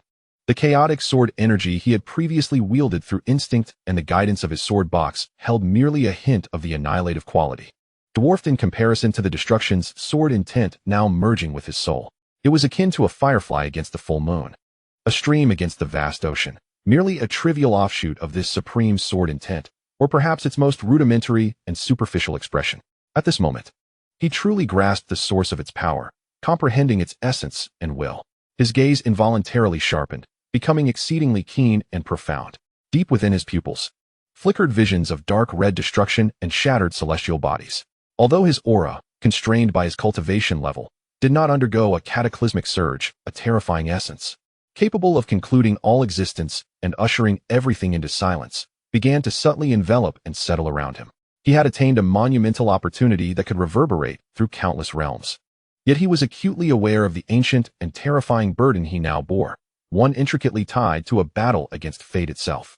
The ethereal figure within the illusion, along with the shattered celestial sword and the origins of its divine essence, is far more astonishing and ancient than his boldest conjectures could ever suggest. It likely does not belong to this realm, but hails from beyond the heavens. Its fragmentation is, in fact, a brutal consequence of defiance against the very principles of existence. The so-called sword sovereign of annihilation may have merely stumbled upon this unmarked ancient steel, which contains fragments of that earth-shattering battle from ages past. In the endless years that followed, from it, he gleaned but a mere hint of the essence of destruction, enabling him to traverse the ancient world and leave an indelible mark. Yet Lin Yu, in this moment, has acquired a legacy of destruction that is far closer to its essence and core. He stood still, his body trembling slightly from the violent shock to his spirit, lingering in place as he endeavored to assimilate the world-altering information and the seed of sword intent that slowly spun within his soul, exuding an aura of finality akin to a dark red star. However, the considerable commotion caused by the collapse of the ancient steel, along with the momentary eruption of terrifying sword intent that, though subdued, still sent shivers through the souls of all beings in the vicinity, had undoubtedly captured the attention of a select few practitioners of exceptional prowess, who were probing the depths of the steel grove. Several formidable consciousnesses, rife with astonishment, shock, and unabashed greed and curiosity, swept toward this recently transformed expanse, now littered with rubble, firmly locking onto the solitary figure of Lin Yu. Lin Yu gradually lifted his head, the haze and shock upon his pale visage receding like a tide, replaced by a chilling resolve forged through trial.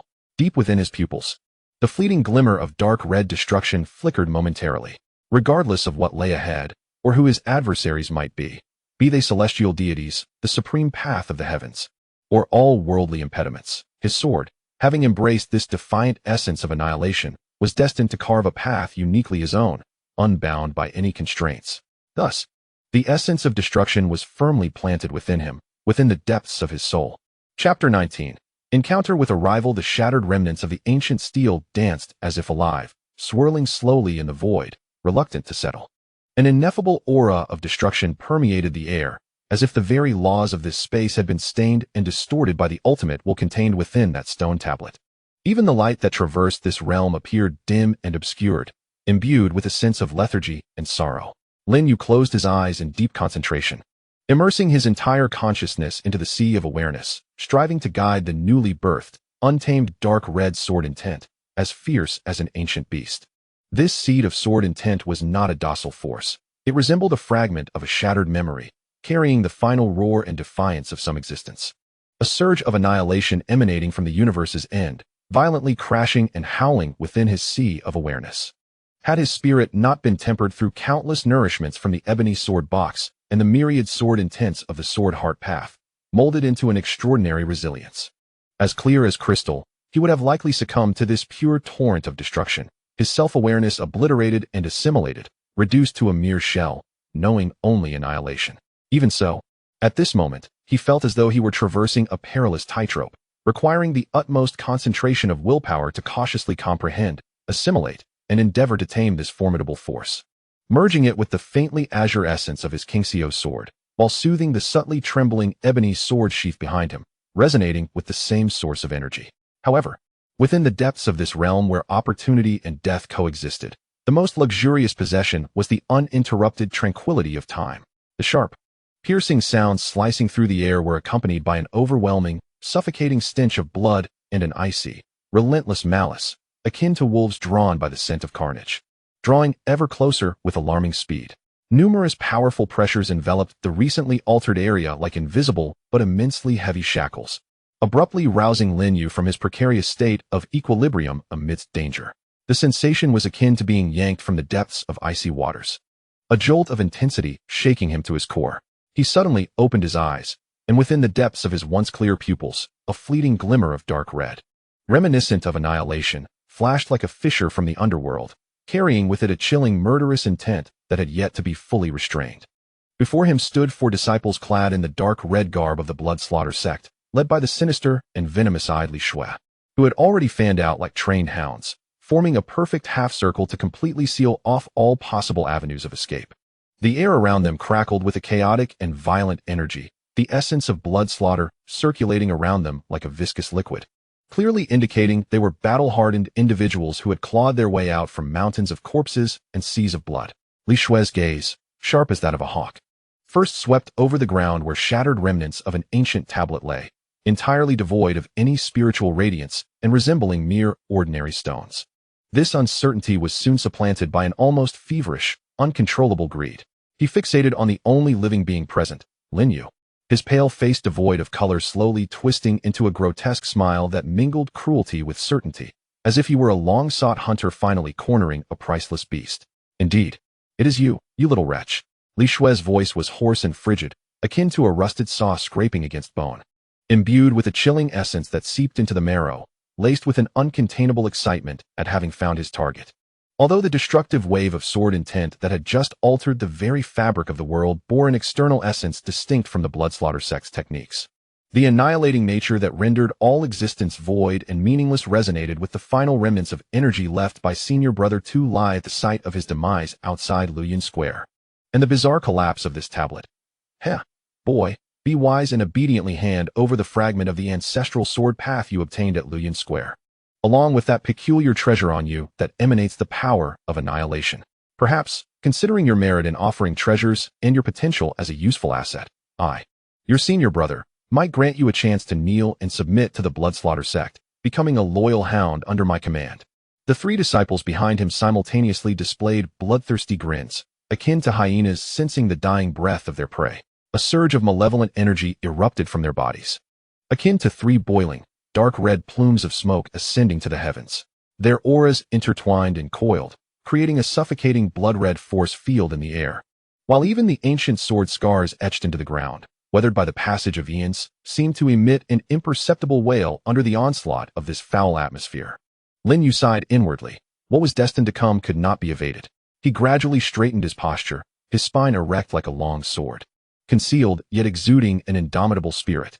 Confronted by four formidable adversaries whose prowess greatly surpassed his own, there was not a trace of the usual fear or panic that a sword cultivator might display. Instead, there was a profound calm, tempered through countless brushes with death, reminiscent of an ancient frozen pool, deep and unfathomable, undisturbed by ripples. The mad dogs of the Blood Fiend sect, indeed, could not shed their ravenous and detestable nature, no matter where they roamed. He spoke softly, his voice imbued with an icy edge that reached the ears of all present, his disdain and aversion unmistakable. Simultaneously, within his being, the pale azure energy, imbued with the might of wind and thunder, surged like a torrent on the brink of breaching a dam, racing through his meridians and quietly urging itself to its utmost limit. His spirit forged an unprecedentedly close connection with the ebony sword sheath wrapped in thick cloth behind him, while the newly acquired yet not fully tamed essence of destruction awakened like an ancient malevolent dragon, coursing wildly through his limbs and fingertips, radiating a chilling wave of annihilation. Beneath his feet, strands of pure wind attribute spiritual energy flowed like a living entity, gathering strength, embodying the essence of the first stance of the flowing cloud step. The gentle breeze brushing against the willows, already drawn but not yet unleashed. How dare these insignificant ants bark with such audacity? Li Shui's gaze suddenly turned frigid, his murderous intent like tangible ice needles piercing towards Lin Yu. As a core disciple of the Blood Fiend sect, in the late foundational stage, he was used to being arrogant and overbearing, treating scattered cultivators as mere weeds. Never had he endured such public humiliation from an insignificant being at the sword-sensing stage, regarded as inconsequential. Seize him. First, cripple his limbs, extract his soul, and then interrogate him slowly. With a command given, a disciple to his left, marked by a grotesque centipede-like scar across his face and exuding the most ferocious aura, let out a bloodthirsty growl and lunged forward. In his hands, a massive blood knife, broad as a door, ignited with a blinding crimson light, its blade trembling, emitting a heart-wrenching wail of countless tormented souls. With a fierce swing of his arms, a gigantic arc of blood-red light, condensed like a waterfall, imbued with corrosive spiritual energy, devoured vitality and severed souls, tore through the air with a brutal force. Aimed directly at Lin Yu's head, this strike harnessed 80% of his strength, fierce enough to cleave an ordinary foundational stage cultivator and their protective talismans in twain, leaving no trace behind. Faced with this blood-like thunderous assault, Lin Yu's eyes sparkled with brilliance, and he instantly activated the first stance of the flowing cloud step, the gentle breeze brushing against the willows. He seemed to have suddenly lost all weight, transforming into a slender willow branch swaying gently in the spring breeze, or perhaps a delicate feather on the verge of being carried away by the wind. In the fleeting moment when the ferocious blade's light was about to strike him, his body moved in a manner that defied logic. embodying a natural grace as he effortlessly glided sideways, riding the fierce energy generated by the blade's trajectory. His movements were seamless and devoid of any earthly presence, capturing the essence of a gentle breeze caressing the willow, yielding, guiding, and diffusing rather than clashing. The terrifying blade's light, capable of splitting mountains and shattering stones, whizzed past him, barely grazing the tip of his nose and the hem of his garment. The fierce wind whipped his hair back, yet not a single thread of his attire was severed.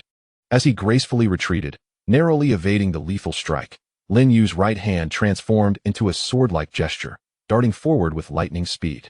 At the tip of his fingers, a profound dark red glow rapidly coalesced. This time, the energy he unleashed was no longer the chaotic gray aura that bore a hint of obliteration. Instead, it manifested as a slender, exquisitely refined sword aura, its edges radiating a deep, hellish red, as if it encapsulated all the destruction and void of existence. A sharp, piercing sound echoed, jarring enough to make one's scalp tingle and teeth ache, standing out amidst the roar of the blade's light.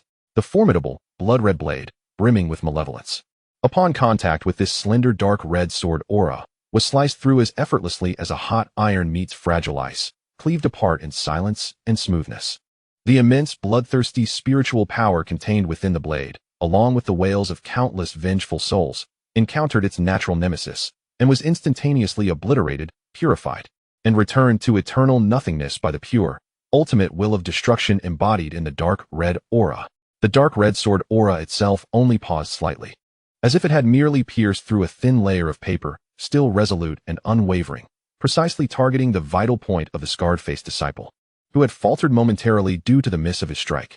The sneer on the scarred disciple's face had yet to fully transform into shock when it was instantaneously replaced by sheer horror and disbelief.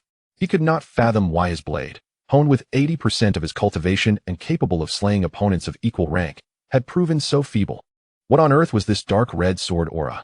In a frantic moment, he could only rely on his combat instincts, forged through countless life and death struggles, to desperately channel his protective blood energy and retreat the heavy blood blade, attempting to position it defensively across his chest for a final block.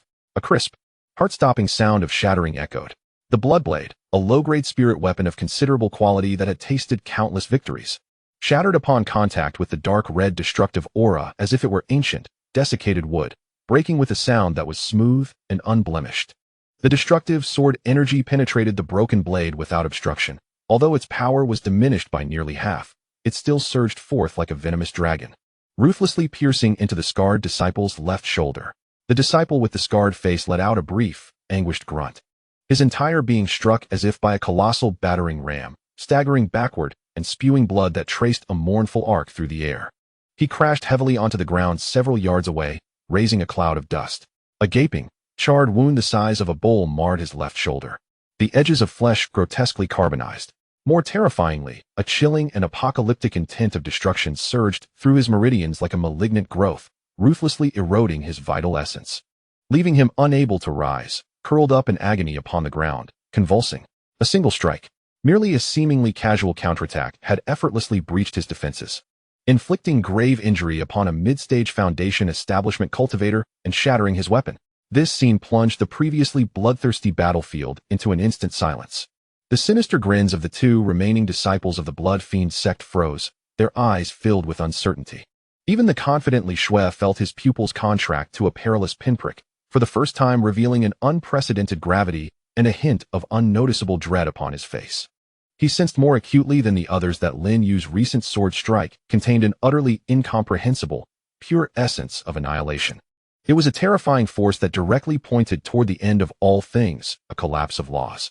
Its lofty tier and profound nature far exceeded the blood-soaked sword path he cultivated, which revolved around slaughter and resentment.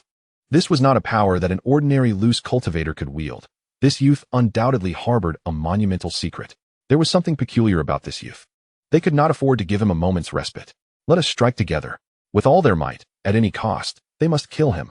Seizing his fortune, Li Shui no longer hesitated, bellowing fiercely, his murderous intent surging forth like a flood unleashed. Bloodlight erupted around him, transforming him into a sinister blood sun rising from the depths of a hellish sea, as he wielded a dark red longsword, grotesque in design. Entwined with a viscous essence of blood, the oppressive aura of a mid-grade spiritual artifact radiating without restraint. as he personally engaged. The momentum of his sword stirred the surrounding spiritual energies into chaos, the sword light morphing into a torrential wave of blood, roaring forth with a terrifying power capable of corroding souls, tainting spiritual forces, and devouring all vitality, sweeping toward Lin Yu. Before the sword even arrived, the overwhelming stench of blood and the wails of countless vengeful spirits were enough to unsettle the weak of heart, causing dizziness and disorientation. The other two mid-stage Foundation establishment disciples, witnessing the tragic fate of their companion and under Li Shui's stern orders, became increasingly ferocious and unreserved. One of them abruptly slapped his waist pouch, producing a blood-colored shield forged from the skull of an unknown colossal beast. Adorned with twisted runes that emanated a solid and heavy defensive bloodlight, shielding much of his body. Simultaneously, from the hollow eye sockets of the shield, red beams flashed, unleashing a storm of thin, needle-like, dark bloodlight projectiles, targeting Lin Yu's vital points with ruthless precision. Another individual, with a fierce countenance, shook a sinister banner that appeared to be crafted from human skin, invoking spirits with an ominous aura. In an instant, a chilling wind howled, the temperature plummeted, and countless indistinct, distorted, and wailing specters surged forth from the banner, clawing and lunging at Lin Yu. They not only disturbed his mental state, but also sought to directly erode his soul, attempting to drag him into an endless illusion. Confronted with the full-force assault of a late-stage Foundation establishment disciple wielding a mid-grade spiritual weapon, alongside the merciless cooperation of two mid-stage Foundation establishment disciples, Lin Yu found himself ensnared in the most perilous predicament since entering the secret realm. The air around him seemed to solidify into a viscous, blood-red mire, rendering him breathless and hindering his movements. In this critical moment, Lin Yu executed the flowing cloud step to the utmost of his capabilities. His form transformed into an elusive azure cloud, darting swiftly within the confines of the space. The gentle breeze beneath his feet morphed into countless variations, sometimes swaying like willow branches in the spring wind, gracefully evading the frontal assault of the Blood River sword light. At other times, it resembled the ethereal mists of the mountains, weaving through the dense gaps of blood shadows, and occasionally, it mimicked the ripples on a disturbed water surface, dissipating the spiritual shock brought forth by the attacking specters. He fully embodied the essence of this elusive movement technique, akin to clouds and mist, harmonizing with nature, and dissolving into the formless. Simultaneously, his fingers danced like butterflies amidst flowers, unleashing a flurry of condensed crimson destructive sword energy, akin to the precise strikes of the Grim Reaper. These fleeting crimson trajectories sliced through the air, accurately targeting the blood shadow needles and the approaching wraiths that could not be entirely evaded by his movements. As the destructive sword energy passed, the malevolent blood shadow needles encountered their nemesis. Before they could close in, their spiritual light dimmed, evaporating like dew under the sun, leaving no trace behind. The grotesque specters, too, were unable to emit a complete scream. Upon contact with the dark red sword energy, they were instantaneously purified and obliterated by the pure will of annihilation contained within, dissipating into wisps of charred smoke in the air. However, the profound disparity in realms loomed like an insurmountable chasm before him, one that could not be bridged solely by the superiority of sword intent and exquisite footwork.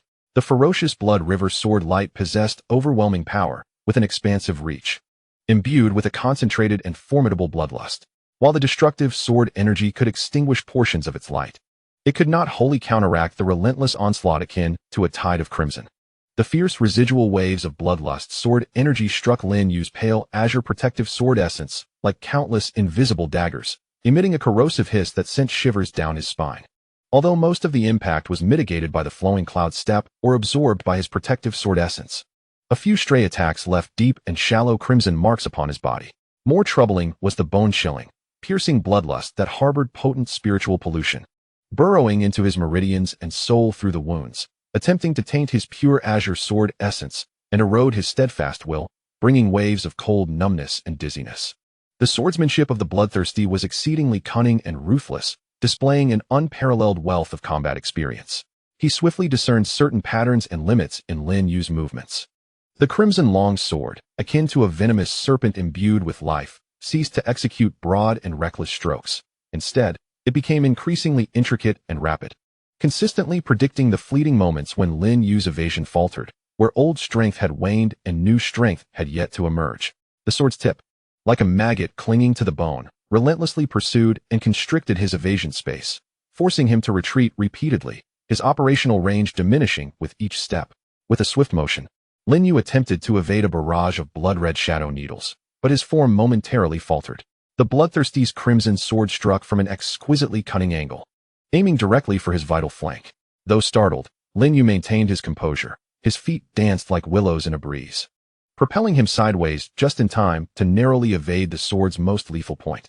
However, the cutting blood-red aura unleashed by the sword effortlessly tore through his clothing and protective aura, leaving a deep gash that exposed flesh, instantly saturating his garments with blood. In quick succession, another lethal strike from the bloodthirsty arrived, a concentrated imprint of malevolent energy, exploiting Lin Yu's momentary instability. In a rush, Lin Yu summoned a destructive sword energy within his palm to counter it. Although he managed to dissipate much of the chilling force, the sheer physical impact remained, causing his blood to surge and his internal organs to feel dislocated. A coppery taste filled his mouth as crimson blood involuntarily spilled from the corner of his lips. He retreated several paces, his complexion slightly pale and breath hurried, yet his gaze grew increasingly cold and sharp, like a lone wolf cornered at the precipice. Poised for a desperate fight, he could no longer afford to remain in a defensive posture, gradually depleting his strength. The spiritual energy consumed by the rapid execution of the flowing cloud step and the activation of the destructive sword energy was immense.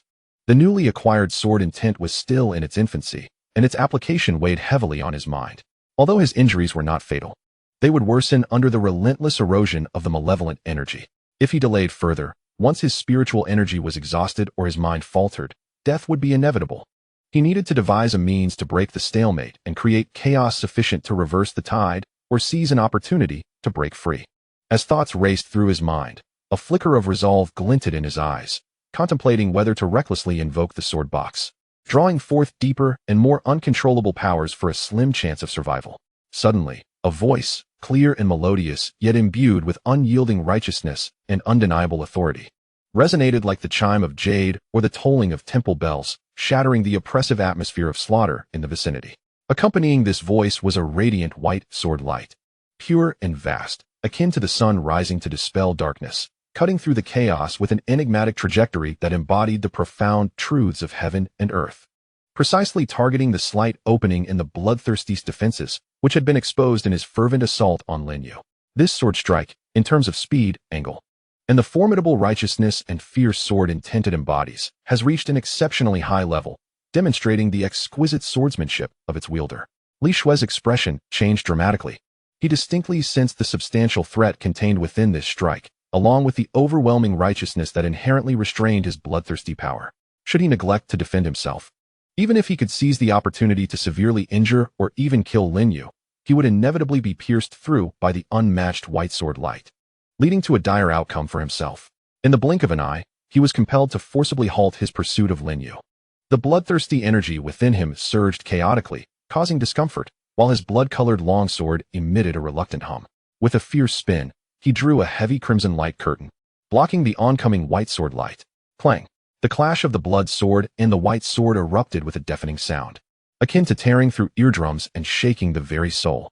The contrasting red and white lights fiercely eroded, annihilated, and exploded at the point of contact, generating a violent shockwave that spread wildly, stripping away layers of the ancient stone slab beneath, etched with old sword marks.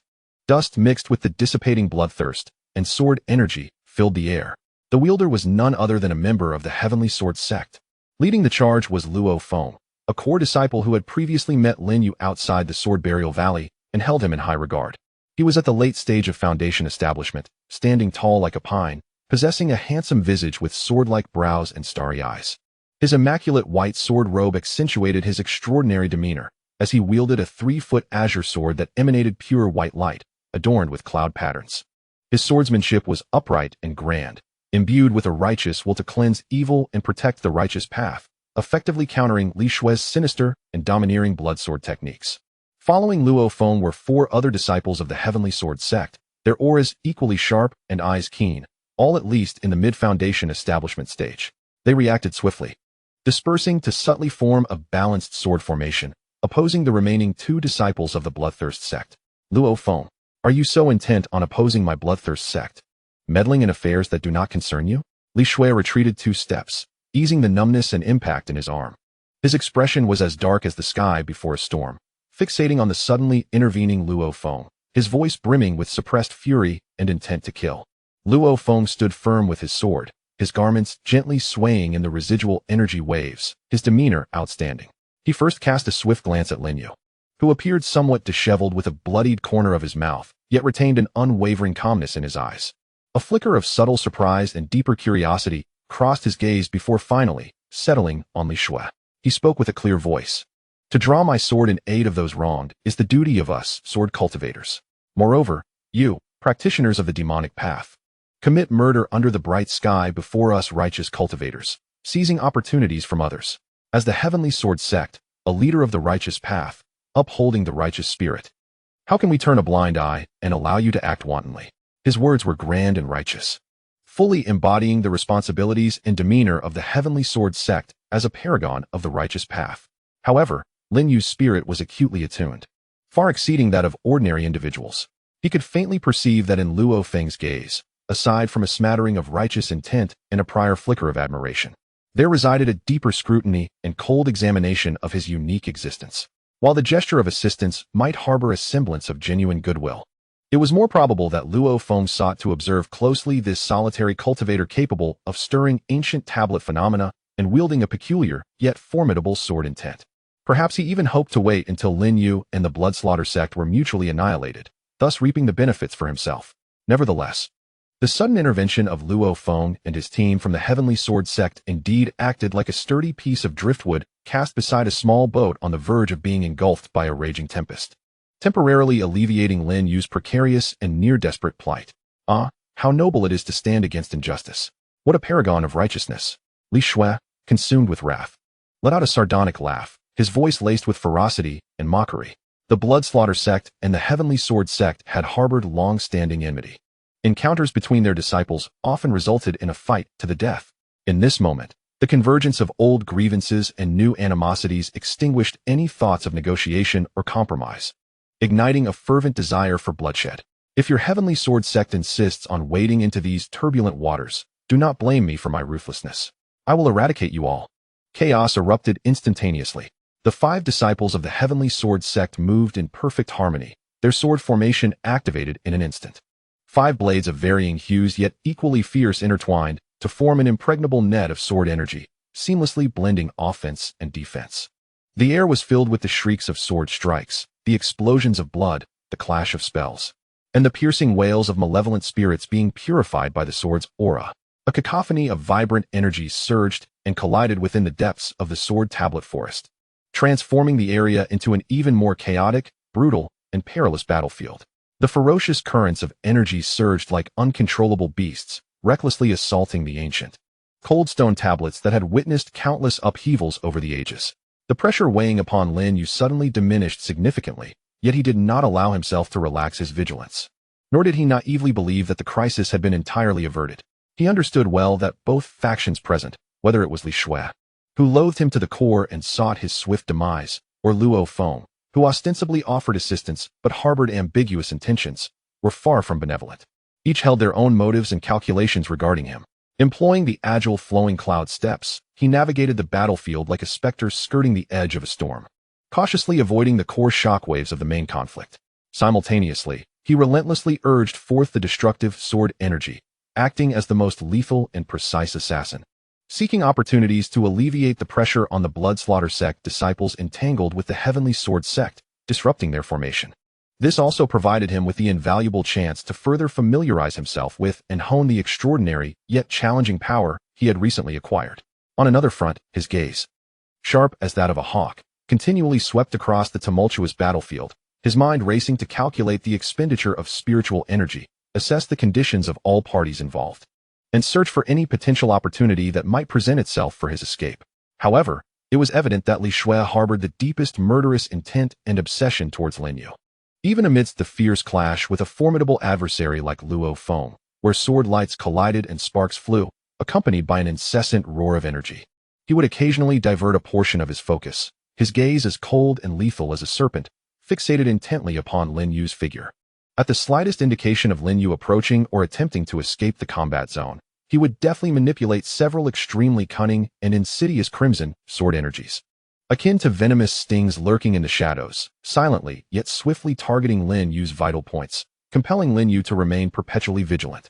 Employing the flowing cloud steps to evade or condense sword energies for defense, rendering him unable to find an opportunity to extricate himself easily. During one desperate evasion against a particularly concentrated and almost corporeal blood-red sword, exuding a foul stench, Lin Yu found himself relentlessly pressured by the fierce and uncanny sword force that seemed to possess a life of its own, forcing him to retreat repeatedly. The flowing cloud steps leaving behind a dazzling array of azure afterimages. Unbeknownst to him, he had been driven deeper into the heart of the forest of 10,000 swords. This area exhibited a stark contrast to the periphery. The light was dimmer, and the ground bore ancient, intricate, and profound sword scars, as if carved by giants wielding swords. Within these scars, a subtle yet disconcerting spatial fluctuation pulsed, causing even the light that touched this realm to distort and refract slightly. While the air was thick with a desolate, deathly, yet ominously treacherous aura, Li Shui, upon witnessing this, felt a surge of ferocity in his eyes. His murderous intent coalescing into something almost tangible. His trepidation and resolve to eliminate Lin Yu had reached a zenith. If this young man were not dealt with, he would undoubtedly become a significant threat in the future. With a sudden clenching of his teeth, a fierce and resolute expression flickered across his face as he endured a sharp sword energy from Luo Feng that grazed his left shoulder. With a ripping sound, his robe was torn asunder, revealing a wound deep enough to expose bone, blood gushing forth. Yet, leveraging the impact from the sword energy, he forcibly extricated himself from Luo Feng's relentless entanglement, akin to self-mutilation. In the next moment, he bore the excruciating pain, merging his body with his sword, transforming into a blinding crimson comet that tore through the sky, driven by overwhelming malice, madness, and an unwavering will to kill. The sinister blood sword in his hand resembled a venomous dragon's fang emerging from the abyss, channeling all his spirit and energy into a single thrust aimed at Lin Yu's unguarded back, which had become slightly exposed due to his retreat. This strike was executed without reservation, employing the full extent of his power, while secretly invoking the Blood Fiend Erosion Soul secret technique he had painstakingly cultivated for years. A flicker of dark blood light shimmered at the sword's tip, vowing to eradicate Lin Yu, the source of his greatest concern, and seize all his secrets and fortunes. Feeling the sudden, lethal crisis descending upon him like an arctic wind freezing his very soul, causing his thoughts to momentarily stagnate, every hair on Lin Yu's body stood on end. An unprecedented shadow of death enveloped him entirely. In this life and death moment, the instinct for survival and indomitable will overwhelmed all else. His eyes flashed with a fierce light, devoid of any hesitation or restraint.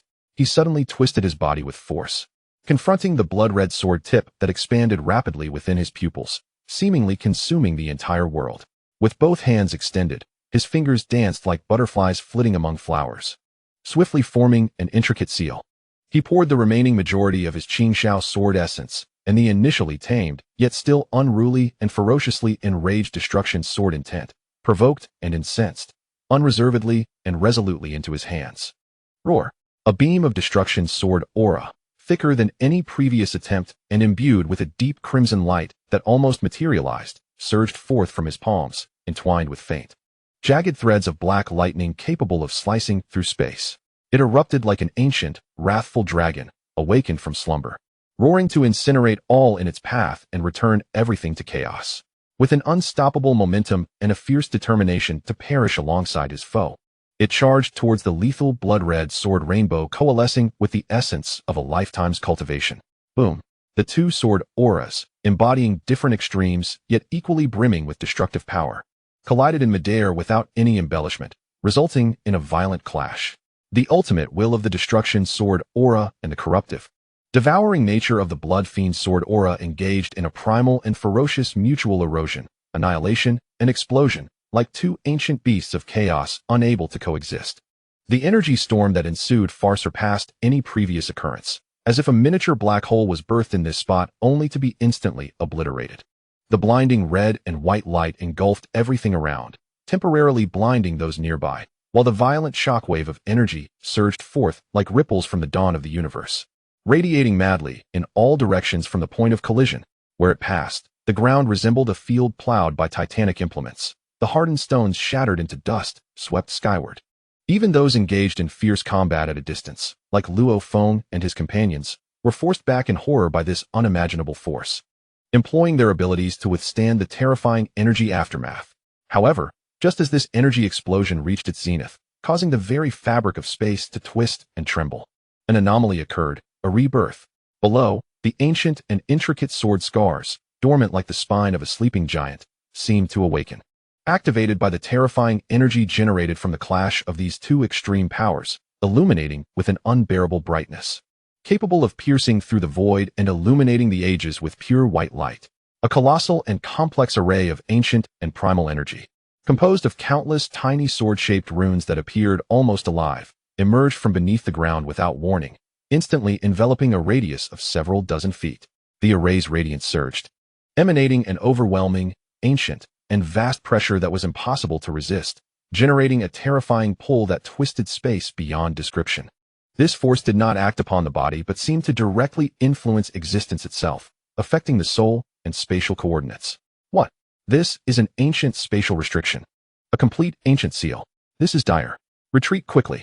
Being drawn in would mean doom. How could such a complete and activated ancient restriction lie hidden here? As they prepared to launch another assault on the fierce-blooded Luo Feng, both he and the disciples engaged in combat were struck dumb by the sudden, incomprehensible upheaval. Their faces paling in terror. No longer able to focus on the battle, they retreated like startled rabbits, desperately exerting every ounce of strength to flee. Their movements pushed to the limits, fearful of being engulfed by the terrifying force of the space around them. Caught at the epicenter of the energy explosion and the activation of the ancient seal, Lin Yu and Li Shui had no time to react effectively. They felt the very fabric of space around them freeze in an instant, only to be violently torn and distorted by an indescribable, horrific force emanating from the seal. It was as if countless invisible yet immensely powerful hands grasped their limbs and very souls, intent on reducing their bodies, spirits, and existence itself into the most primitive fragments. No, open, I command you, Li Shui shouted in a mix of fury and despair, filled with an overwhelming sense of unwillingness and dread. He desperately summoned his blood-drenched sword energy, attempting to break free from the constraints of space, but in the face of the complete and ancient seal, his foundation-level cultivation seemed utterly insignificant. His struggles were akin to that of a feeble insect against a mighty chariot, pale and powerless. Lin Yu suddenly found himself enveloped in darkness, his senses obliterated in an instant, with only the chilling sound of space being forcibly torn apart echoing in his ears, alongside an excruciating pain that felt as if it was being ripped from the very depths of his soul.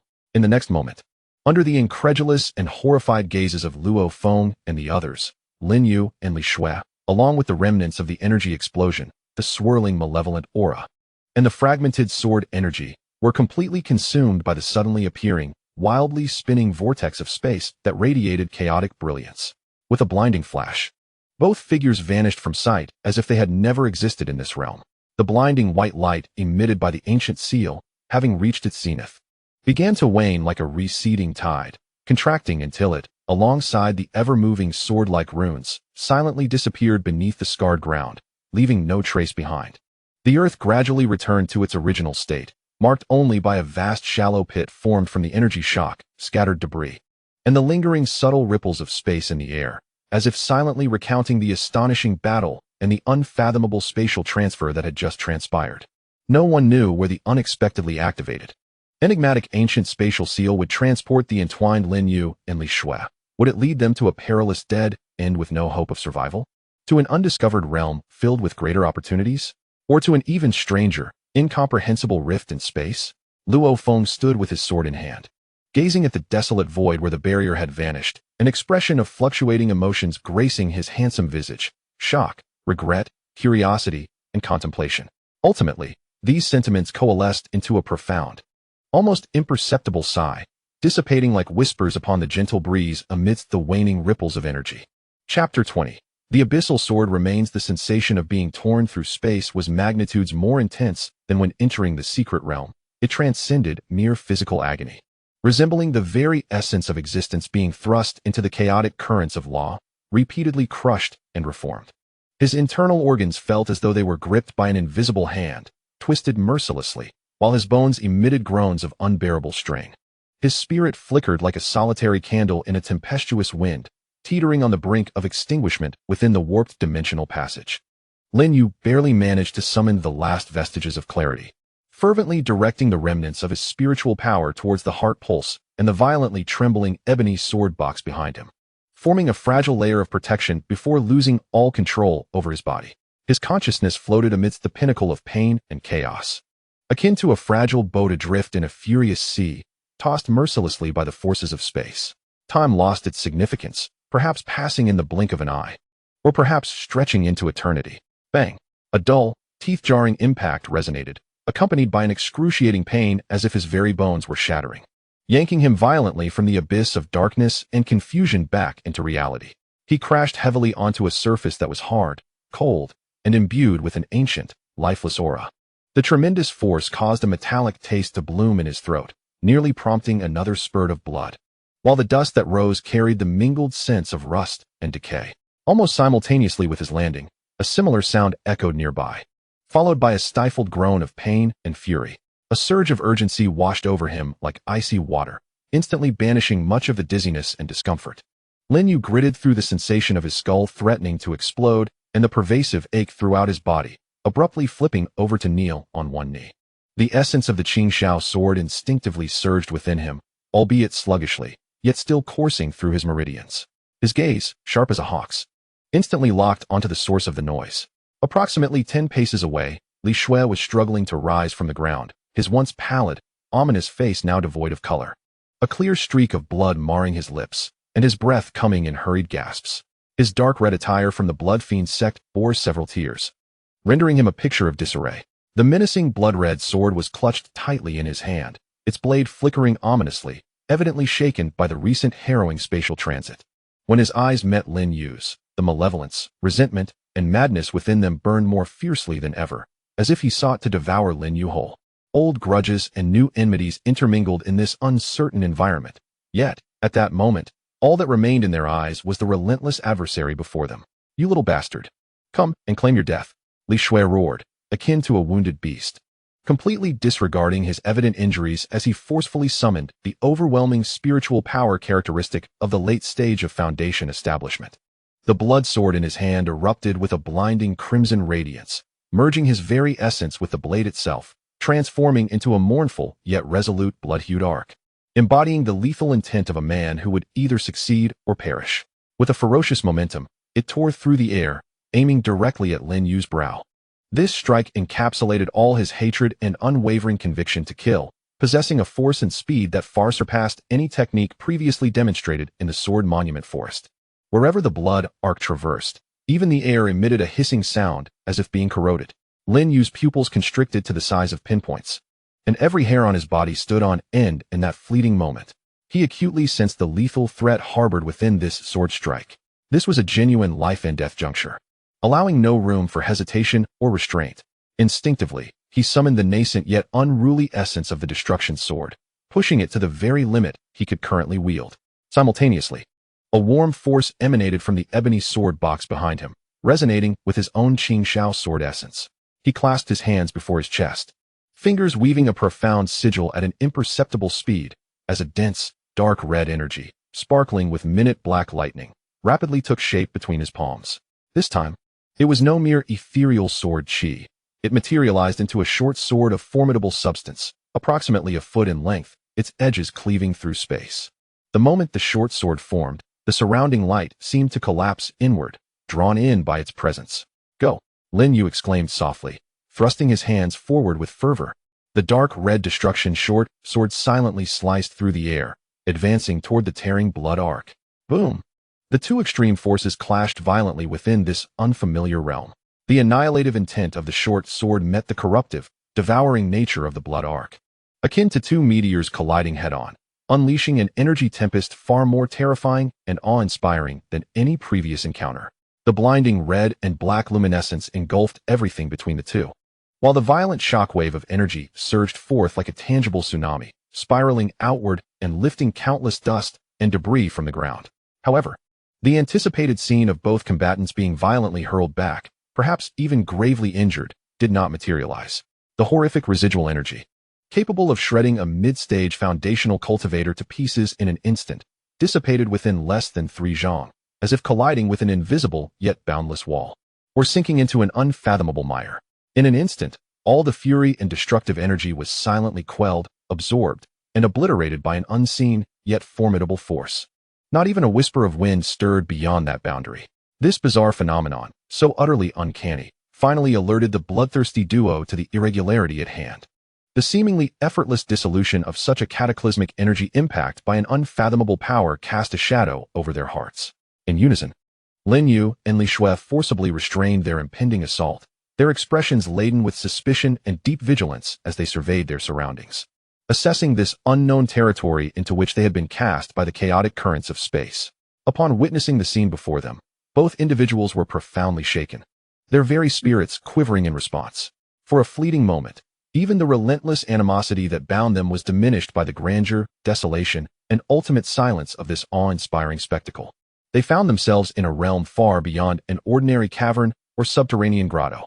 Gazing upwards, the vaulted ceiling stretched infinitely high, obscured within an impenetrable darkness so deep it seemed to absorb all light.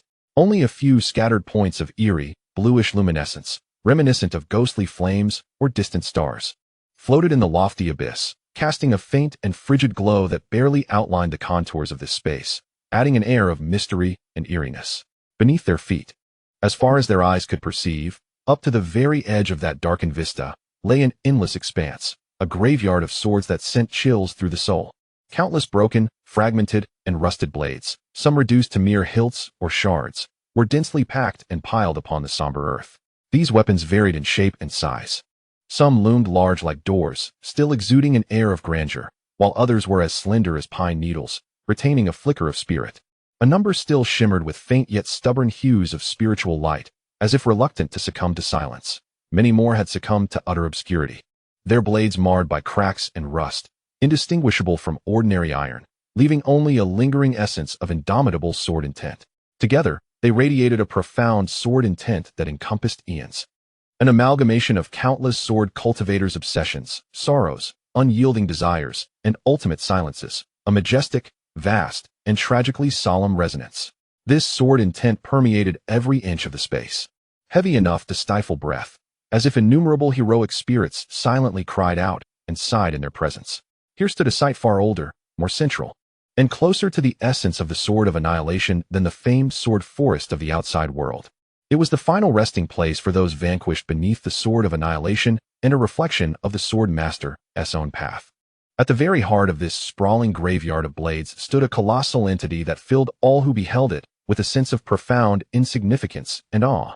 A gigantic stone sword, towering 100 feet high, composed of a peculiar dark gray stone adorned with natural, enigmatic patterns resembling the trails of the Grand Tao. This stone sword was not a product of human craftsmanship. It resembled an ancient mountain, formed naturally since the dawn of creation, possessing the perfect shape of a sword. It stood silently, in a manner that seemed to suppress the ages, at the center of the graveyard, its immense tip deeply embedded in an unknown material below, as though connected to the very core of this mystical realm. The unadorned hilt resembled a pillar supporting the heavens, pointing skyward toward the endless dark vault above. The surface of the stone sword bore countless profound and jagged scratches, immense indentations from colossal impacts, and marks that appeared scorched as if by fierce flames, silently narrating the harrowing battles and endless epics it had endured, far beyond the limits of imagination. A potent essence, far surpassing the collective sword intent of all the remnants within the sword tomb, emanated an ancient, weighty, and melancholic aura of the sword path. It resonated like the heartbeat of a slumbering primordial deity, slowly and powerfully radiating from within the stone sword, enveloping and suppressing the entire space, compelling all swords to bow and silencing the multitude.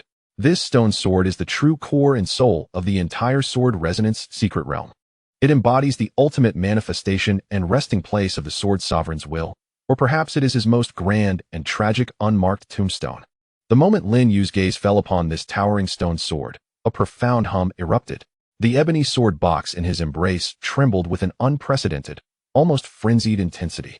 The box grew hot to the touch, as if a volcano within were on the brink of eruption. The lid, fastened with a unique technique, emitted a distinct sound of loosening and an unmistakably clear and powerful yearning, as if it were a call from the very essence of his bloodline, surged forth from the depths of the sword box, resolutely pointing towards the pinnacle of that towering stone sword. At that juncture, where the hilt met the blade, lay an unassuming dark protrusion, slightly deeper in hue, seemingly a natural growth of the stone sword.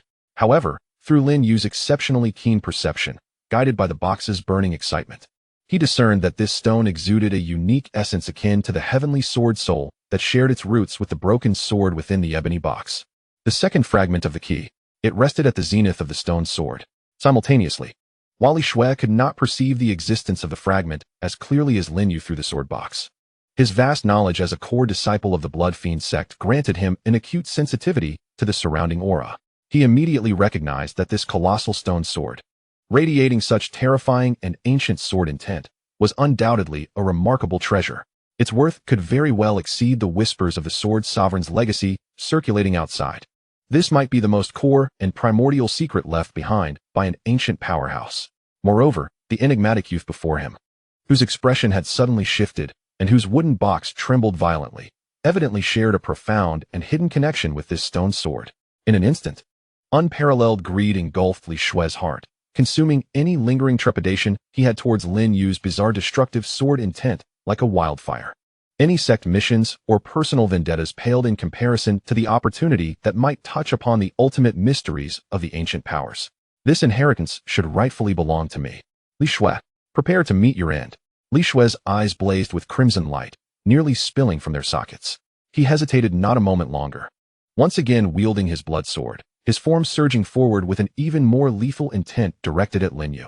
This time, his objective was crystal clear: to eliminate this stumbling block, potentially intertwined with the stone sword's fortune at all costs, before gradually uncovering and possessing the secrets of this magnificent relic.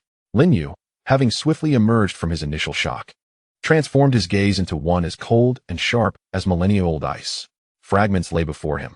This was a pivotal step in his quest to restore the sword box, uncover his lineage, and attain greater strength, entwined with the final wish of his master, Xuanzi. How could he allow others to covet it? Especially the mortal enemy of the Bloodslaughter sect. Clang, clang, clang, boom. In this ancient, silent sword tomb, the two resumed their fierce battle with an intensity surpassing all previous encounters. Sword energy surged and howled, while the eerie crimson light flickered. Li Shui, leveraging his profound cultivation at the late Foundation establishment stage, unleashed the bizarre, ruthless, and malicious techniques of the Bloodslaughter sword art to the fullest, targeting Lin Yu's vital points with every strike. The bloodthirsty energy resembled a living entity, persistently attempting to erode Lin Yu's protective sword essence and spirit. Meanwhile, Lin Yu relied on the extraordinarily formidable destructive sword intent, akin to a cheat, and the profound affinity between the ebony sword box and the surrounding sword tomb's overwhelming sword intent. He executed the flowing cloud steps to their utmost limit, moving like a phantom amidst the countless cold sword remains, evading attacks while incessantly searching for weaknesses in Li Shui's onslaught, retaliating with precise and lethal dark red destructive sword energy. The destructive sword energy and the Bloodslaughter sword chi clashed continuously in the air, each encounter erupting with heart-stirring energy fluctuations and blinding light. Yet, the strange phenomenon persisted, regardless of how fierce their battle became or how violently their energies collided. The waves of energy capable of annihilating mountains, upon reaching the vicinity of the towering stone sword, would vanish as if swallowed by the sea, instantly absorbed by the invisible force field emanating from the stone sword, leaving not even a ripple in its wake. That stone sword stood like a silent, ancient deity, indifferent to the struggles of the ants beneath it. Li Shui grew increasingly alarmed with each clash, his anxiety mounting. He discovered that his advantage in spiritual power at the late Foundation establishment stage was inexplicably suppressed in this bizarre sword tomb. The mournful wails of myriad swords surrounding him, filled with desolation and silence, seemed to naturally repel his filthy and violent blood energy, causing his spiritual power to operate sluggishly. In contrast, Lin Yu, despite being far inferior in cultivation, appeared to subtly draw upon the power of the surrounding sword tomb, his movements becoming more ethereal and his sword energy more refined. This shift in balance left Li Shui unable to defeat this sensing sword stage brat, inciting feelings of humiliation and rage within him. As for Lin Yu, amidst this high-pressure life and death struggle, he experienced remarkable growth, undergoing a transformation. He continuously honed the newly acquired destructive sword intent, resonating with his own Qingxiao sword essence and the power emanating from the sword box in actual combat, experimenting with their fusion. From initially being completely suppressed by Li Shui, Barely managing to hold his ground with the unique flowing cloud steps and destructive sword intent, fraught with peril, he gradually stabilized his footing. He even began to seize upon the subtle openings revealed by Li Shui's relentless assault, launching swift counterattacks that forced Li Shui to adopt a defensive posture. His comprehension of the true essence of destruction deepened amidst life and death, and the dark red sword energy dancing at his fingertips became increasingly adept, wielded with intention, steadily enhancing in power. Blood-Sea Burial Sword. After a prolonged stalemate, Li Shui finally lost all patience. A flicker of anguish and ferocity crossing his eyes as he unleashed one of his ultimate techniques. He abruptly bit down on the tip of his tongue, a mouthful of crimson blood infused with his life essence spraying onto the blood-red sword in his hand. The sword emitted a strange, thrilling hum, its bloodlight surging dramatically as if it had sprung to life. In the next moment, countless exquisitely condensed blood-red sword shadows, imbued with the power to corrode souls and devour vitality, erupted from the blood sword, instantly filling the space between the two with a tumultuous sea of blood. A fierce and overwhelming force intent on burying all in its wake, converging from all directions without a single escape route for Lin Yu. The sword shadows darted about, emitting piercing wails akin to anguished spirits, completely sealing off every possible avenue for Lin Yu to evade. Faced with this seemingly insurmountable onslaught, Lin Yu's pupils reflected the vast expanse of blood red. He understood that he could no longer hold back. It was a choice between breaking through or facing death. Gritting his teeth, he connected his consciousness with the boundless chaotic power deep within the ebony sword box, disregarding the potential backlash, and forcefully ignited the dark red seed of destruction within his soul, setting it ablaze. The ebony sword box opened a narrow seam of its own accord, a pure and domineering flow of chaos, seemingly originating from the time before the world was formed, surged into Lin Yu's nearly parched meridians like a flood breaking through a dam. This force fused with his own celestial sword essence and the utterly ignited, frenzied will of destruction in a manner never before seen. He could almost hear the faint tearing sound of his arm's meridians straining under the weight of this power, pain crashing over him like a tide. Yet in that moment, his gaze turned hollow and icy, leaving only the purest intent of annihilation. He relinquished all defense and evasion, channeling this terrifying power, far beyond what his current realm could control, into the tips of his right hand's index and middle fingers. At his fingertips, a point of pure dark radiance, capable of consuming all light and color in the world, silently ignited. It was no longer sword energy, but rather a miniature point of annihilation leading to the end of all things. He raised his head, gazing beyond the roiling sea of blood, his countenance pale from the exertion of the secret technique, yet a triumphant smile curled upon his lips as he faced the oncoming tide of destruction. With a gentle gesture, he pointed. There was no earth-shattering spectacle, no blinding explosion of light. That point of profound darkness, upon leaving his fingertips, seemed to meld into the void, utterly silent. However, in the next instant, the roaring, relentless blood-red sword shadows, as if erased by an invisible hand wielding an unseen eraser, began to vanish one by one. Starting from directly in front of Lin Yu, they were not merely defeated, but fundamentally obliterated. A straight, absolute void, where even space seemed to momentarily cease to exist. Pierced through the layers of the blood-red sword sea at a speed beyond comprehension, appearing before Li Shui. The grin on Li Shui's face froze into a mask of utter, incomprehensible terror and shock. He felt it. That is a fate more terrifying than death, an absolute and eternal cessation. It is an utter void that even reincarnation cannot touch. No. He let out a desperate howl, fervently and recklessly summoning all the remaining bloodthirst within him, conjuring dense crimson shields before him, even willing to expel more of his essence and burn his life potential in a desperate attempt to fend off that unknown terror. Yet, all was in vain. A faint sound, akin to the delicate popping of a bubble, resonated. That dim radiance disregarded the layers of crimson shields, formidable enough to withstand the full force of a perfected foundational cultivator, as if they were mere illusions, piercing directly and accurately into Li Shui's chest. His body froze abruptly, as if ensnared by a binding spell. Instinctively, he lowered his gaze towards his chest. There, a hollow about the size of a fist, with edges as smooth as the most flawless mirror, had ominously manifested. Through this void, one could distinctly see the pedestal of the colossal stone sword looming behind him. Within the cavity, everything that should have existed, heart, bones, meridians, flesh, had vanished, consumed entirely by the ultimate will of annihilation embedded in that dim light. Reduced to the most fundamental particles, returning to the void. Not a single drop of blood flowed from the hollow. Impossible. Li Shui struggled to utter a few indistinct syllables. His gaze dimming like a candle flickering in the wind, rapidly extinguishing, his vast vitality ebbed away like a receding tide. However, just as his breath was about to cease and consciousness was on the brink of sinking into eternal darkness, crack, a seemingly inconspicuous dark red dragon-shaped jade pendant, which he had worn close to him, shattered without warning. A rich, indelible crimson light, imbued with the power of some ancient pact, erupted instantaneously, enveloping his heartless, battered form and the soul filled with endless resentment and unwillingness. You little bastard. I curse you with the blood soul. The blood fiend sect shall hunt you down relentlessly. Li Shui, that thought, imbued with profound malice and curse, slithered through space like a cold viper, penetrating Lin Yu's slightly dazed consciousness. In the next moment, the blood-colored cocoon enveloping Li Shui flickered violently, swiftly contracting into a thread so fine it was almost imperceptible, vanishing with a speed that transcended reason, as if it had directly torn through the fabric of space, leaving no trace behind. Blood escape secret technique.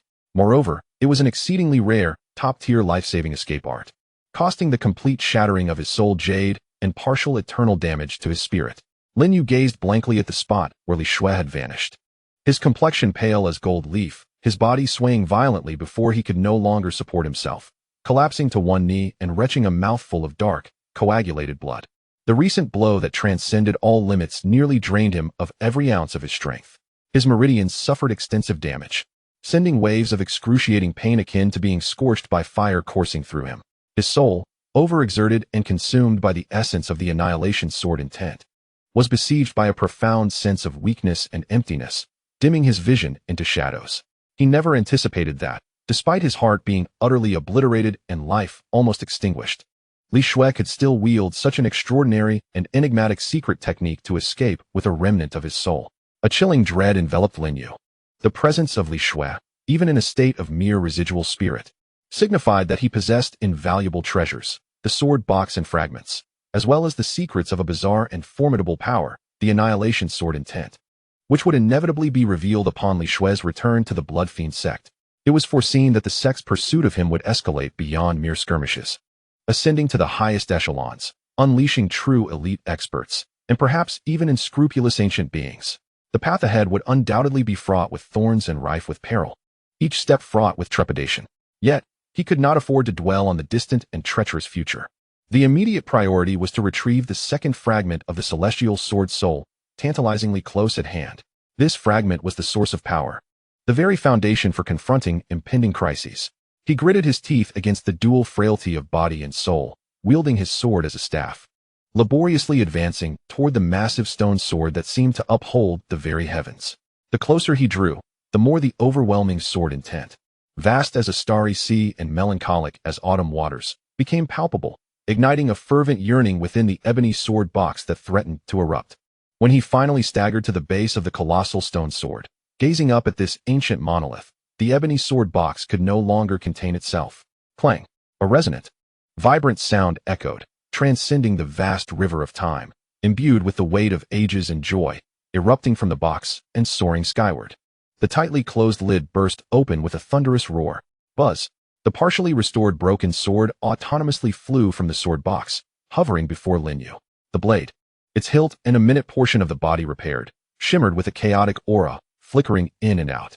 It quivered slightly, its tip pointing directly at an inconspicuous, darkened protrusion atop the stone sword, emitting a continuous, childlike hum, a yearning call.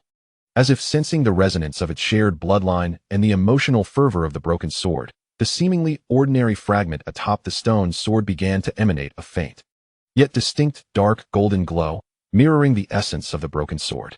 Buzz, buzz, buzz. Subsequently, as if triggered by a chain reaction, the entire dormant sword grave awakened. Countless remnants of swords, broken and fragmented, embedded in the earth began to tremble subtly, from near to far, from weak to strong. An array of sword instruments resounded with varying tones, some weeping, others exultant, and yet others mournful and desolate. This cacophony of swords was not chaotic. Instead, it resembled a solemn and poignant ancient ritual, as if paying homage to their sovereign, or perhaps lamenting the departure or return of a significant presence, resonating with a final elegy and ode. In the next moment, under Lin Yu's utterly astonished gaze, the colossal stone sword, towering to a height of 100 zhang and seemingly eternal, began to manifest intricate and pronounced cracks resembling a spider's web. Starting from the dark golden shard at its pinnacle, with a series of sharp, echoing snaps, the fissures rapidly spread downward, as if imbued with a life of their own, multiplying and thickening until they enveloped the entirety of the massive sword. What was once a seamless entity now bore the appearance of a fragile porcelain artifact, on the verge of shattering, marred by ice-like fractures. With a thunderous roar that shook the very core of the secret realm, as if the heavens and earth were about to topple, the great stone sword could no longer maintain its form and disintegrated completely. It crumbled from the top, breaking into countless fragments of varying sizes, adorned with ancient stone patterns, collapsing inward with a resounding crash. The billowing dust rose like a mushroom cloud, swiftly engulfing the central area of the sword tomb, reminiscent of an apocalypse. Amidst the collapsing core, within the cascade of falling debris and swirling dust, a radiant and captivating dark golden stream of light emerged, embodying boundless ancient sharpness and indomitable will. Like a spirit finally freed from millennia of confinement, it shot forth from the center of the collapse, tracing a graceful arc, and unhesitatingly plunged into the trembling, suspended fragment of the sword. Upon contact with the dark golden stream, the broken sword erupted with an unprecedented brilliance, illuminating the dim sword tomb with an intense glow. The dark golden stream, akin to a living liquid, swiftly merged with the severed blade, the light coalescing primarily in the largest gap of the sword's midsection. The dazzling radiance persisted for several heartbeats before gradually subsiding. The broken sword emitted a contented sigh, gently descending from the air back into Lin Yu's outstretched palm. He lowered his gaze, holding his breath as he focused intently on the sword in his hand. Before his eyes, the sword underwent a remarkable transformation, almost as if it had been reborn. What had once been merely a hilt and a blade less than 3 inches long now exhibited nearly 1/5 of its length restored. The newly restored section of the blade shone with a profound, subdued dark golden metallic luster, its exquisite texture adorned with subtle, scale-like patterns, standing in striking contrast to the original hilt, which appeared dark as night and seemingly capable of devouring all. Yet, they fused seamlessly, as if they had always belonged together. The entire broken sword now exuded a heavier, more ancient, and unfathomably deep aura, with an undefined power within, exponentially more potent than before its restoration. Held in his grasp, Lin Yu felt an innate connection, as if his very blood coursed through it, responding to his will.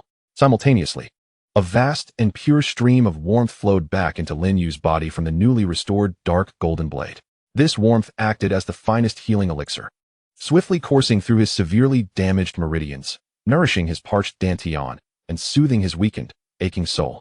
The dark wounds he had previously sustained from surpassing his limits began to heal at a visibly rapid pace under the nurturing warmth of this newfound energy. Astonishingly, the once insurmountable bottleneck of his cultivation, which had reached the pinnacle of the sword sense realm, began to loosen subtly under this force's influence. The pale blue sword essence in his dantian became increasingly solid and profound, as if only a thin veil separated him from breaking through to the foundation establishment stage, ready to be pierced through with a mere touch. However, before Lin Yu could fully savor the exquisite sensations of rejuvenation and power, a cataclysmic shift occurred. A thunderous crack reverberated through the earth beneath him, signaling a violent tremor that resonated as if from the very core of the world. Above, the lofty and darkened vault of the sky was suddenly disturbed as massive boulders, akin to small mountains, thundered down with a destructive force, crashing into the sword tomb and stirring up a greater cloud of dust and ruin. The ground fissured, revealing deep chasms that exuded terrifying fluctuations of chaotic space. The entire secret realm began to collapse in a chain reaction, centered around the crumbling stone sword. Devoid of the support and suppression of the core stone sword, this realm, which had relied upon its existence, was finally approaching its demise. Lin Yu's countenance shifted dramatically. He immediately comprehended that lingering here was utterly inadvisable. With the collapse of the secret realm and the obliteration of space, should he be caught in the ensuing chaos, even a golden core cultivator would face certain death. Without hesitation, he swiftly retracted the 1/5 restored broken sword into the ebony sword box. At the instant the box closed, an unmistakably clear and urgent sense of guidance emanated from within, directing him toward a particular area at the edge of the sword tomb, where spatial fluctuations intensified, subtly hinting at the infiltration of external energies. This was likely the weakest point of the spatial barrier during the collapse, a fleeting escape route.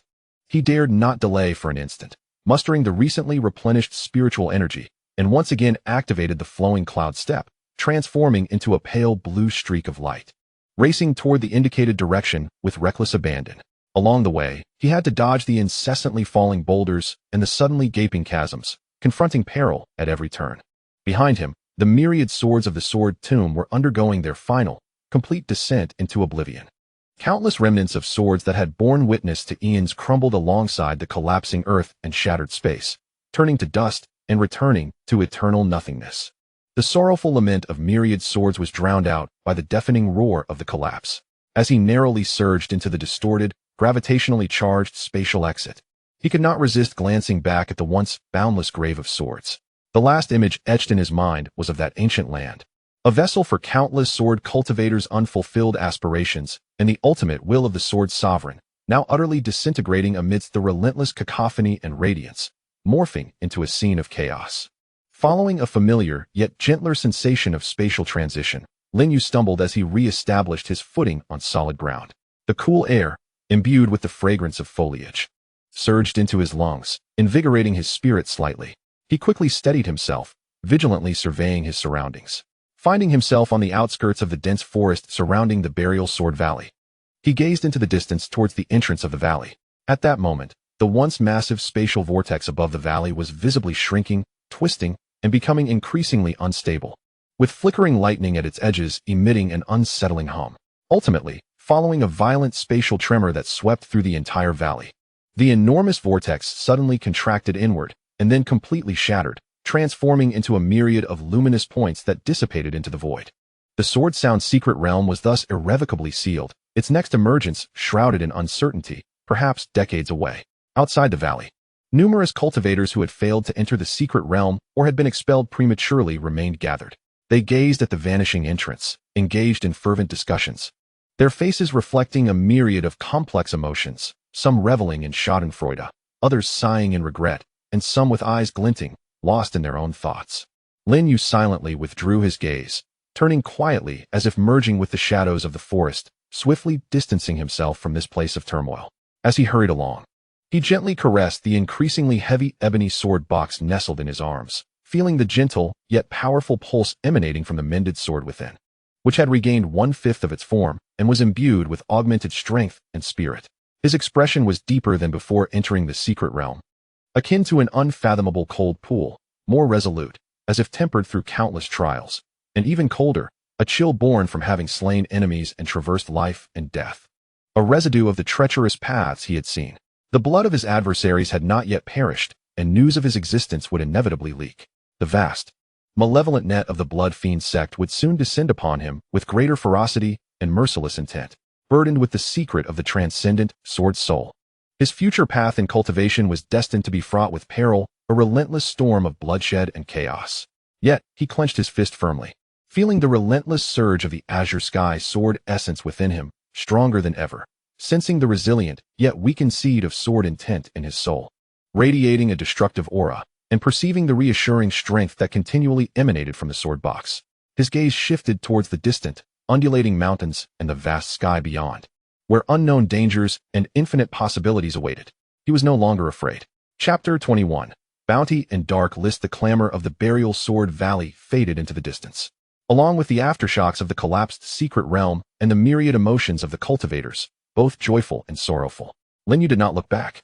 He resembled a solitary wolf, hastening southward along a seldom trodden path. The ebony sword box behind him fell into silence. The sword, now 1/10 restored, seemingly entered a state of digestion and growth, with only a faint warmth radiating through the contact between the box and his back, affirming its presence and extraordinary nature. His destination was clear: Ocean View City. This was the largest coastal city in the southern domain, a vital port leading to the outside world, particularly to the fabled heart of the cultivation civilization in the central continent. He needed to escape the storm center of the southern domain, to temporarily evade the inevitable, frenzied retaliation from the Blood Fiend sect, and to seek broader horizons and opportunities. Half a month later, the weary Lin Yu stood atop a high ridge, gazing into the distance at the colossal beast that lay sprawled along the coastline, Wanghai City. The city walls towered majestically, constructed from immense blocks of azure sea rock, weathered by relentless ocean winds, exuding an aura of ancient resilience. The scale of the city far surpassed that of Luoyang Square, even dwarfing the grand entrance of the Qingyun Sect during its zenith. The docks bustled with masts resembling a dense forest, as numerous vessels of varying sizes navigated in and out, while the air was occasionally pierced by the vibrant streaks of flying artifacts, deftly maneuvered by cultivators. The atmosphere was thick with the briny scent of the sea, mingling with the fishy aroma of goods and various spiritual materials, creating a cacophony of vitality. Lin Yu inhaled deeply, silently invoking the breath-concealing technique from the Qingxiao sword essence art, suppressing his pure sword essence fluctuations to the mid-stage of the sense sword realm. The sharpness in his gaze was entirely reined in, replaced by an expression of slight fatigue and bewilderment, resembling a wandering cultivator as he melded into the throng entering the city, making his way toward the grand gates. At the gates, vigilant guards stood firm, clad in the standard armor of the city lord's retinue, alongside several cold-breathed cultivators in dark red attire, scrutinizing the passers-by with discerning eyes. Unmistakably members of the Bloodslaughter sect. A chill ran down Lin Yu's spine, yet he maintained a composed demeanor, paying the entry fee and lowering his head to blend with the crowd, just as he was about to pass through the gate. His peripheral vision caught sight of a massive notice affixed conspicuously to the inner wall. The notice, crafted from an unusual material that shimmered with a subtle spiritual light, depicted a remarkably lifelike portrait, his own likeness. Although the rigors of travel and deliberate disguise had altered his appearance slightly, the essence of his features remained unmistakably recognizable. Beside the image, in blood-red vermilion, were inscribed alarming words: Bloodslaughter Sect Grade A Wanted. Name: Lin Yu, remnant of the Qingyun Sect. Crimes: inflicted grievous harm on the esteemed disciple Li Shui, severely damaging his foundational cultivation, bringing him to the brink of demise. And stolen the sect's treasured artifact Heavenly Sword Soul. Bounty: for capture, a reward of 100 high-grade spirit stones and 1 low-grade earth-tier technique. For killing and presenting his head along with the artifact, a reward of 50 high-grade spirit stones and 1 high-grade profound-tier technique. Additionally, a substantial reward for any credible information. Those who harbor or conceal him shall be deemed equally culpable, subject to immediate execution. Note: the bounty has been proportionately adjusted. 100 high-grade spirit stones equate to 1 million low-grade spirit stones. A staggering sum that underscores the Bloodslaughter sect's resolve and Lin Yu's worth. At the bottom of the notice was a ghastly blood-red seal, emanating a chilling aura. The Grade A Wanted announcement drew gasps of disbelief from nearby cultivators. How long had it been since the Bloodslaughter sect issued such a decree? 100 high-grade spirit stones. Earth-tier techniques. By the heavens, who is this Lin Yu? At the sense sword stage? Capable of nearly killing Li Shui? And yet he dared to steal a treasured artifact? What is this Heavenly Sword Soul? Such an item could provoke the Bloodslaughter sect to this extent. Regardless of what it was, this bounty could elevate one to the Golden Core stage. Eyes wide open. Around him, a wave of suppressed exclamations and greedy murmurs erupted. Countless gazes swept through the crowd like searchlights, as if every individual might be a living bounty of 100 high-grade spirit stones. A shiver traversed Lin Yu's spine, as if countless needles were pricking at him. He forcefully suppressed the tremor within his heart, lowering his head further and quickening his pace. Swiftly blending into the bustling throngs of the city, the Bloodslaughter sect's reaction speed and the level of attention they bestowed upon him far exceeded his expectations. This was an almost irreversible predicament. Navigating through the labyrinthine streets, he deliberately chose crowded and chaotic areas. Leveraging the tranquility bestowed by the Qingxiao sword essence technique and his exquisite mastery over his own aura, striving to appear indistinguishable from the lowly wandering cultivators around him, who toiled for their livelihoods. However, an unshakable sense of crisis, akin to needles pricking at his back, lingered persistently. He needed to acquire more information, to ascertain whether other threats existed beyond the Bloodslaughter sect. The thought of Zhuangjizi and the Tianji Pavilion crossed his mind. Perhaps only there could he obtain relatively reliable intelligence in this moment of peril. As the foremost city in the southern region, Wanghaiqing naturally housed a branch of the Tianji Pavilion. After several inquiries, Lin Yu discovered a modest gray-tiled building at the end of a relatively secluded street in the western part of the city, where subtle fluctuations of formations could be sensed. The entrance bore no sign, only a simple, cloud-enshrouded bagua symbol. Upon entering, he found the interior to be far more spacious than it appeared from the outside. Adorned with an elegant decor and the gentle aroma of sandalwood wafting through the air, a seemingly ordinary steward clad in gray robes approached him. Speaking in a neutral tone, "How may I assist you, esteemed guest?" Lin Yu wasted no time, directly producing the jade talisman that Zhuangjizi had entrusted him. The steward's gaze flickered imperceptibly upon seeing the talisman, and his demeanor shifted to one of greater respect. "Please, follow me." He led Lin Yu into a quiet chamber, serving him spiritual tea before retreating. Moments later, the walls of the quiet room rippled like water, and a vague figure, seemingly composed of countless beams of light, materialized before Lin Yu. Its features remained obscured, yet a calm voice resonated. "Those who possess the token of Steward Zhuangjizi may enjoy a 10% discount and receive priority information. What does the guest require?" Lin Yu replied in a low voice. "I wish to know about Lin Yu, aside from the Bloodslaughter Sect's bounty, which other forces are covertly observing or taking action. Furthermore, what are the means to safely depart from the southern region and reach the central continent?" The light figure fell silent for a moment, as if assessing the value of the information. Before speaking, the intelligence related to Lin Yu concerning the Bloodslaughter Sect's A-class warrant and potential high-tier causality is collectively rated as Level B. It comprises two parts. First, information regarding his placement on the dark list. Second, an analysis of targeted exit routes. The total fee is 90 mid-grade spirit stones, reduced to 81 mid-grade spirit stones after the discount. 81 mid-grade spirit stones. This was nearly the entire fortune of an ordinary Foundation establishment cultivator. Lin Yu secretly marveled at the exorbitant fees of the Tianji Pavilion. Nevertheless, he did not hesitate. Directly extracting the requisite spirit stones from the storage bags obtained from Li Shui and other adversaries, placing them upon the table. The spirit stones were instantly whisked away by a beam of light. "The intelligence is as follows," the light figure continued. "Lin Yu's name was placed on the dark list by the Underworld Palace 3 days ago, with a bounty of 40 high-grade spirit stones, merely requiring confirmation of his kill. The employer's identity is confidential. According to fluctuation analysis, the employer is not affiliated with the Bloodslaughter Sect. Their motives may be more pure or related to the essence of the sword. 40 high-grade spirit stones. Another enticing reward capable of stirring the hearts of golden core cultivators. Moreover, the employer is not merely the Bloodslaughter Sect. Their aim is directly targeted at the very essence of the sword." Lin Yu recalled the towering figure that contended with the heavens in the illusion, and the shattered divine sword that reached the skies. Behind the Bloodslaughter Sect, there indeed lurked a deeper, perhaps even more ancient and terrifying force. As for the routes to leave this realm, the light and shadow stated with an unwavering calmness that the conventional methods were fraught with peril, being closely monitored by both the Bloodslaughter Sect and the City Lord's Manor. There are 3 alternative routes, each with diminishing risks but escalating costs.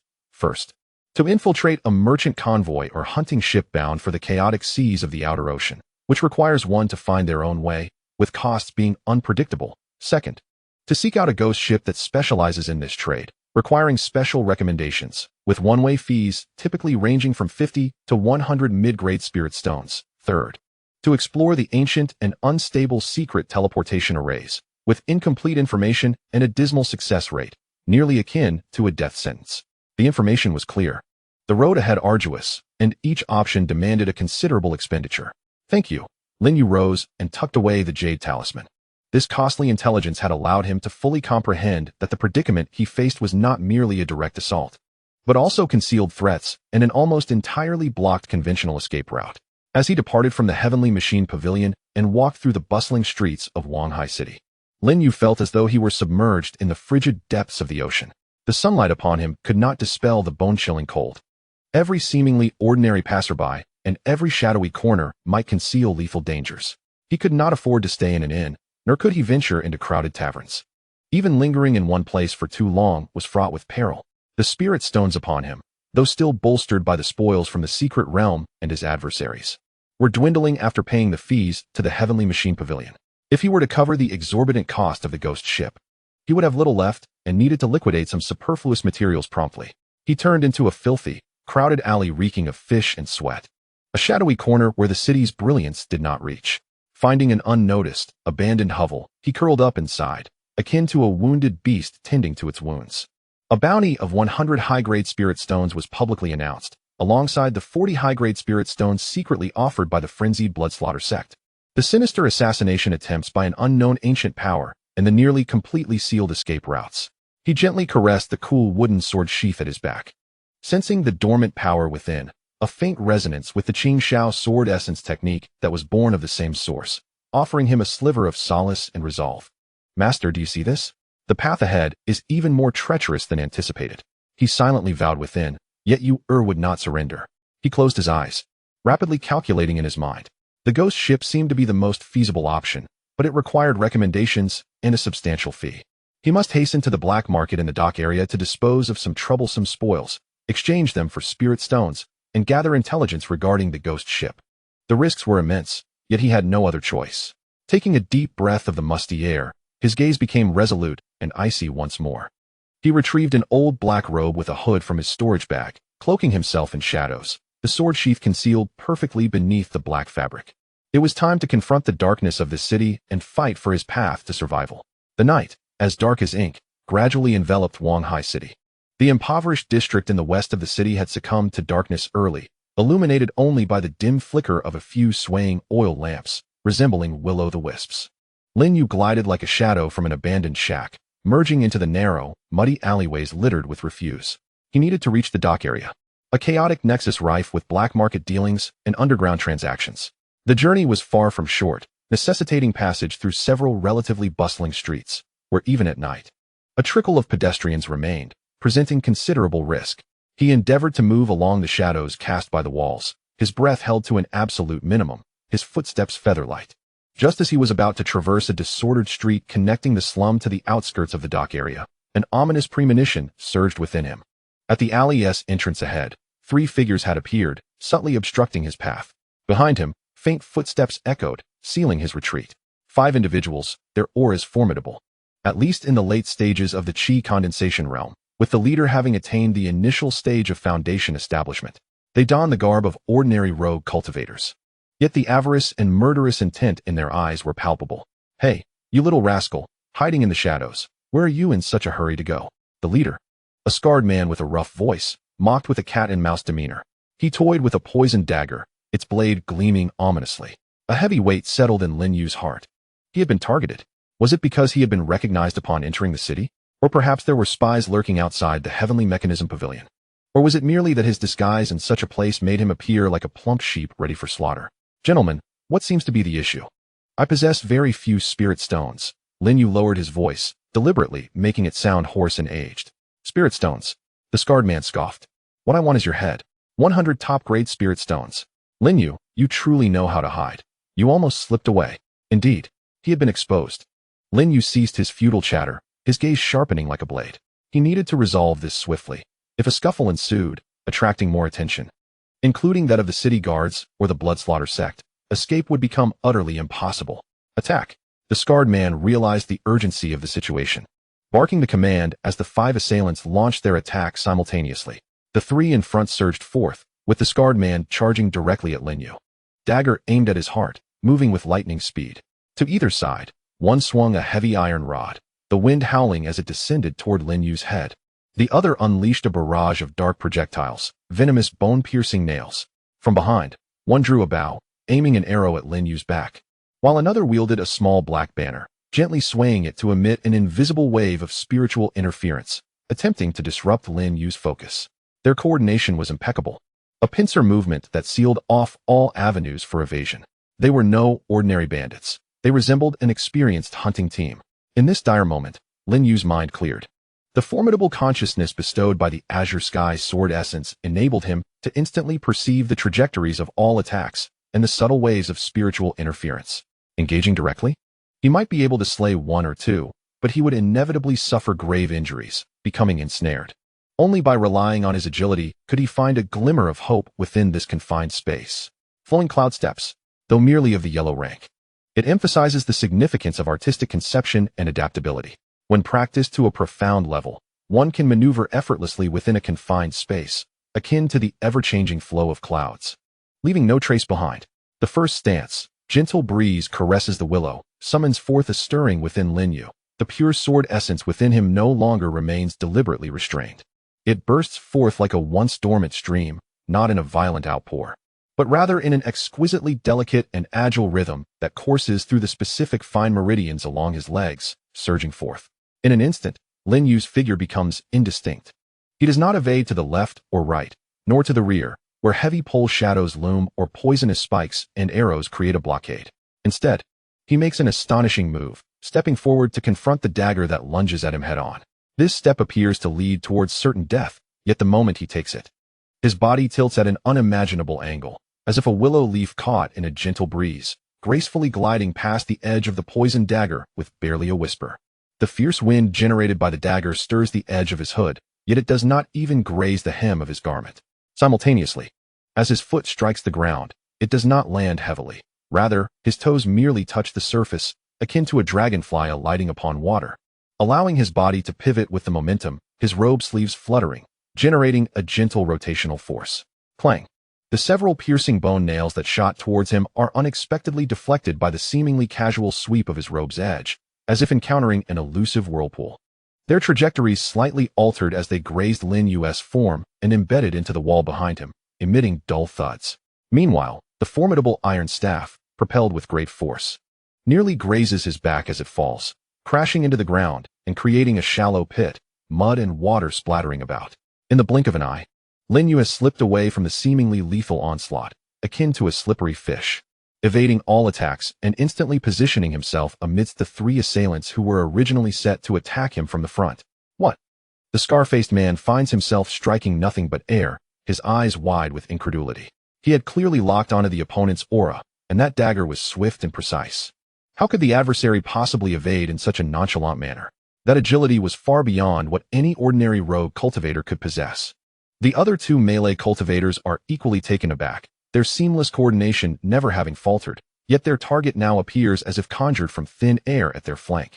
This moment of astonishment is precisely what Lin Yu seeks.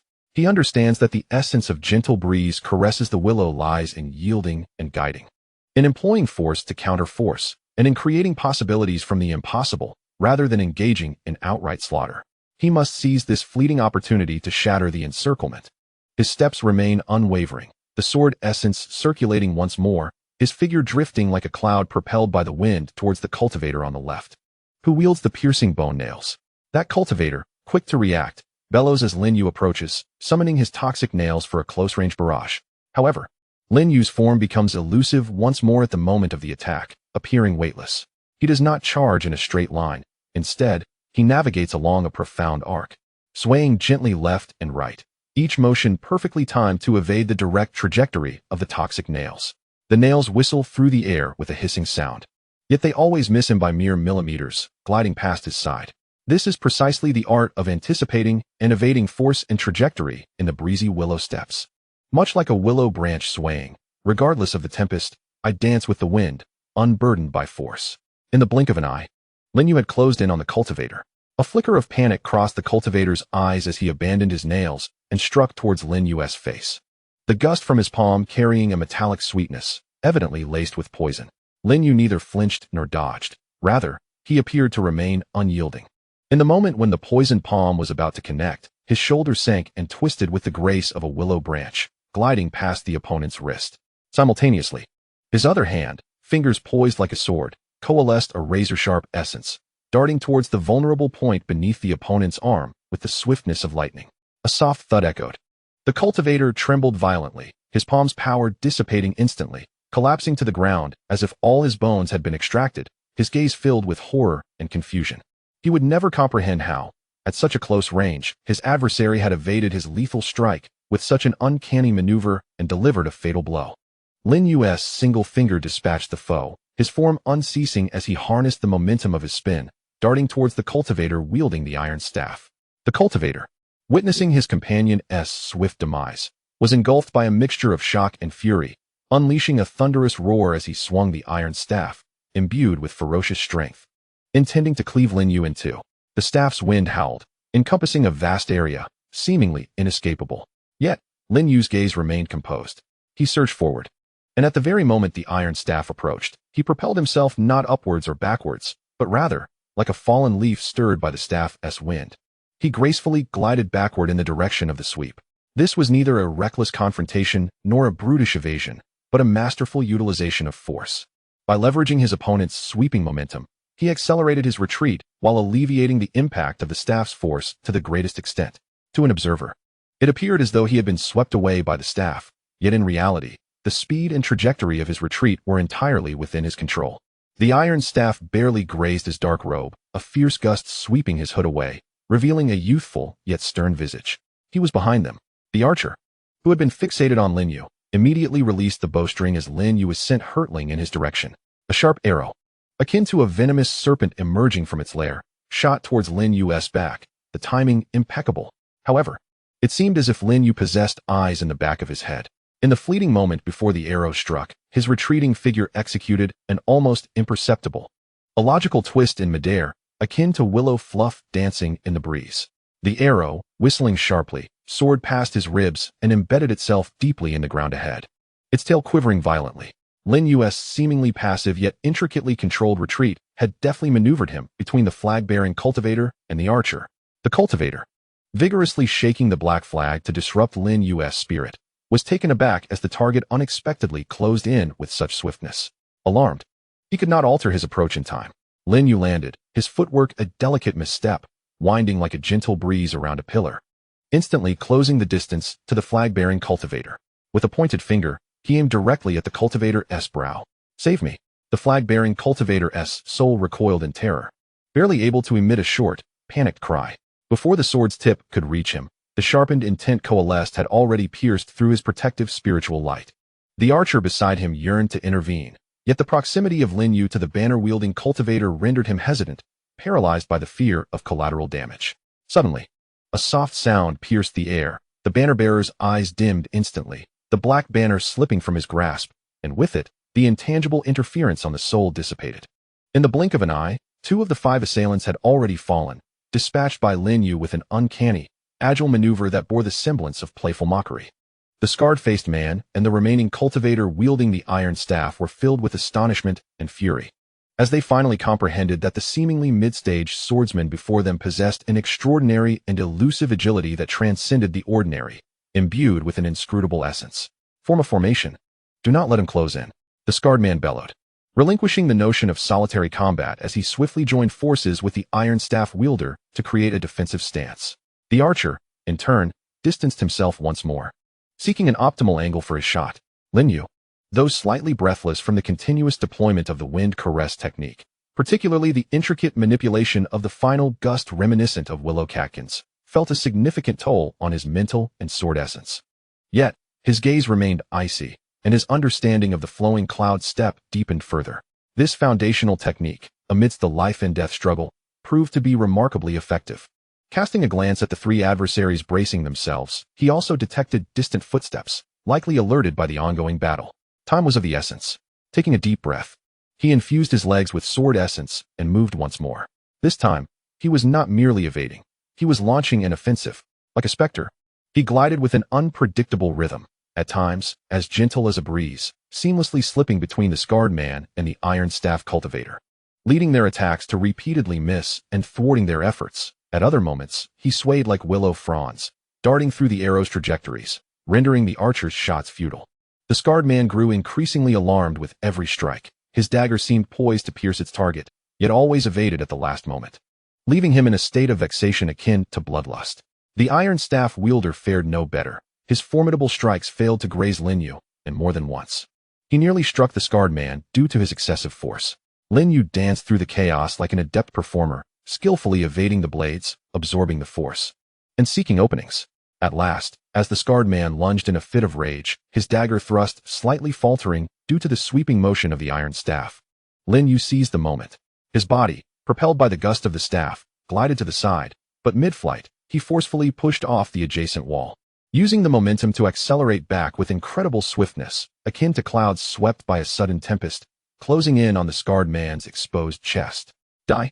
Lin Yu extended his fingers like a sword, the essence at his fingertips coalescing into something tangible, imbued with a unique piercing force from the azure sky sword essence technique. Aimed directly at the scarred man's heart. The man's pupils constricted in disbelief, too late to mount a defense. Thud! The sword-like fingers pierced his heart. The scarred man's body stiffened, incredulity washing over him as he gazed down at the small wound in his chest, his eyes glazing over before he collapsed to the ground with a thud. Boss! The blacksmith of the iron staff was seized by terror, his mind thrown into disarray. Without hesitation, Lin Yu moved like the wind, deftly sidestepping the corpse of the scarred-faced man, and swiftly closed the distance to the blacksmith. The blacksmith, in a frenzy, swung his iron staff, but Lin Yu evaded the strike with a graceful sidestep and, in a flash, thrust his finger to the blacksmith's throat. Gasping and clutching his neck, The blacksmith slowly sank to his knees. Witnessing the swift demise of his companions, the archer was paralyzed by fear, his spirit shattered. He dared not continue the fight, and turned to flee. Lin Yu's gaze hardened. He could not allow the archer to escape and relay news of this encounter.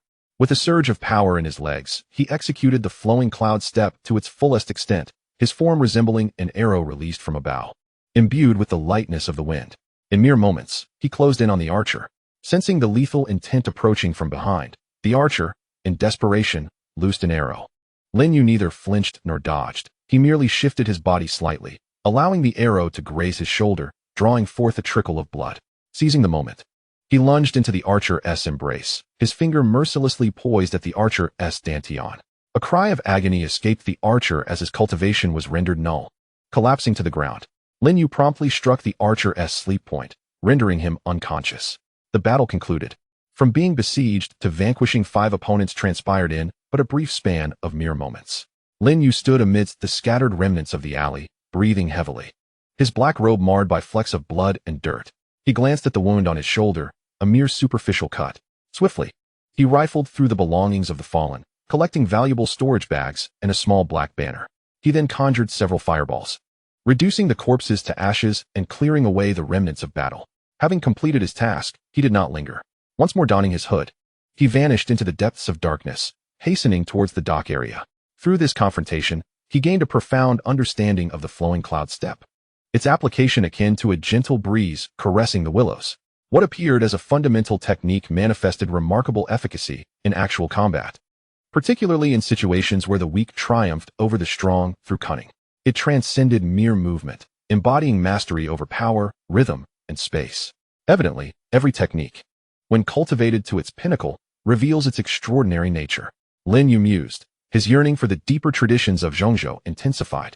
His immediate priority was survival, acquiring sufficient spirit stones and locating a ghost ship for departure. All paths led to the unfathomable black market in the dock area. The road ahead remained fraught with thorns, yet the sword in his hand and the step beneath his feet would serve as his sole reliance in cleaving through the brambles. Chapter 22. The ghost ship in the shadowy corners of Wanhai City, akin to the folds of a colossal beast's skin, filth was concealed, yet life thrived. Clad in a tattered black robe, Lin Yu lowered his hood, nearly obscuring half of his face. His presence diminished to near nothingness as he blended into the street known as Darkwada Alley, on the fringes of the dock area.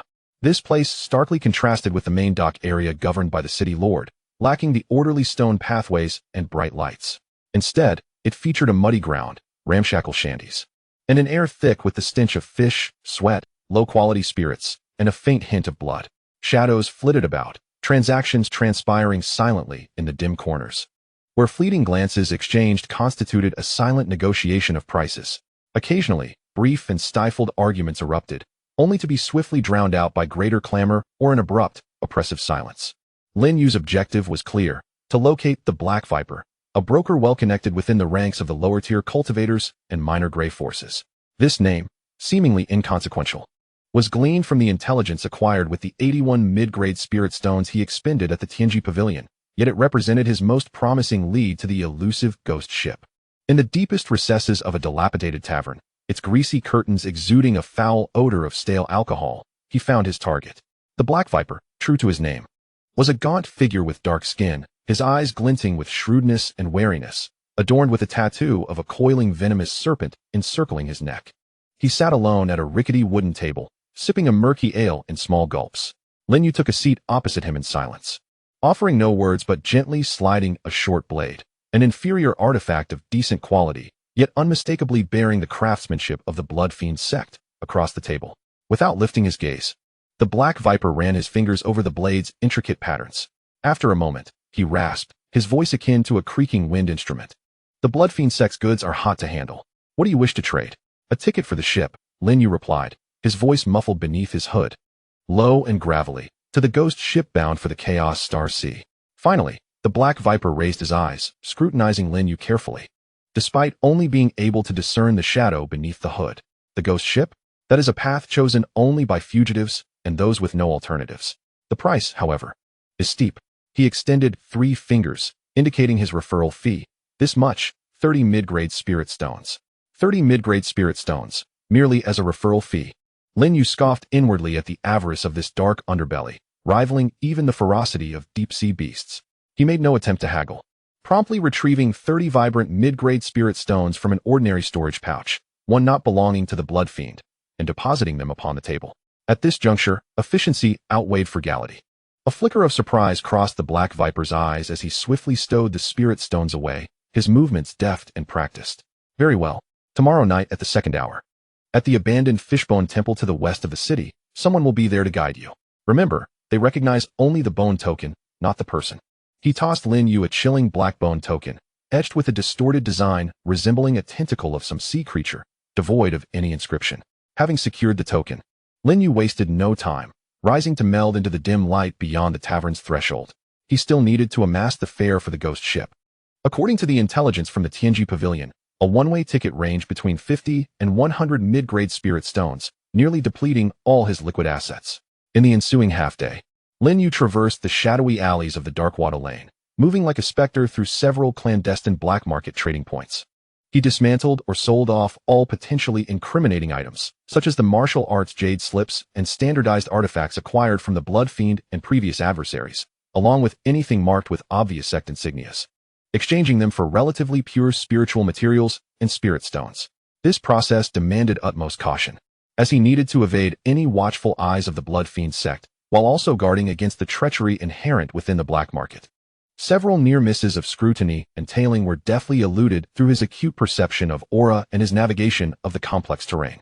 Upon finally exchanging a batch of neatly processed, unremarkable beast materials and a scattered vial for spirit stones, he counted his available medium-grade spirit stones, which barely reached 75. This sum should suffice to cover the fare for the ship, yet once aboard, he would undoubtedly find himself utterly destitute. The following day, at the hour of the rat, the dilapidated Fishbone Temple in the western part of the city stood in ruins.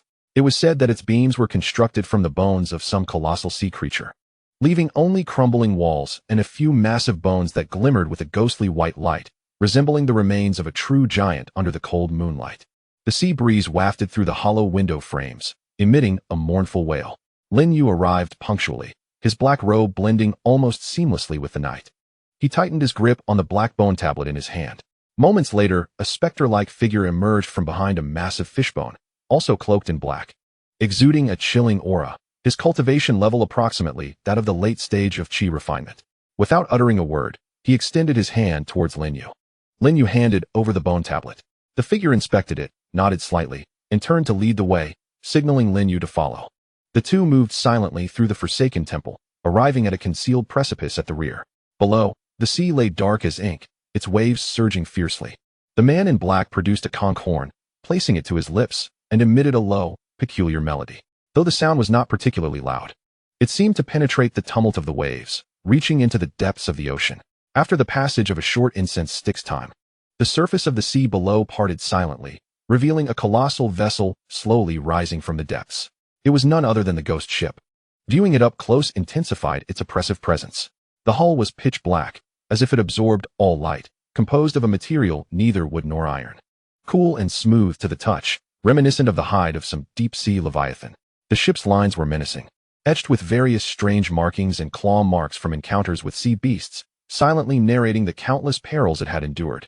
There were no ordinary lanterns aboard. Instead, a few lanterns emitted an eerie green glow, flickering like will-o'-the-wisps along the ship's rail, casting shadows of indistinct figures upon the deck, each with a distinct aura. A shadowy gangway extended silently to the edge of the cliff. The guiding figure in black stepped aside, urging Lin Yu to board. Taking a deep breath, Lin Yu ascended the icy gangway. Each step felt as though he were entering another realm, one steeped in darkness, danger, and the unknown. Upon reaching the deck, he was immediately enveloped by a blend of mildew, brine, a faint metallic tang of blood, and an array of indescribably chilling scents. The deck was spacious yet dimly lit, illuminated only by the few eerie green lanterns. A burly man, his face marred by intersecting scars and a single eye glinting with ferocity, seemed to be the ship's overseer, blocking Lin Yu's path. His bare torso was muscular and covered in various gruesome scars, exuding a cultivation level of at least the early stage of Foundation establishment. Bone tablet, he rasped, his voice grating like sandpaper. Lin Yu presented the tablet once more. After inspecting it, the one-eyed giant extended his large hand, fair for passage. 70 medium-grade spirit stones. No credit. 70. This was 10 stones less than the highest estimate from the Tiangong Pavilion, yet still a substantial sum for him. Lin Yu did not hesitate. He retrieved the 70 mid-grade spirit stones he had long prepared. The burly man counted them and waved his hand, tossing Lin Yu a cold token seemingly crafted from some beast's fong, inscribed with the number 73. You are assigned to the lowest cabin, number 73. Remember the rules aboard this vessel. Dueling is strictly prohibited. Violators will be thrown into the sea to feed the fish. Do not pry into others' backgrounds. Should you hear any commotion, remain in your designated area. The fierce glint in the one-eyed man's gaze was unmistakable. Tend to your own affairs, and you may survive the chaos of the starry sea. Lin Yu accepted the token, nodded silently, and murmured his thanks. At this moment, he suppressed his cultivation to the mid-stage of qi refinement, rendering himself unremarkable. Following the instructions, he made his way to the narrow staircase leading to the lower cabin. The stairs were steep and slick, permeated with a musty odor and a faint hint of decay. The conditions in the lower cabin were even more dreadful than he had anticipated. It was low, oppressive, and nearly devoid of light. Illuminated only by a few dimly glowing luminous stones embedded in the walls, offering scant illumination. On either side of the narrow corridor were cramped compartments resembling cages, separated by crude iron bars, each containing merely a hard cot and a fixed, foul-smelling bucket. This was the abode of the majority of the passengers, akin to the transport of livestock. Lin Yu located cabin 73, pushed open the creaking iron-barred door, and stepped inside. The space was constricted, barely accommodating his presence. He sat on the cold, hard bed, leaning against the frigid cabin wall, tightening his black robe around him, completely suppressing his aura as if merging with the shadows. His spirit sense extended like invisible tendrils, cautiously probing his surroundings. He could perceive the very breaths emanating from the neighboring compartments, some heavy, some faint, some chilling. There was the bloody aura radiating from desperate fugitives, the suppressed excitement and greed of adventurers, and a few particularly obscure and profound presences reminiscent of deep-sea reefs, clearly indicating overseas cultivators or experts concealing their true capabilities. In this mingling of dragons and snakes, peril loomed at every turn. Lin Yu resolved firmly to conceal his strength until they reached the starry sea, adopting the guise of a taciturn, downcast ordinary sword cultivator. The ghostly ship silently submerged into the depths of the ocean once more, as if it had never existed, sailing towards the vast outer sea, towards the realm known as the Starry Sea, a land of chaos and opportunity.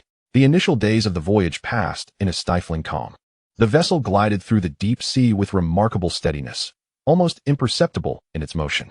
Most passengers remained confined to their respective cabins, engaging in minimal interaction. An oppressive silence enveloped the entire lower cabin. Only the occasional creaking of iron bars and the uncontrollable bouts of coughing or delirious murmurs from certain compartments disrupted the stillness. Lin Yu spent the majority of his time in meditation, silently cultivating the Qingxiao sword essence technique.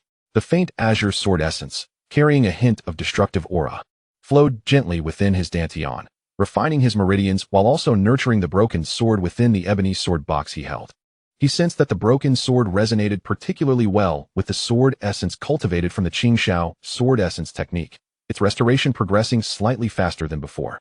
Concurrently, he continued to familiarize himself with and solidify his cultivation at the pinnacle of qi refinement, especially within the secret realm of the sword-bearing valley. After enduring the trials of illusions and catching a fleeting glimpse of the celestial sword shadow, his comprehension of the sword path transcended that of his peers. He also began to grasp the vague essence of the destructive sword intent contained within the azure sky sword formula. However, constrained by his cultivation, he was unable to fully manifest it. This limitation rendered his true combat prowess significantly superior to that of an ordinary qi refinement stage practitioner, allowing him to contend with typical foundation establishment stage cultivators, and even, through his exceptional understanding of swordsmanship and the unmatched sharpness of the nameless ancient sword, achieve victory. Yet, against those in the mid-foundation establishment stage or higher, he would inevitably falter. Occasionally, he would inadvertently pass by certain cabins or catch snippets of information when receiving the bland, tasteless food delivered by the sailors. He heard whispers of the shattered star islands on the edge of the chaotic star sea, where an ancient cultivator's cave had recently emerged, igniting fierce competition among various factions, including the bloodthirsty shark gang, which had once again begun raiding merchant fleets in the Bloodwind Sea. The bounty issued by the Overseas Loose Cultivator Alliance was indeed generous, but the Abyssal Demon Seal was notoriously troublesome. Shoo, keep your voice down. I heard the ship isn't clean. Last voyage, 2 people mysteriously disappeared. These fragmented pieces of information painted a picture of the chaotic star sea, disordered, perilous, yet rife with opportunity. The eerie rumors surrounding the ghost ship itself cast an ominous shadow over this journey. Lin Yu remained ever vigilant until the 7th night, when the ship suddenly jolted. It was not the usual tumult of ocean waves, but rather as if some unimaginable colossal entity from the depths of the sea had violently struck the vessel. Boom! A sound resounded like an ancient drum, accompanied by a grating metallic distortion from the ship's hull. The entire ghost ship tilted and swayed violently, the luminescent stones affixed to the cabin walls flickering erratically, while the hold erupted in a cacophony of gasps, curses, and the clattering of loose objects. What is happening? Sea beast. A large sea beast is attacking. Damn it, where are we? We haven't even left the outer depths of the southern region. The moment the tremor occurred, Lin Yu steadied himself instinctively, his fingers pressing against the sword hilt wrapped in coarse cloth at his back. He could distinctly sense a vast, chaotic, and ferocious life force emanating from beneath the ship, its intensity far surpassing any beast he had previously encountered. All passengers, those at the Foundation establishment stage or who believe themselves capable, assemble on deck immediately. Assist in defense. Those who disobey will die. The raspy, menacing voice of the one-eyed brute reverberated through the hold via some amplification array, leaving no room for doubt. In the face of such a formidable sea beast attack, no one could hope to remain unscathed. Lin Yu's gaze sharpened as he slightly relaxed his aura suppression, maintaining a level corresponding to the late Qi refinement stage, equivalent to the late sword sensing stage, still concealing his true cultivation of great perfection. Merging with a few others who exhibited Foundation establishment fluctuations, as well as a handful of late Qi refinement or great perfection passengers. He surged from the hold onto the deck. Chaos reigned on the deck. The ghostly green lanterns swayed violently, casting erratic shadows. The dark blue waters roiled as if boiling, with massive waves relentlessly battering the ship's hull. Meanwhile, on the starboard side of the vessel, several thick, dark purple tentacles, resembling ancient trees and adorned with suction cups and strange patterns, were frantically thrashing and entangling the ship's structure. With each strike of the tentacles, the sturdy ghost ship emitted anguished groans, its protective barrier flickering erratically. It was the Abyssal Demon Chapter, a fully matured Abyssal Demon Chapter, comparable to the Gold Core stage. The knowledgeable overseas cultivators gasped in horror, their voices tinged with despair. Comparable to the Gold Core stage. A heavy silence enveloped the hearts of all present. The ship's master, a mysterious figure who had never revealed themselves, was rumored to possess only the cultivation level of late-stage Foundation establishment perfection. At this moment, the master stood at the bow, shrouded in a layer of gray mist, rendering their features indiscernible, yet exuding a formidable aura of Foundation establishment pressure. With hands forming seals, the master continuously unleashed spells to reinforce the ship as protective barrier, while directing the crew and willing passengers to attack the tentacles attempting to ensnare and drag the vessel down. Target the base of the tentacles. Do not allow them to fully entrap the ship. The master's voice pierced through the mist, laced with urgency. In an instant, various spiritual lights illuminated the deck. Magical artifacts, talismans, and spells rained down like a torrential downpour upon the terrifying tentacles. Sword lights whistled, fireballs erupted, and ice spikes pierced the air. Yet, the effects were minimal. The tentacles of the Abyssal Demon Chapter were extraordinarily resilient, their surfaces slick and imbued with a property that diminished spiritual attacks. Strikes from ordinary early-stage Foundation establishment cultivators merely left faint white marks or were directly dispelled by the immense force. The assaults from Qi refinement stage cultivators felt akin to mere tickling. A tentacle suddenly lashed out, accompanied by a thunderous crack as it swept violently toward a mid-stage Foundation establishment cultivator who was summoning a flying sword on the deck. The cultivator was struck by terror, realizing there was no time to defend with the sword. In that critical moment, an inconspicuous yet exquisitely condensed sword energy, glimmering with a subtle azure electric hue, surged forth with unparalleled precision, cleaving at the point where the tentacle met the ship's protective barrier, slicing through with a sharpness that annihilated vitality. The sword energy found its way in. The seemingly indomitable tentacle was unexpectedly severed, leaving a grievous wound deep enough to see bone, dark purple blood gushing forth. This strike encapsulated Lin Yu's profound comprehension of the Qingxiao sword essence technique and the pure characteristics of the destructive sword energy. Though his total spiritual energy was inferior to that of Foundation establishment, its quality was exceptionally high, coupled with keen insight, allowing him to achieve this remarkable feat. The tentacle recoiled in pain. The wielder of this strike was none other than Lin Yu. He still bore the appearance of a destitute sword cultivator, his complexion pale, and the hand gripping the sword trembled slightly, as if the previous strike had drained much of his strength. In truth, while this strike posed a considerable burden for his perfected qi refinement level, it was far from his limit. However, the impact of this strike instantaneously captured the attention of several astute individuals aboard the ship. The one-eyed steward's gaze flickered with surprise. A few overseas cultivators, who had maintained a detached demeanor, finally fixed their eyes on Lin Yu. Even the gray mist at the ship's bow seemed to ripple slightly. The abyssal demon chapter was thoroughly enraged. More tentacles emerged from the depths of the sea, among which one was particularly robust. Crowned with a singular eye exuding a sense of annihilation, rising like a colossal serpent, its gaze fixated upon the ghostly ship, preparing to unleash a terrifying strike. The protective shield of the vessel flickered violently, on the verge of collapse. This is trouble. It intends to employ a fundamental attack. The captain's voice trembled with anxiety, prompting everyone to direct their full force against the main tentacle to thwart it. Countless assaults rained down once more. Yet they landed on the primary tentacle as ineffectually as a drop in the ocean. Lin Yu's pupils constricted. He discerned that should this strike land, even if the ghost ship did not sink, it would undoubtedly suffer severe damage, with dire consequences in the vast, desolate sea. He could no longer remain concealed. At the very least, he could not watch idly as the ship and its crew faced destruction. He must summon powers nearing his current limits. He took a deep breath, channeling the Qingyun sword essence technique to its utmost, the pale azure essence of destruction coursing through his meridians, resonating faintly with the severed sword within the ebony sword box. He infused his profound understanding of the sword path, along with the essence of destruction gleaned from the Qingyun sword essence technique, into the next strike. This strike approached the threshold of mastery, representing the pinnacle of what he could unleash with his qi refinement stage cultivation, embodying a nascent form of destructive sword intent. He stepped forward, rushing ahead, raising the seemingly ordinary long sword once more. This time, the blade was no longer merely adorned with faint sparks. Instead, it was enveloped in a delicate yet haunting azure halo, a pure aura of annihilation wafting forth, causing the surrounding air to emit subtle hisses. With a low cry of slash, though not loud, it carried an unwavering resolve to obliterate all. The sword light flashed like a streak of azure lightning. It was not ostentatious or grand, yet it was incredibly refined, imbued with the will to extinguish everything, slicing with precision through the minuscule, energy-flowing crevice connecting the gaping singular eye atop the main tentacle to its very being, with a sound akin to a hot knife slicing through butter. Dark purple blood and some viscous crystalline fragments erupted. The singular eye atop the main tentacle was brutally severed by this strike, the wound exhibiting signs of being scorched and corroded by the essence of the destructive sword. A howl of anguish, infused with unparalleled rage, reverberated from the deep sea, crashing into the consciousness of everyone present. The main tentacle withdrew frantically, while the other tentacles receded like a receding tide, leaving only a vast expanse of tainted blood and rolling waves upon the surface. The sea creature had retreated.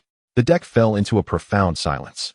All gazes were fixed in disbelief upon the figure of the sword cultivator clad in azure, who was slowly sheathing his sword, his complexion pale from the significant expenditure of spiritual energy. Even a trickle of blood escaping from the corner of his mouth, due to the forced activation of a sword technique surpassing his current cultivation limit. A mere qi refinement stage cultivator had managed to wound the main tentacle of the abyssal demon banner. Though he had exploited a weakness by targeting the most vulnerable eye, the perception, timing, and the exceptionally refined sword energy, which even contained a hint of nascent destructive sword intent, were not qualities possessed by ordinary qi refinement practitioners, or even many initial foundation establishment cultivators. This youth's talent in the sword path could only be described as monstrous. Lin Yu coughed violently a few times, leaning on his sword, genuinely feeling somewhat exhausted this time. A sense of trepidation filled his heart, for he realized he had inadvertently attracted too much attention. In that fleeting moment, he exerted nearly all of his formidable power, honed to perfection in the realm of qi refinement, alongside a profound comprehension of the azure sky sword essence and the destructive sword intent. Although he still concealed the true trump cards of the ebony sword box and the broken sword, his prowess was sufficient to render him the focal point aboard this vessel, whether viewed with benevolence or malevolence. As the gray mist at the bow of the ship gradually dispersed, it unveiled the pallid, yet strikingly handsome visage of a middle-aged man, whose features were laced with a hint of coldness. He regarded Lin Yu with a penetrating gaze, a mixture of curiosity and astonishment evident in his eyes. Without uttering a word, he solemnly commanded, "Though the abyssal demon mark has receded, it is unwise to linger here. Alter the course immediately, and set sail at full speed towards the periphery of the misty ghost domain. Utilize the chaotic aura there to evade pursuit." "The misty ghost domain," exclaimed the one-eyed burly man, his voice tinged with disbelief as fear flickered across his face for the first time. "Captain, that is a perilous place even golden core cultivators are loath to tread. There's no alternative," the captain declared with unwavering conviction. "The blood of the demon mark will attract more predators. Only the chaos of the ghost domain can provide the necessary cover. Execute the orders." The ghostly vessel emitted a low, resonating hum as it pivoted, accelerating towards a direction where even the starlight seemed dimmer. And a thin gray mist began to envelop the surface of the sea. The passengers on the deck exchanged anxious glances. Their earlier relief at having repelled the sea beast evaporating, replaced by a deeper, more profound fear. Had they merely escaped the wolf's den only to enter the tiger's lair? Wiping the genuine blood from the corner of his mouth, Lin Yu silently made his way back to the entrance of the lower deck. He could sense several gazes fixed upon him from behind, akin to venomous serpents, clinging tightly to his back. One came from the enchanting woman adorned in colorful garments, her eyes sparkling with intrigue. Another from a taciturn overseas cultivator cradling a black, curved blade, his gaze icy, and the last from the one-eyed, burly man in charge, whose expression was complex and scrutinizing. The crisis was far from over, rather. It had plunged into an even more unknown and perilous phase due to his intervention and the change in course. The ghostly ship, this black ark carrying despair and hope, resolutely sailed towards the treacherous waters marked as forbidden on nautical charts, known as the Misty Ghost Domain. Chapter 23. The Misty Ghost Domain. Almost instantaneously upon entering the realm of gray mist, an intangible pressure enveloped everyone, descending like a shroud. This was not the oppressive force from a formidable being, but rather a chaotic and distorted power emanating from the very fabric of nature. The boundary between sky and sea blurred, leaving only an endless expanse of swirling gray fog, visibility plummeting sharply, even with the keen eyesight of a cultivator. Discerning anything beyond 100 feet became exceedingly difficult. More disconcerting was the transformation occurring within themselves. Lin Yu attempted to extend his spiritual sense, only to find that what was once capable of effortlessly encompassing a radius of several dozen feet now felt ensnared in a viscous mire, severely restricted within a mere 10-foot perimeter around his body. The images he perceived became warped and indistinct, rife with unreal distortions. The pale blue sword essence cultivated through the azure sky sword essence within his body also noticeably slowed its circulation, as if the very mist permeating the air carried a suppressive energy. The protective array on the surface of the hull, once shimmering with an ethereal glow, now flickered erratically, emitting a faint and unsettling crackle, as if it were being incessantly eroded by an invisible force. The vessel's speed had to be reduced in this disorienting fog, where even the starry sky was indiscernible. Any attempt at high-speed navigation would be tantamount to suicide. Everyone, remain vigilant. Stay at your posts. No one is to act without orders. The voice of the one-eyed giant echoed through the magical array once more, though this time it lacked its previous fierceness, tinged instead with a barely perceptible tension. Panic spread like a silent plague among the surviving passengers and sailors. Following the initial silence, there arose an inescapable whispering and increasingly labored breathing. The sinister reputation of the fog-dwelling specters was enough to instill fear even in the most reckless of brigands. Lin Yu retreated to his cabin, the 73rd room in the lower hold, and sat cross-legged, his brow furrowed. The situation was even direr than anticipated. With his consciousness constrained and spiritual energy sluggish, his reflexes and strength would be severely compromised in the face of danger. He gently caressed the ebony sword case in his arms. Its chill offered a modicum of solace to his turbulent mind. At that moment, a flicker stirred within him. The sword case remained silent, yet the dormant broken sword seemed to respond ever so slightly to a chaotic energy in the surrounding environment.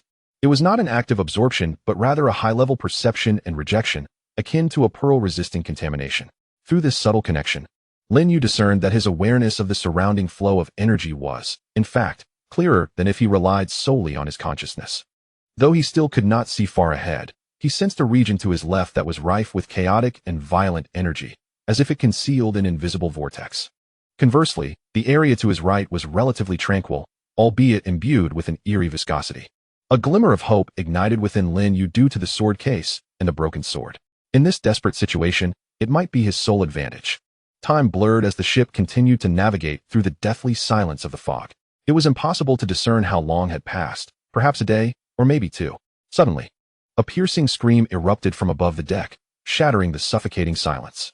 Immediately following was the furious shout of the one-eyed giant. What is happening? It's a spatial rift. Old Wong was just standing there, and then, whoosh. He vanished, not even a trace left. A sailor reported, his voice trembling. A spatial rift. One of the most insidious death traps lurking within the fog-dwelling specters. They are intangible and formless, appearing and vanishing at random, slicing through all. The deck erupted into chaos. With everyone in a state of panic, their eyes filled with terror as they glanced into the surrounding fog. As if a lethal blade could emerge from the gray mist at any moment. Lin Yu felt a chill course through him. He focused intently, silently sensing through the sword case.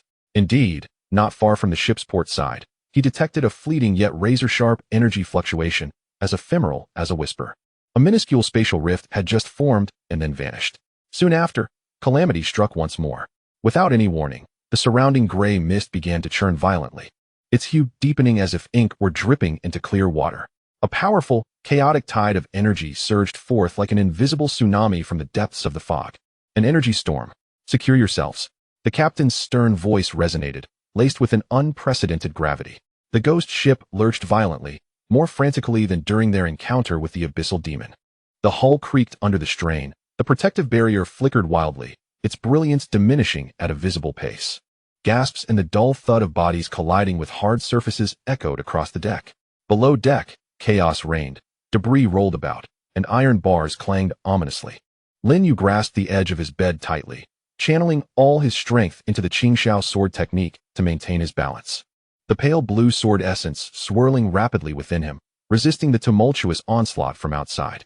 Through the sword box, he could distinctly sense a destructive energy current roaring from the ship's right front, its core power potent enough to completely rend this battered ghost ship asunder. He could not linger here awaiting death.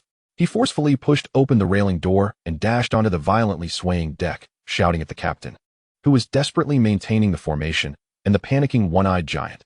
The energy storm's core is coming from the right front. Immediately, steer hard to the left and evade at full speed. His voice, though not loud amidst the storm's howling, reached everyone clearly. All were taken aback, including the captain and the one-eyed giant. How could he ascertain the storm's core direction in this place where consciousness was severely constrained? Kid, what nonsense are you spouting? How do you know? The one-eyed giant instinctively rebuked. Trust me this once. Otherwise, we shall perish with the ship. Lin Yu interrupted him, his gaze sharp as a blade. Imbued with an undeniable urgency, he could not elucidate the existence of the sword box and could only adopt this near-commanding tone. The captain, a stern middle-aged man, regarded Lin Yu intently. He had witnessed the boy wield a sword imbued with destructive sword energy before, recognizing his exceptional nature. At this critical juncture of life and death, no possibility could be overlooked. Do as he says. Hard to the left. Unleash all spirit power. The captain decisively commanded. The ghost ship let out a pained roar as the hull tilted sharply to the left, narrowly skirting the edge of that destructive energy current, precariously avoiding the core area. The ship shook violently, the protective barrier flickering at its utmost, as if it were on the verge of shattering, yet it ultimately held firm. The storm's aftermath battered the hull, but it was no longer a lethal threat. Sighs of relief echoed on the deck. The gazes of those present toward Lin Yu had entirely transformed.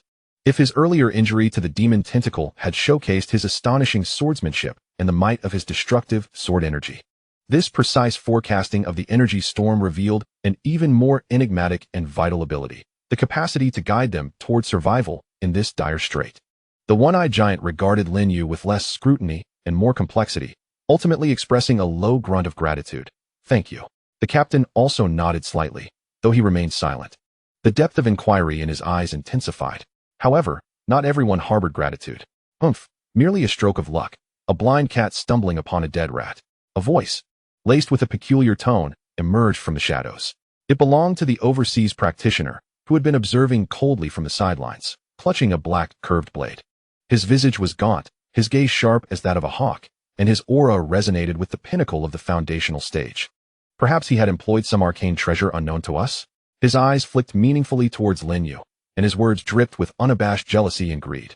Upon hearing this, several practitioners, already unsettled by Lin Yu's sudden ascendance, exchanged furtive glances. In this realm of scarce resources and uncertain survival, a practitioner possessing unique abilities or treasures was undoubtedly a plump lamb for the slaughter. Lin Yu chuckled coldly within, yet maintained an impassive exterior, responding merely, "If you doubt my words, feel free to act upon your own judgment next time." With that, he disregarded the cold gaze of the curved blade practitioner and turned to descend into the lower cabin. He was acutely aware that while his authority was beginning to solidify, greater troubles lurked on the horizon.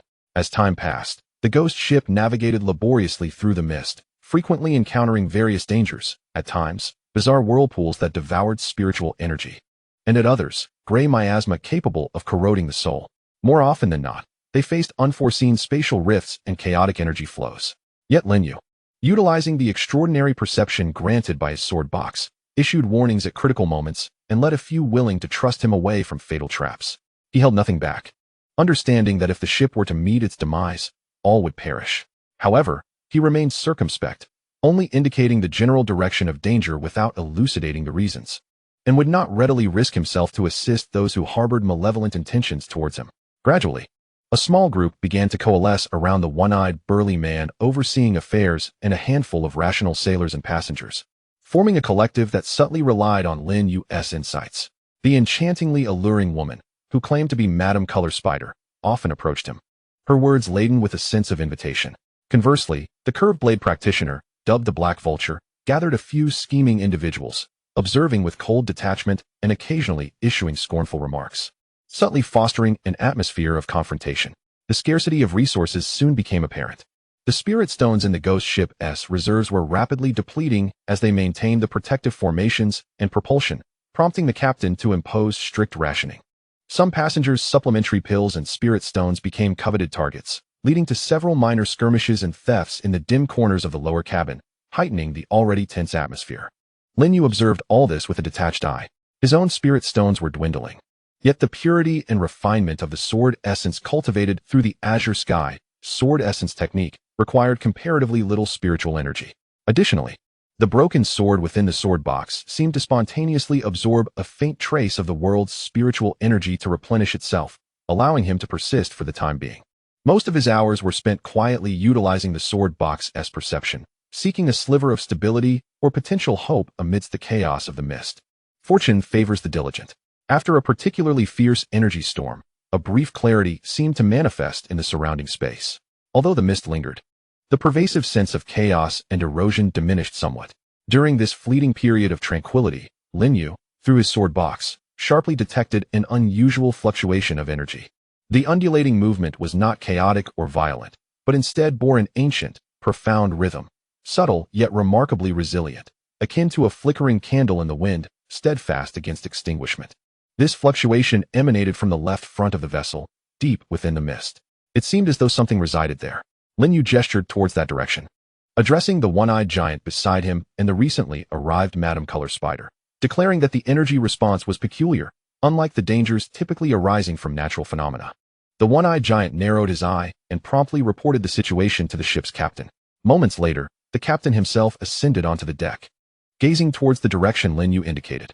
Although his formidable spiritual awareness was somewhat constrained, he faintly sensed a peculiar anomaly. "Let us investigate," the captain intoned gravely. At that moment, the ghost ship resembled a headless fly. Any potential discovery was worth the risk of exploration. The vessel cautiously navigated towards that direction for about half an hour, with the surrounding fog gradually thinning. At last, a colossal shadowy silhouette pierced through the gray mist, slowly materializing before the onlookers. It appeared to be the remains of an island. More accurately, it was a cluster of half-collapsed palaces, most of which were submerged beneath the ocean, revealing only fragments of broken domes, stone columns adorned with ancient carvings, and a grand entrance cloaked in a distorted energy membrane. The palatial structure was neither gold nor jade, presenting a somber, slate-gray hue, marred by the scars of time and encrusted with seaweed, emanating an aura of profound antiquity and desolation. "Is this the ancient water palace?" Madame Color Spider gasped, her beautiful eyes sparkling with astonishment. "A water palace? Truly, there exists an ancient relic. My heavens, how could this be hidden within the misty abyss?" The other passengers witnessing this spectacle also erupted with excitement. Discovering an ancient relic amidst despair was undoubtedly a glimmer of hope in dire circumstances. It signified a potential escape, and, even more, unimaginable opportunities. A flicker of eagerness crossed the captain's gaze, yet he quickly regained his composure, intently scrutinizing the entrance of the water palace. The layer of distorted energy membrane at the entrance, though appearing severely damaged and riddled with cracks, still exuded a heart-stopping wave of formidable restrictions, revealing a glimpse of the profound passageway beyond. The entrance's restriction is quite potent, though considerably weakened by age and suffering from damage, the captain remarked slowly. By forcefully attacking the vulnerable areas, we might have a chance to forge a temporary passage. All eyes turned towards the entrance of the water palace, breaths growing heavy. The opportunity lay before them, but who would venture inside first? How would they allocate this chance? What dangers awaited? The black vulture licked his lips, casting a cold glance at Lin Yu before shifting his gaze back to the water palace, speaking first. Captain, we discovered this water palace together. It belongs to all who witnessed it. I propose that those willing to venture inside should rely on their own abilities and luck. As for those who have merely relied on chance to reach this point, they are fortunate to have come this far. The opportunities within may well elude them. His words were almost an overt attempt to exclude Lin Yu. The one-eyed giant frowned, about to speak, but Lin Yu stepped forward, calmly stating, I shall enter. His gaze swept across the crowd, finally resting on the captain. The dangers here are unknown, yet remaining outside, as the ship's defenses wane, leads to the same dead end. Entering the water palace may afford us a slender thread of survival. I am willing to join in the exploration. He was not impulsive. Rather, he sensed through the sword box that the formidable barrier at the entrance of the water mansion, while powerful, exhibited a remarkably faint similarity in its energy operation to that of the severed sword. This sparked a bold conjecture within him. Perhaps within, he could uncover more clues regarding the broken sword or discover a safer escape route. Remaining outside meant contending not only with the threats of the misty apparitions, but also guarding against the treachery of the black vulture and his ilk. Thus, entering this unknown peril seemed a wiser choice. The shipmaster regarded Lin Yu thoughtfully for a moment before nodding in agreement. Excellent. Those willing to enter may form their own teams. After the duration of an incense stick, we shall collectively assault the weak point of the entrance barrier. Whether we succeed in entering shall be left to fate. Ultimately, only a handful decided to venture into the water mansion, numbering merely a dozen. Among them were Lin Yu, the shipmaster, clearly reluctant to forsake any potential opportunities, the one-eyed brawny man tasked with protecting the shipmaster and seeking an escape route, Madame Colorful Spider, the black vulture, along with a few skilled individuals they had recruited, and 2 or 3 solitary travelers who considered themselves quite capable. The group arrived before the entrance of the water mansion, halting before the layer of distorted light membrane. Beyond the membrane lay a profound darkness, as if leading into another realm. The shipmaster chose a section where the cracks were most densely clustered and commanded, "Let us proceed." In an instant, various hues of spiritual light erupted, striking toward the weak point of the barrier. Lin Yu also activated the Azure Sky Sword Essence technique, unleashing a concentrated pale azure sword energy that, imbued with corrosive and destructive properties, effectively accelerated the collapse of the barrier. Amidst the thunderous roar, the light membrane quaked violently, and the cracks spread like a spider's web. At last, through their combined efforts, a narrow, unstable breach sufficient for a single person to pass through was torn open. Go! The shipmaster transformed into a streak of light. Darting through the gap, the one-eyed brawny man, the black vulture, and others followed closely behind. Lin Yu took a deep breath, feeling the pale azure sword essence flow within him.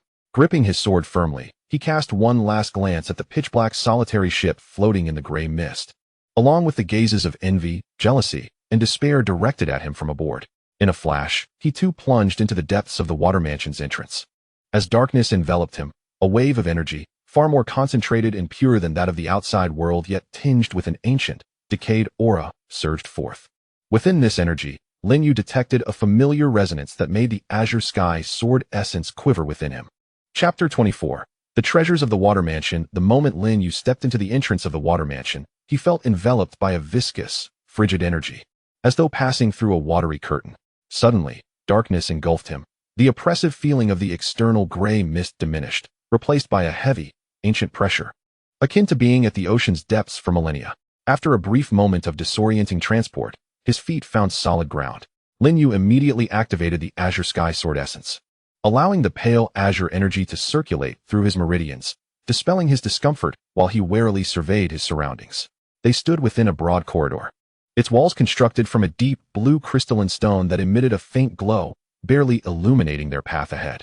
The air was thick with rich water spiritual energy, extraordinarily pure and far superior to that of the outside world, yet it was tainted by a stale, lifeless aura that was unsettling. The entrance behind them had sealed shut, leaving only a blurred, distorted light shadow that separated the interior from the exterior. The shipowner, a one-eyed robust man, along with the Black Eagle, the lady of the colorful spider, and more than 10 others, had taken their positions, all alert and scrutinizing their surroundings. The corridor stretched forward, disappearing into the distant darkness, its destination unknown. On the walls, exquisite reliefs faintly depicted scenes of towering waves, dragon-like creatures, and rituals honoring the water deities. However, most had faded and peeled away, revealing a state of decay. The spiritual awareness here remained suppressed, albeit slightly better than outside, extending about 15 yards. The shipowner spoke in a low voice, his expression grim, urging caution, for the ancient water palace was far from benevolent. Just as his words resonated, a sudden faint sound of a click emerged from the darkness ahead. "Be alert," the one-eyed man bellowed, conjuring a heavy bone shield. Whoosh, whoosh, whoosh. The air was pierced by the sudden onslaught of numerous deep blue water arrows that shot forth from the crevices of the corridor's walls, falling like a torrential rain. These arrows were no ordinary streams of water, but highly compressed water elemental forces, imbued with a chilling sharpness and penetrating power.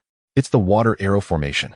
Block it," the lady of the colorful spider commanded, elegantly waving her hand as colorful threads intertwined to form a net before her. The water arrows struck the net, producing muffled thuds, causing the net to tremble violently.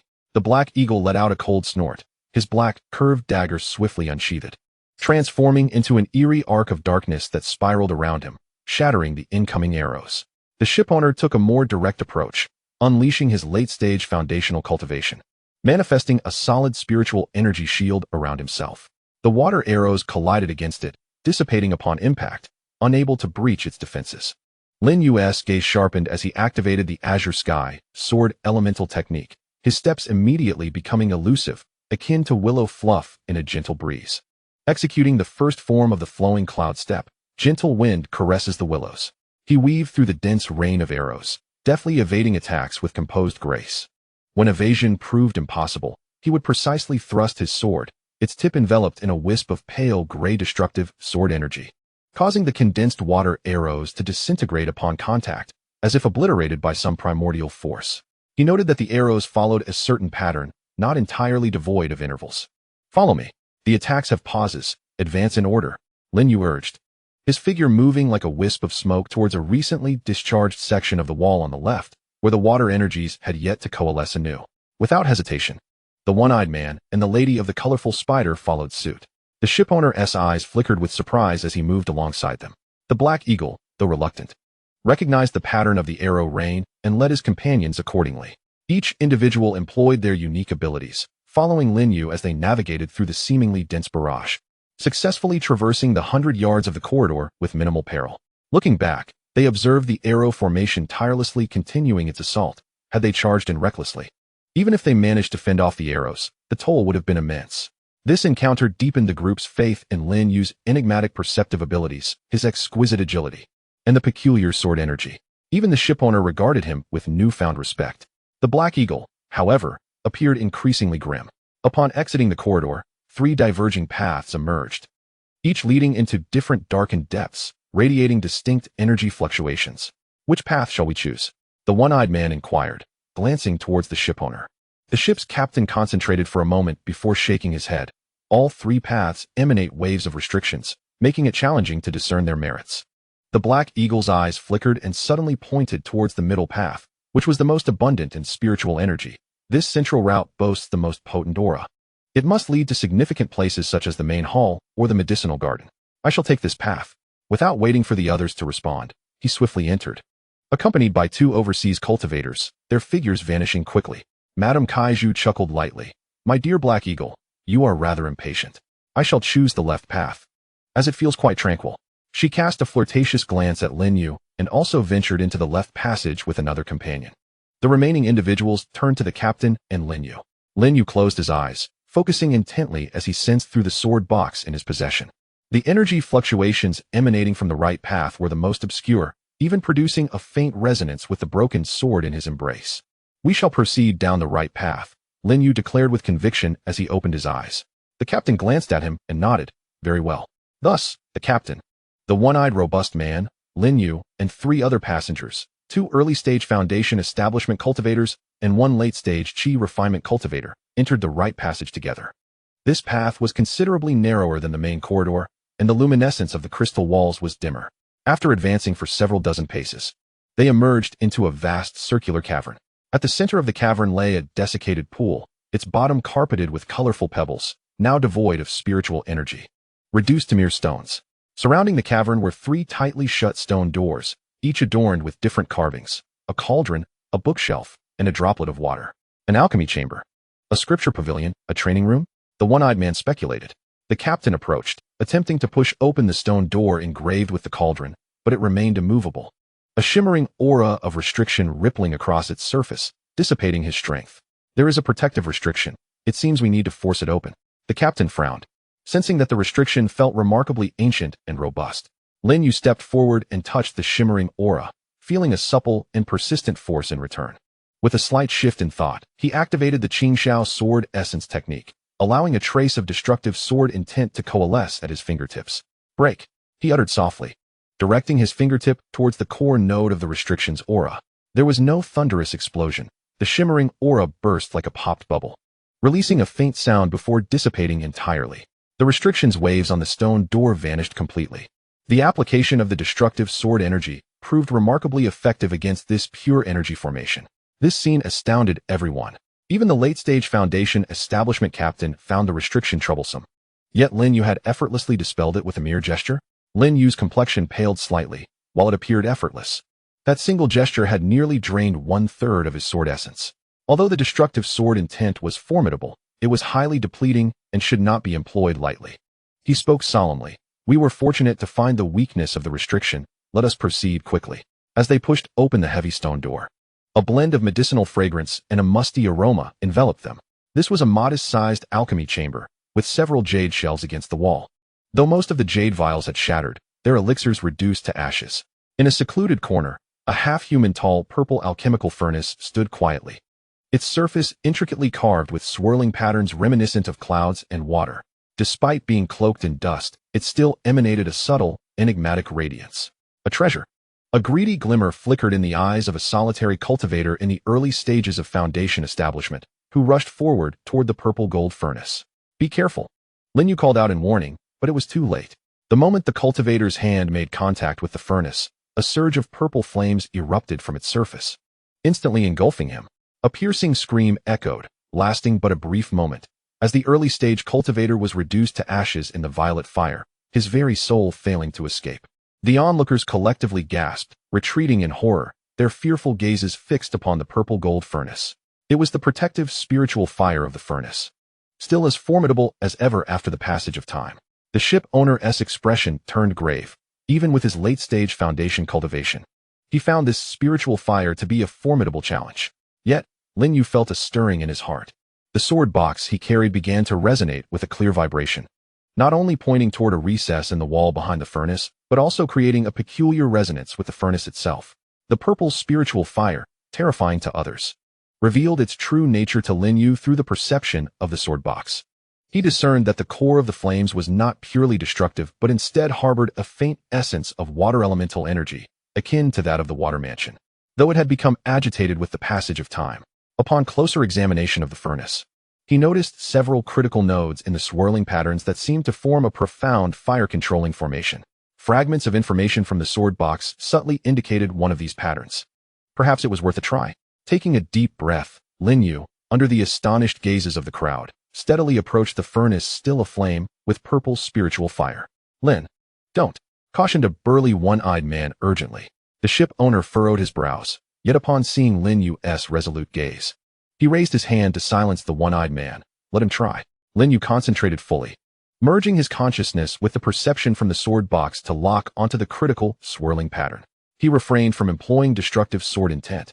Instead, he activated the Qingxiao sword essence technique, carefully infusing a pure and tranquil pale blue sword essence into the designated pattern node.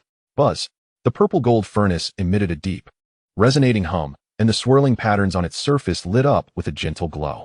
The frenzied purple spiritual fire seemed to be soothed by an unseen hand. gradually retracting and diminishing until it transformed into a soft purple halo that enveloped the furnace, no longer exuding a dangerous aura. "It worked," exclaimed another surviving Foundation cultivator, his eyes wide with disbelief. Lin Yu also sighed in relief, beads of sweat forming on his forehead. He reached out to touch the furnace. It felt warm and smooth, devoid of any anomalies. However, when he attempted to store it in his spatial pouch, he found it immovable, clearly too high in rank to be accommodated in an ordinary storage space. This furnace, named Qingyun, was the personal alchemical vessel of the ancient water cultivator, Old Man Baichuan, and had developed a hint of sentience, requiring a special technique for retrieval. An ancient voice unexpectedly resonated in Lin Yu's mind, accompanied by a surge of simple retrieval technique information. Lin Yu was taken aback, but soon realized that this might be feedback from either the sword box or the broken sword, responding to the aura of the furnace. Without hesitation, he swiftly performed the ritual, his hands forming intricate seals as he conjured pale blue sword runes that gracefully descended upon the Qingyun furnace. The alchemical furnace trembled gently, transforming into a radiant violet light that entered Lin Yu's dantian, hovering above his chi and slowly rotating. It stood alongside the ebony sword box, emanating a gentle warmth that nourished his meridians. This transpired in the blink of an eye. By the time the shipmaster and others regained their senses, the heart-stirring purple-gold furnace was already claimed by Lin Yu. A flicker of complexity crossed the shipmaster's eyes. Yet he quickly concealed it, bowing respectfully and expressing his congratulations to Lin Yu for acquiring such a treasure. He understood that this artifact was destined for Lin Yu, and that forcing a claim would be futile. Establishing a good rapport was far more advantageous. The one-eyed brawny man also grinned, exclaiming, "Brother Lin, you possess remarkable skills." The other two survivors, though envious, dared not speak further upon witnessing Lin Yu's prowess and the shipmaster's demeanor. Lin Yu subdued his elation and approached the concave section of the wall behind the furnace, retrieving a deep blue jade slip and a tattered beast skin map. He replicated the method, using his destruction sword intent to breach the water barrier surrounding the jade slip, thereby obtaining the complete inheritance of the Bai Chuan Lushang Danjing. Lin Yu understood that this alchemical scripture was intricately linked to the Qingyun furnace. "We should not linger here. Let us inspect the other two stone chambers," the shipmaster suggested. As the group exited the alchemical chamber, they endeavored to unlock the other two stone rooms. The scripture hall, adorned with intricately carved bookshelves, bore the strongest restrictions. It took the combined efforts of the shipmaster and the one-eyed man considerable time to forcibly break through, only to find it utterly barren, save for a few decayed wooden racks, clearly long emptied by previous occupants. Conversely, the training room, featuring a carved water droplet, had relatively weaker barriers, and Lin Yu once again employed his destruction sword intent to breach it. Inside, apart from a simple mat and a long-dried spiritual spring, there was naught else. Clearly, the most significant acquisitions from the right side passage were the Qingyun furnace, the scripture, and the map, all now firmly in Lin Yu's possession. Upon returning to the crossroads, Lin Yu and his companions discovered that the Black Eagle and the Lady of Colorful Spiders had also returned, both appearing somewhat disheveled. A corner of the lady's colorful attire was even torn, indicating that they had endured some trials, yet a glimmer of joy sparkled in her eyes, suggesting that they too had made some gains. Each of their groups had suffered a loss of one member. The Black Eagle, upon seeing Lin Yu and his companions unscathed, especially feeling the lingering aura of the Qingyun furnace emanating from Lin Yu, gazed at him with an increasingly cold demeanor, akin to a venomous serpent fixated on its prey. The middle path led to an herb garden, but alas, the passage of time had rendered most of the spiritual herbs withered. Only a few barely usable specimens were found. The Black Eagle spoke first, his tone monotonous, yet it was evident to all that he was concealing something. The Lady of Colorful Spiders chimed in with a playful laugh. "To the left lies the refining workshop, unfortunately. Most of the artifacts have lost their spiritual essence and turned into scrap iron, but I did manage to find one or two trinkets." She showcased a newly appeared jade bracelet on her wrist. The shipmaster replied coolly, "To the right are the alchemical chamber and training room, yielding some modest rewards." He refrained from elaborating, but the Black Eagle's gaze remained fixated on Lin Yu. An unspoken understanding passed among the group. They were all aware that each had undoubtedly reaped some benefits, yet the specifics remained shrouded in secrecy. "We have thoroughly explored this place. Let us seek an exit," concluded the shipmaster. The shipowner surveyed the surroundings, convinced that this water chamber contained more than one entrance. Surely there must be other exits. For how else could the builders have entered and exited? The group commenced a meticulous search within the circular cavern. Lin Yu, Relying once more on the perceptive abilities of his sword box, scrutinized every inch of the walls. At last, at the bottom of a dry pool, he sensed an exceedingly faint spatial fluctuation. Here, Lin Yu pointed to a specific spot at the pool's base. The others gathered around, and the shipowner bent down to inspect. Indeed, beneath several seemingly ordinary pebbles, he uncovered a diminutive teleportation array, its energy nearly depleted and dim. It was a one-way teleportation array, requiring spirit stones for activation. A glimmer of joy flickered in the shipowner's eyes. He promptly retrieved several medium-grade spirit stones and embedded them into the array's recesses. The array gradually illuminated, emanating a soft white glow.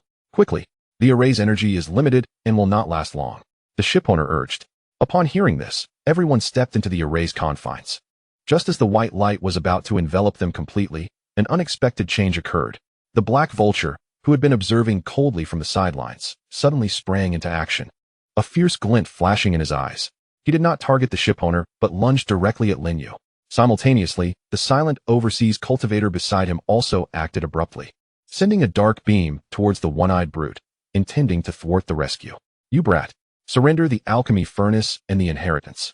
The black vulture's curved black blade sliced through the air with a piercing sound, aimed directly at Lin Yu's dantian, intent on crippling his cultivation and seizing his treasures. He had long suspected that Lin Yu had obtained something truly valuable in the alchemy chamber, and now, on the brink of teleportation, he intended to catch him off guard, killing him and claiming his treasures. "You dare!" The shipowner bellowed in anger, but the distance was too great, and the interference of the teleportation light made rescue impossible. The one-eyed brute was also entangled fiercely by the overseas cultivator. Madame Kai Zhu's gaze flickered. She refrained from intervening, evidently wishing to reap the benefits of the chaos. Faced with this sudden and lethal assault, Lin Yu's pupils constricted. The Qingxiao sword origin technique surged into unprecedented motion, and the flowing cloud step was executed to perfection, allowing him to retreat like a drifting willow fluff. Simultaneously, the purple cloud furnace within his dantian spontaneously released a surge of pure alchemical essence, infusing his limbs and bones, enhancing his speed further. However, the black vulture had plotted this for a long time, his blade relentless in pursuit, with no escape in sight. At the critical moment of life and death, a fierce glint flashed in Lin Yu's eyes, and he unleashed his destructive sword intent in full force. The sword in his hand emitted a resonant cry, and a grayish, light-absorbing wave of annihilation surged forth, clashing with the ominous black blade. There was no clash of metal, only a faint sound, as if the very structure of matter were being forcibly dismantled. In the black vulture's incredulous gaze, his long-cultivated life-bonded curved blade dimmed at the moment it met the gray sword energy, revealing fine cracks upon its surface. A wave of destructive sword intent surged through the blade, striking at his mind and causing his blood to surge tumultuously. Although the blade was not utterly destroyed, it had been severely injured, and the connection between them caused the black vulture to let out a muffled groan. Lin Yu was jolted by the force of the backlash, blood and energy surging within him, causing him to stagger backward until he found himself at the very center of the now fully illuminated teleportation array. The newly acquired purple cloud furnace within his dantian pulsed gently, emitting a soothing warmth that swiftly calmed his tumultuous energy and slightly injured meridians. The destructive sword intent. The black eagle, filled with shock and fury, sought to pursue once more, but the white light of the teleportation array had already surged skyward, engulfing Lin Yu, the ship's captain, the one-eyed giant, and all others present. In the next moment, the white light dissipated, leaving only the dimmed patterns of the teleportation array at the bottom of the pool. The black eagle and his companions, along with the indifferent Madame Color Spider, were left behind. After a dizzying whirl, Lin Yu and his companions emerged in an unfamiliar sea. Though the sky remained overcast, the suffocating gray mist had vanished, replaced by the slightly briny sea breeze and the vast expanse of the ocean.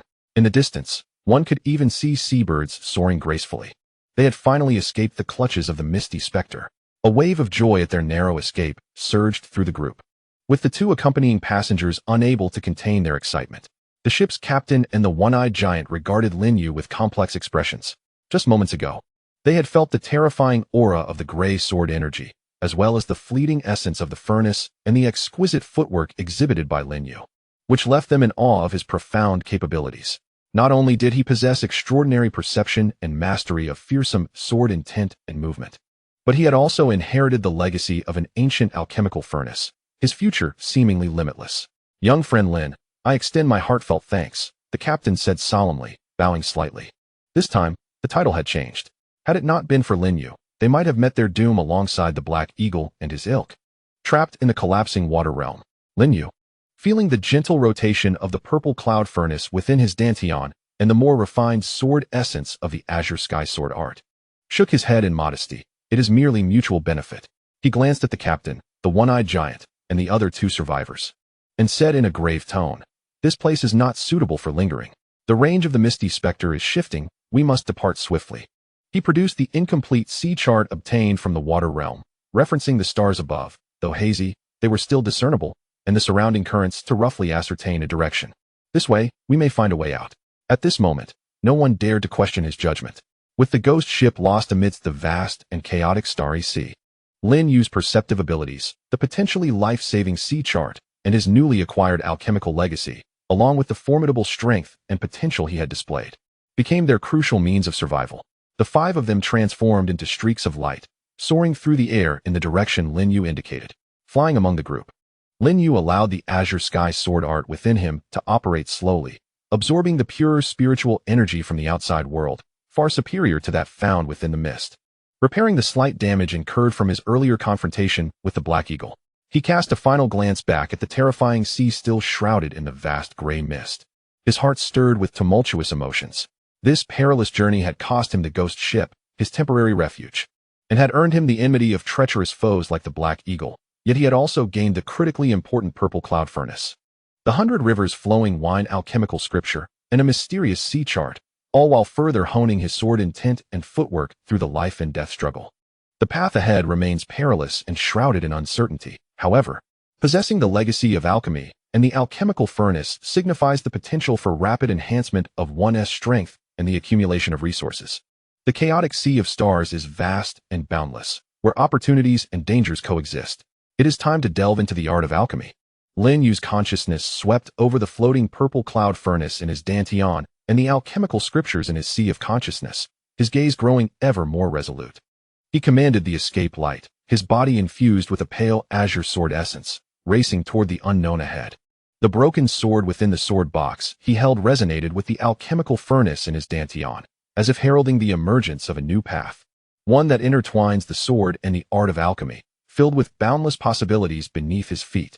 Chapter 25. First arrival at the chaotic stars. The colorful escape lights streaked across the vast, boundless azure sea like shooting stars, and it had been a full 3 days.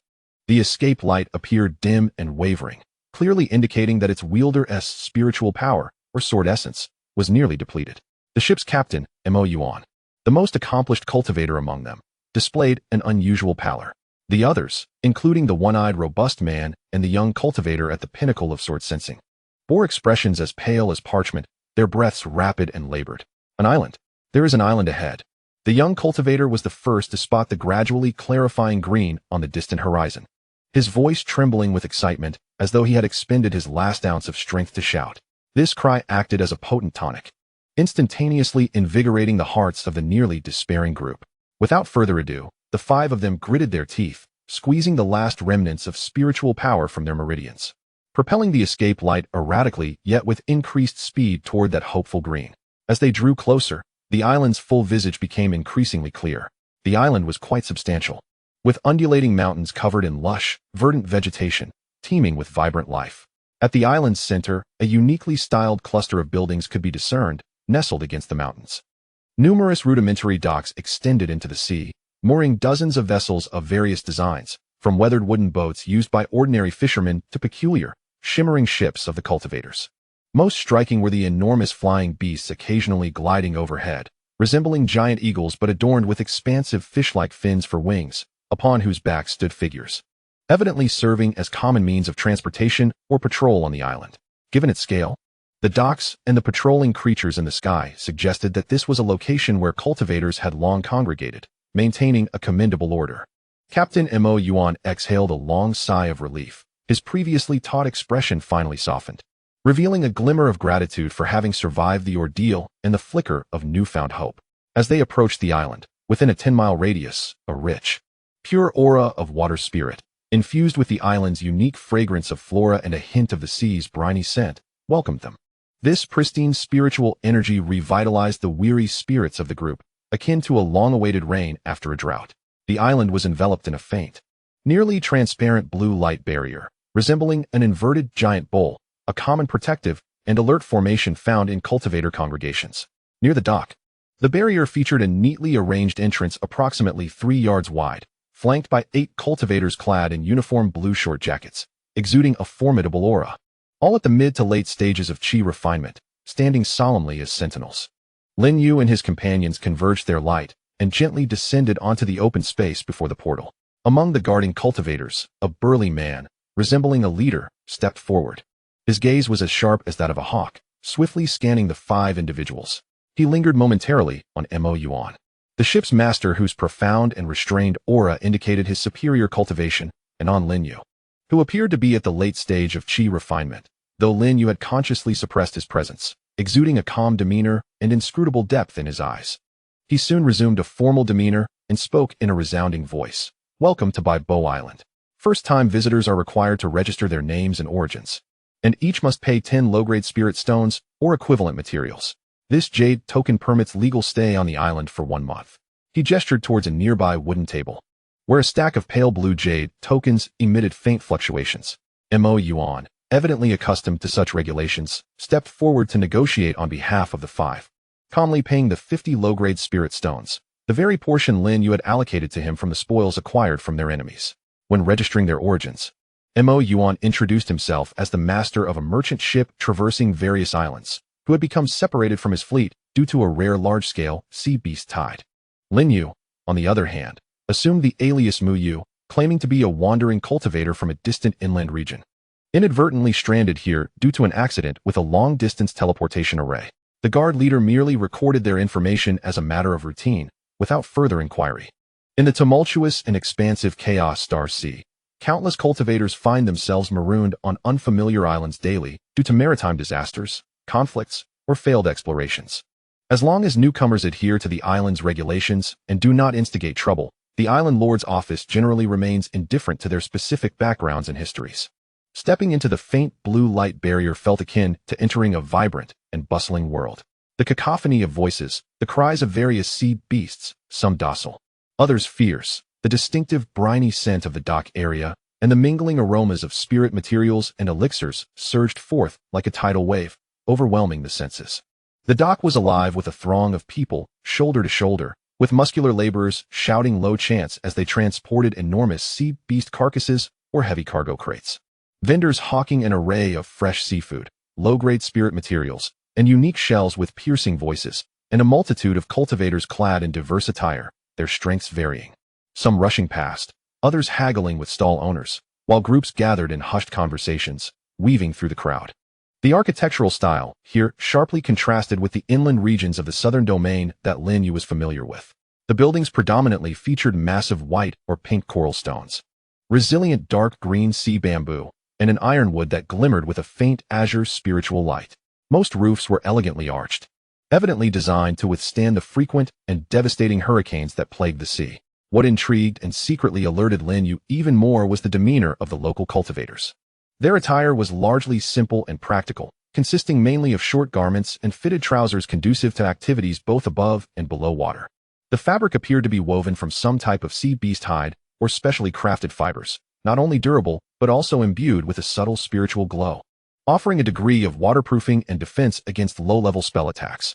Many cultivators are accompanied by various forms of beastly companions, ranging from the docile and gem-like cerulean sea sparrow perched upon their shoulders, to the cold, slippery azure-scaled serpent coiling around their arms, occasionally flicking its tongue. Some even lead creatures resembling sea lions, yet adorned with a singular, crystalline horn, known for their relatively gentle disposition, which serve to pull small boats or bear burdens.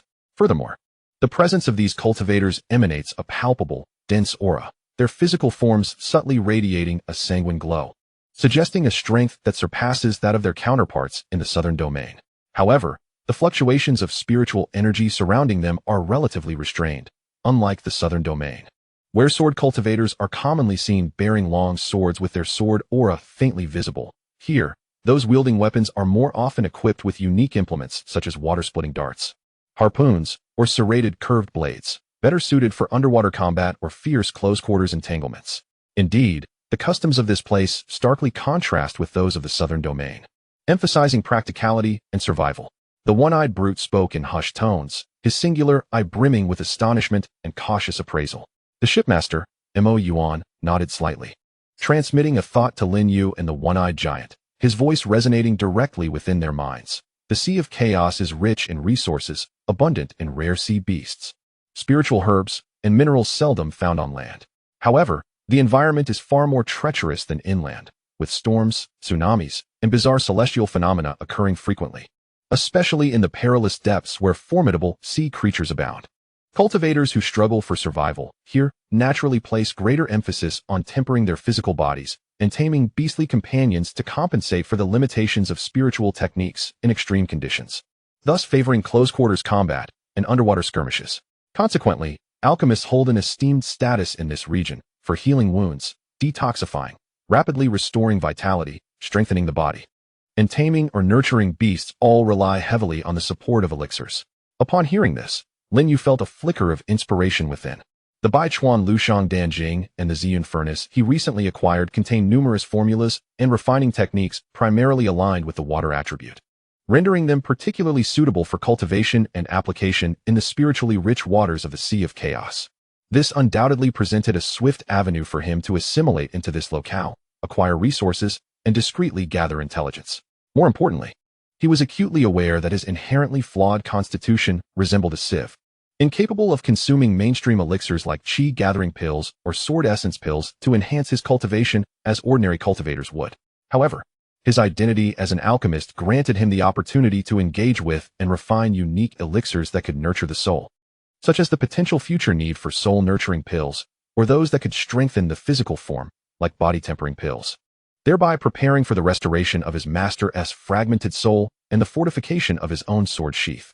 The five of them walked along the main thoroughfare paved with smooth bluestones, leading inward from the dock area. The streets were lined with an array of shops, each boasting distinctive signs, predominantly dealing in the procurement of materials from sea creatures, spiritual herbs, corals, and pearls, as well as various magical implements, talismans, and elixirs. Lin Yu particularly noted that the establishments displaying prominent signs inscribed with the character for elixirs, such as the Hailan Pavilion and Baichao Hall, appeared to be exceptionally bustling, with a steady stream of cultivators entering and exiting, their voices clamoring for specific elixirs. At a trifurcation in the road, the shipowner Mo Yuan halted his steps, turning to Lin Yu and the one-eyed robust man, stating, "I must urgently gather intelligence. Seeking to reconnect with former trading partners, or perhaps find an opportunity to acquire a new vessel to resume my previous endeavors. This Emerald Wave Island appears to be thriving, with numerous merchant ships coming and going. Perhaps fortune favors us." He looked at Lin Yu earnestly, inquiring, "Young friend Lin, what are your intentions?" Lin Yu, having already formulated his response, replied with a tranquil demeanor, "I have dabbled in alchemy and intend to remain here for a while to refine my skills and familiarize myself with the environment of the chaotic Star Sea, before making long-term plans." A glimmer of understanding flashed in Mo Yuan's eyes. He had surmised that Lin Yu had likely made significant gains within the ancient water palace, probably related to alchemy. Choosing not to voice this thought, he nodded and said, "That is indeed wonderful. Emerald Wave Island serves as a medium-sized hub, well-informed and resource-rich, making it an ideal place for you to settle. Your life-saving guidance will be etched in my memory," Mo Yuan continued. "Should you ever require assistance, you may find me in the dock area. If I am still around, I will likely be active in this vicinity.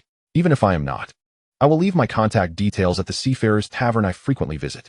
The one-eyed robust man thumped his chest and added, "Brother Lin, I am the same. If you need anything, do not hesitate to call on me. There's no need for formalities." After exchanging a few ordinary short-distance communication talismans, which could create a faint sense of direction within 100 miles, they clasped hands in farewell and parted ways. Lin Yu swiftly melded into the bustling crowd alone, not rushing to find a place to stay. Instead, he first strolled around the dock area and several main streets, quietly observing and familiarizing himself with the environment and prices, before making his way toward the island's interior, where the activities of cultivators were more concentrated and the atmosphere somewhat quieter. He sought a temporary residence that was not only tranquil, but also preferably equipped with basic alchemical facilities. Ultimately, he discovered a modest and named Tide Listening Pavilion nestled within a relatively quiet back alley. The inn was not large, decorated simply and constructed primarily from sea bamboo and ironwood. exuding a rustic and natural charm characteristic of overseas islands.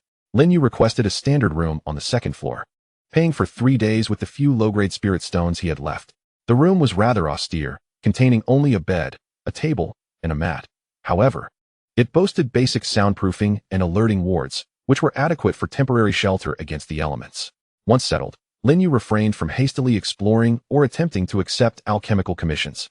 Instead, he remained in his room, employing his far superior divine sense in conjunction with the fragmented formation plate obtained from the water palace. He meticulously layered upon the existing wards a more sensitive alert and protective formation of his own design. Only after this did he sit cross-legged upon the hard mat, drawing a deep breath and concentrating, directing his divine sense into his dantian for a thorough internal examination. Before him, the purple cloud furnace had diminished to the size of a fist, quietly hovering at the center of his chi, gently enveloped and nurtured by the faint azure energy of the azure sky sword essence technique. The ancient and enigmatic cloud and water patterns on the furnace appear to have grown even more vivid and dynamic since the moment of acquisition. They emanate a warm and subtle purple radiance, with wisps of pure, gentle water essence wafting from the furnace body, nourishing and expanding his remarkably resilient meridians without any deliberate guidance. This essence even offers a faint harmonizing effect on the somewhat destructive attributes of the Qingxiao sword element technique. Lin Yu surmised that this furnace must be of at least the magical treasure tier, perhaps even possessing a hint of sentience, resembling a spiritual treasure in its nascent form, far surpassing the ordinary alchemical furnaces.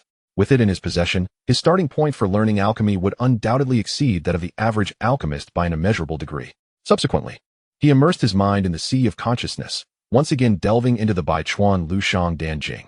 This ancient alchemical tome, originating from the water palace of antiquity, encompasses a vast array of knowledge, with a rigorous structure that perfectly aligns with the realms of sword cultivation and the alchemical system. It begins by elucidating the correspondence between the ranks of alchemists and the traditional cultivation realms. Alchemical apprentice corresponds to the sword sensation and chi refinement stages, capable of proficiently handling mundane-grade materials and successfully refining unmarked mundane pills, such as the fasting pill, healing ointment, and blood vitality pill. Alchemist corresponds to the sword mastery and foundation establishment stages, able to wield low-grade spiritual materials, steadily refining 1 to 2 marked first and second-grade spiritual pills, such as the gathering chi pill, vitality enhancement pill, and calming heart pill.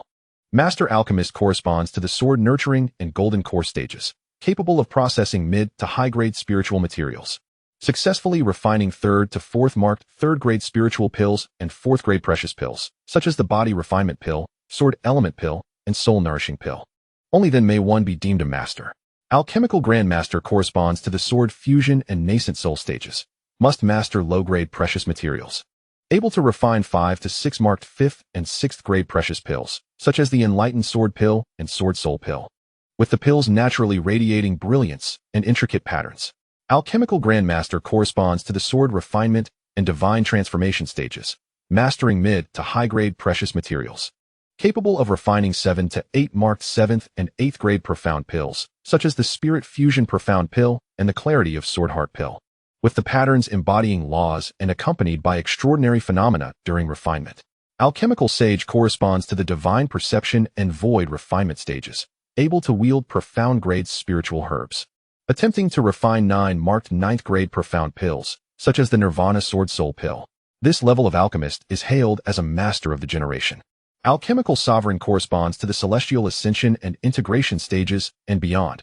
It is said that they can refine sacred pills that invoke alchemical tribulations, Tao patterns, such as the celestial sword intent pill and the Tai soul pill. As for the divine pills that return to simplicity, they cannot be crafted by human hands. The inheritance of the Baichuan Lushang Danjing is remarkably complete, with records of formulas ranging from mundane pills to 6th grade precious pills attainable by master alchemists. Its core philosophy profoundly embodies the essence of water, being beneficial to all without contention, conquering rigidity with softness, and nourishing through gentleness. Pills crafted in accordance with this philosophy possess mild and enduring properties with minimal side effects, offering unique advantages in remedying physical injuries and eliminating chronic ailments. This aligns perfectly with my intentions, Lin Yu silently commended in his heart. The emergence of the Baichuan Lushang Danjing provides an optimal pathway for his plan to reinforce the sword sheath. He estimated that if he could reach the realm of a master alchemist, he would be self-sufficient in refining sword element pills, soul-nourishing pills, and the like, thus adequately meeting the cultivation needs from the sword-nurturing stage to the early stages of sword fusion. The alchemist Lin Yu opened his eyes, a fleeting glimmer of brilliance flashing within them. To swiftly establish oneself in the unfamiliar and ruthless expanse of the chaotic star sea, adhering to the merciless law of the jungle, one must undoubtedly disguise oneself as an alchemist. This strategy not only allows for the optimal utilization of one's newly acquired inheritance, but also facilitates the rapid attainment of a higher social standing and a broad network of connections, simplifying the quest for a return to the southern domain or the exploration of the secrets of the stormy cape. He took stock of his possessions, fewer than 10 low-grade spirit stones left, rendering him virtually destitute, a collection of low-tier ores and ordinary herbs obtained from the southern domain, which might hold little value in the chaotic star sea, several vials of ordinary first-grade spirit pills, the essence-gathering pill, 3 per vial, valued at approximately 30 lower spirit grains, suitable for cultivators at the sword sense stage, along with less effective chi recovery powder, and most importantly, the ebony sword box crucial to his livelihood and the mysterious broken sword, the purple cloud furnace, and the inheritance of the 100 rivers flowing wine pill scripture. The immediate priority was to earn his first fortune to procure a batch of foundational materials suitable for crafting popular pills in the chaotic star sea.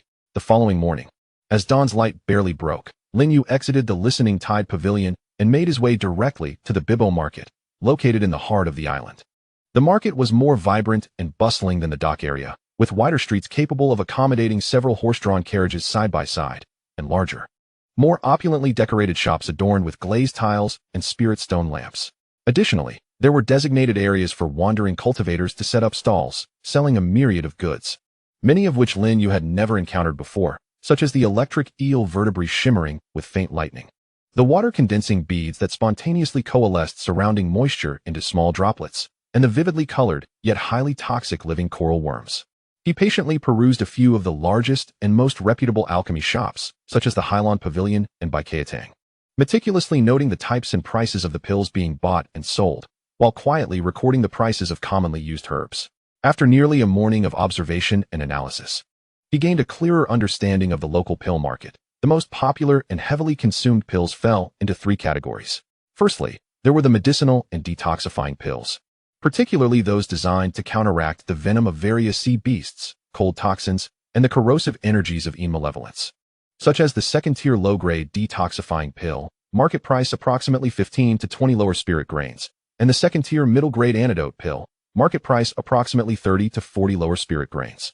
Secondly, there were the body-refining and recovery pills, used for rapid restoration of vitality and strengthening the physical foundation, such as the first-tier upper-grade vitality pill, market price approximately 8 to 12 lower spirit grains, and the second-tier low-grade blood fortification pill, market price approximately 20 to 25 lower spirit grains, along with the second-tier middle-grade body refining pill, market price approximately 50 to 70 lower spirit grains, significantly more expensive due to higher refinement difficulty and material requirements.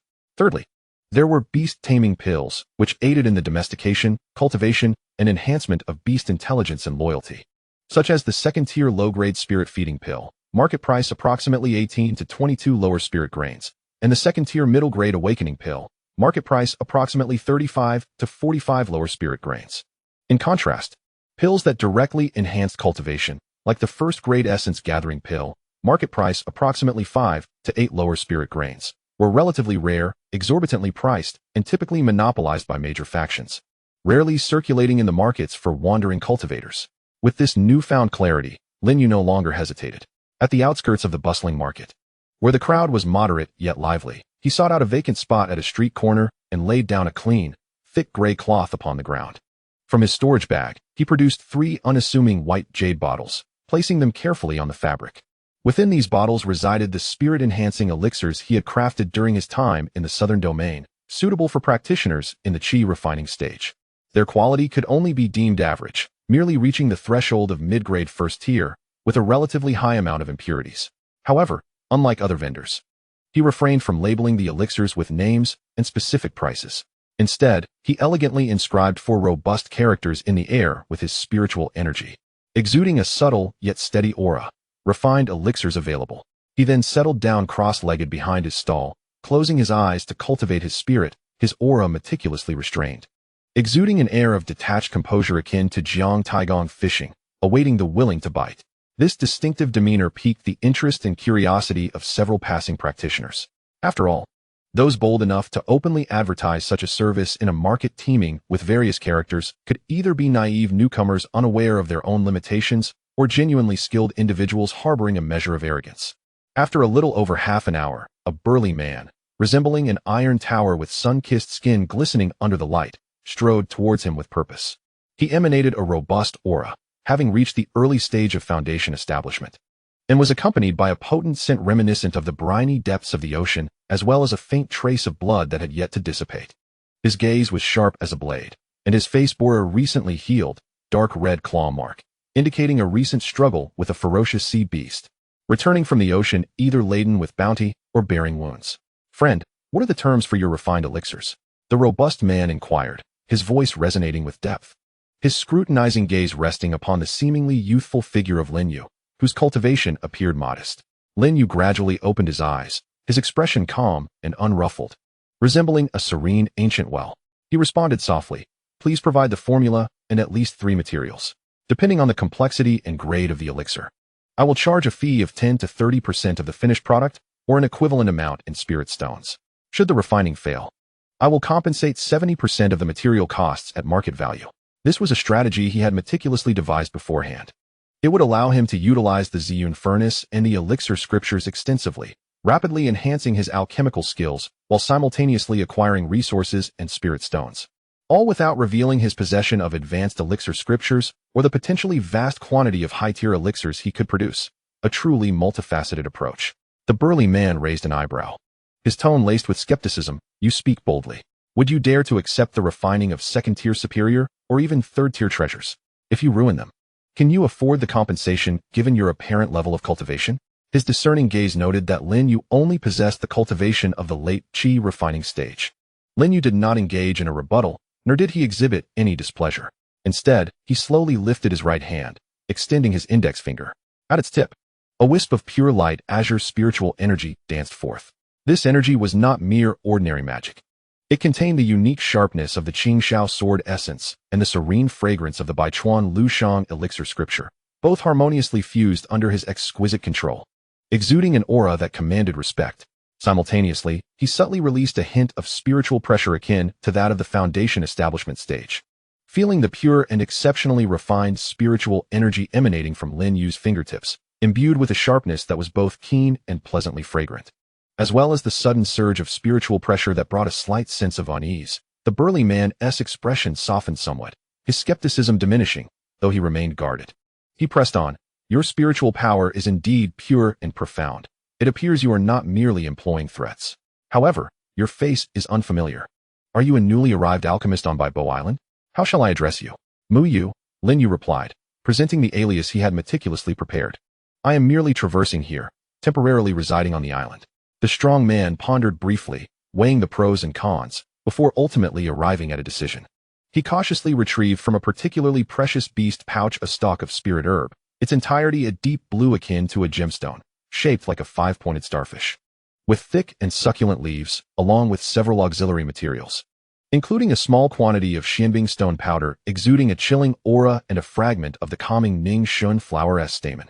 This was the second-tier spirit herb, blue star grass, the primary ingredient for concocting the second-tier mid-grade anti-poison pill. A certain establishment is preparing to explore an island ruin shrouded in lethal miasma and urgently requires this pill for protection. I can provide you with a copy of the formula.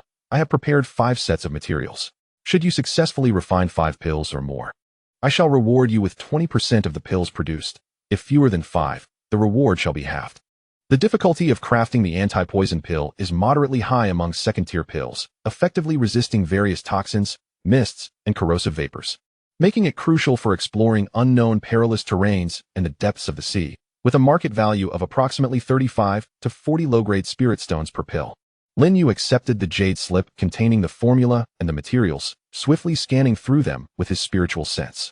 The principle behind the crafting of the anti-poison pill primarily involves using blue star grass to neutralize and dissolve the miasma, stabilizing the volatile medicinal properties with xianbing stone powder, while the Ning Shun flower's stamen safeguards the mind against confusion. Its pharmacology bears a striking resemblance to a second-tier superior-grade Qingyun pill documented in the Baichuan Lushang Dan Jing, albeit even more simplified. With assurance in his heart, he maintained a calm demeanor and nodded, agreed. I shall return tomorrow at this time to collect the pills. The burly man, witnessing Lin Yu's decisive and straightforward agreement without delay, ceased further chatter. He left behind the 5 sets of materials and a brief copy of the formula. Clasping his fists in salute, I am sure Ming. I shall await Master Mu's good news at this time tomorrow. The term of address had subtly shifted from the non-committal friend to the more respectful master. After Shi Ming's departure, several others were drawn in by the sign indicating alchemical services, inquiring mostly about the crafting of first-tier pills, such as recovery pills for rapid replenishment of spiritual energy and hemostatic powders for external injuries, which offered limited rewards and posed no challenge. Lin Yu selected 2 sets of materials that were complete and reasonably rewarding, agreeing to collect the pills in 2 days. Once he had packed up his stall, Lin Yu promptly returned to Tingqiao Pavilion. After activating the dual layers of protective barriers in his room, he did not rush to commence alchemy. Instead, he first took out the jade slip containing the formula for the anti-poison pill provided by Shi Ming, immersing himself in contemplation, meticulously contemplating each step. The subtle timing of heat adjustments, and the critical nodes of medicinal property integration, firmly committing them to memory. He cross-referenced these with the more intricate techniques recorded in the Baichuan Lushang Dan Jing, such as the advanced Baichuan fire control method and the water-rich pill formation technique, repeatedly simulating the processes in his mind. Only after he felt a profound sense of confidence and had devised preliminary strategies for various possible scenarios did he summon the Ziyun furnace before him. The palm-sized Ziyun furnace soared from his hand, hovering in midair, expanding gracefully to about a foot in height, featuring 3 legs and 2 ears, its design steeped in antiquity. The furnace emanated a continuous flow of violet radiance, and the intricate cloud-like patterns seemed to come alive, faintly resonating with the sound of deep, rolling tides, captivating all who beheld it. Lin Yu's expression turned solemn as he formed hand seals, executing the initial gesture of the 100 Rivers fire control technique in accordance with the alchemical texts. Rather than igniting a fierce blaze immediately, the furnace first yielded a surging mist of violet vapor, imbued with a refreshing coolness. As the mist roiled, a soft and vibrant purple flame, seemingly possessing a life of its own, gradually rose from the base of the furnace. This Ziyun spirit fire moved with intent, its temperature finely tuned, resonating subtly with the surrounding rich water spiritual energy, significantly enhancing the refinement of water-attributed elixirs. Indeed, this ancient furnace from the Water Palace heritage exemplified a harmonious blend of fiery intensity and watery gentleness, far surpassing the control offered by terrestrial flames, and greatly benefiting the preservation of the essence of water attribute herbs. Lin Yu silently praised its merits, bolstering his confidence. He held his breath, concentrating intently, and cautiously added the processed powder of Xianbing stone into the furnace, employing gentle heat to gradually roast it, eliminating minute impurities and fully unleashing its stable medicinal coldness. Subsequently, he delicately introduced the primary ingredient, launching grass, adjusting the fire control technique with subtlety. The flames transformed into a steady medium heat as his consciousness sharpened, akin to the most precise of chisels, meticulously extracting the violent water toxins embedded within the leaves that could compromise the purity of the elixir, leaving only the most refined essence of detoxification. This process rigorously tested the alchemist's mental acuity and precision in managing the heat. The delicate launching grass could easily be incinerated with even the slightest excess, rendering its medicinal properties null, while insufficient heat would fail to eliminate impurities, adversely affecting the quality of the elixir. Lin Yu remained utterly focused, his consciousness acutely attuned to the slightest changes in the liquid within the furnace. His hands moved like fluttering butterflies, swiftly and accurately performing various intricate alchemical seals to guide the essences of different herbs into perfect harmony. With the Ziyun furnace's near-perfect temperature control and the sophisticated techniques of the 100 Rivers flowing drink alchemy, the entire refinement process, though mentally taxing, progressed surprisingly smoothly, exceeding Lin Yu's initial expectations. 2 hours later, all the essences within the furnace had completely merged, transforming into a deep azure, viscous liquid that exuded a refreshing, invigorating fragrance. Seizing the moment, Lin Yu called out sharply, executing the final water moisture congealing technique. The lid of the furnace opened with a soft sound, and 6 round, flawless pills the size of longan fruits, their deep and uniform color swirling with subtle blue waves, gracefully flew out, landing precisely into a pre-prepared jade vial. Instantly, A refreshing and tranquil aura enveloped the space. In a single furnace, 6 elixirs were successfully created. Each pill was plump, imbued with a radiant glow, and of superior quality, surpassing the norm for alchemists who typically produced only 3 or 4 pills per furnace, with varying levels of quality. A satisfied smile graced Lin Yu's face as he exhaled deeply, feeling the toll on his spiritual energy.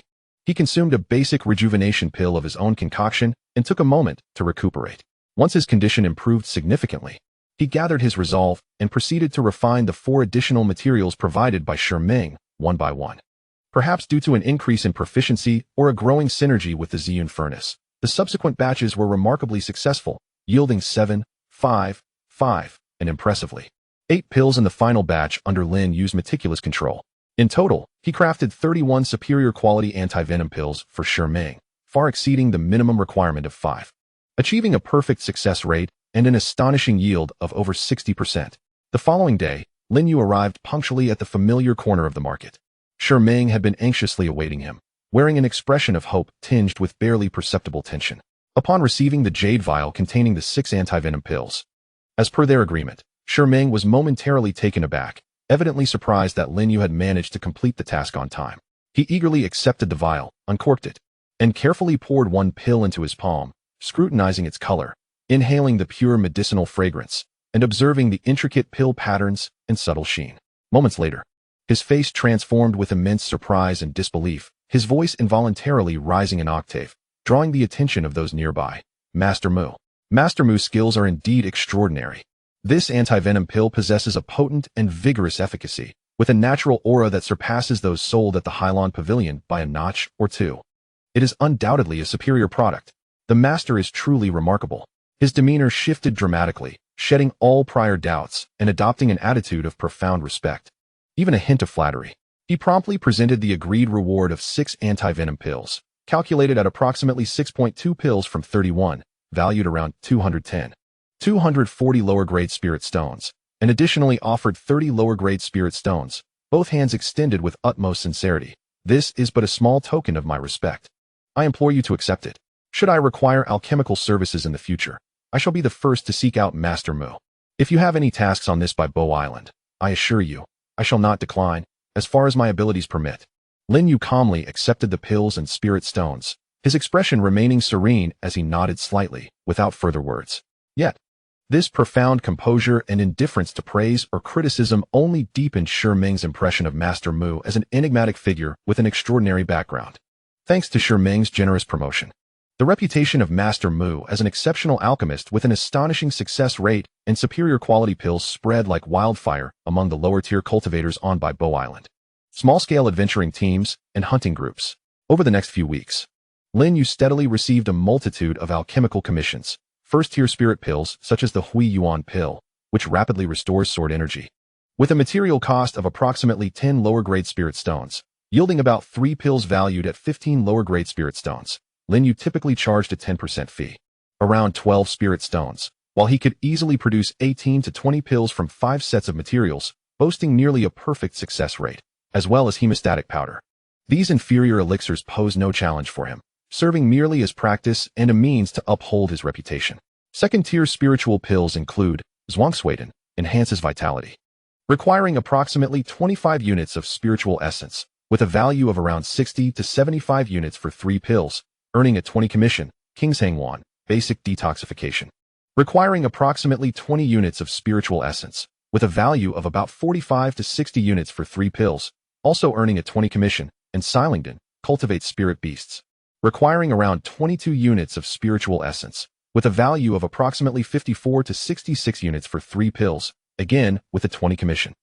With the exceptional capabilities of the Qingyun furnace, the exquisite legacy of the Baichuan Liushang Danjing, and his formidable mental control, Lin Yu's success rate in pill crafting and the quality of his elixirs, predominantly of superior grade, with occasional premium ones, far exceed those of his peers in the same tier. Each time he delivers to his clients, he provides the agreed quantity of superior pills, earning him an outstanding reputation. In fact, he often retains a considerable surplus of finished elixirs post-delivery.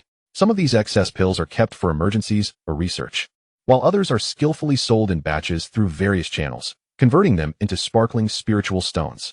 During his interactions, Whether acquiring materials or managing surplus elixirs, Lin Yu subtly probes for information regarding the chaotic realm of the Qingyun Sect. He discovers that Bibo Island falls under the jurisdiction of a mid-level sect known as Qingyun Sect, with the island's master being an outer elder of the sect, possessing cultivation at the early stage of the Golden Core. The power dynamics within the Qingyun Sect are intricate, primarily dominated by three major factions: the Qingyun Sect, which occupies the eastern region rich in spiritual energy, renowned for its mastery in formations, divination, and weapon crafting; the Beehive Palace, controlling the expansive southern waters and closely allied with a mysterious aquatic race, excelling in water manipulation, beast taming, and various enigmatic water-based techniques; and the Qingyun Sect, located in the west, abundant in resources and mineral deposits, known for its disciples' exceptional physical prowess and formidable close combat capabilities. In addition to these three sects, numerous families of cultivators, loose cultivator alliances, and merchant organizations inhabit various islands, engaging in both cooperative trade and occasional conflicts, with maritime plundering occurring frequently, creating a chaotic yet vibrant world of cultivation. Lin Yu has also discreetly inquired about the Bloodslaughter sect, learning that its influence primarily resides in the northern fringes of the southern domain, in an area known as the Blood Chaos Sea. This sect's limited reach in the central region, where Bibo Island is situated, brings him a measure of comfort, alleviating immediate concerns of being recognized by its members. In less than a month, through the rewards obtained from pill refining and the sale of some surplus elixirs, Lin Yu has amassed over 300 low-grade spiritual stones, equivalent to more than 23 medium-grade stones. He procures a vast quantity of first and second-tier refining materials for his practice, mastering various formulas and techniques, and his alchemical skills are advancing at an astonishing pace. He has even exchanged with frequent herbal gatherers for several unique seeds of spiritual herbs from overseas, intended for future cultivation in his own medicinal field. On this day, Lin Yu received an official commission from the alchemy chamber of the island lord's residence to concoct a batch of second-tier low-grade by Bo Dan, intended for the daily patrols and combat of the island's guardian cultivators. This elixir is capable of swiftly replenishing expended spiritual energy while providing a faint protective effect against water-based attacks, making it particularly suitable for the humid marine environment and encounters with aquatic beings and water cultivators. The material cost was approximately 30 lower spiritual units, and the value of 3 completed pills reached around 90 lower spiritual units.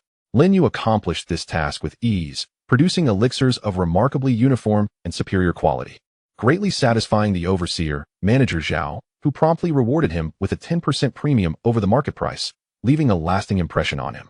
After the delivery of the elixirs, the manager, whose surname was Zhao, was in high spirits and engaged Lin Yu in casual conversation, expressing his admiration for this newly emerged, skillful young alchemist. Seizing the opportunity, Lin Yu produced the fragmentary beast skin sea chart acquired from the water mansion, pointing to the center of the chart marked by a peculiar whirlpool and surrounded by densely drawn, ominous storm patterns. He feigned curiosity and inquired, "Manager Zhao, being well-traveled and knowledgeable, I happened upon this ancient sea chart and am quite intrigued by this marked area. Might you be familiar with its location?" Manager Zhao took the beast skin chart and initially glanced at it nonchalantly, but his gaze soon sharpened and his expression grew grave. He scrutinized the chart for some time, particularly focused on the bizarre mark at the heart of the storm, running his fingers over the ancient material of the beast skin and the nearly faded pigments. Finally, he lifted his head and spoke in a hushed tone, "Master Mu, this sea chart is likely of considerable antiquity. Many of the routes and island markings diverge greatly from contemporary maritime maps, with numerous locations having either submerged or vanished entirely.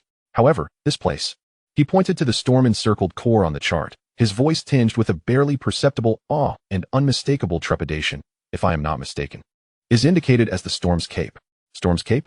Lin Yu's heart raced as if struck by a heavy hammer, yet he maintained an outward calm and pressed for further elucidation. "Indeed, it is the Storm's Cape," Manager Zhao affirmed, his tone imbued with caution. "This region lies far to the east of the chaotic Star Sea, even beyond the Thousand Islands realm controlled by the Qingyun Sect, representing an absolute maritime graveyard.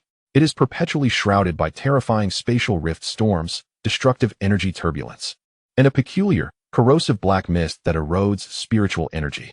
Not even Foundation establishment or Golden Core cultivators dare to venture into its core region lightly.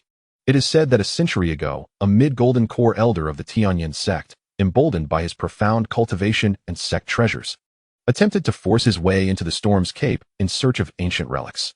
Ultimately, he managed to penetrate only 1,000 miles before retreating in disgrace, severely injured.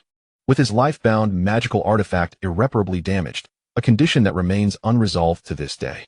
Historically, those who have attempted to breach the core of Storm's Cape, regardless of their cultivation level, have almost never returned alive. Master, your chart seemingly points directly there. And it is likely not a guide to safety, but rather marks a place of certain death. I advise you to refrain from harboring any curiosity about it, or from treading lightly into its depths. Upon hearing those words, Lin Yu's expression remained unchanged. Yet tumultuous waves surged within his heart. The Stormy Cape, a domain of death, had even seen the ancient water mansion's master, a Yuaning elder, return in defeat. The fact that a maritime chart had been deliberately left behind must hold profound significance. Did it mark a perilous dead end?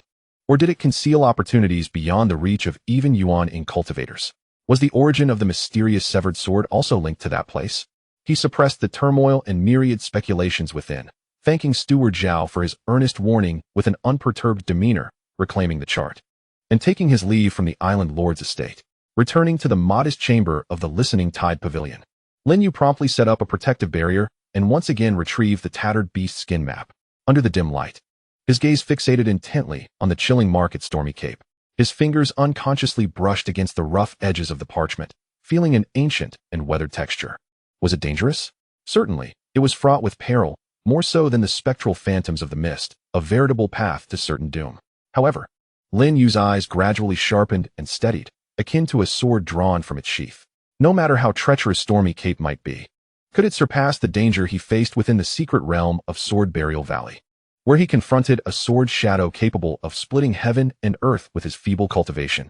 Could it rival the abyssal demon he faced aboard the ghost ship, amidst 1,000 writhing tentacles, which matched the prowess of a golden core cultivator? The path of cultivation is inherently one of defiance against the heavens, a struggle for survival. Since this maritime chart fortuitously fell into his hands, and since the severed sword resonated faintly with it, this was his destiny, his karmic connection. Evading it was certainly not in his heart's resolve. There, perhaps lay an ancient teleportation array that could lead him away from the chaotic Star Sea and back to the southern domain. Perhaps a staggering secret that could fully restore the severed sword, advancing his swordsmanship.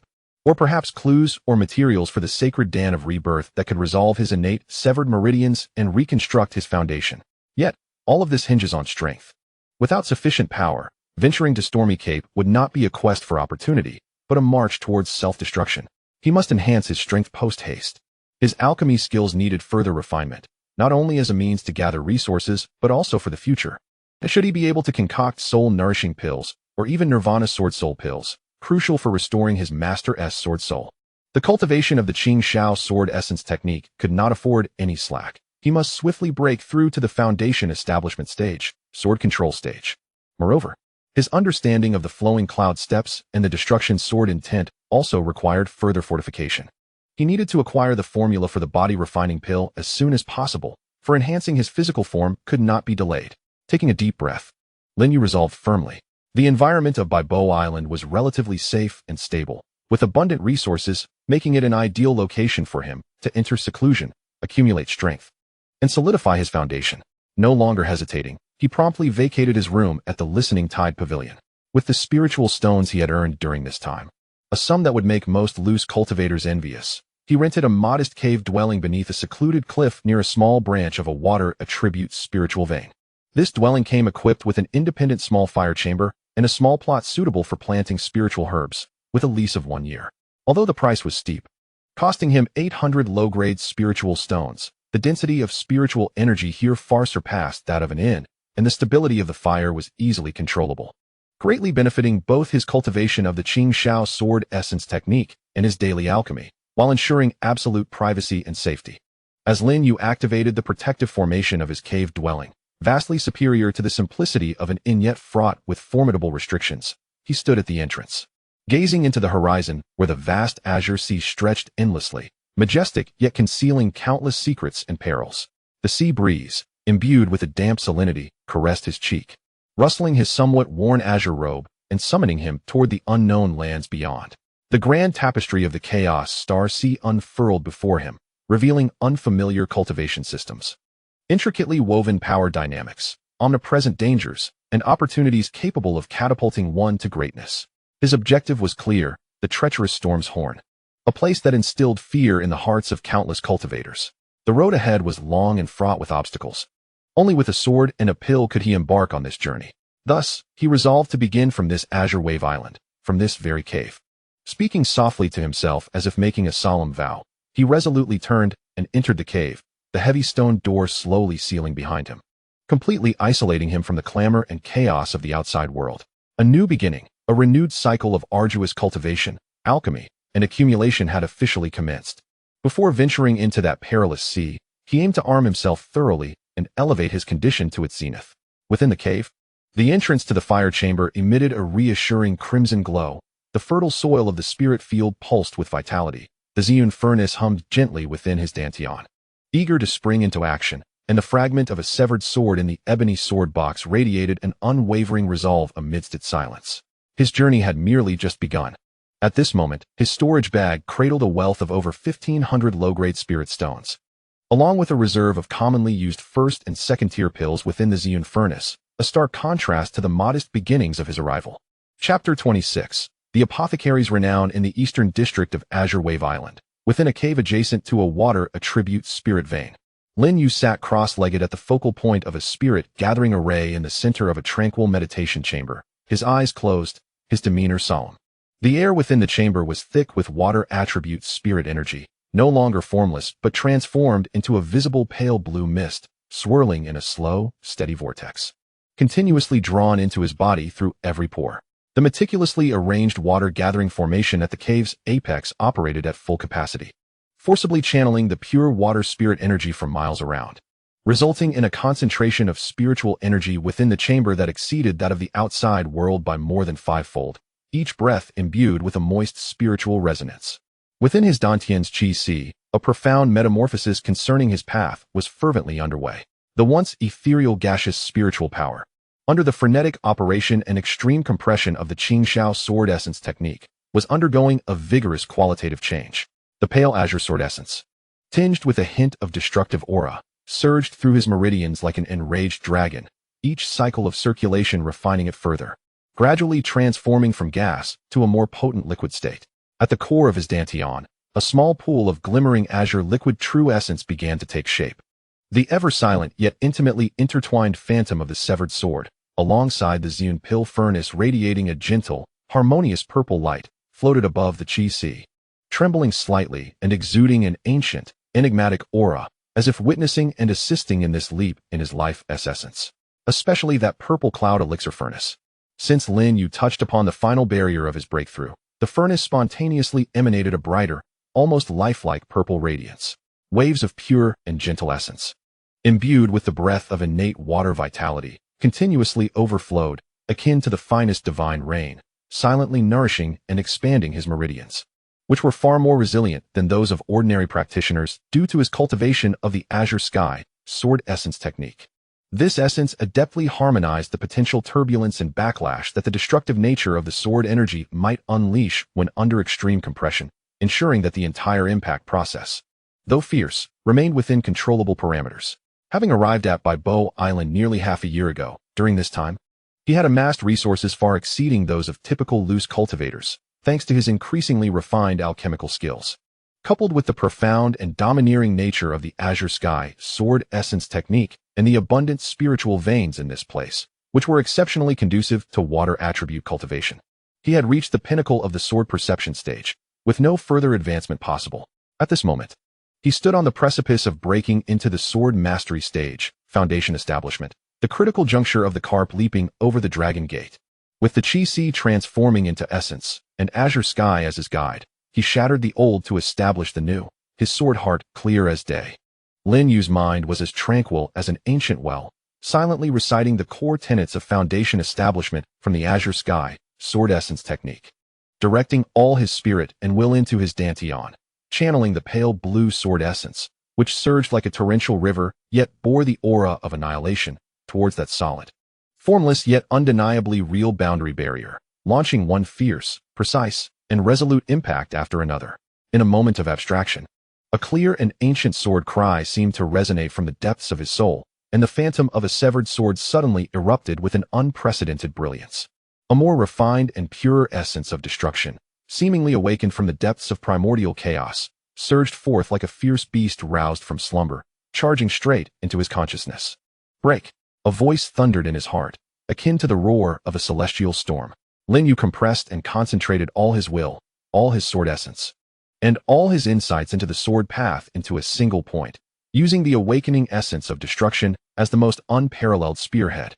Carrying the vast and surging spiritual power from his dantian, which had reached its critical threshold, and resolutely crashed into that final and most formidable barrier. Boom! In his consciousness, a sound akin to the very creation of heaven and earth reverberated continuously. At that moment, his dantian chi seemed to be instantly expanded several-fold by an irresistible force. The once tumultuous, almost bursting gaseous sword essence collapsed, coalescing into a more solid, more profound liquid true essence, flowing with a deep pale blue sheen. Like the great Yangtze River, ceaselessly surging forth, its total volume and purity surpassing that of the sword perception stage by more than 5 times. Simultaneously, his spiritual consciousness surged dramatically. Once only capable of covering a radius of 50 yards, he could now effortlessly extend his awareness to over 120 yards. Every grain of sand, every stone, every blade of grass, and every tree within that realm was vividly clear, as if witnessed firsthand. More importantly, his comprehension and mastery of his sword path, particularly that essence of destruction, had entered an entirely new and unprecedented level. This sword intent was no longer merely a latent force to be unleashed at critical moments. It began to integrate with his very soul, allowing him to command it with the precision of a finger's movement, operating from the depths of his heart. A flicker of thought can summon forth a terrifying power capable of annihilating all, coalescing yet remaining unfettered, effortlessly wielded. At the inception of the sword mastery phase, Lin Yu slowly opened his eyes, his gaze briefly illuminated by a fleeting, pale gray light of destruction akin to a tangible sword, before it gradually retracted, restoring his usual depth and tranquility. He meticulously sensed the relentless flow of the liquid azure sky, sword essence within him, an unprecedented surge of strength filling his heart, causing a genuine, satisfied smile to emerge at the corners of his mouth. The breakthrough into the sword mastery phase not only signified a qualitative leap in his strength, but also extended his lifespan to over 200 years. In this perilous realm of the chaotic star sea, where power reigns supreme, he had finally established a foundational foothold, no longer the cautious, trembling lowly cultivator he once was. Rising to his feet, he casually stretched his limbs, the joints of his body cracking like popping beans in a pan, as an unmatched sense of power surged forth from the depths of his being. With a mere thought, the long sword he had carried with him, recently reforged with a portion of star-patterned steel, responded and unsheathed itself, transforming into a green-hued comet that traced a mysterious and fierce trajectory through the air. As the sword quivered, a deep rumbling akin to thunder accompanied it, a natural phenomenon resulting from the qualitative change in his spiritual essence. Its might far exceeding anything he had previously encountered. Half a month swiftly passed, during which Lin Yu secluded himself, avoiding external visitors to solidify his newly attained sword mastery. Only when he felt the liquid azure sky sword essence flowing with the ease of a well-practiced limb and his mind became stable, with his spirit reaching its zenith, did he once again divert some of his energy toward alchemy. The benefits of the sword mastery breakthrough were both comprehensive and immense. His mental acuity had multiplied several times over, allowing for a more nuanced control of the purple cloud furnace, as if he could sense the flicker of every flame and the subtle pulse of medicinal properties within. The intricate techniques and principles previously perceived as obscure within the 100 Rivers Flowing Wine Pill manual now appeared vividly clear, revealing deeper insights. On this particular day, he prepared to attempt the crafting of a rather challenging, yet highly sought-after, low-grade water essence pill of the 3rd tier. This pill was exceptionally beneficial for cultivators practicing water-based techniques, aiding in the nurturing and expansion of meridians, and even subtly enhancing one's perception and affinity with water spiritual energy. In a place like the chaotic star sea, abundant with water cultivators, it could be regarded as a highly coveted commodity that would incite fierce competition among various clans upon its market appearance. Lin Yu held his breath, focusing intently as he summoned the purple cloud furnace with a wave of his hand. Following his breakthrough, a peculiar resonance seemed to have formed between him and this enigmatic alchemical furnace, their connection now more intimate than ever. The ancient and profound patterns of clouds and water on the furnace appeared to pulsate with life, subtly shifting in rhythm with his breath and heartbeat, radiating a vibrant aura. He then proceeded to execute a more advanced technique from the manual, his fingers dancing like butterflies through flowers as he crafted a complex and exquisite spiritual seal. The furnace did not immediately erupt in a roaring blaze. Instead, a gentle, cool mist of violet radiance enveloped the space. Soon after, a deeper, more vibrant purple flame, known as the spirit fire of purple clouds, ascended from the furnace's depths, its temperature soft and controllable. As the flames danced, they resonated subtly with the rich water spirit energy within the cave, creating a mystical energy cycle that transformed the furnace into a realm of aquatic essence. With meticulous care, Lin Yu added the primary ingredient, a 300-year-old crystal orchid, alongside more than a dozen rare auxiliary herbs, following a specific sequence and timing. His focus was unwavering, his formidable consciousness akin to countless invisible, precise tendrils, acutely sensing every delicate fluctuation of the herb's potency, the integration process, and the subtle changes in heat. Having broken through to the sword control stage, Lin Yu discovered that his sensitivity to the properties of the herbs had reached an unprecedented level. He could faintly perceive the essence of different materials swirling within the furnace like streams of varied hues, guided by the incantation as they intertwined, repelled, and collided, ultimately merging into a harmonious whole. This extraordinary insight granted him remarkable mastery over the alchemical process. For a full 3 hours, Lin Yu maintained an extraordinary level of concentration, unwilling to afford even a moment of distraction. At last, when all the herbal essences had perfectly fused into a droplet of azure liquid, crystal clear and radiating immense vitality and the pure waves of water essence, he seized the fleeting moment to condense the elixir. With a decisive call, he executed the final intricate and profound incantation of water-based condensation with hands that moved like phantoms. The furnace lid lifted with a soft sound, revealing 9 flawless, round pills that exuded a gentle yet profound azure glow, their surfaces adorned with naturally formed spiraling patterns reminiscent of ocean waves. As if imbued with sentience, they gracefully flew out and precisely landed in the prepared cold jade vial. Upon grasping the vial, a refreshing chill enveloped him, and a pure essence of water energy wafted forth, invigorating his entire being. This was an exceptional water essence pill. Moreover, with a yield of 9 from a single furnace, the success rate was a perfect 10 out of 10. An unmistakable joy and pride illuminated Lin Yu's face. Such quality of water essence pill would undoubtedly incite a frenzy among the prominent families of Baibo Island, possessing a value far exceeding that of ordinary low-grade third-tier pills, even rivaling some mid-grade third-tier elixirs. 3 days later, Lin Yu returned to the most reputable marketplace, the Baichao Pavilion, which maintained close ties with the Hai family, to deliver this batch of water essence pills and procure new refining materials. The proprietor, Zhao Ming, a middle-aged man with a sharp appearance and eyes reflecting the shrewdness and caution characteristic of merchants, greeted Lin Yu with a warm smile that radiated genuine enthusiasm. As Lin Yu presented the specially crafted cold jade vial containing the water essence pills, Zhao Ming carefully accepted it with both hands, as if cradling a rare treasure. Wary of any possible mishap, he gently removed the seal of the vial, which was secured with spirit wax, and poured a singular elixir onto a tray adorned with soft snow silkworm brocade. First, he carefully examined its rounded form, the profound azure hue, and the naturally occurring spiral patterns of the pill. He then leaned in closer, inhaling deeply the exceptionally pure fragrance of the medicine. Moments later, he gasped sharply, his eyes widening in astonishment, his voice trembling with overwhelming excitement and shock. This pattern, this aroma, the ethereal essence contained within, this is indeed the finest water element pill. Master Mu, your mastery of alchemy is truly unfathomable. I have managed the apothecary pavilion for decades, handling countless elixirs. Yet this is the first time I have encountered a pill of such impeccable quality. It is verging on the legendary flawless realm. Lin Yu had anticipated such a reaction, merely smiling slightly, his demeanor remaining composed. You flatter me, shopkeeper Zhao. It is but a fortunate success from a single batch. As per our usual agreement, 70% shall be sold through your esteemed shop, and 30% may be directly exchanged for spirit stones. Excellent. Absolutely no problem. Rest assured, master. We will secure the best price for you. Zhao Ming responded eagerly, hastily retrieving a bulging storage bag from beneath the counter, presenting it with both hands. This is the profit from the last batch of blood-strengthening pills and purging miasma pills you entrusted us to sell, after deducting our 10% commission, totaling 800 mid-grade spirit stones. Please have a look. He then respectfully handed over a special invitation card, exuding a faint spiritual pressure and the aroma of sandalwood. Additionally, This is the invitation to the Bai Bo gathering in 3 days. The steward from the island lord's residence personally instructed that it must be delivered into your hands, signifying the importance placed upon you.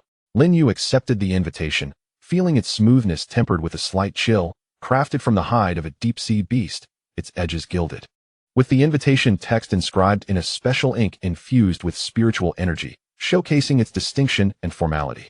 He understood that this recognition from the upper echelons of Bai Bo Island was a testament to his successful refinement of third-tier pills and an invitation for collaboration. Just as he finished counting the spirit stones and prepared to leave the apothecary pavilion, an untimely uproar and chaotic footsteps echoed from outside.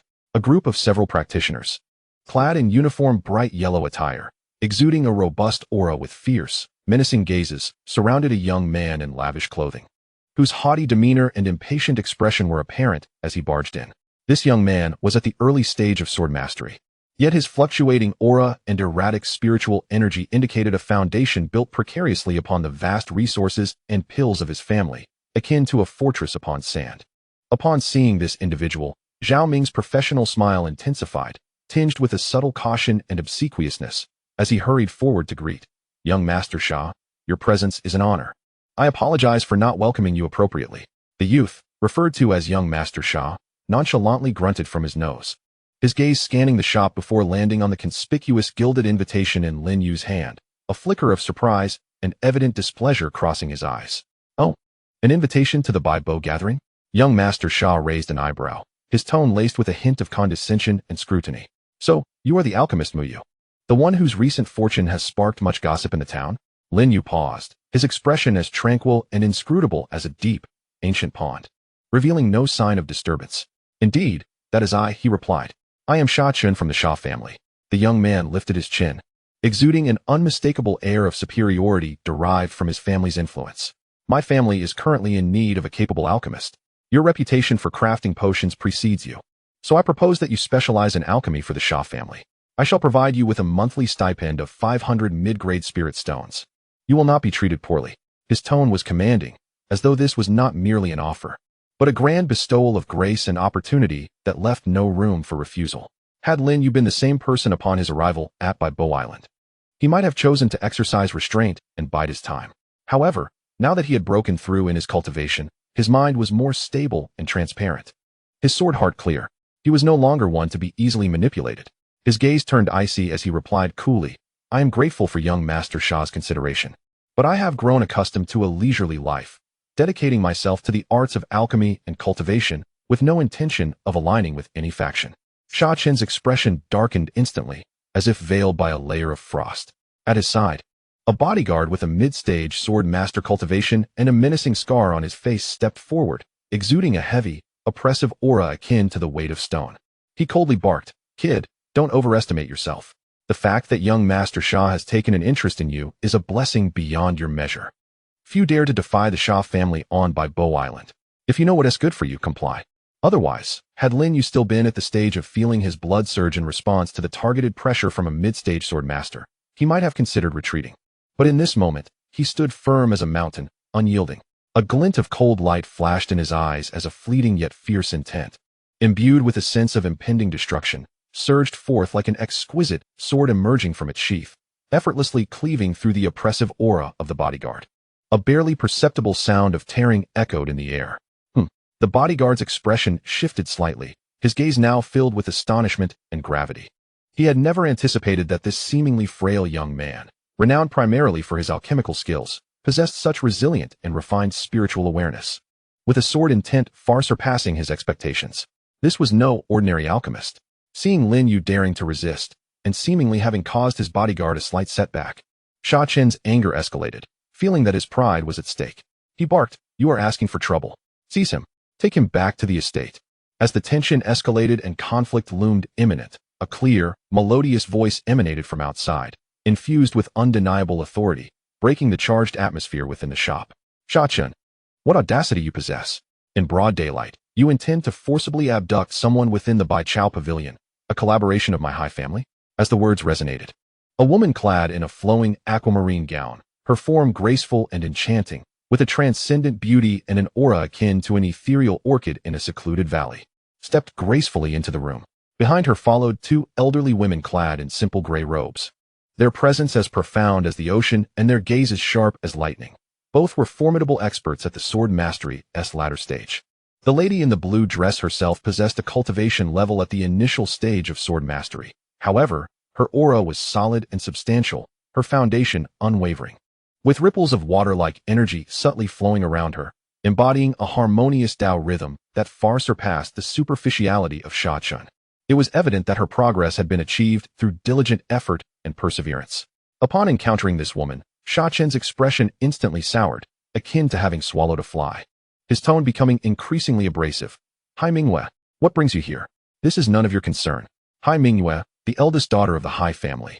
One of the three esteemed cultivation families of Baibo Island, not only held a prestigious status, but also exhibited exceptional talent.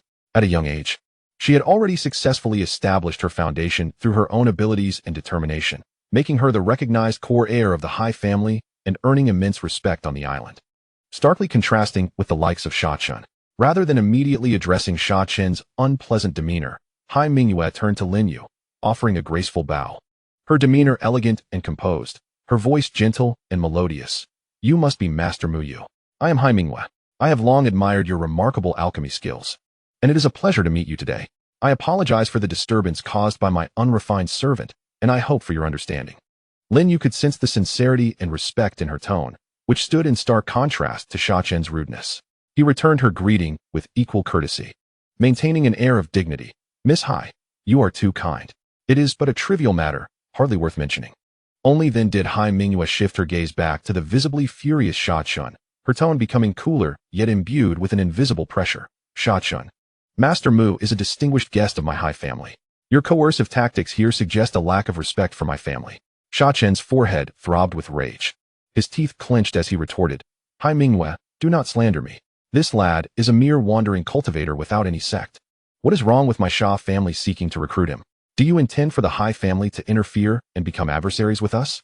Recruitment should be a matter of mutual consent, not coercion. Hai Mingyue stood her ground, her words sharp and incisive. Directly addressing the crux of the matter. Since Master Mu has clearly expressed his unwillingness, why must young Master Sha force him into a corner, engaging in such undignified behavior? With a slight shift of her beautiful eyes and a subtle smile, she added pointedly, could it be that with the impending allocation of the newly discovered micro-spirit stone vein outside the city, you are eager to bolster your family's strength? Disregarding even the most fundamental decorum and the unwritten rules of the cultivation world, her words struck precisely at the sore spot of both Shachun and the Sha family, igniting his fury and tearing away any semblance of civility. Hai Mingyue, you seek death. Instantly, the guards behind him erupted with hostility, weapons half drawn. Their cold glints illuminating the room as the atmosphere plunged to a freezing point, a confrontation looming on the horizon. The two elderly women behind Hai Mingyue simultaneously let out cold snorts, their movements minimal yet effective. They stepped forward slightly, and an overwhelming pressure, far surpassing that of the Sha family guards, surged forth like a vast and formidable undercurrent, sweeping through the room. This invisible tide crushed the arrogance of the Sha family's entourage, rendering the lower-ranked guards pale and breathless, their grips on their weapons faltering, let alone taking action. Shachung's complexion fluctuated between crimson and pale, his chest heaving violently. Aware that with Hai Mingyue and the two formidable late-stage, sword-wielding elder women present, he was destined to fail. He realized that prolonging the confrontation would only lead to further humiliation. He glared fiercely at the unperturbed Lin Yu, then fixed his gaze on Hai Mingyue as if he intended to devour her whole, uttering a harsh threat. Mu Yu, and you, Hai Mingyue, just wait for me. We shall see. With that, he turned away, accompanied by a group of reluctant yet timid guards, their retreat marked by an air of disgrace. Within the Baichao pavilion, the suffocating tension finally dissipated. The shopkeeper, Zhao Ming, wiped the fine beads of cold sweat that had mysteriously surfaced on his forehead, exhaling a long sigh of relief as he repeatedly bowed in gratitude to Hai Mingyue and Lin Yu, his heart still pounding with anxiety. Hai Mingyue once again expressed her apologies to Lin Yu, her tone earnest. I apologize for frightening you, master. The Shajia, particularly Shachung, has always been overbearing and reckless. After this incident, you must exercise greater caution, for this individual is petty and vengeful, unlikely to let matters rest.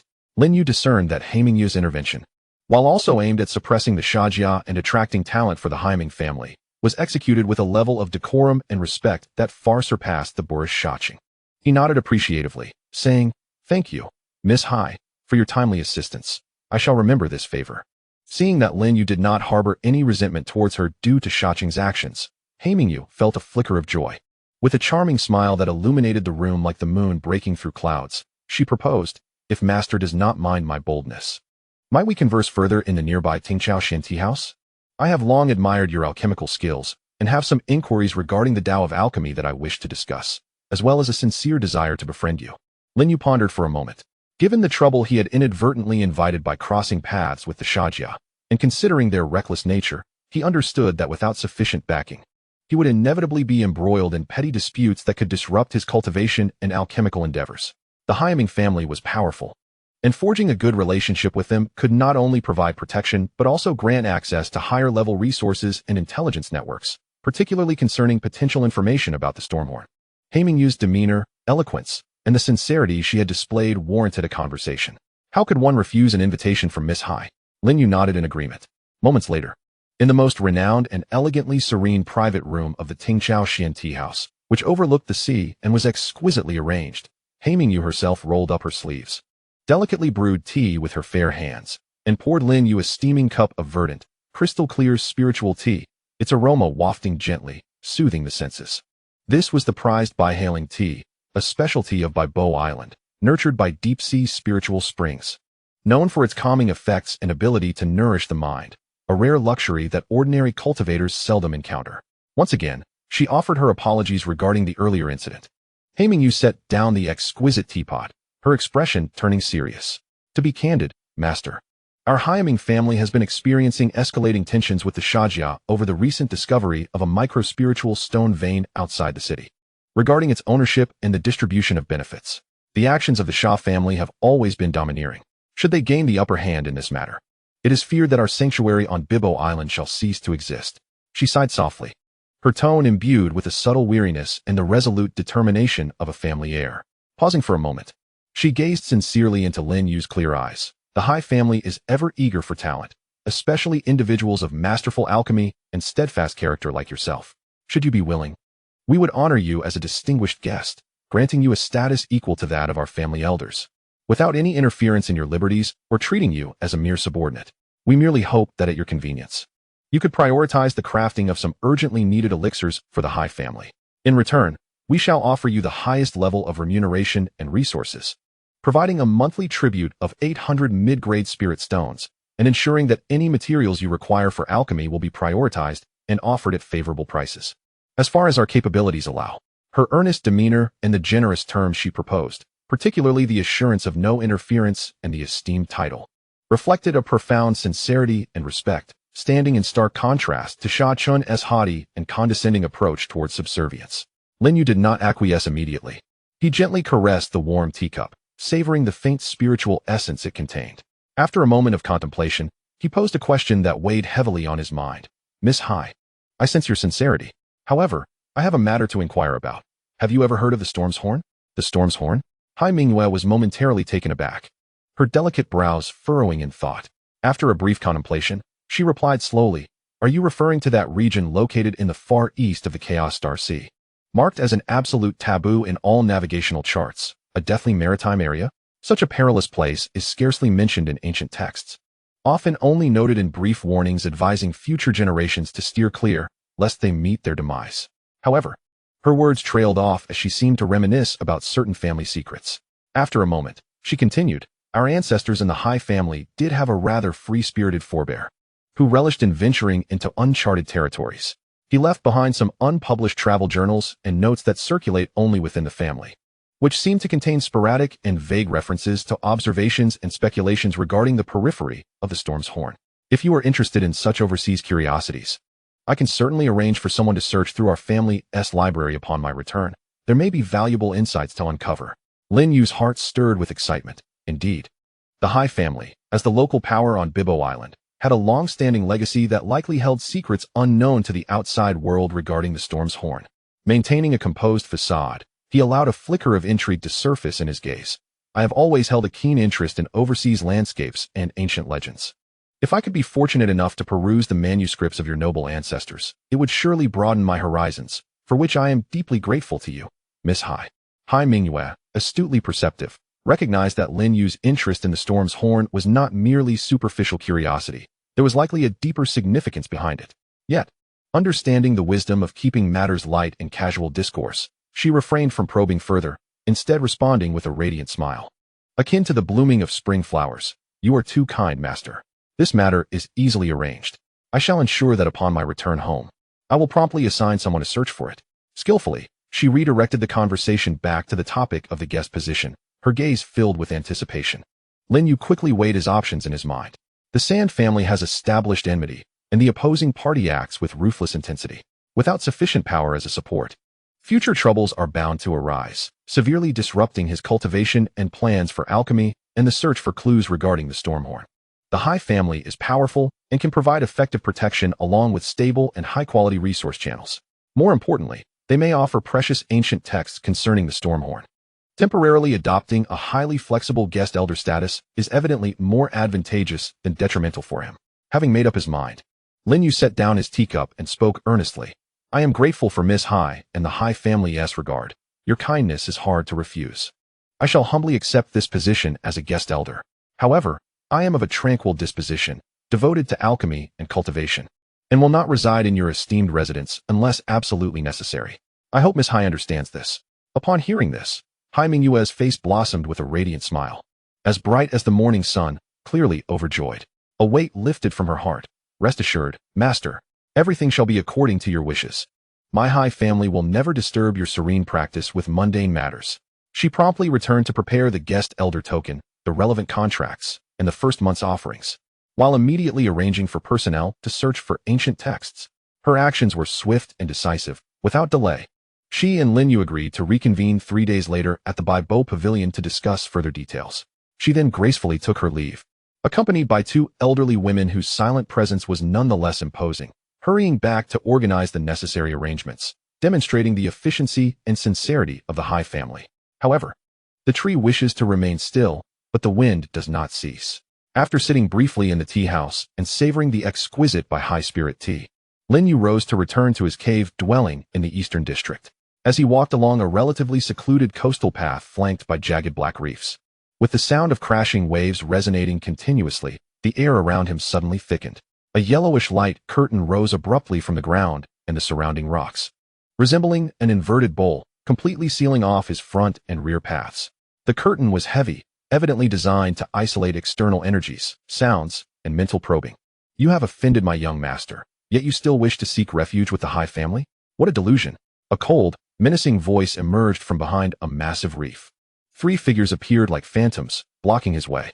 They were the scarred guard who had been by Sha Chen's side during the day, along with 2 others who bore malicious grins and fierce gazes, both at the initial stages of sword mastery. The 3 formed a triangular formation, surrounding Lin Yu with palpable hostility, clearly indicating their ill intentions. Did Sha Chen send you? Lin Yu halted, his gaze instantly turning icy, yet his aura remained composed. He anticipated that the Sand family would not easily relent, but he did not expect such brazen and impatient actions, daring to ambush him in broad daylight on his way back to his cave. Such behavior had irreparably severed any semblance of civility, casting all caution to the wind. Humph. The dead need not know too much. In your next life, remember to keep your eyes wide open, sneered the scarred guard, no longer wasting words. With a flourish of the poisoned water-splitting thorn in his hand, he transformed into a swift yellow streak, merging man and weapon as he lunged directly for Lin Yu's heart, moving so quickly that only a blur remained in the air.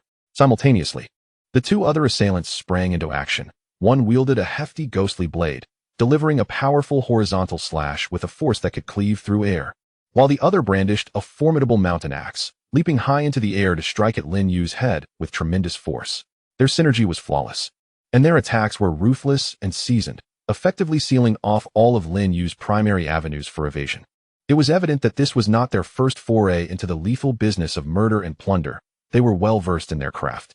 Faced with the merciless assault of 3 opponents of equal standing, Lin Yu's eyes glimmered with a frigid light, and a surge of murderous intent ignited within him. Since they had chosen to seek their own demise, he resolved to use this opportunity to hone his swordsmanship at the sword mastery stage. while also testing the true might of the Qingyun sword origin technique in conjunction with the destruction sword intent in real combat. With a subtle shift in his footwork, he executed the first form of the flowing cloud step to perfection, his form transforming into an ethereal wisp, akin to weightless smoke or drifting fluff in the wind, narrowly evading the deadly thrust of the splitting water spike by the slightest of margins. In the same instant, he found himself grasping a seemingly unremarkable long sword that, however, subtly shimmered with a cold light, its blade emanating a faint azure glow. This sword, refined and nurtured with newly acquired star-patterned steel after his breakthrough, had significantly enhanced its quality and was now capable of withstanding the infusion of the Qingyun sword origin. As the sword was drawn, an overwhelming and razor-sharp aura erupted forth, one that sent shivers through the very soul, as if it sought to eradicate all vitality and matter. Compared to the time of his initial sword mastery, this sword intent was no longer merely latent. It surged forth like a fierce weapon, solid and gray in essence, imbued with the will to annihilate, instantly enveloping a radius of several paces, thickening the air with an icy heaviness. The tumultuous waves must be quelled. Qingyun wave slash, Lin Yu silently commanded, wielding his long sword to unleash a technique from the Qingyun sword origin that emphasized area attacks and chaotic cutting.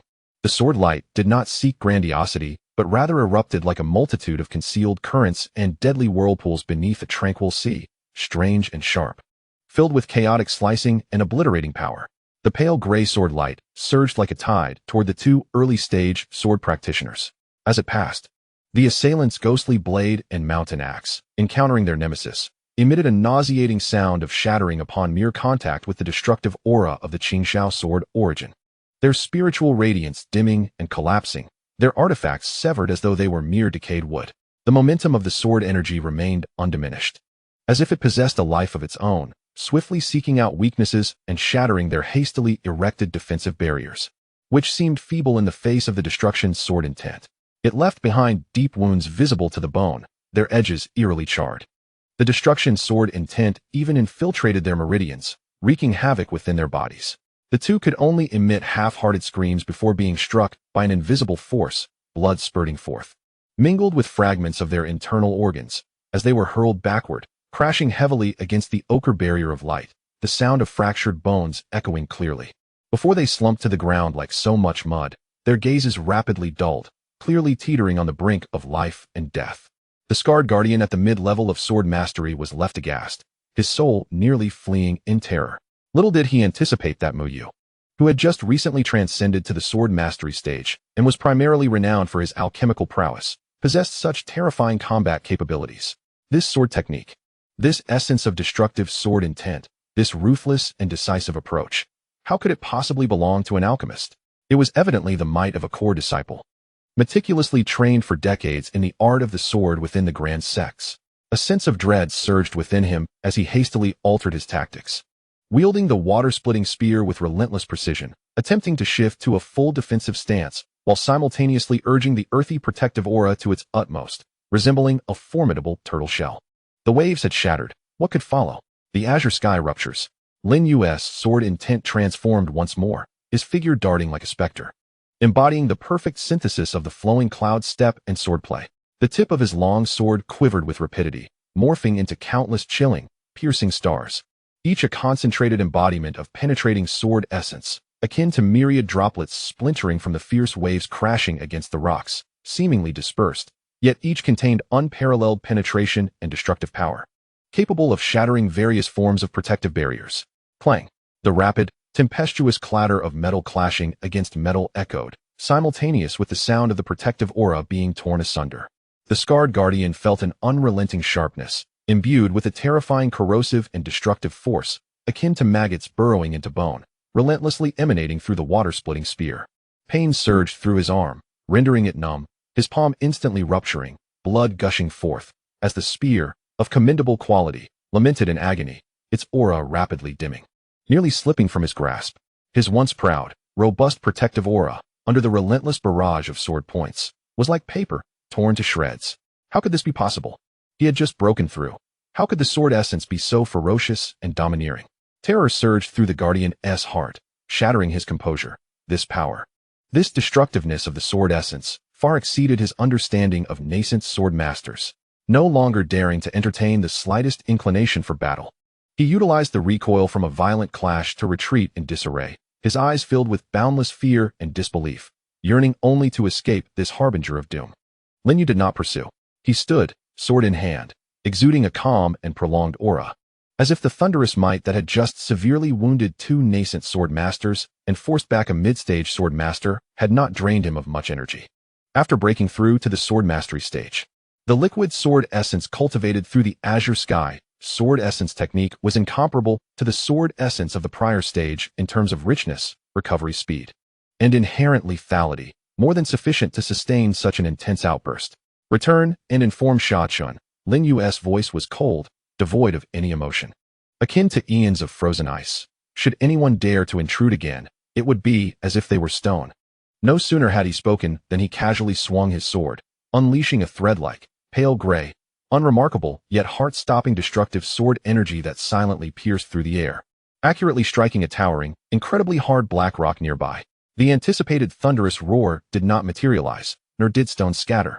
The reef hesitated momentarily before silently splitting into a straight, mirror-like fissure, which was soon followed by a resounding crack as it broke apart, collapsing smoothly into two halves. The fracture was impeccably smooth, as if meticulously sliced by the sharpest of divine blades, revealing the intricate inner patterns of the rock.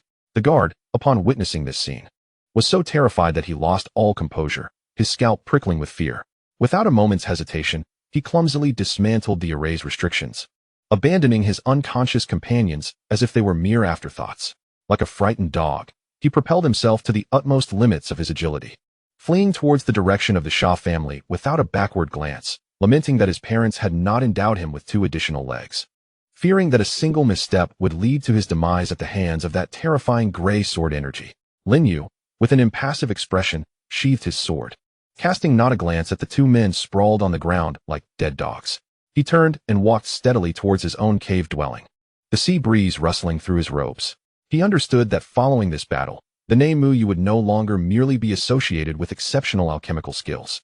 The formidable combat prowess he had displayed, particularly that swift and eerie swordplay imbued with a sense of destruction, would undoubtedly spread rapidly throughout Bibo Island, garnering heightened attention, apprehension, and even attempts at alliance from various factions.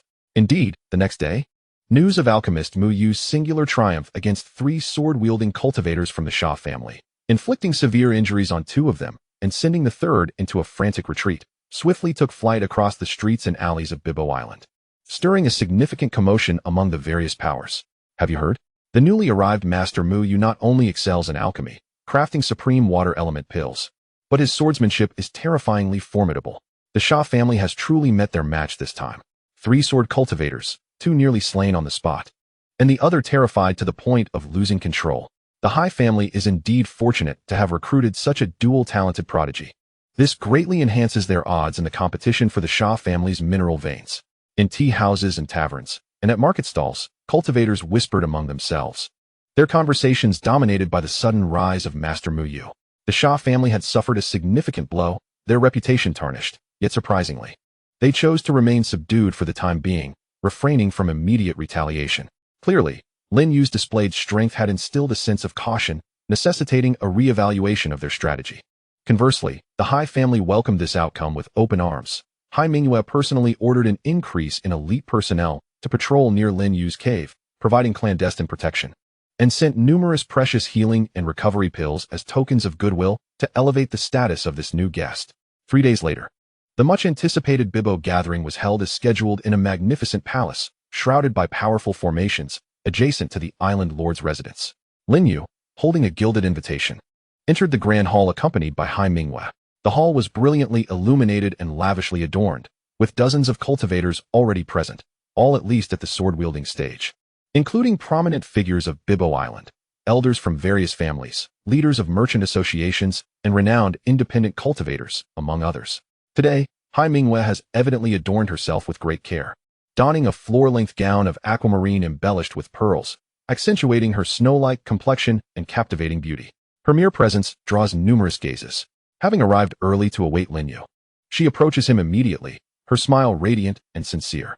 Master Mu, Hai Mingyue offers a graceful bow, then presents a finely crafted token engraved with wave patterns. featuring a deep blue gemstone at its center, along with an exquisitely made storage pouch. This is the highest level guest token of the Hai family. With it, you may enjoy a 20% discount on all expenditures within our Family properties, access certain family intelligence networks, and in urgent situations, request assistance from nearby Hai family cultivators. These are some third-grade alchemical materials prepared for you, Master. Along with this month's offerings, a total of 1,000 medium-quality spirit stones, meant to express our heartfelt appreciation. I hope you will graciously accept them. Lin Yu accepts the items, his consciousness casually sweeping through the storage pouch. Inside, he discovers several rare third-grade auxiliary herbs he urgently needs, and the neatly stacked 1,000 medium-quality spirit stones shimmer enticingly, clearly reflecting the Hai family's sincerity and financial prowess. He nods in gratitude, saying, "Thank you for your thoughtfulness, Miss Hai." As the two stand together in conversation, they instantly become the focal point of the gathering. The crowd's gazes brim with curiosity, scrutiny, envy, and, naturally, a tinge of jealousy. Among them is Sha Tongtian, the head of the Sha family, accompanied by the sullen Sha Chun. Upon seeing Lin Yu and Hai Mingyu engaged in cheerful conversation, his expression darkens, capable of dripping water, while Sha Chun's eyes burn with resentment, fixed on Lin Yu as if wishing to consume him whole. Yet, having learned from a previous bitter lesson, and with numerous formidable experts present, he ultimately refrains from making a fool of himself. As the small gathering officially commences, an array of rare materials, high-tier magical artifacts, uniquely effective elixirs, and even offspring of creatures with special bloodlines are gradually presented on display, inciting fervent bidding among the cultivators present. Lin Yu seizes the opportunity to procure several necessary auxiliary herbs for crafting third-grade elixirs, including a millennia-old sea soul wood, which is vital for his upcoming attempt to create a soul-nourishing elixir, leaving him quite satisfied. As the gathering reaches its peak, with excitement at its height, Hai Mingyu suddenly rises gracefully and strides to the center of the hall, her voice resonating clearly throughout. "Esteemed friends, may I have your attention? I have an important announcement on behalf of the Hai family. Our esteemed guest, Master Mu Yu, has recently succeeded in refining a batch of low-grade, third-tier water yuan dan." At her words, the previously bustling hall quiets significantly, and numerous eyes turn toward her. The reputation of the water yuan dan is well known among the water cultivators present. Hai Mingyu smiles gently and continues, "This elixir is remarkably effective for cultivating water attribute techniques and nourishing the meridians. The water yuan dan refined by Master Mu boasts exceptional quality, having reached the peak of excellence." As she speaks, a handmaiden appropriately presents a jade platter, upon which rest 3 pills encased in crystal, showcasing the exquisite spiral patterns of the top-tier water yuan dan. Top-tier water yuan dan. Is that truly the case?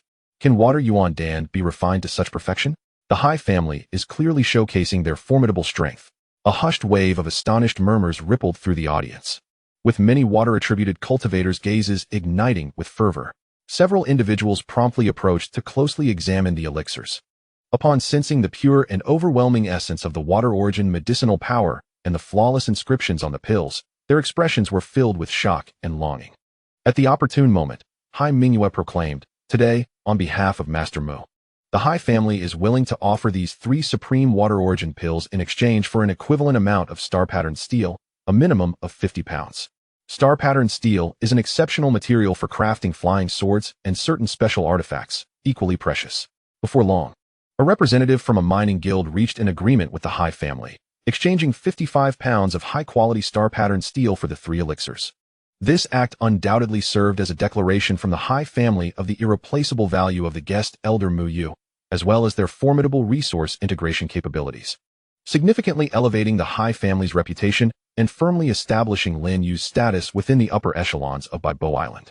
Following this event, the name of Master Mu Yu resonated throughout the highest circles of Baibo Island, and no one dared to dismiss him due to his seemingly youthful appearance or his newly attained mastery of the sword. A cultivator capable of refining supreme, third-tier elixirs, while effortlessly vanquishing opponents of the same rank, commands respect and caution wherever he may go. After the small gathering concluded, Hai Mingyu personally escorted Lin Yu back to the Eastern District's cave dwelling, solemnly presenting him with several copies of ancient texts, their pages yellowed and treated with special solutions to prevent decay. "Master, these are the records regarding the Stormhorn that could be found in the family's library.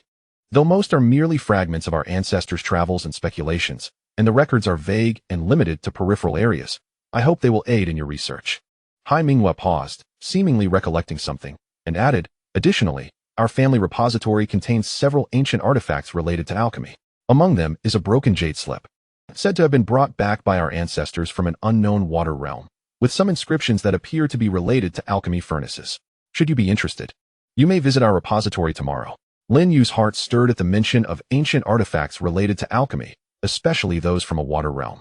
Could they be connected to his own Xian furnace? Maintaining a calm demeanor, he suppressed the tumult within and nodded. "Thank you, Miss Hai. I shall undoubtedly visit tomorrow and impose upon you." Hai Mingyue smiled sweetly, like a begonia under the moonlight. "It is an honor for the Hai family that the master will come. I shall await your esteemed presence in the mansion tomorrow." With a graceful bow, she departed with her attendants. The heavy stone door of the cave slowly closed, completely isolating the interior from the outside clamor and prying eyes. Within the tranquil chamber, Lin Yu caressed the cold, weighty guest elder token of the Hai family, glancing at the ancient texts that exuded an aura of antiquity. He understood that he had become deeply ensnared in the intricate power struggles of Baibo Island. Yet, in pursuit of higher alchemical resources, the secrets of the Stormhorn, and the swift enhancement of his strength to face future challenges, this was a necessary and worthwhile choice. He ignited a soothing agarwood incense, and as the delicate blue smoke gracefully ascended, he slowly turned to the first page of the ancient text beneath the flickering light. The yellowed and fragile pages bore ancient characters that chronicled the storms, bizarre phenomena, and fantastical legends of that treacherous sea. As his gaze swept over a somewhat crude illustration on one of the pages, his pupils abruptly constricted, fixating intently on a mark nestled in the corner of the image, a peculiar pattern depicting a small hill enveloped by 3 undulating waves, strikingly reminiscent of a concealed motif at the base of his purple cloud furnace. It seemed that a visit to the Haijia storeroom was indeed imperative. Lin Yu murmured softly to himself, his eyes deepening with inscrutable intensity in the flickering candlelight. Having successfully transcended to the sword mastery stage and initially integrated into the local elite, he had garnered invaluable time for growth, alongside resources and channels for information. The path ahead remained fraught with unknown challenges and dangers, yet in this moment, his sword felt sharper and his resolve firmer. He possessed newfound confidence and strength to confront whatever lay ahead. The dense mists of Storm's Horn, the elevated realm of alchemy, and the ancient clues associated with the purple cloud furnace would all gradually unfurl into a grander tapestry upon his entry into the Haijia storeroom, marking the beginning of a new chapter.